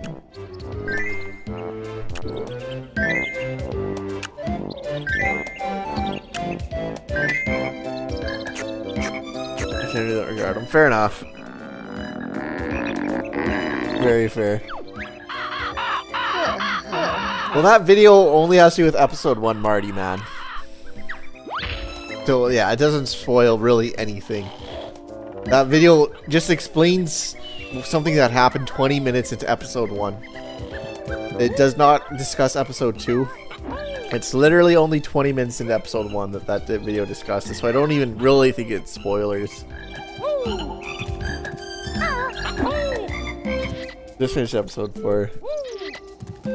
Nice. No, I've been watching them as they come out. Like, I think I'm on episode, just finished 5 or the new. I just finished the newest one, but I do like Beast games. I think it's a pretty good series. Yeah, it's only spoils episode 1. And even a part, so I'll explain it to you, Marty, man, if you've seen it already. So pretty much, in episode 1, there's this girl that's like about to fall. And they're like, there's only 1 spot left. And if you make this, you'll be in the top, you'll be one of the 50 that continue. There's only 1 spot left. And they keep talking about how there's only, like, they keep talking about there's only 1 spot left. And if she falls, like, she's gonna be done, right? Then you see this, and it's like there's 1 person left, there's 49, they're only letting 50 through. And she happens to be the 50th, right? So anyways, then you watch this video and it's like, oh wow, I can't believe that she just happened to be the 50th person that climbed up. And she got the last spot. And you think, what would have happened if she would have fell? Because I thought they wanted 50 people, but she just happened to get the last spot, right? So anyways, there's this behind the scenes video and you look at it, and then she gets spot 42. She didn't get spot 50. They just lied. Like, the entire episode, they're just lying, being like, there's only 1 spot left. There isn't. There's 8 spots left. And they end up doing a push-up competition to find the last 8. And they just completely lied, and we're just so disingenuous about it. And I'm watching this, I'm like, really? And I'm like, I gotta make a video about this. Like, I can't believe, like, no one's calling this out. Then I'm watching another behind-the-scenes video, and then something happened. It's like, I can't believe people think that we stage stuff. And it's like, because you do. It's like, I don't know. But anyways. That was the Beast video I made. That's like kind of I was literally just watching the show and I'm just like, I noticed that. I didn't see anybody else talk about it. I'm like, if someone else calls us out and gets like a bunch of views, I'm like, I gotta be the person to make this video.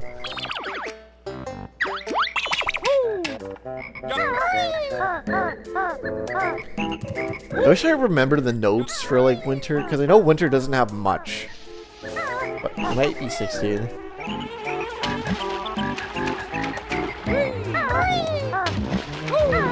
Yeah. Well, no, like she was number 42. That made it up. But everyone was so like, if she would have fell, she would have had another chance. But I don't know. It's kind of hard to explain.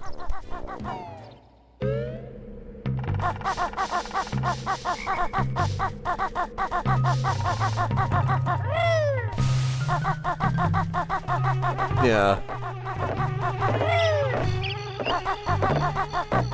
But no, because like they made it seem like she was the 50th, but she was the 42nd, so they needed to pick 8 more, right? And to pick the 8 more, they had a push-up competition. But if she would have fell, she would have been on that push-up competition. So Mr. B's like, if you fall, that'll be your last chance for the $5 million. Well, she would have had another chance because she would have been in the push-up competition.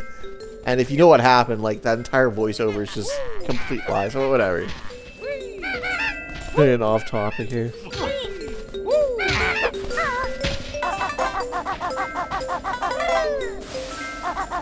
I was just watching that show and I saw that and I was like, alright. Dramatics, yeah.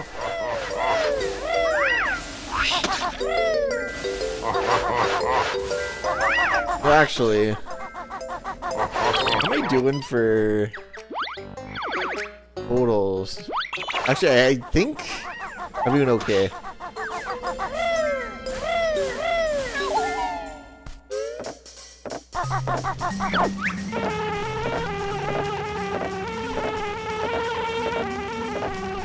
Oh, that's a good question, Drew. Here's the thing about ports. Usually I really do not care about them.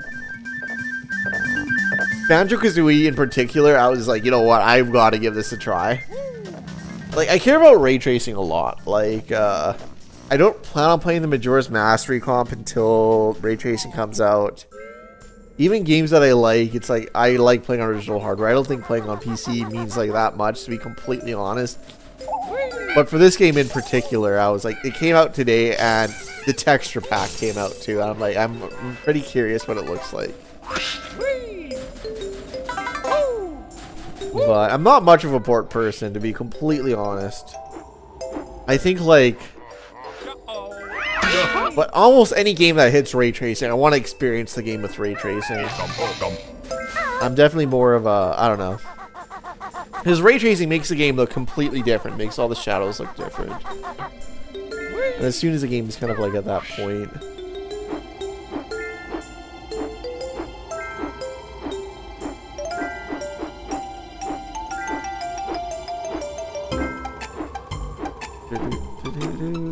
Okay, so I know there's a honeycomb.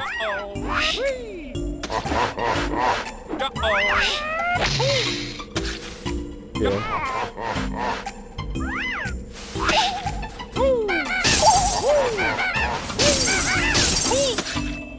In like the winter.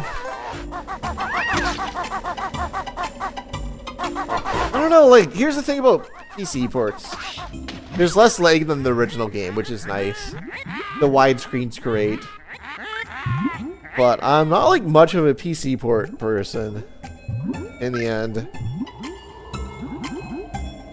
Just Banjo-Kazooie is one of my favorite games of all time, like by far. I'm gonna no. Okay, I'll be fine. Plus this texture pack, plus widescreen. I was like, all right, we'll give her a try. But normally, I wouldn't be super interested in this stuff.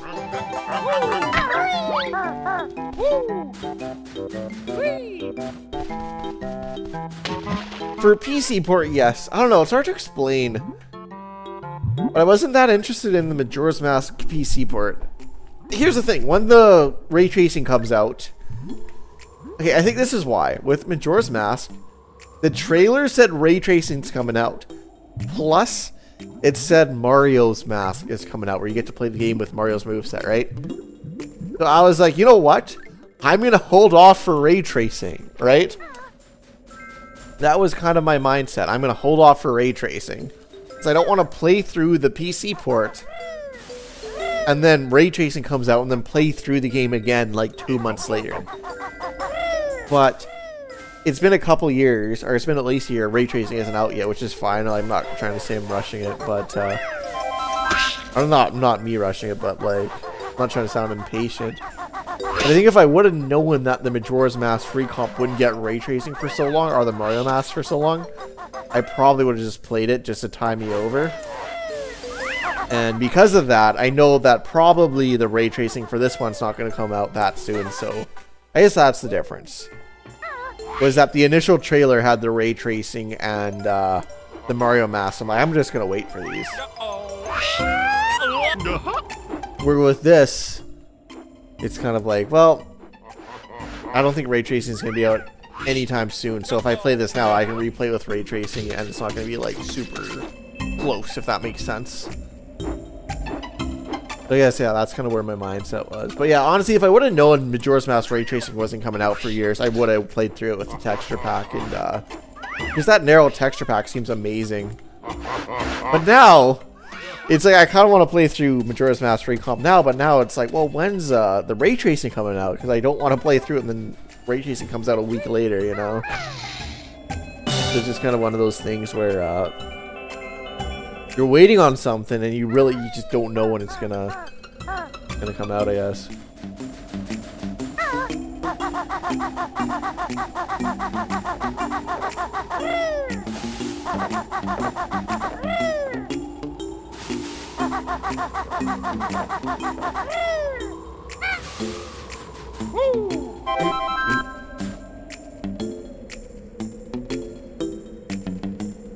I'll go with those release timings. Exactly, Drew.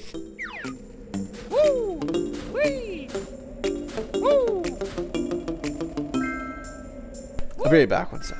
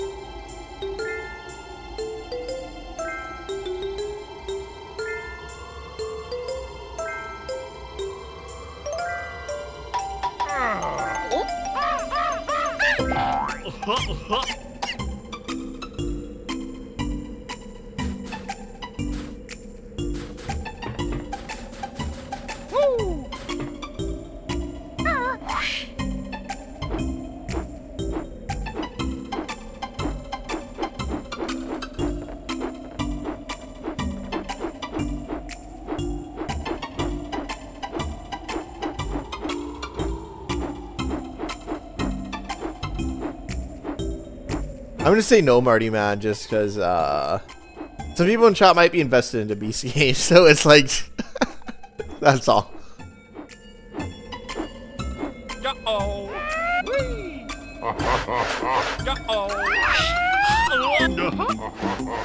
All right.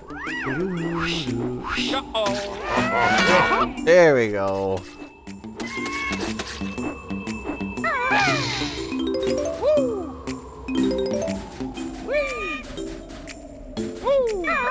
I'm gonna say I'm about 56 minutes. Oh, 108. Can't hit it every time. Because when I played this game under 6 hours, I must have like had this under wrap. I guess I just knew what I was doing because I knew the stuff. Like I knew the routes to take. It's been a while since I played this. Oh, 100% it's less daunting than Donkey Kong 64, Drew.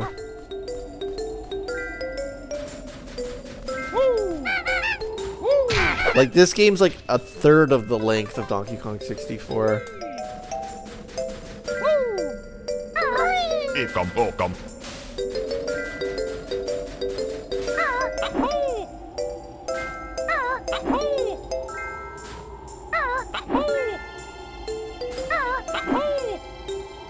Oh, having used Hay Bear a lot and having to play the arcade game.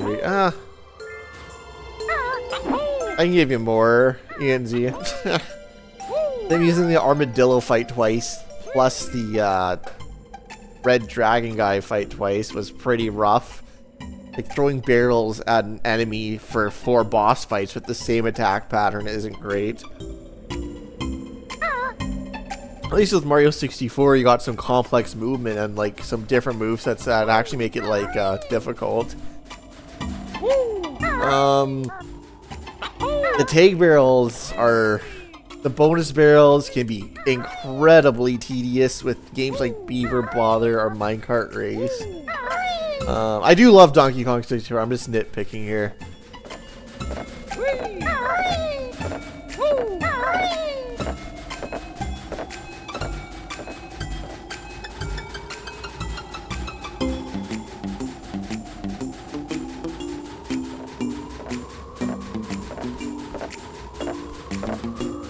The game in Gloomy Galleon with the mechanical fish is literally bugged if you have the homing scope. It makes that banana almost impossible.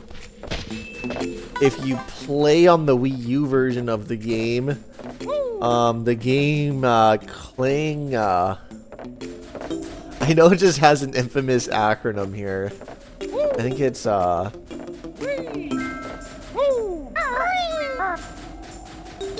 the name has an acronym with 3 Ks. I'll just say that. It's like Crazy Kong something. But anyways, nope.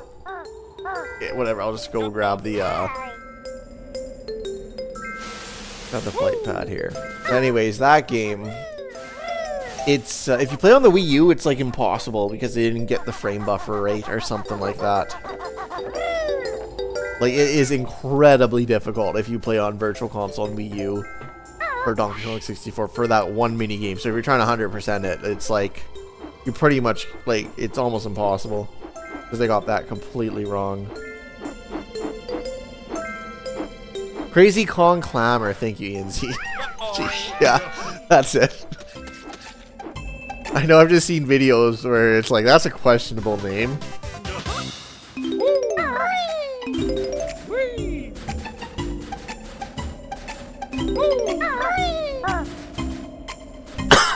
I love alliteration, but you got to draw the line somewhere.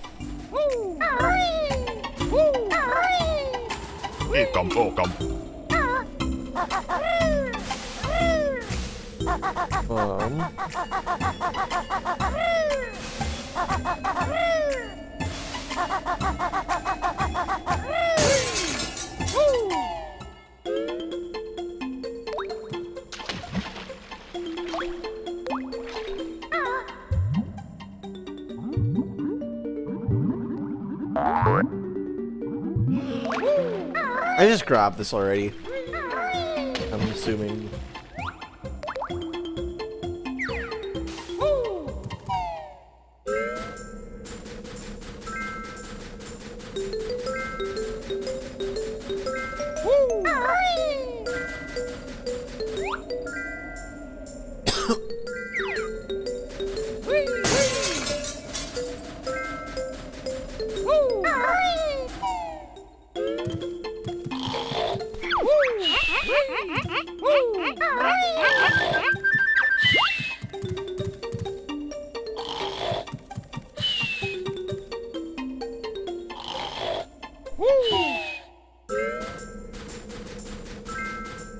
You ought to be okay, whatever.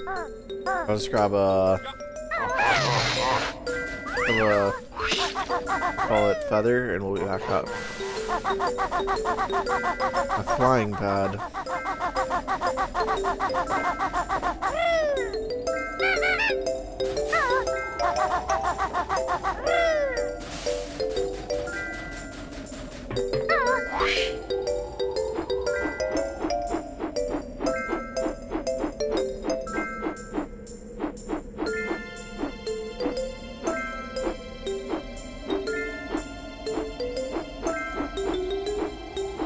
no notes there.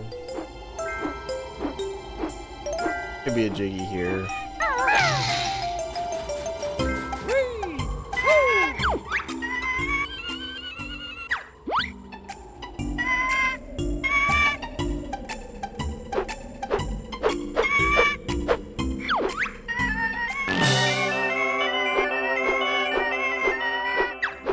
Here we go.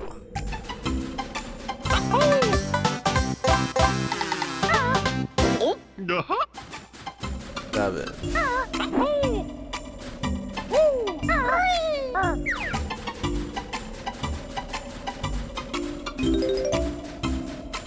How's everyone doing for time zones right now? I'm probably getting to the weird point. Like, for me, it's like 2:20 a.m. Like, it's getting late for me. What's up, Alfred?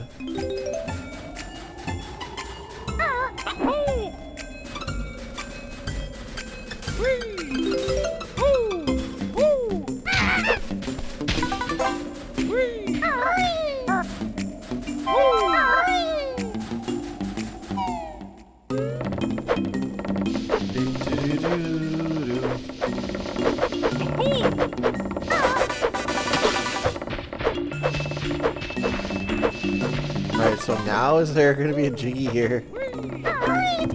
Climb this like 5 times with like...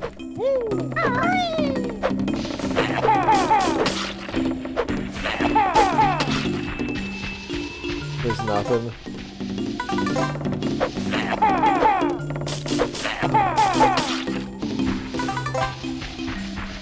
Alright, no, I'll let you know if I give up. But I think... I have a couple ideas. Well, one, I haven't explored this area like that much, so... Okay, how am I doing for my totals here? 1796. Oh, and I'm missing a yellow and a blue Jinjo. Yeah, I'm not doing great.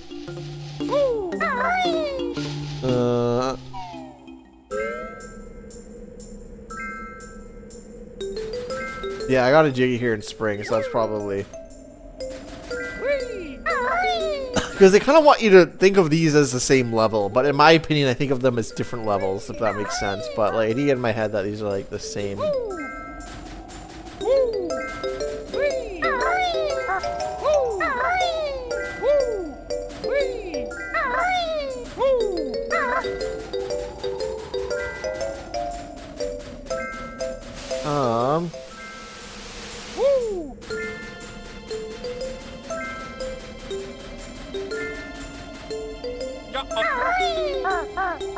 Okay, the last 4 notes.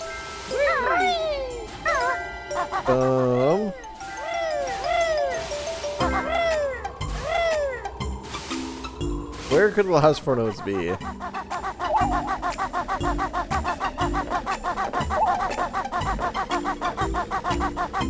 Okay. My gut reaction is... Did I actually check Mumble's house in winter? I thought I did. If not...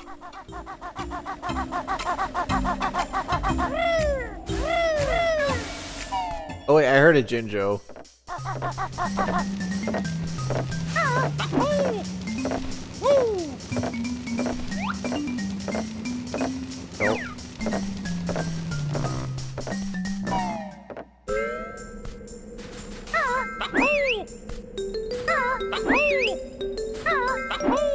Nope. Oh.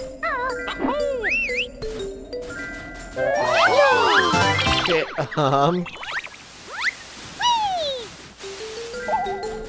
sucks, it's like...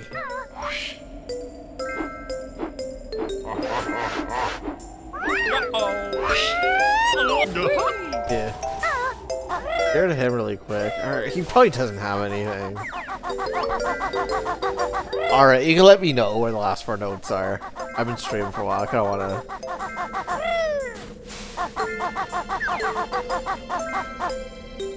Nothing here. I feel like I, dropped the ball on fall.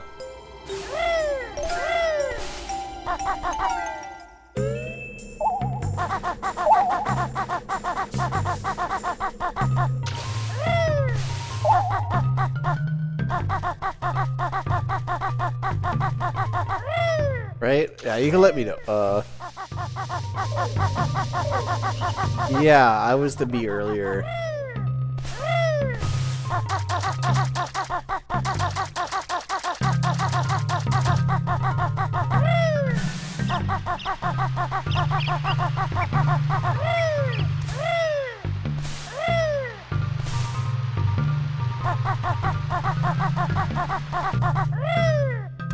I'll check that out.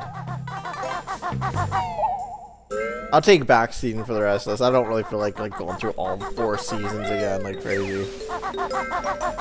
They checked the beehive in as the bee. I got the Jiggy there, or sorry, I got the Jinjo there.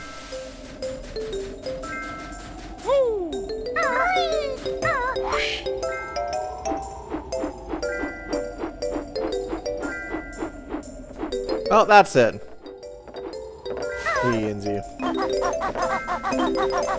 Legitimately, I was overthinking it. I was thinking like,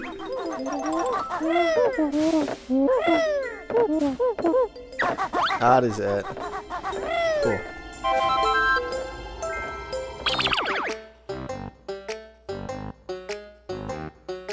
Are both honeycombs in the winter biome? Am I missing? I thought they both were in winter.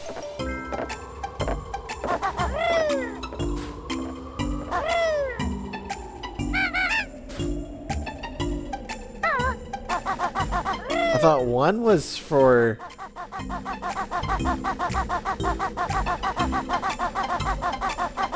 the bee, or one was for beaver, one was here.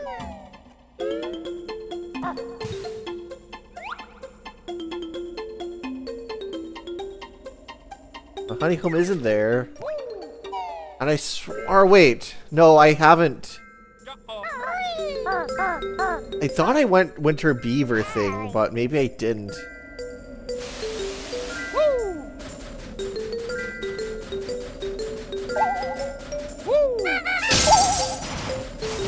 Okay, I think I visited the beaver already. Beak Bomb I don't remember, but you're probably talking about the window by Nabnut, eh? Oh, I see. This is it. I got those 2 windows confused. Yeah, this is it. No, this isn't it. What do I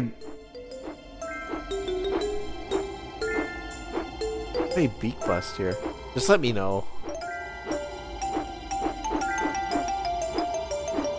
I'm tired. I've been streaming for 8 hours.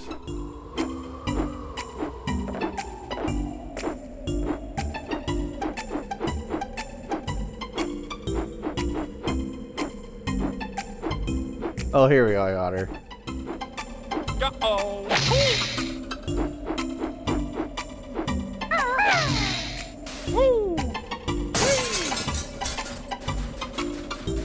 All right.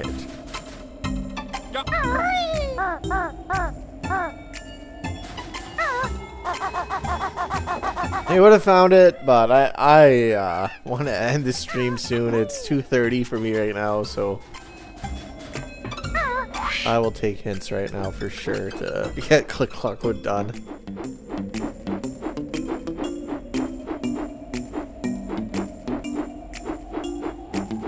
Oh wait.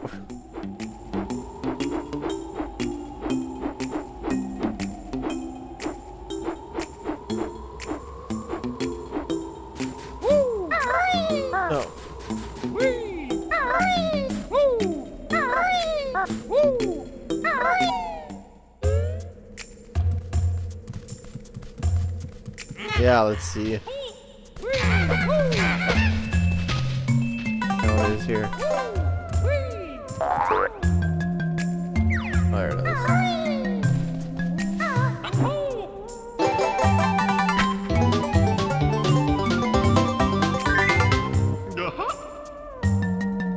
Oh, still 8. I never knew about that. Yeah, the honeycombs don't really matter anyways. Yeah, I'm gonna chop. Okay, so what do I need? 3 Jiggies! Anybody know where that yellow Jinjo is? I feel like he's in summer and they match the colors decently.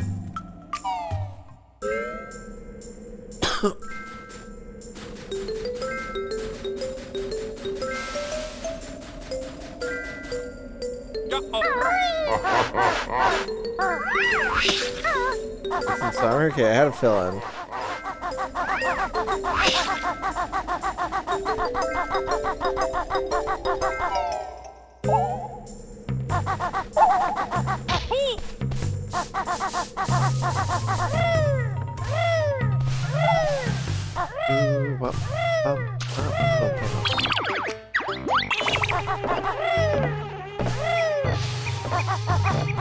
Oh, I know. Yeah, I know exactly what you're talking about.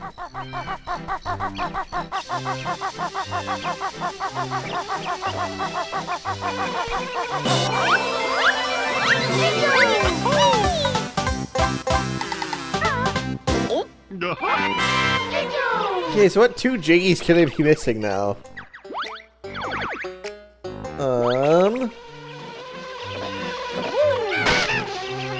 I'm thinking it must be like...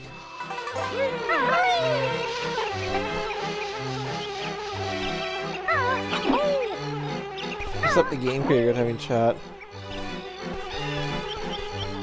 Oh, I didn't go high enough as the B. Yeah, no. There's like a second B. Second B thing.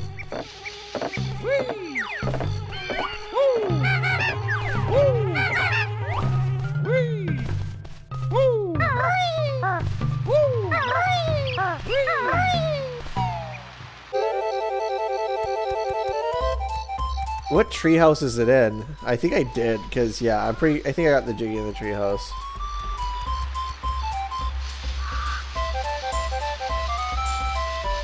I remember getting in like one of the seasons where I have to like jump across the plank or whatever, maybe in fall.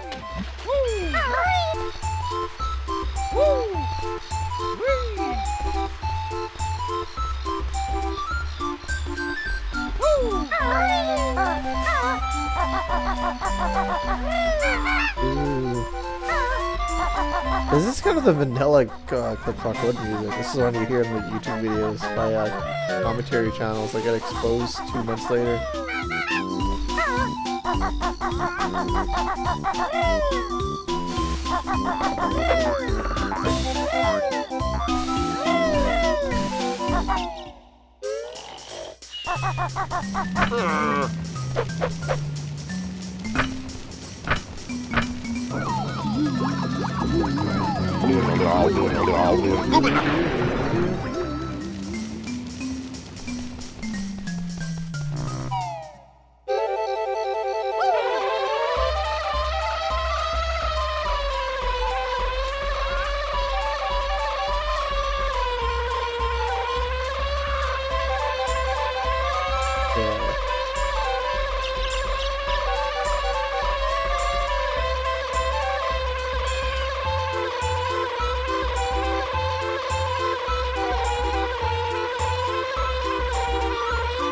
There's about an even higher point over here.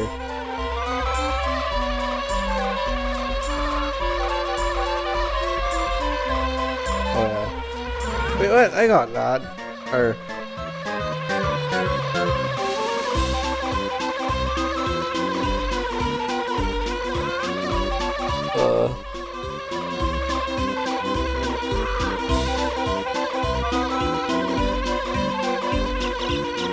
Okay,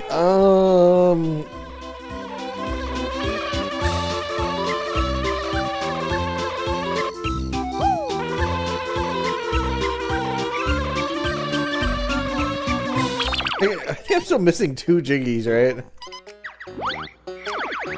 So it's like... What do you think it could be in summer?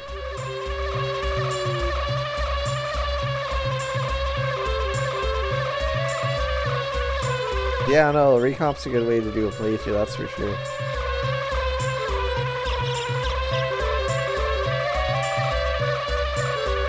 I jumped across some leaves in some seasons. I don't know, we'll see.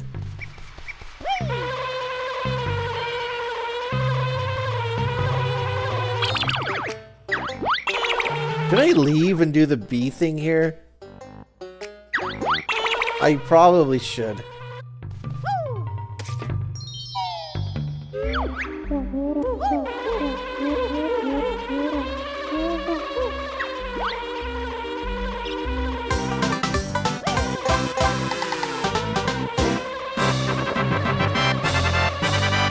That's all the Jiggies there. Let's see the last two Jiggies here.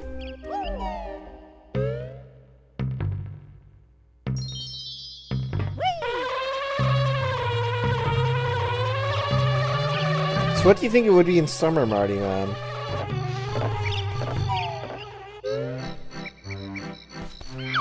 Up, yo, come, up, yo, up, and go, up. Go. We're just gonna go to the bathroom right back.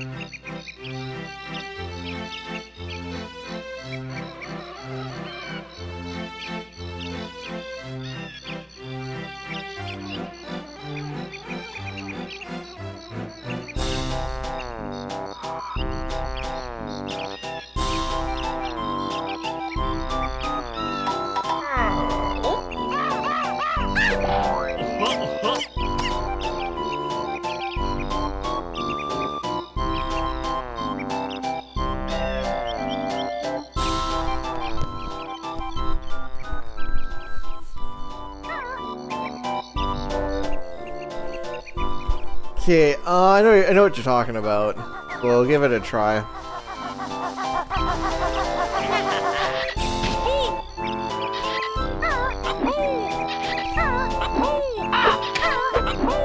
Alright. Yeah, the series leaves Marty. I know exactly what you're talking about.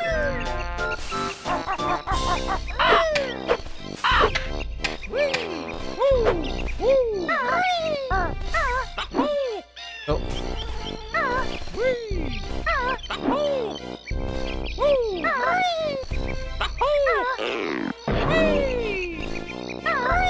Hey, did I already miss, like, did you tell if I got it or not from there?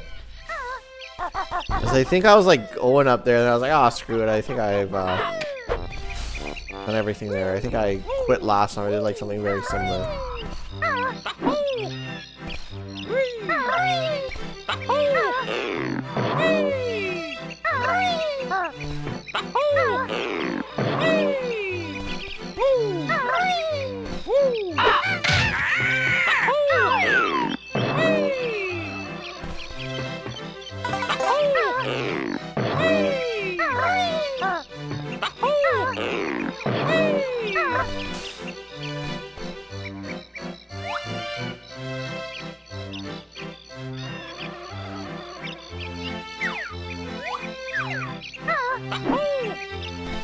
Yeah, the G is probably there, right?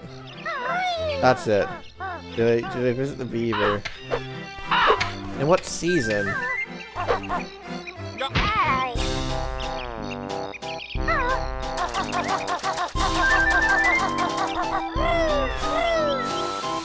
Oh, in fall. I'm pretty sure he did.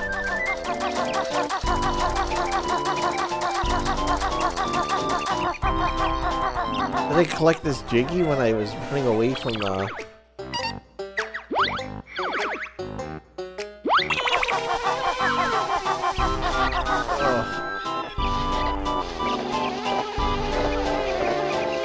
Sorry, let me just look at a list of these Jiggies.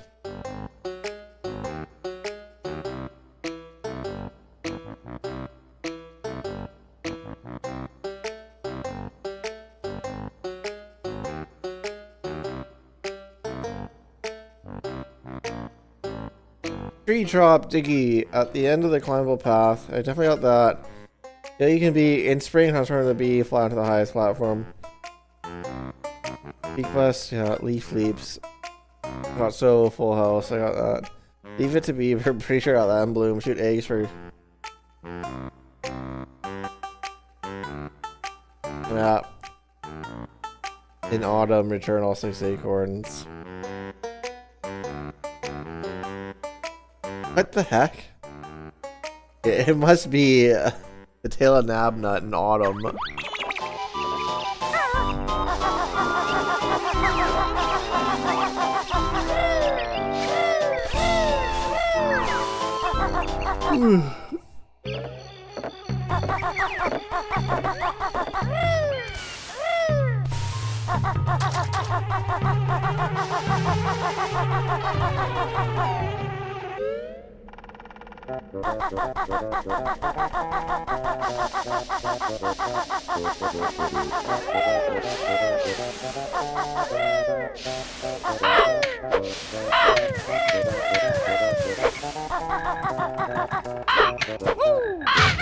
Yeah. It's like...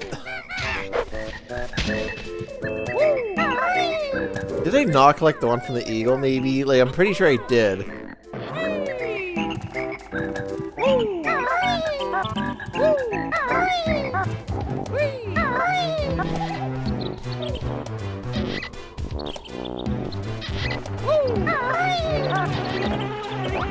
And the house one.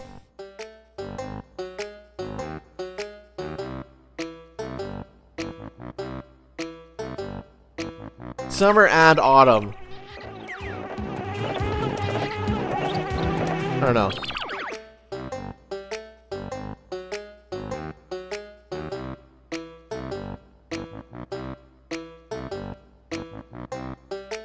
Oh. You can collect it in either season. Yeah, I didn't know the jiggies were like multi-season jiggies.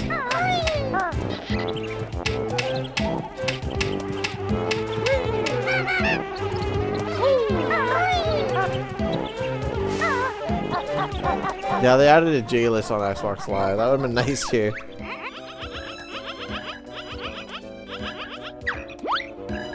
Okay, I probably messed up the acorns.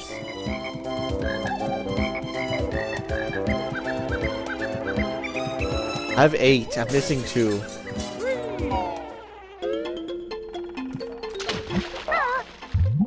Not with the last jiggies either.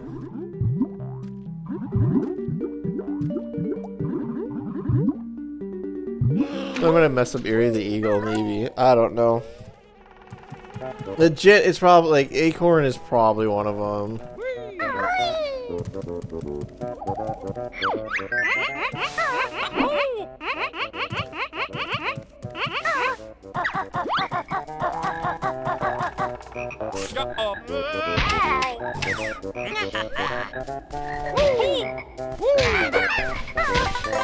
Alright, we'll go back up. Sure you got here. Yeah, I was thinking I must have too. I'm going through my list and it's like I've gotten to all of these.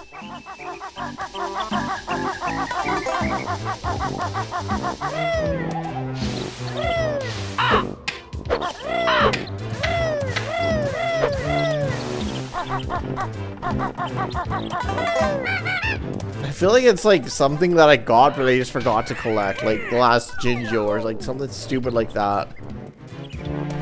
Oh, you know what? I know what it is.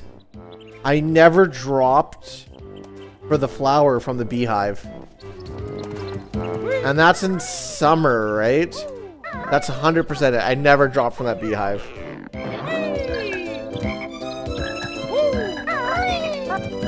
It's dropping from the beehive.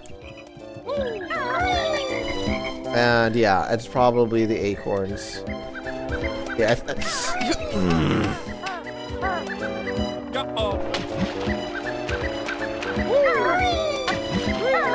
Yeah, because I don't think I did actually drop to grab that one. Alright, I think I'm good. I think I know my last 2 now.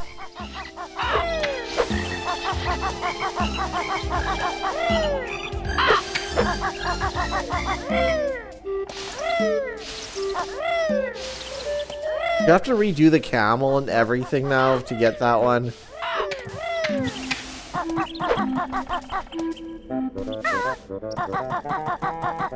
Oh yeah, I probably do. Like, I spawned the Jiggy, I tried climbing the flowers, and I realized I had to go to the beehive and like drop back down, then I just forgot to do that.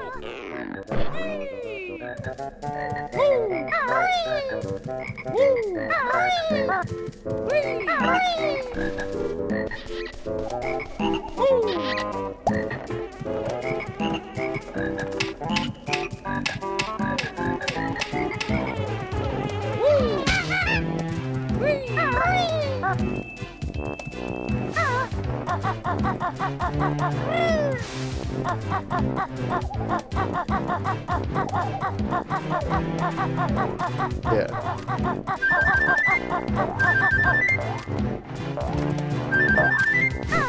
Yeah, it's definitely that Jiggy that I'm missing.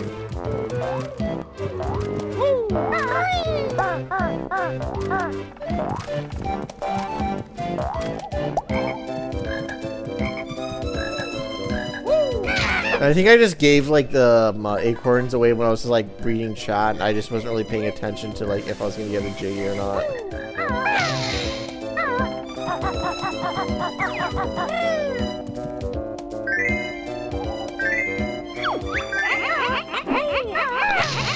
Yeah, and I was like skipping dialogue too, so yeah, I can almost guarantee you this is one of them. Does he have? Yeah, he has someone in his house. Like what a guy.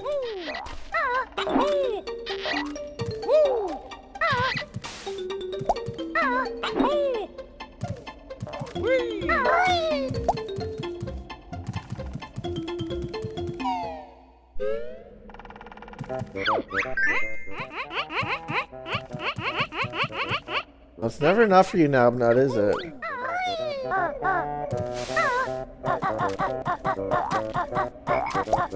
Yeah, I guarantee I know the last two now. It's more just me looking at chat while I'm trying to play and being like, not getting the acorns and forgetting them. To come back down as the B. Alright. Plus me streaming for 8 hours doesn't help.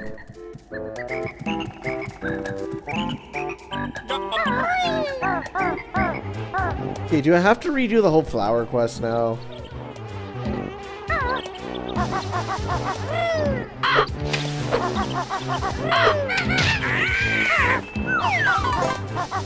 No. But you're telling me to ground pound on the camel though. Oh no, like the flower's fine. Or no. Oh, you're right.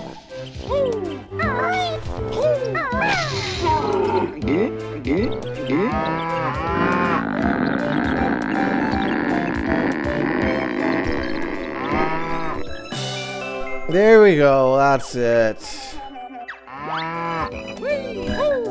Oh, that's Jiggy.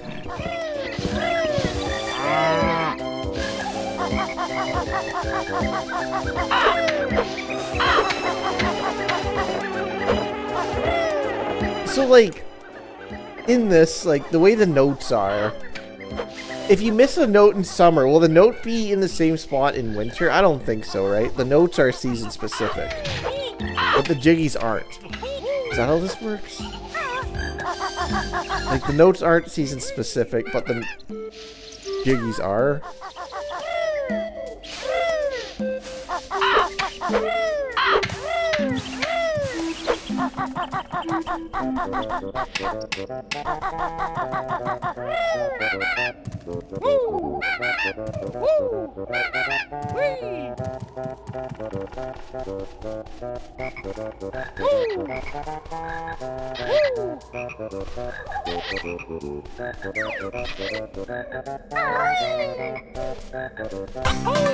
Yeah, that's it.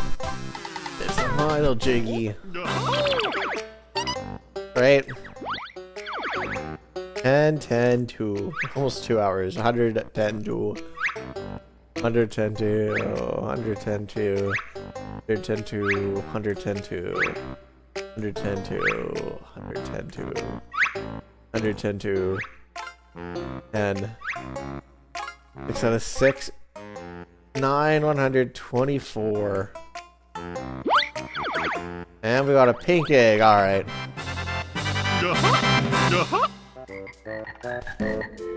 Let's finish this off. Who even is Nip Hulk?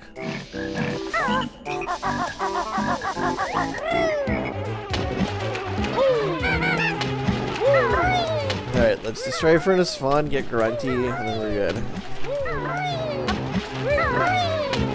Yeah, I'm tired. I'm definitely ending after I beat this game. I know it's not about to start another one, but I thought I could do this in 6 hours. Well, I see Rusty a bit. Plus, it's 2:51 a.m. for my time though, so I'm going to go to bed right after this.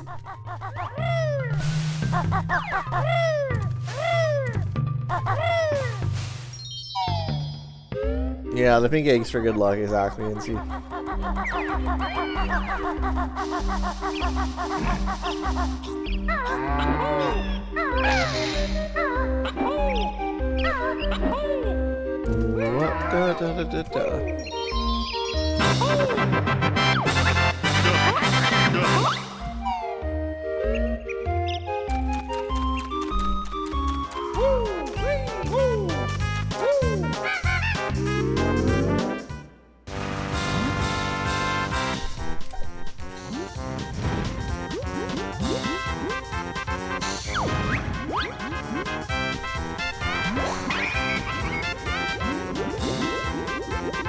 Alright. Bernie's fun. The moves are slow, style they lack. What's the name of your jump attack? Rat-a-tat rap.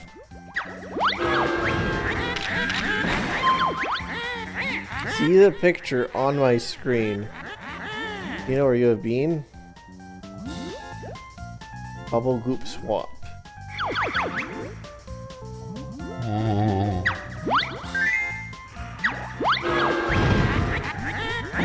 Okay, the grunty spaces are ones I don't know. In Rusty Bay, where have you been? But what the walls isn't seen. Why do they have odd numbers? Listen up now, then make your choice. Which character has this dumbass voice?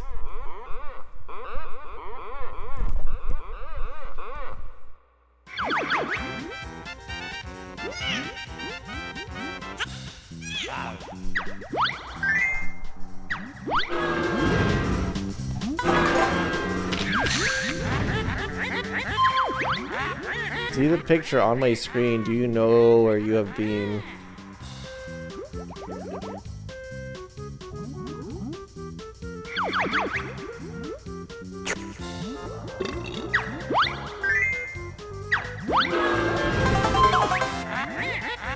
You should be fat and lame. What is your little sister's name? It's Tootie.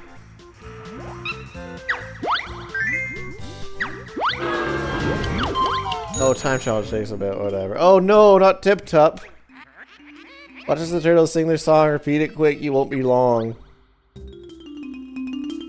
Red, cyan, yellow, cyan, yellow. Red.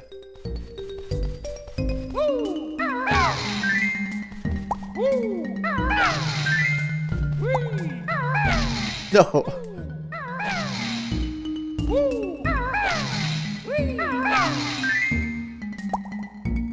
Red, cyan, yellow.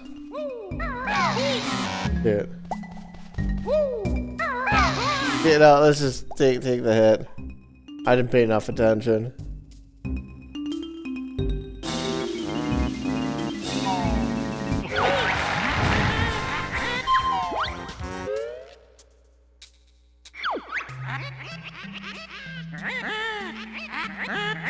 Oh no. EI. Kazooie, or good thing they just have it up on the wall there.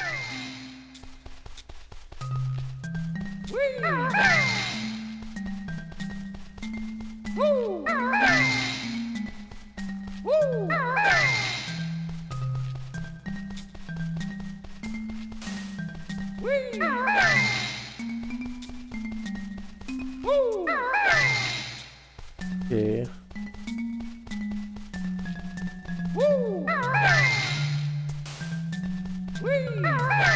AB.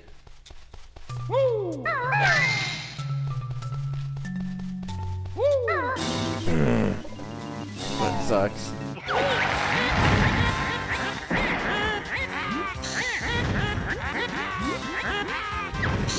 Throws up key, good at chop. Cyber still says he remembers which order. By the shape made when you draw a line connecting them. What do you mean, Skeeton?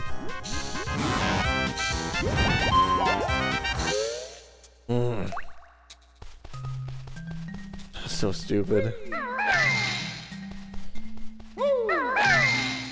Wait, I can do 2 O's in a row. No, I can't. They won't let me do 2 O's in a row.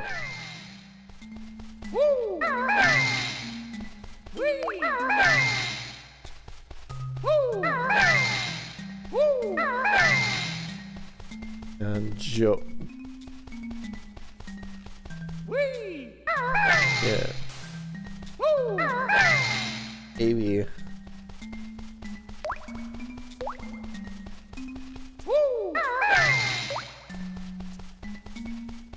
There we go.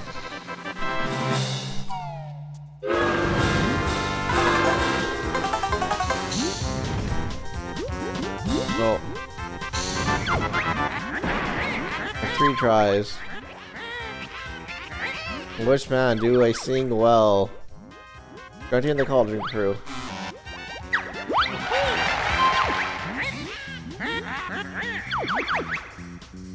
Oh, it's different every time. I hate this. If you notice, please don't shout and Claycard's cavern the odd one out.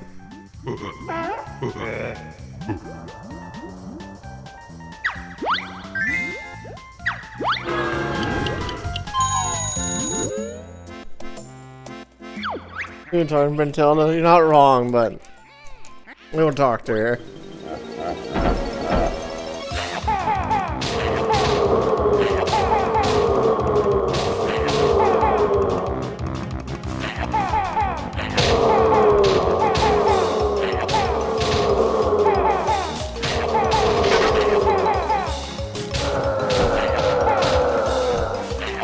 Oh no.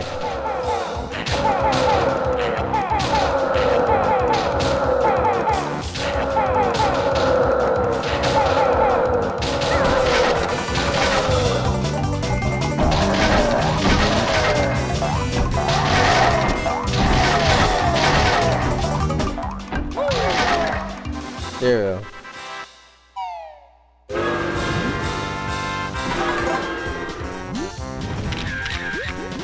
Well, I'm gonna have to go through it eventually. I take a Johnny.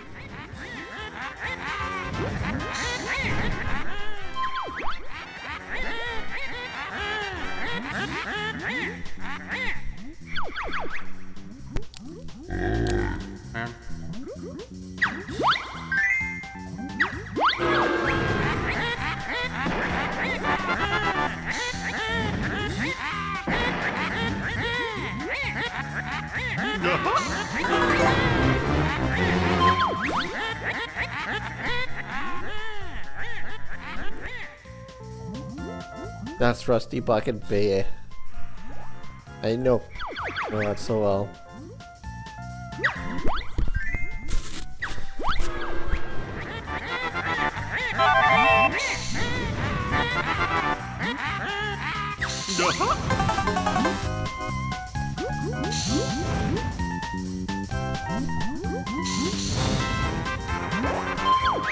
Alright, in Bubblegum Swamp, tell me now which facts made up by this old cow.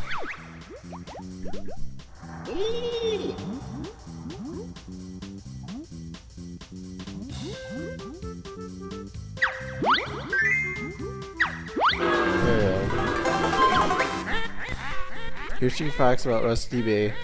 Pick the one that's true today.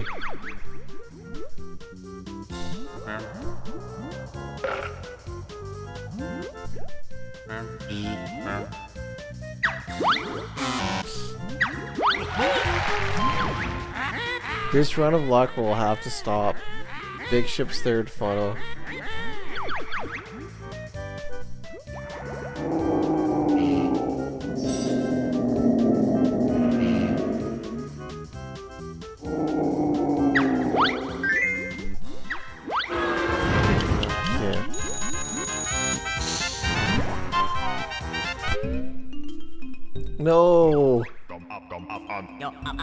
Little bear.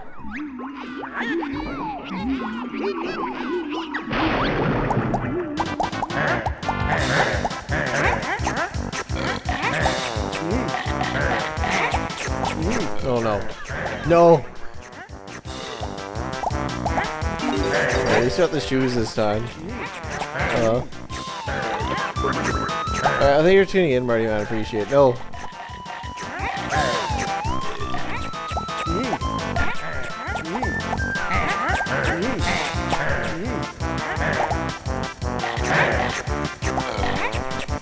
Get red. No. Hello.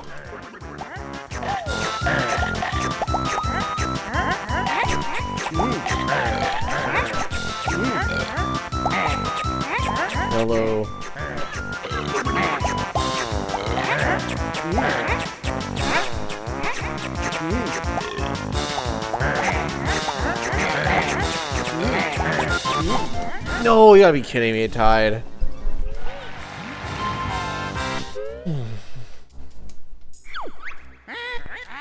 Alright. The bees.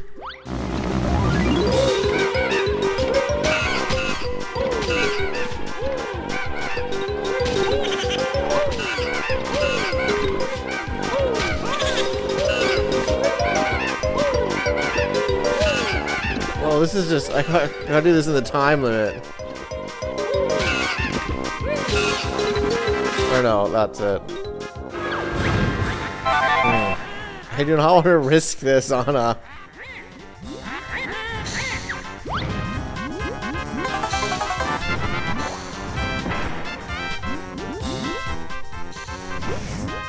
I need more life. Risking this on a 1 of 3 chance is stupid.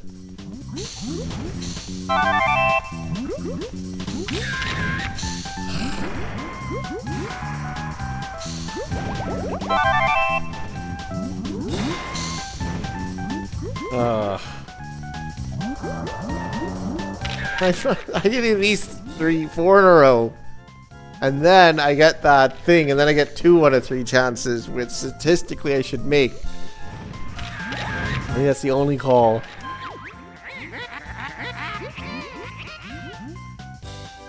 Treasure Trove Cove.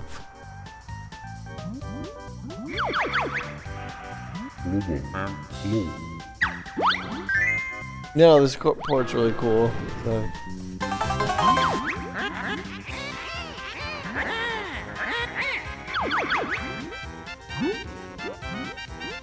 I don't know. Just kill me.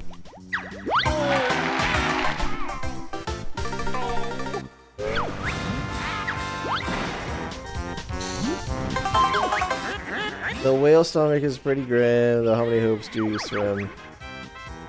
I don't know.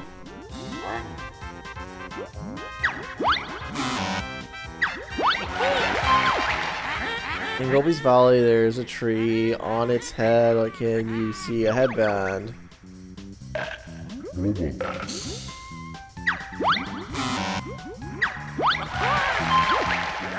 In Click Click Wood, the eagle's lame. Can you recall the stupid bird's name? Eerie.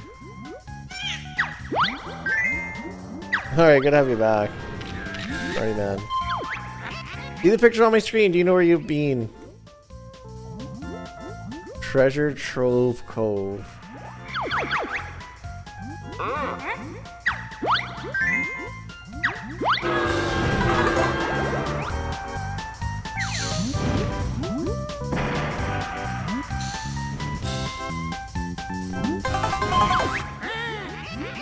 Well, there's no doubt which of these is the one or not. No green frogs. Frogs aren't green. You should remember, but we'll see. If there is... Where'd you be? Mumbo. We have Xbox Live. I'm playing the Recomp position. It's PC port.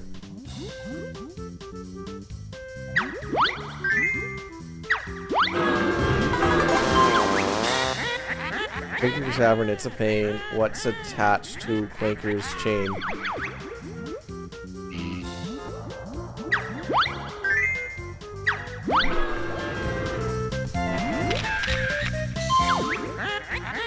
I see a picture on my screen. Do you know where you've been?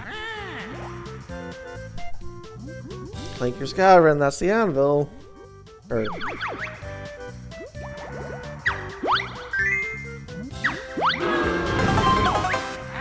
Bobby's camel on vacation. What's he got at his third location?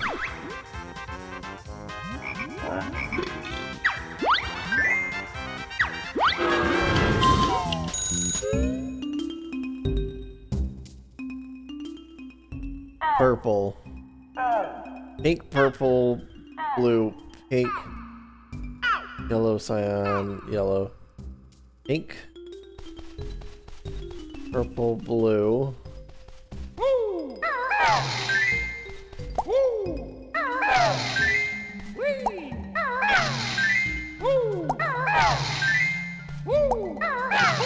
Pink, yellow, cyan, shoot. Pink.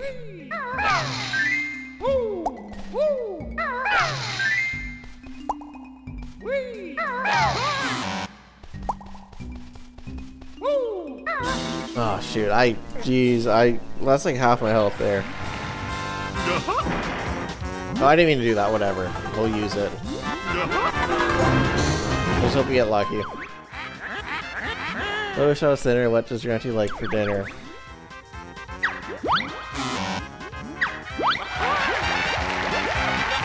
Death Square.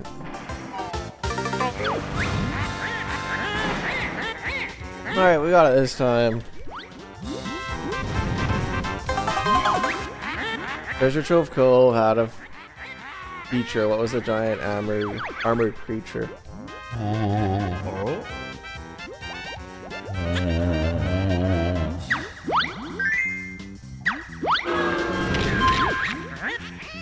No, Shane, do you know where you've been?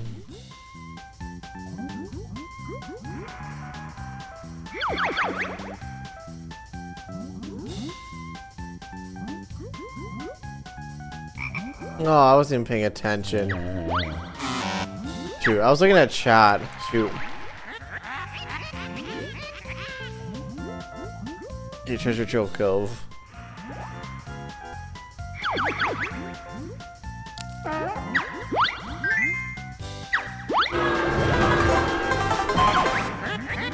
You'll soon be fat and lame. What is your little sister's name?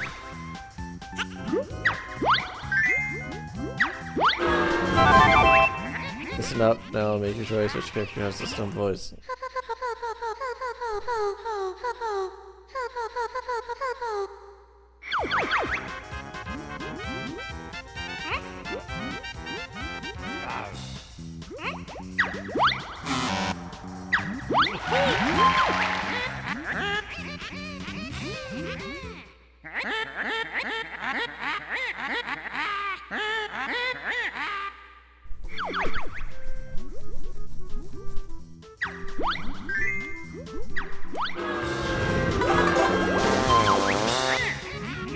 So Solid, what's the name of your jump attack?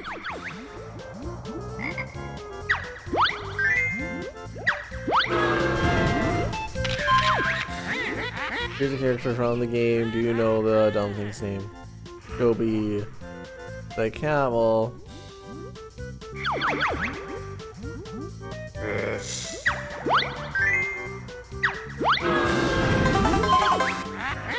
Bishop Cove, Sandcastle floor is missing a letter. There's once more.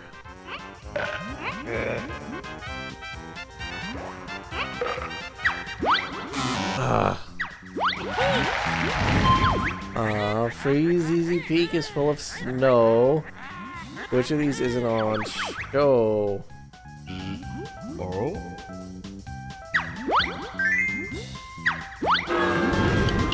Okay, these are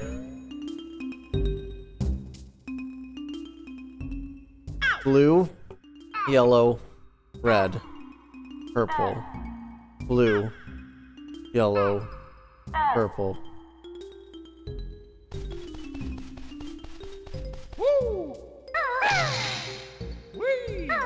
Blue.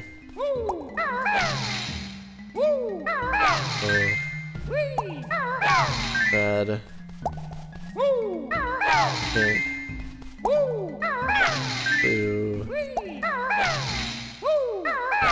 Hello, pink. There we go. Thank God, I finally got that.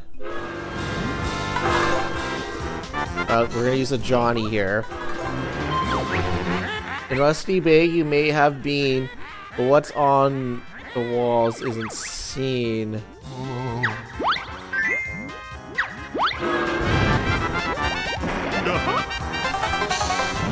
Okay, so 1, 2, 3, 4, 5, 6, 7, 8, 9, 10, 11, 12. 1, 2, 3, 4, 5, 6, 7, 8, 9, 10, 11. Okay.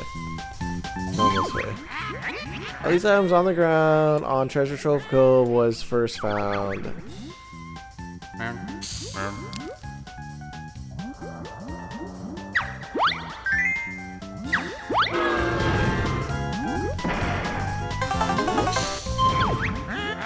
Bar Mountain's got my face. How many molehills in this place? 6 for the moves, 1 for the thing.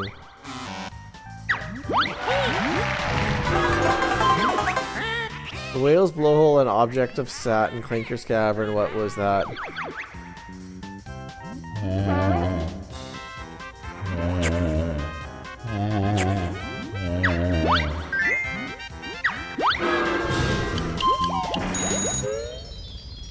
Hey, nice. Shoot, I lost my gold feathers though, so it's like that mummy might screw with me.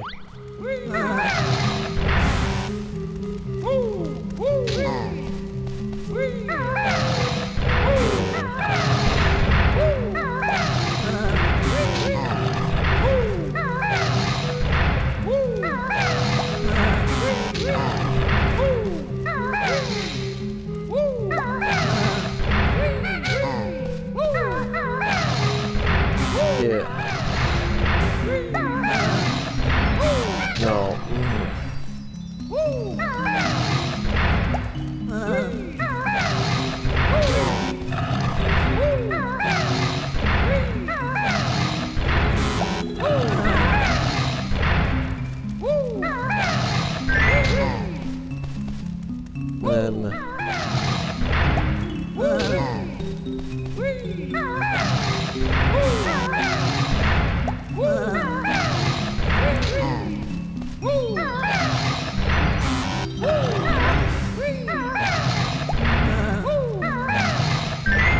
Okay, having to deal with this mummy every time makes it so much like...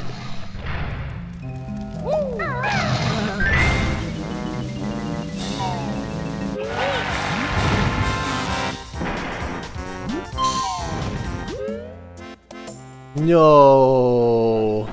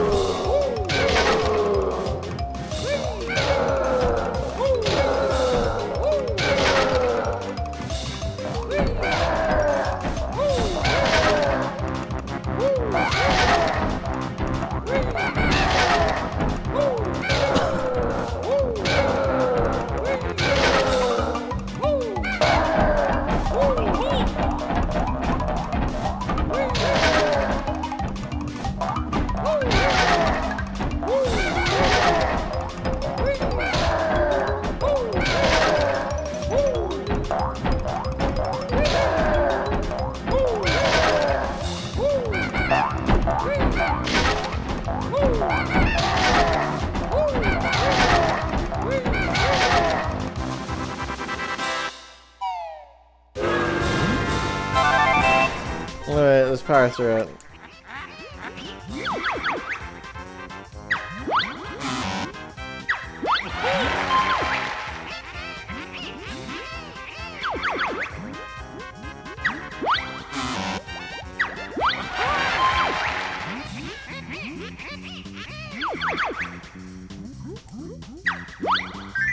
There we go.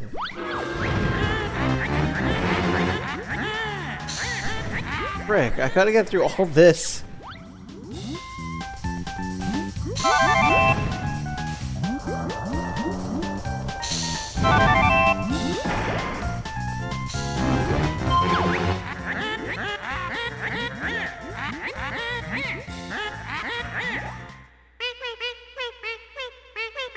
Hmm.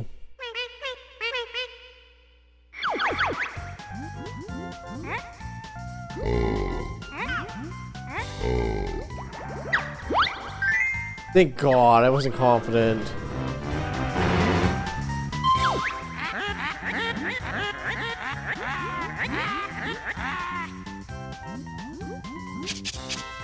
Boggles. Boggles. I mean, I mean it was like boggles.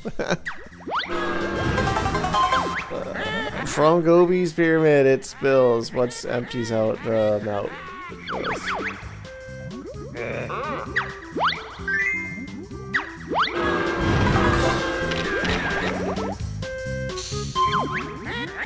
See the picture on my screen. Do you know where you have been? It's like clockwork.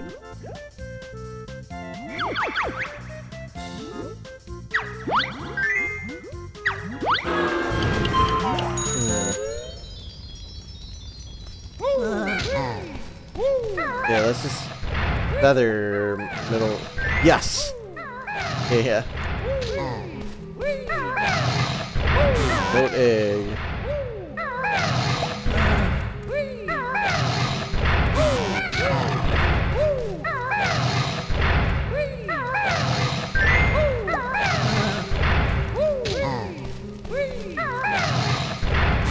No egg honeycomb.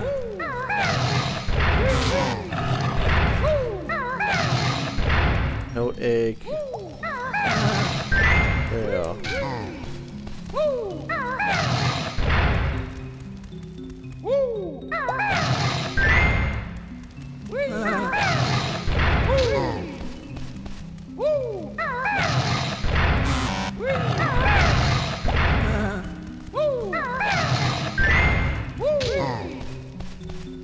Oh no.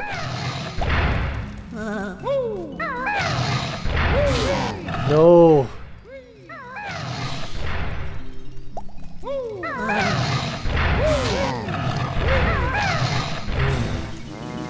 Yeah, okay, I need to get some gold feathers if I like fail this again.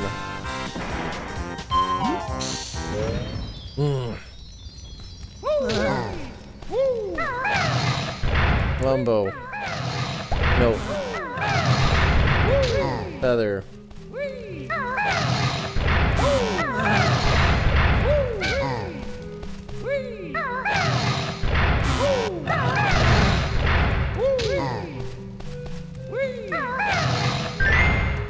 Yeah.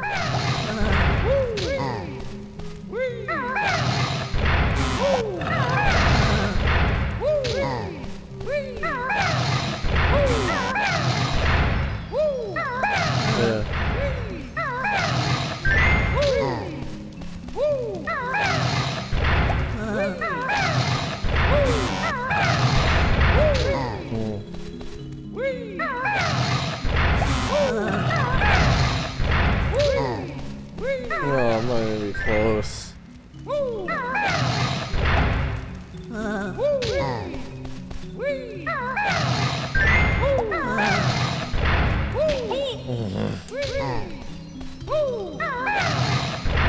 No.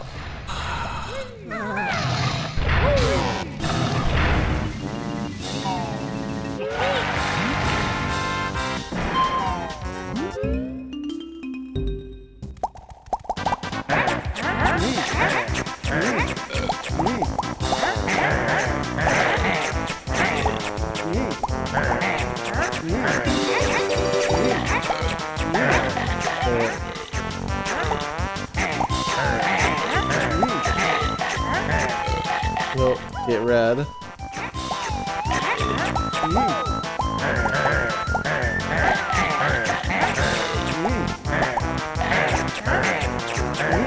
No. Still okay, actually.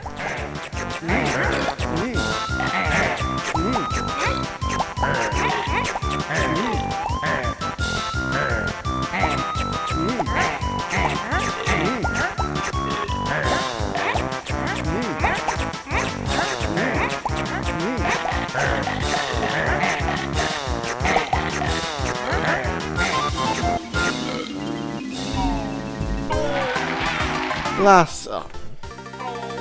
Oh, I hate this.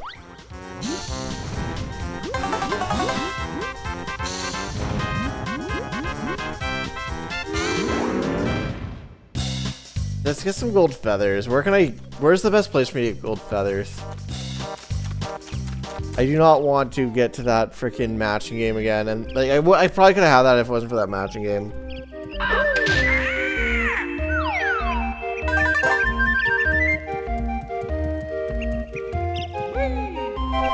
I mean, ones might be all I need. I guess I can just go back and forth for one.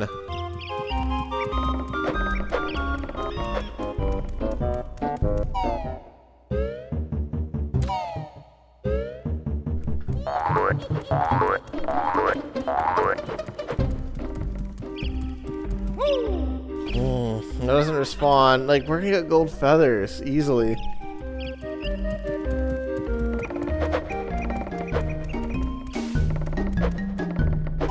Does the church have, I know what you're talking about. Does the church have gold feathers in it? 'Cause, yeah.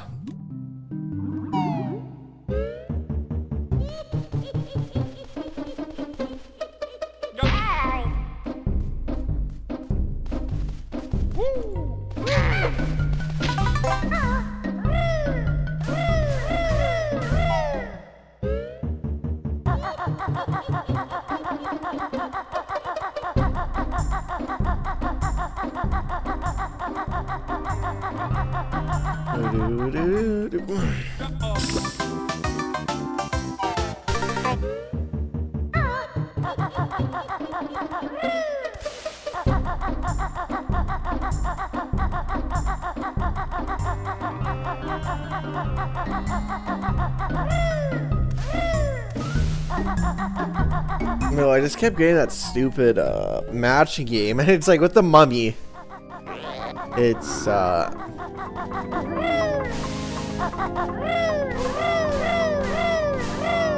lot harder.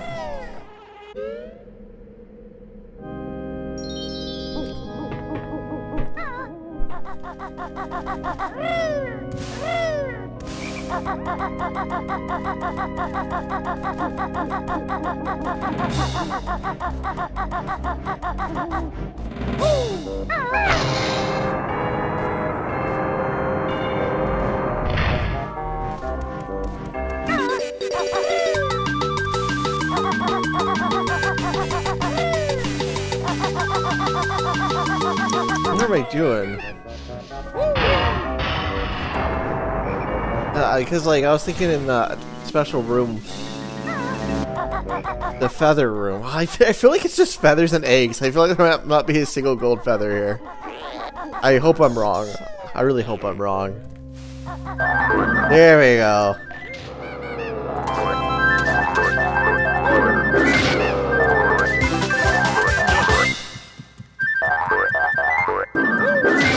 I got 2 gold feathers. Heck yeah.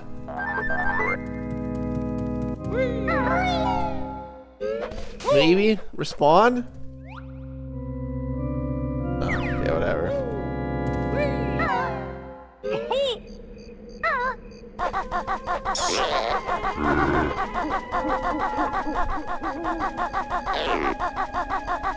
Just a hidden room? Is that one or toss something else, Marty, man?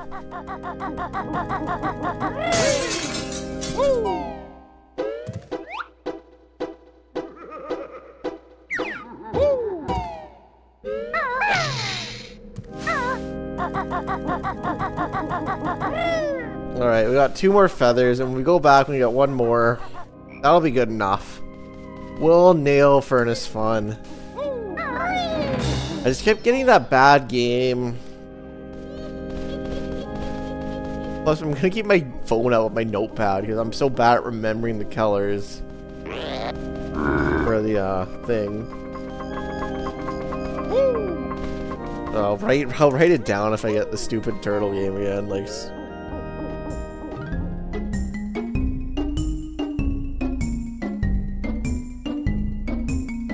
All right.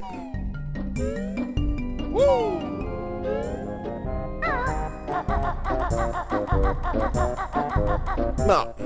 Yeah, whatever.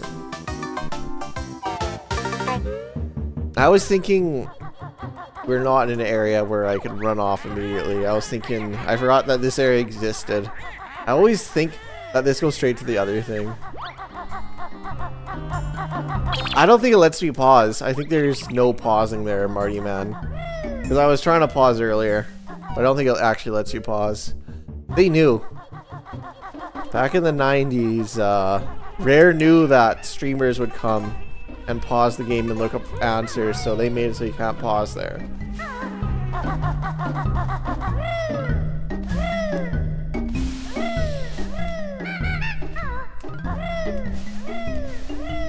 Or at least with the turtles.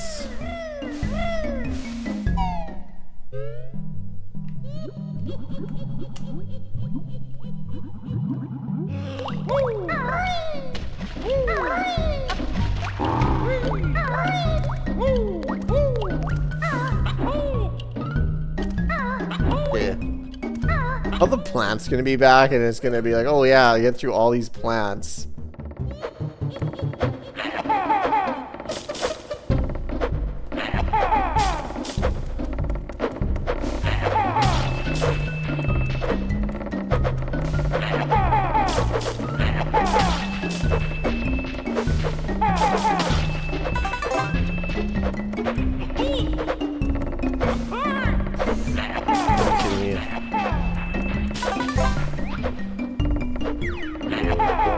I'm going full health. What sucks, if I lose, I gotta use another gold feather. It's like...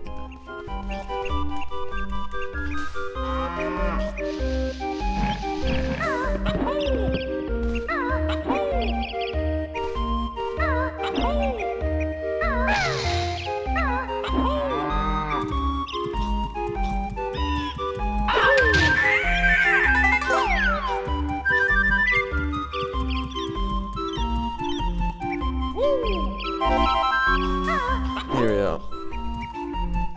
4 gold feathers.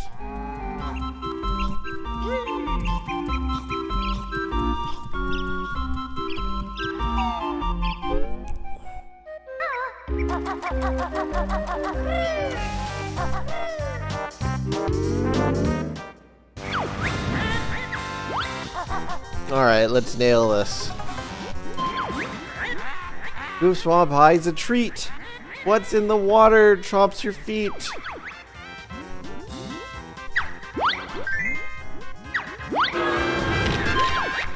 See the picture on my screen.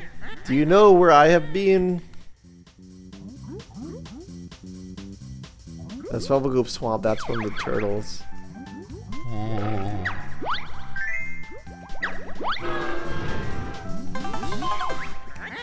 Freeze easy snowman, giant scarf.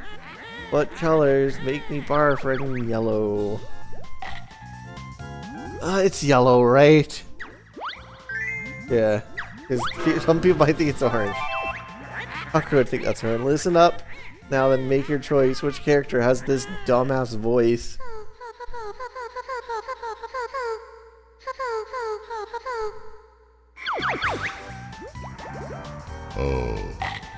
Brintilda.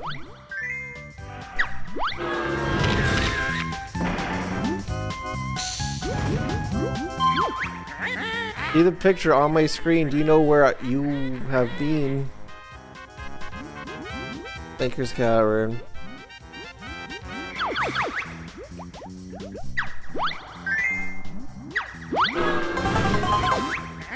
She will soon be fat and lame. What's is your little sister's name?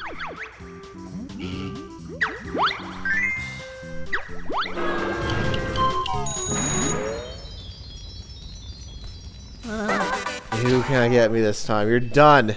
Plus you give me a honeycomb. Mondo.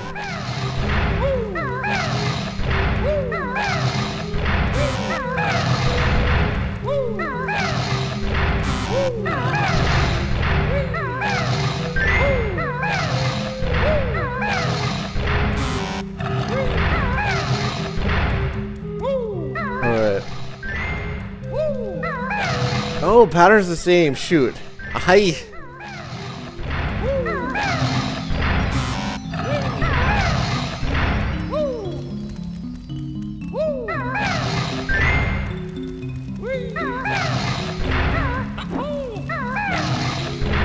I did not realize the pattern was the same. Shoot, no, what am I doing?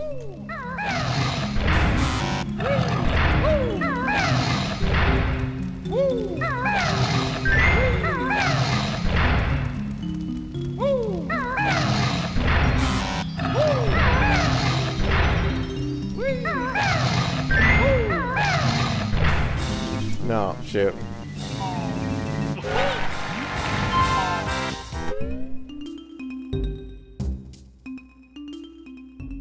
Yellow, purple, yellow, purple, red, purple, red, blue, red.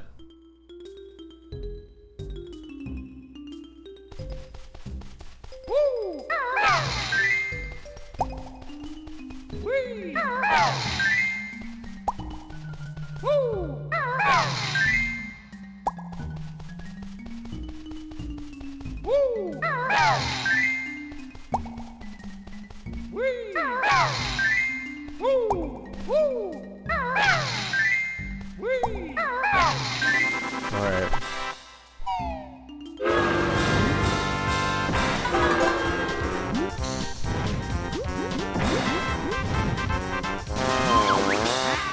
All these items on the ground on Treasure Trove Cove was first found.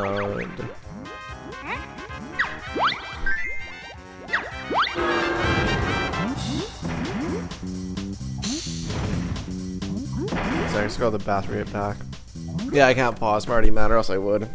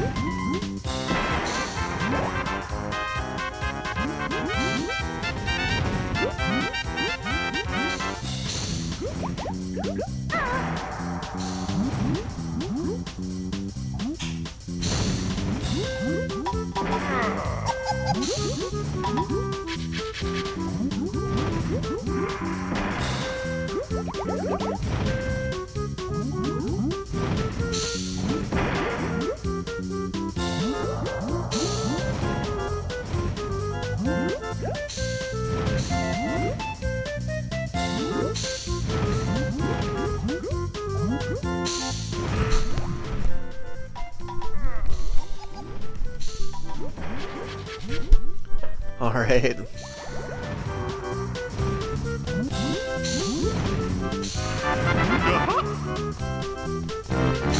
the love of God.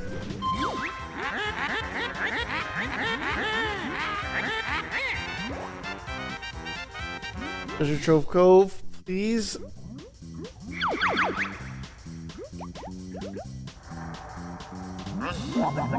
Dobie's Valley. Thank God. Jeez. That was close. I really thought it was Treasure Trove Cove. And I was like, oh, maybe Gobi's Valley.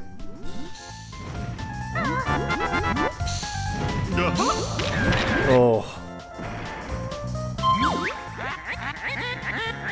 See the picture on my screen. Do you know where you have been?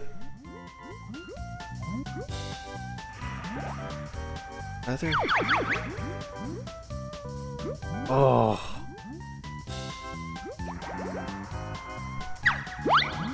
Oh, okay, I was like 50-50. I mean, it was just a regular one. I swear this is gonna be a Red Tilda question. I'm just gonna be done. Like,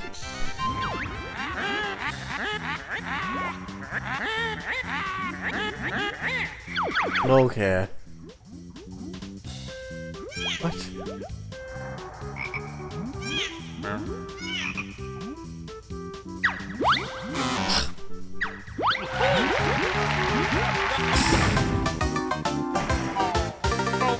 Shoot, I should look at the chat. I think my delay was fine enough. I just saw that you said Mumbos. Shoot. Yeah, I gotta look at chat. My delay's good enough that like I might work. Click Lockwood, this snowman's what useless creature.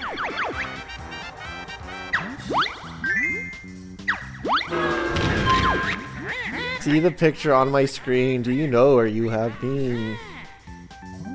Mad Monster Mansion.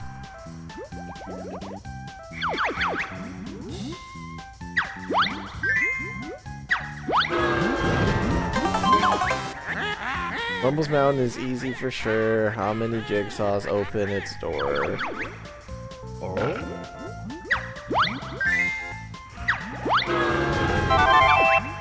Listen carefully to this tune. Which world it from, you furry goon? Bubblegoop Swamp. Jeez, what world is it from, you furry goon? Jeez, that has a different meaning now.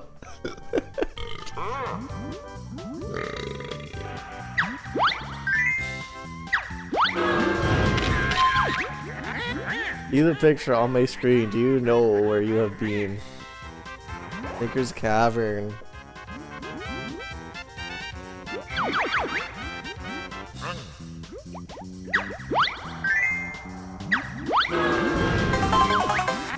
Now Monster Mansion's graveyard pots. What appears from them? There were lots.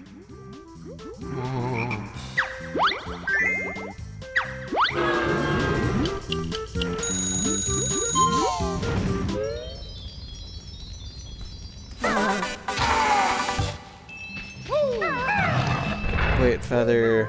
It's the same.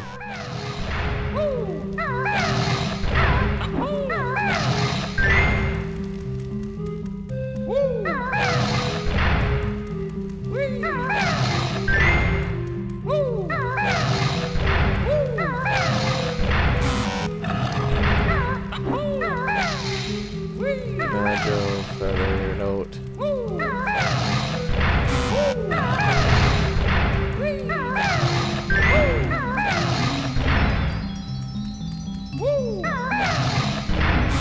Is this a note?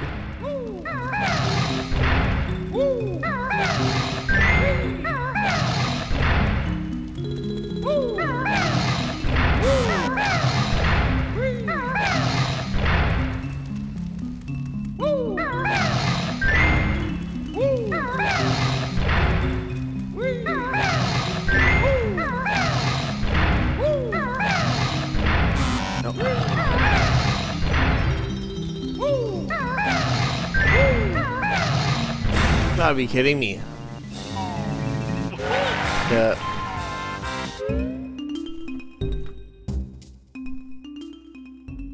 Purple, blue, yellow, pink, red, pink.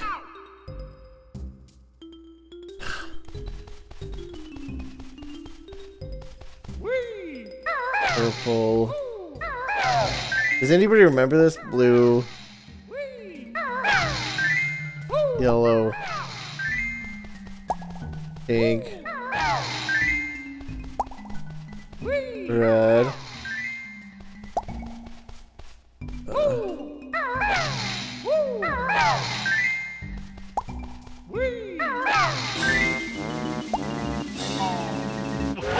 alright.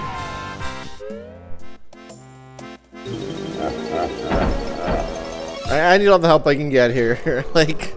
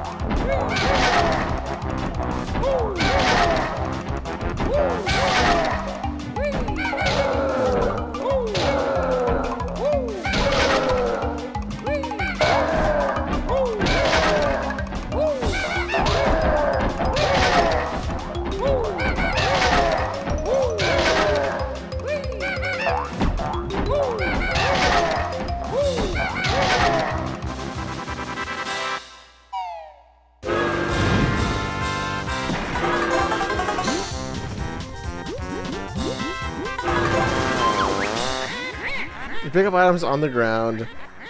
Which one makes this silly sound?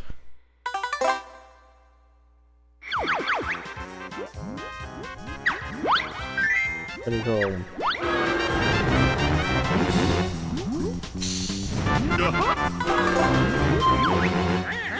Horse on Freezy Peak. What's his name that I now seek? Pretty sure it's Wazo with an O.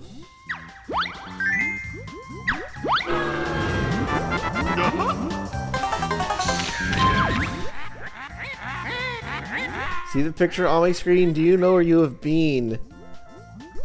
This is 100% Gobi's Valley.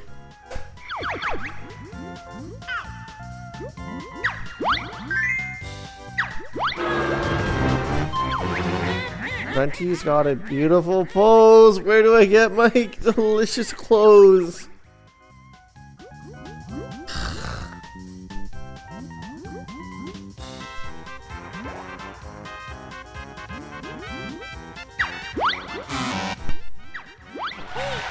I hate this game.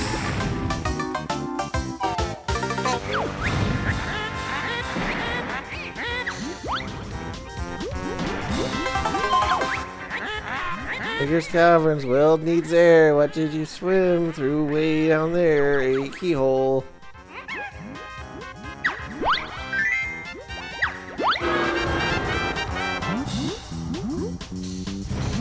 Use Joker on death? Yeah. Well. Yeah. See the picture on my screen? Do you know where you have been? Yeah, I'll start using that. Scobie's foul. No.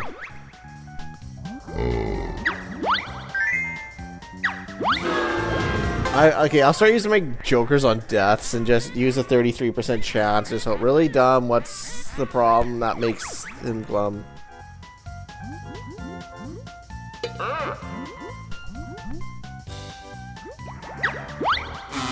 Shoot, I wasn't paying attention. Shoot. In a pyramid, some tiles you match. Who's not included in this batch? And Tilda.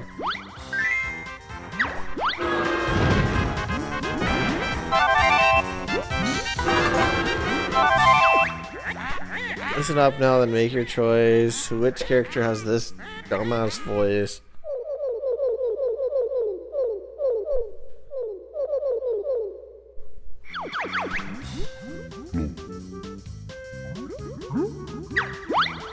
Shoot, I should have looked at chat. Maybe someone would have got him yet. Listen up now and make your choice. Which character has? Ooh.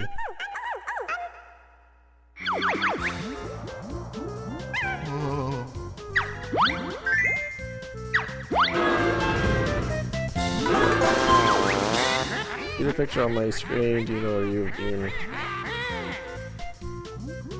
Oh, I don't even know. Chat, help. Probably Treasure Trove Cove.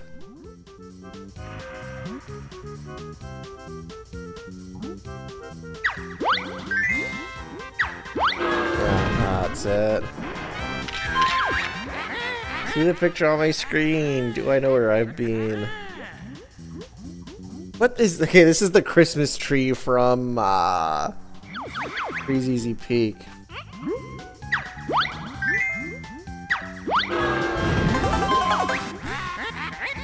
The charmer helps you on your way in the pyramid. What did you pay?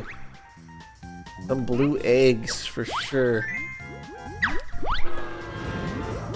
I got my phone out in case it's the stupid frog game so I can write down the code. Because it's like 4 o'clock in the morning for me. I can't remember 6 numbers in a row.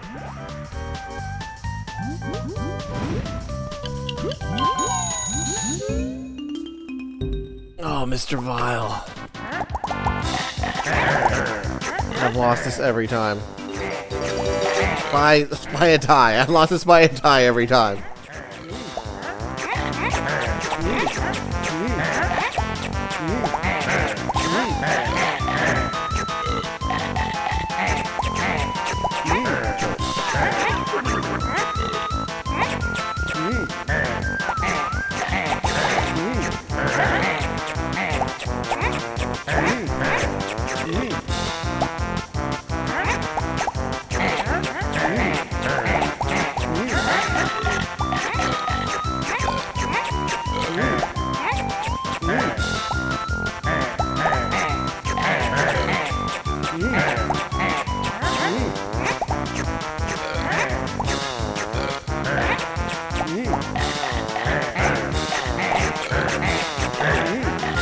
wow. Okay, there we go. Yeah, thank you, Riptos. Yo, good having a chat, Riptos. Because you've made a lot of music, right? I recognize your name.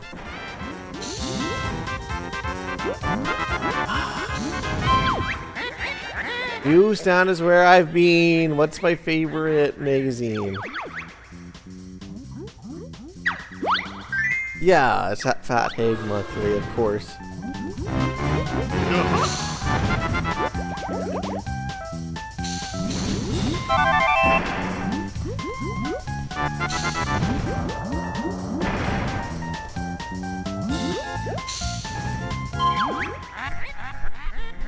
Renty's got a beautiful pose. Where do I get my delightful clothes? Trash can? Renty's got a beautiful pose. Where do I get my witch's wardrobe? Yeah, I'm gonna try. See the picture on my screen. Do you know where I've been? Mad Monstrous Mansion.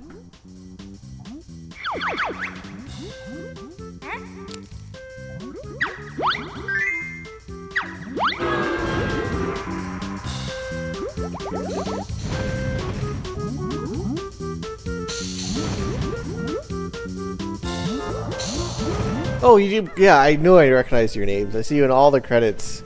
Repost. Yeah.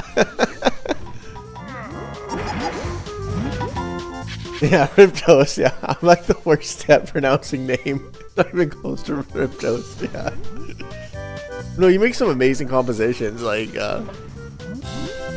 definitely a fan of your work there.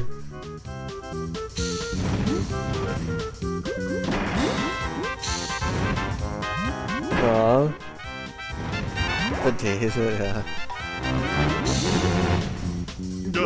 Okay, you know what? If I grab that Johnny over there, I don't have to worry about those two killing spaces. But I...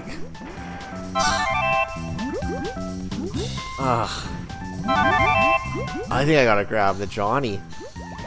I got a lot of... Okay, let's grab that Johnny. I just want to finish this up here. Listen carefully to this tune. Which world is it from, you furry goon?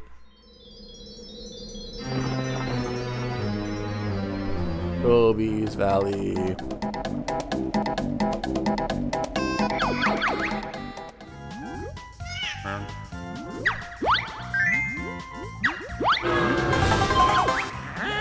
The whale's blowhole and object sat in Clinker's cavern. What was that? Giant bolt.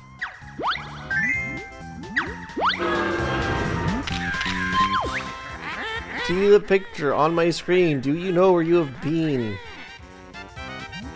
Roby's Valley.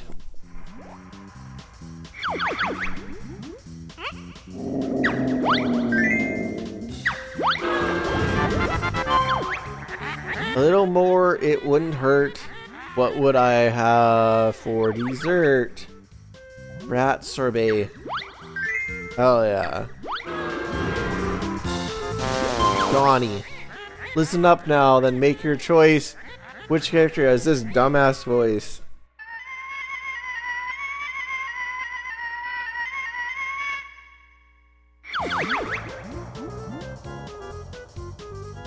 Here's the eel.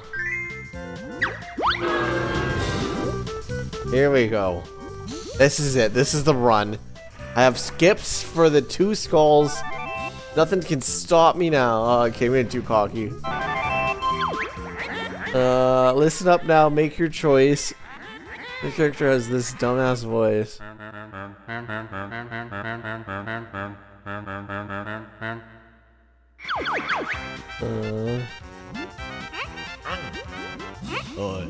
It's like tipped up.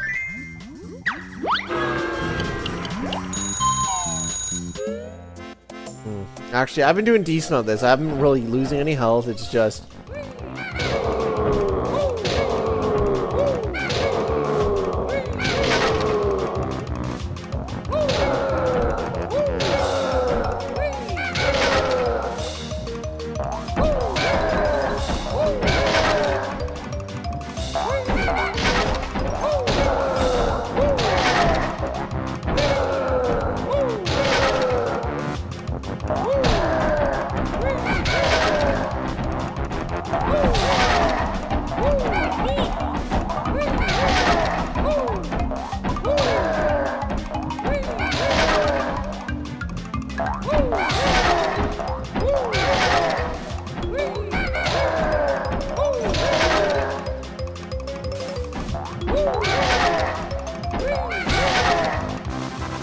you go. I lost my health, but like I got plenty. Captain Cabins and Rusty Bay. What's on the bed? Duvet, I say.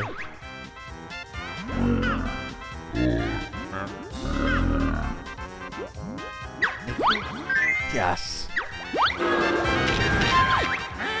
See the picture on my screen? Do you know where you have been? That's Treasure Trove Cove. For sure.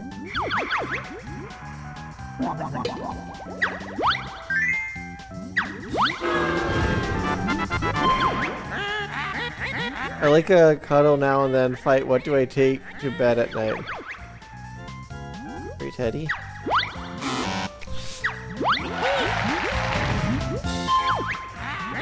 I cannot lie. Tell the truth.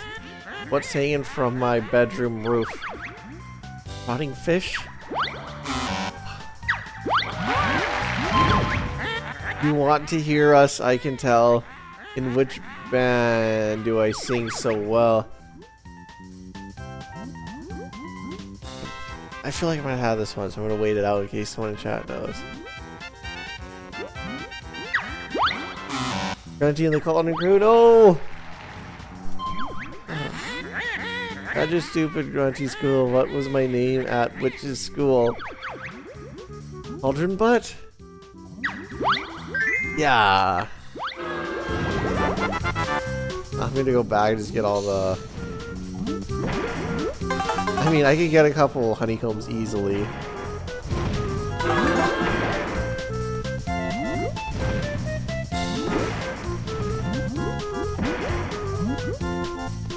Like, if I get down to 1, I'll use my skip. And hopefully that will be it. Yeah, let's see. Grunty's cute, she's quite a dame. What was my first boyfriend's name? Greasy Grant. Ugh. How dare you look, stop that stare. What color undies do I wear? Freaky Brown.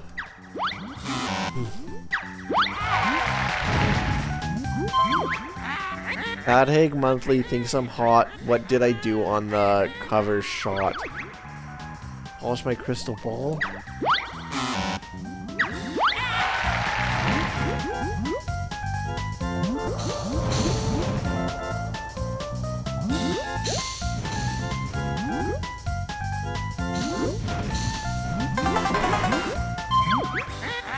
Hey, Click Clock Wood, the shaman's dumb. What useless creature you become? Bumblebee.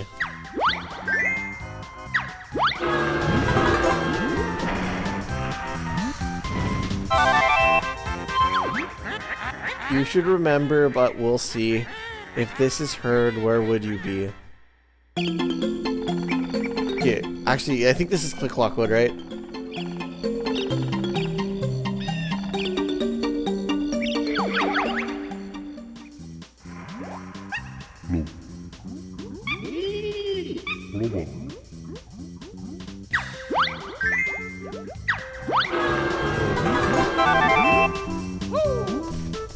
What? Oh yeah, because... Oh geez, yeah.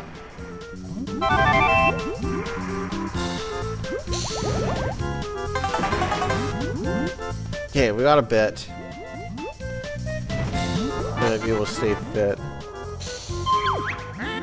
Let's see if your memory's foggy. What is the name of my pet doggy? Leg Chopper. Yes!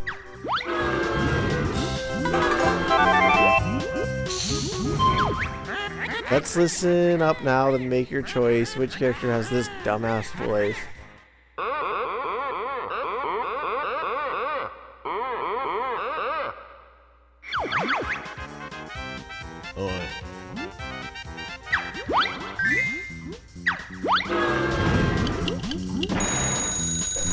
Those are my notes in case it's the turtle.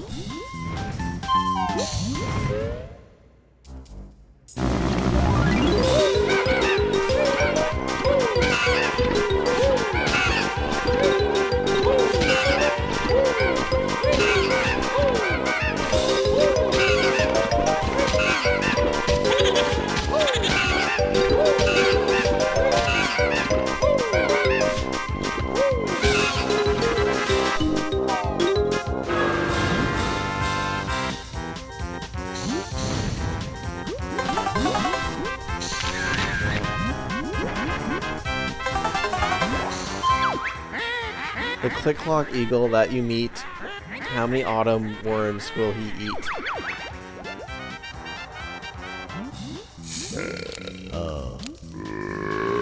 25? Oh, autumn worms, not total worms. Shoot. One doesn't exist, furry twit. In Monster Mansion, which is it?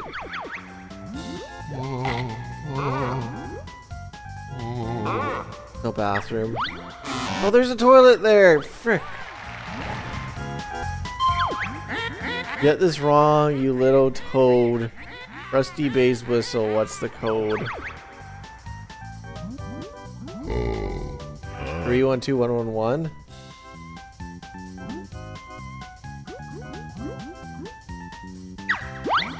Okay. Okay.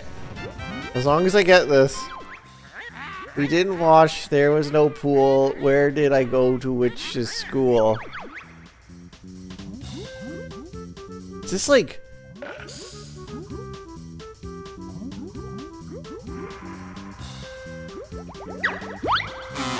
Okay, serious question. Is it in the same order every time, or is it random order every time? Because every time I pick the top question, right? And if I recognize the top question being right...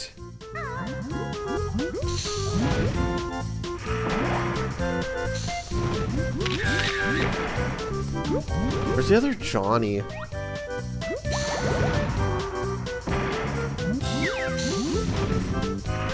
If I get the other Johnny...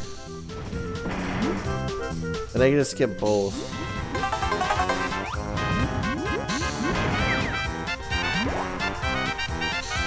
You see random? Yeah. Okay, well, let's just nail this. Hate this.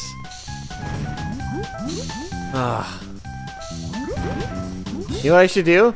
Skip this. Get that. Skip those two.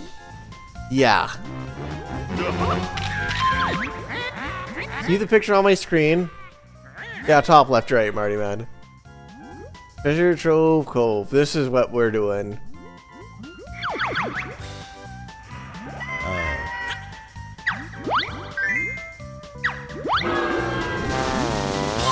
More skips. Mansion cellar barrels around. What's on the front of them was found. 1881, right? Alright, thank you, Mardian.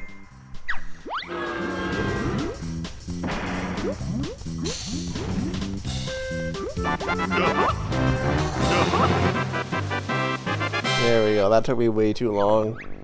I haven't struggled on that since maybe one of my first playthroughs, like that much. And that took me, what, 6 tries? I mean, that time I was kind of a sure thing, but it took me a while. Thank you for the post. Appreciate it.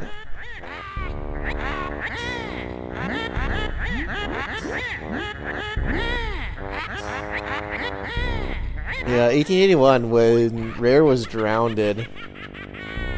When they drowned all the Rare employees. I'm just bugging you, Clifford.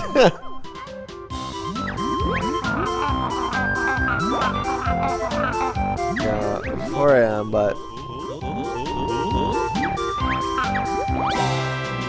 Do. Bravo! How did I know? It's just bugging Clifford.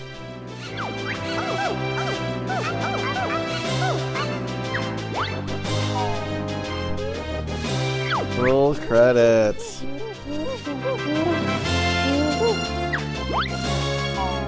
Geez, I remember beating this game in 6 hours when I was like 12, or maybe like 13.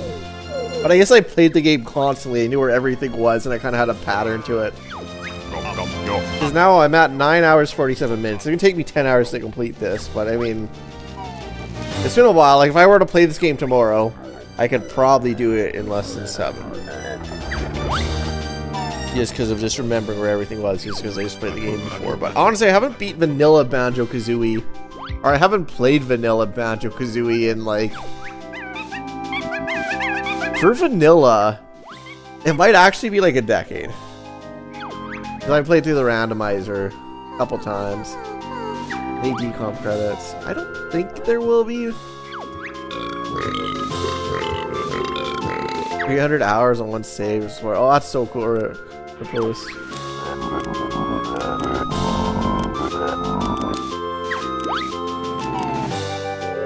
Well, by the time I played it,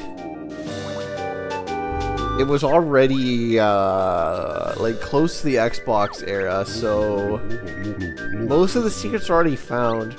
But I know like prior to 2004, they had no idea about the stop and swap eggs and the cheat codes. Like for the first 5 years that this game came out, like the stop and swap eggs just like weren't known, which is insane. Like all they really knew was like Game Shark codes for levitating to get to like the ice key. For the first 5 years of this game's release, like I think Subdrag found the all the codes for the ice key and such for the Treasure Trove Cove floor.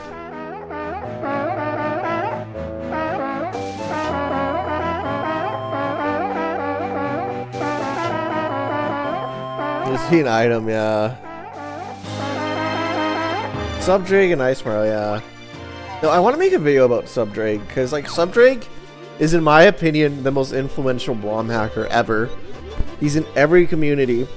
The reason why Smash Remix exists is because of Subdrag. He was like so much a part of the GoldenEye community. He really helped the 64 community, or sorry, Mario 64 community early. Like I really think Subdrag has so much lore and so much cool stuff to him. And a lot of people have no idea who Subdrag even is. But like, I was actually in contact with Subdrag for a while because he made the Smash 64 stage editor. And I started making stages, and I found a couple things out because I used to ROM hack myself. But anywho, I've been thinking about doing a video about Subdrag and all his like amazing feats, because I feel like people think K's, but it's like K's has done a lot. I'm not trying to say he hasn't, but there's some like OGs that people like do not know. You gotta put some respect on Subdrag's name.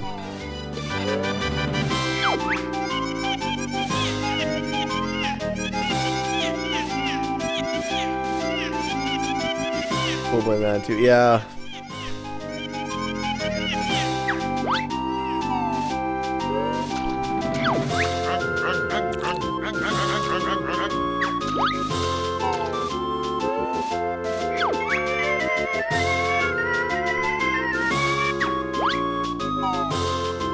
Oh, thank you there, Carlos. Appreciate it. Yeah, no, it was kind of nice that they gave me that video to do.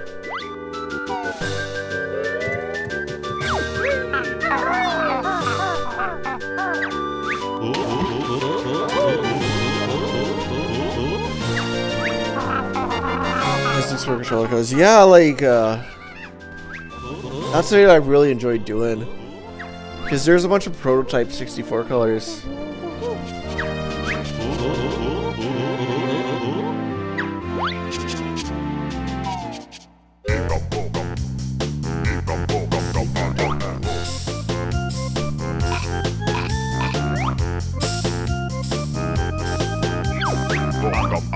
Yeah, like I was thinking about doing a history of Ocarina of Time ROM hacking video, but I've never ROM hacked Ocarina of Time myself. I have with Mario 64. And I know a lot more about Mario 64. So if I were to do that video, maybe I could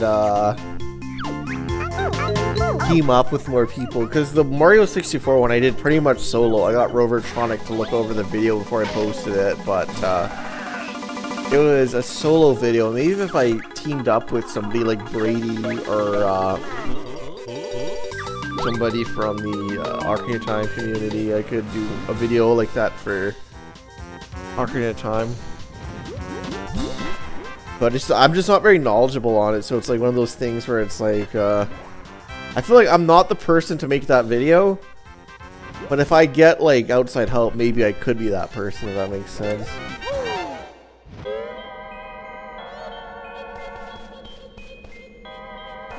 Yeah, like I think I could do a video that's like a love letter to Subdrag, because he has done so much. Like it's like really insane.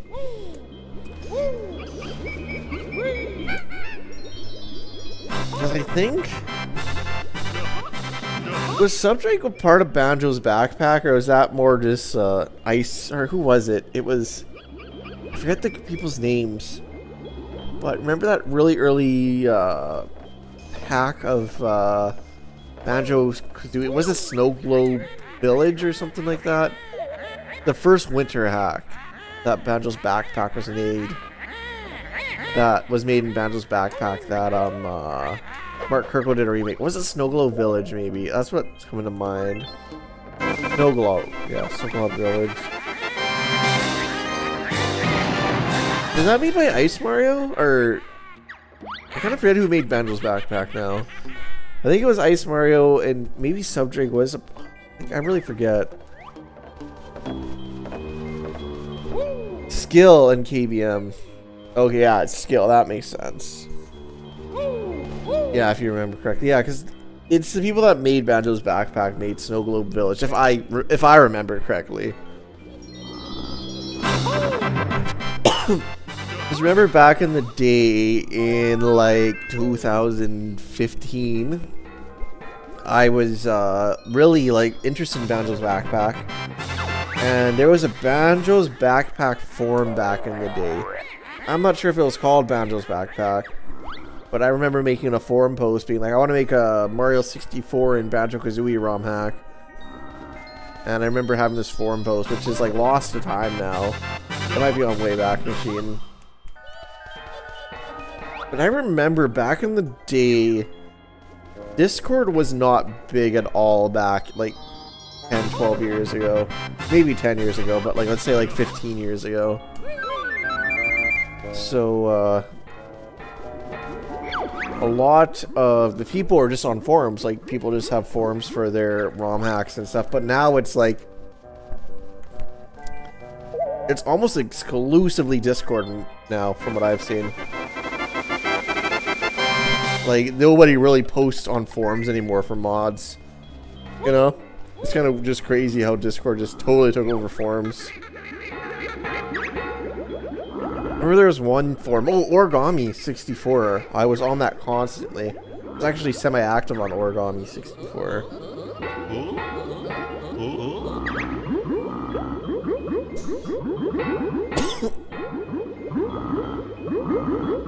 Honestly, maybe a Banjo-Kazooie ROM hacking video would be more fitting for me to make than Ocarina of Time, because I do know a lot more about Banjo-Kazooie, but I feel like it's like the history video would be like Skill and Buddy made Banjo's backpack, and it was this modding tool, and then people used this for years, and then Mark Kirkle made all these hacks, and Banjo Dreamy came out, and they figured out how to retexture enemies, which is cool, and Riposte made some cool music. I don't know. I feel like there's only like one program that's made to mod Banjo's backpacks, or Banjo-Kazooie, so I feel like and By 9, oh yeah, I can't forget about By 9, yeah. The Animal Crossing hack was really cool. Worlds Collide was amazing. I played through a lot of By 9's hacks. I think By 9 made his own game that's on Steam right now. I forget what it's called, but it looks really good. But I feel like just because it's only Banjo's backpack, a video about Banjo-Kazooie would be a little bit... what's the word I'm looking for? I feel like there wouldn't be enough. It might just be going through the ROM hacks that were released over the years at that point, rather than like real programming. Tavern of Dreams, yeah, thank you, Riposte.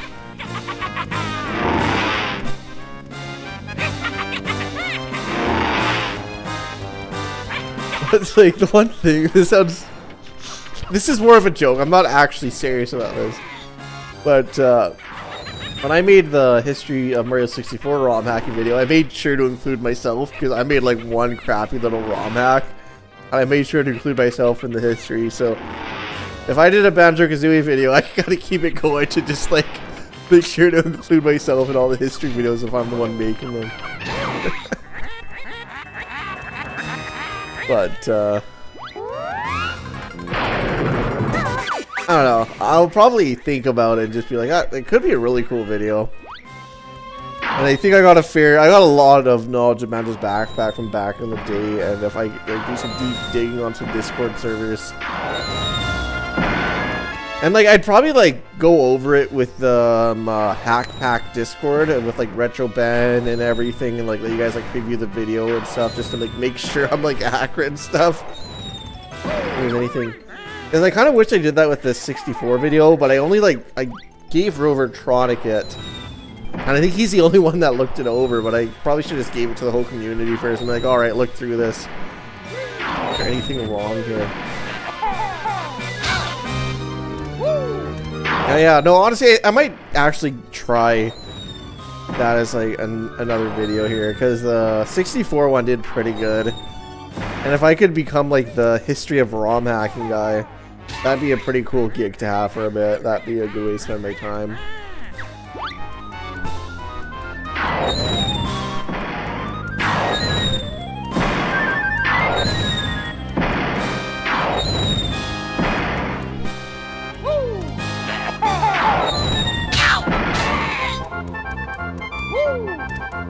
No, I'm definitely really thinking about it because I'm kind of running out of video ideas. Well, I'm getting a summer cart within the next 3 days, so my next video is going to be summer cart versus EverDrive. So that's definitely my next video. But after that video is done, I think honestly, history of Banjo-Kazooie ROM hacking would be pretty good.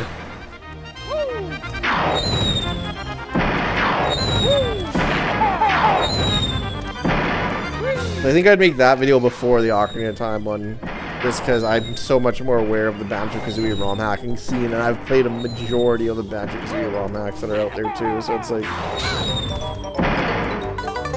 I'd feel much more comfortable with that video. Yeah, yo, what's up, Stuns? Alright. We're looking at chat here. I know I could be doing this a lot faster. I have so much health too, so it's like...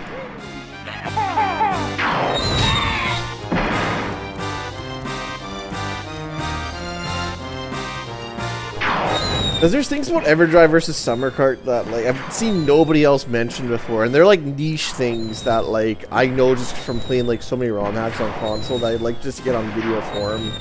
I'm be honest, Summer Cart's a lot better. Like I haven't gotten it yet, so maybe it'll be bad. Like I don't know, but I think the video's pretty much gonna go. I'm gonna give a points and score for like each thing for what does what better.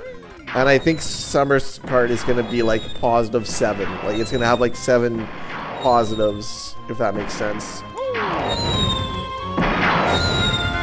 7 points over the EverDrive. But I don't know. I haven't got the Summer Cart yet, so maybe I'll be disappointed with the interface or something. So EverDrive might win. I don't know until I actually test the Summer Cart. But from what I've heard, I think the Summer Cart's going to be a blowout. Because one, it's a third of the price. It runs ROM hacks better.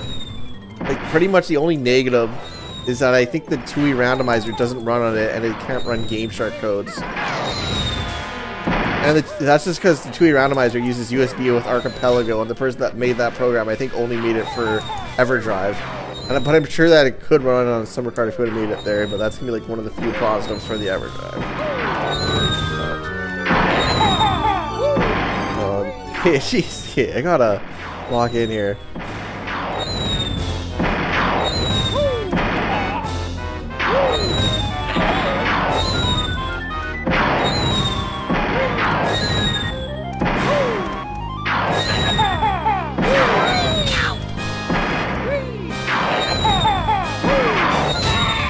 Okay, come on. There we go.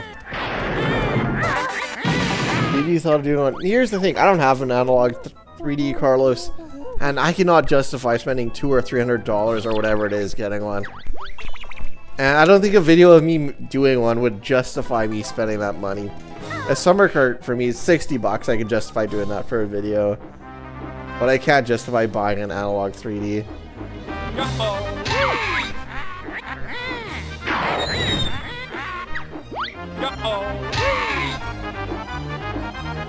Oh, I love Kaze's video on that. Like, he made a diss track too. Have you seen Kaze's diss track on the analog 3D? It uses a song from, I don't know.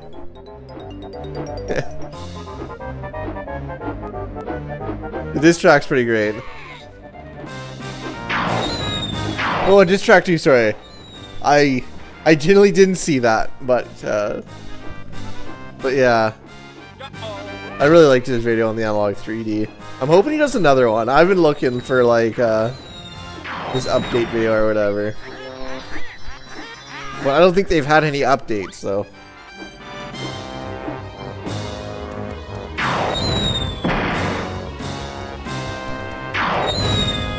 I think it is a good product. And I think it's for a certain person, but for me, I usually play my Nintendo 64 on a CRT.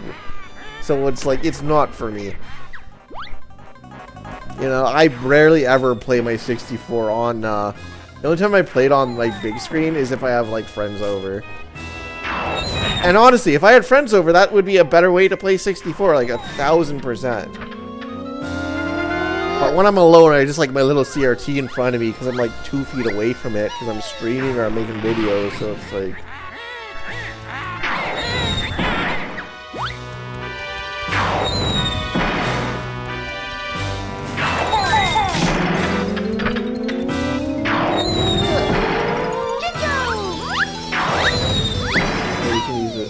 Another problem is that you can use the summer cart.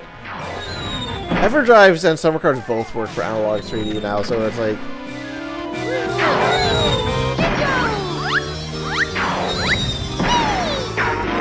Yeah, like, I get this, but I don't get... Like, I get playing on 64, I get playing on emulator, I get doing this. I think analog 3D, out of the 4 ways you can play Banjo-Kazooie right now, on console, on emulator, PC port, analog 3D is the one I don't get, if that makes... I mean, I do get it, but like, it's the one that makes the least sense because you gotta pay $300 for the analog 3D. If it was a $100 thing, I'd get it, but it's just... For the price, it just really doesn't make sense to me.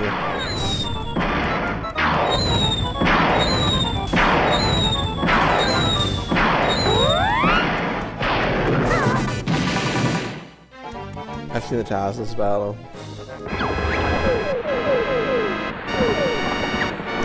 It's probably not even that fast because of all these cutscenes. I'm not sure how much faster you make this.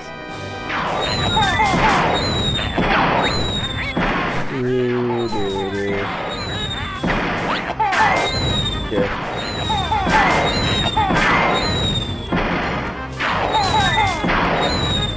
Really?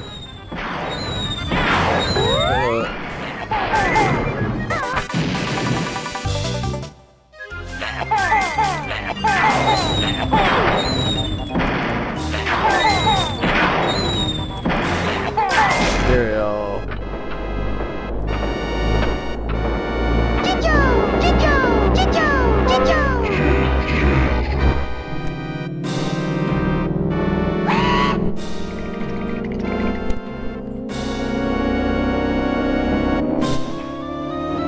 Cool.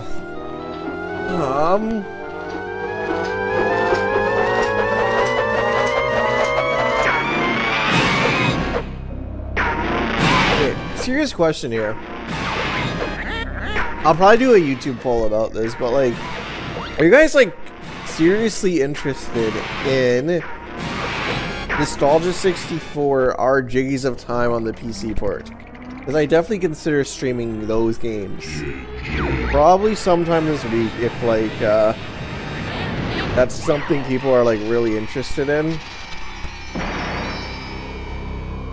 And the notes would save, I just played through Nostalgia 64, so I could probably bang it out in a bit, like one, like, 8-hour stream. Same with, Jiggies of Time, since I'm familiar with those games. That's something that you guys would be interested in? Compared to Here's the thing. Everyone that's watching right now is into Banjo-Kazooie, so it's like... This probably isn't the audience poll. No. The painter. Because I feel like... This just came out.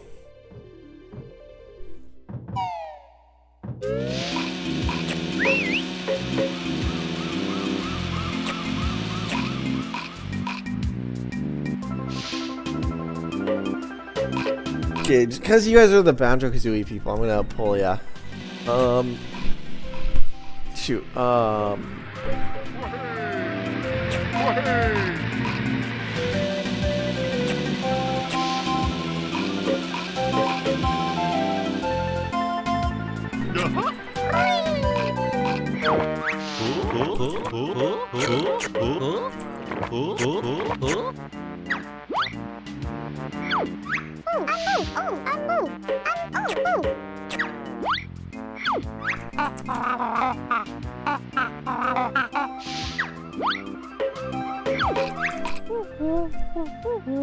Alright, Jiggy's a Timer, Nostalgia 64. I honestly don't know which one I'd prefer. And let me know, like comment too which one you like and like maybe give a reason. I'm genuinely curious why people would want one over the other, or like oh, it's gonna make me, I don't even know what I want to vote for. Oh wait. That's so stupid.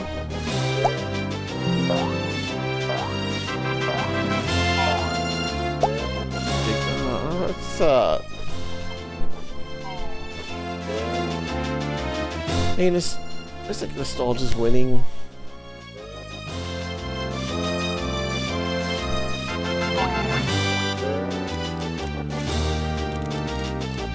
So, Jiggies of Time is Ocarina of Time in Banjo-Kazooie. Nostalgia 64 is like 7 different games, like a single level each, but in Banjo-Kazooie. Nostalgia 64 has like 3 Super Mario 64 levels, Bob-omb Battlefield, Womp's Fortress, and Jolly Roger's Bay. It has Dam from GoldenEye, which is a damn good level there. It has a Yoshi story level as like kind of a tutorial level. A level from Diddy Kong Racing, Greenwood Village in particular, I believe. It has Pokemon Snap, which has many biomes, which is a huge level. It has a Little Star Fox level, a Dinosaur Planet level. Nostalgia 64 has it all. Kinda. Yeah, alright, so it looks like Nostalgia 64. Alright, like, it probably won't be tomorrow, because I have a couple plans for tomorrow. But maybe Monday. If not Monday, Thursday. If not Thursday, Saturday. But yeah, it'll probably be Monday, Thursday, or Saturday. I'll probably give Nostalgia 64 a shot with this. Oh, 64%, that's perfect.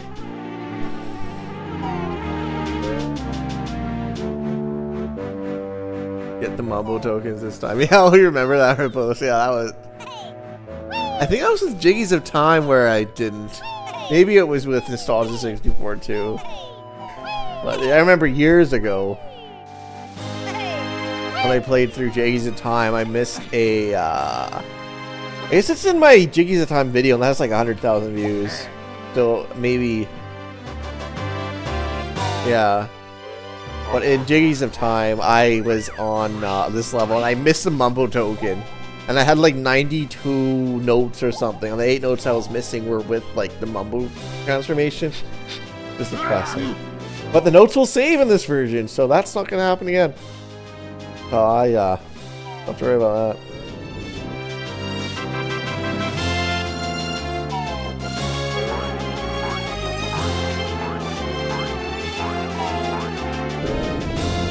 You know, I have like a 6-hour video of me playing through Nostalgia 64. Like, I edited it down. Like, it was probably 27 hours or 30 hours worth of footage. Like, I edited like most of it down.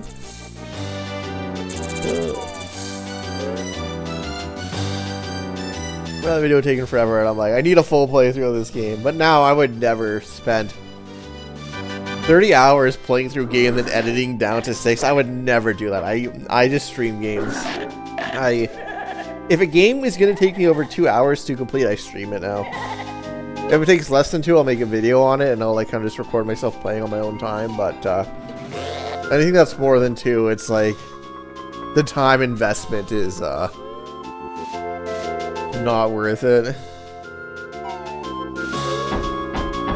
Which game would you like to see on Nintendo 64? Oh, well, I'm not really a Final Fantasy guy. Like, if you're talking about this generation, Cross Team Racing would have been sick on the 64, but, like, that's kind of, that's like asking to get Mario on PlayStation.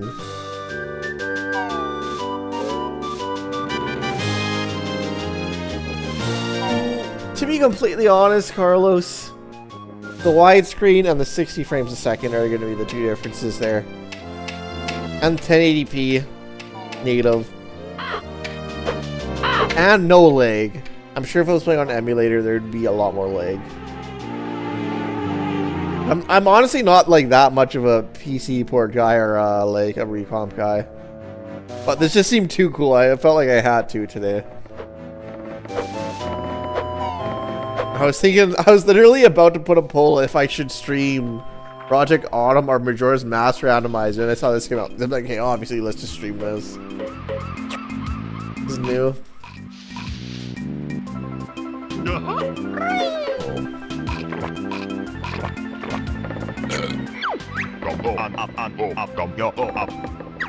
Oh, I know where that. I already got that pink egg mumbo.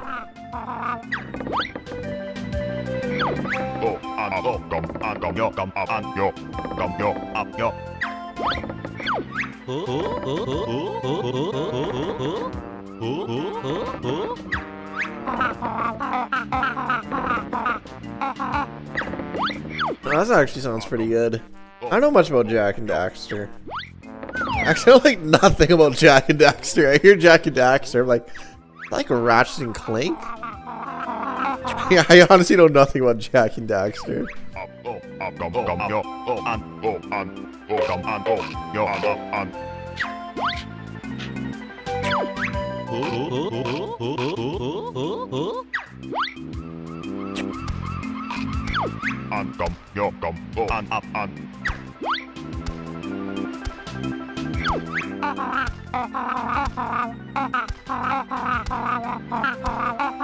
You know, I'm sure it's a great game. There's lots of games I want to play that I haven't, like, I really want to try SpongeBob SquarePants, Battle for Bikini Bottom. I really want to try the Lilo and Stitch game that was on PlayStation 2. That game looks really good. I really want to play Monsters Inc. Scare Island. I really want to play Clue by Hasbro Interactive. No, there's a bunch of great games I want to play.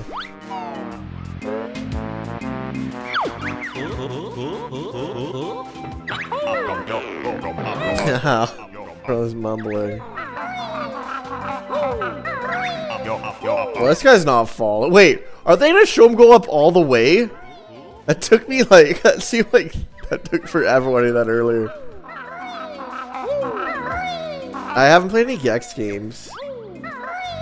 I'd like to maybe like sometime play a bunch of games. Like I want to, like I think it'd be cool to stream through Glover. I think it'd be cool to stream through Paperboy. I had Paperboy growing up. I really liked that game. I think it'd be cool to stream through Spider-Man. I think I said Spider-Man. Spider-Man, Glover, Paperboy.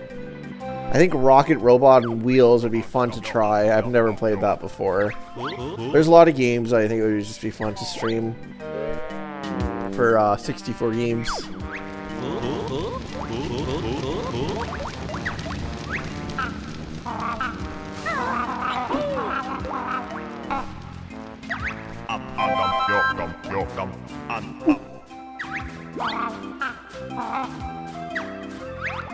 And the infamous ice key.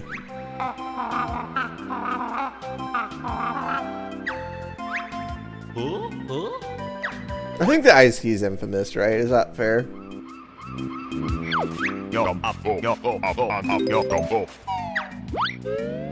I think it has a negative connotation, the ice key.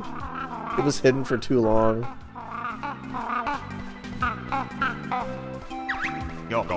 It upset many kids growing up. I'd say the ice key is infamous. Yeah, thank you. Thank you for post. Yeah, no. This is a callback. I was talking about the word infamous probably like 2 hours into the stream. Yo up, yo come on, yo come home.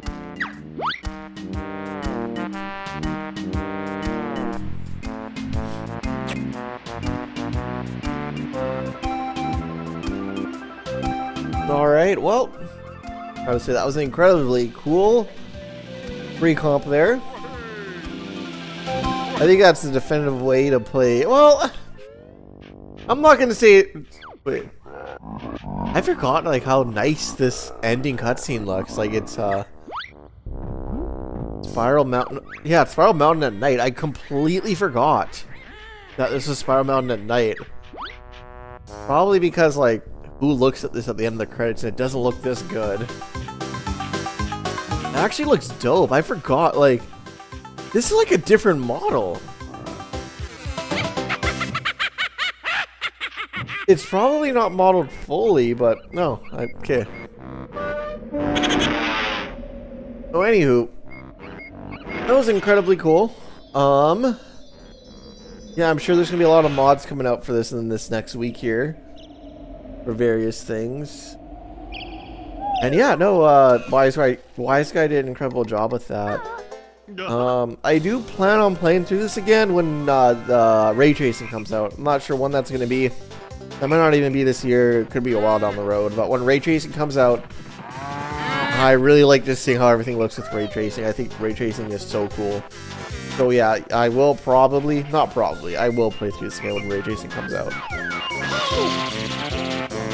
But anywho, I'm very tired. It's 4:36 in the morning for me right now, so I need to get to going to bed. But anyways, thank you all for checking out this stream. I had a great time. I'm glad I got to redeem myself after that crappy stream this morning, so everything went good. Anyways, thank you guys all for tuning in, and yeah.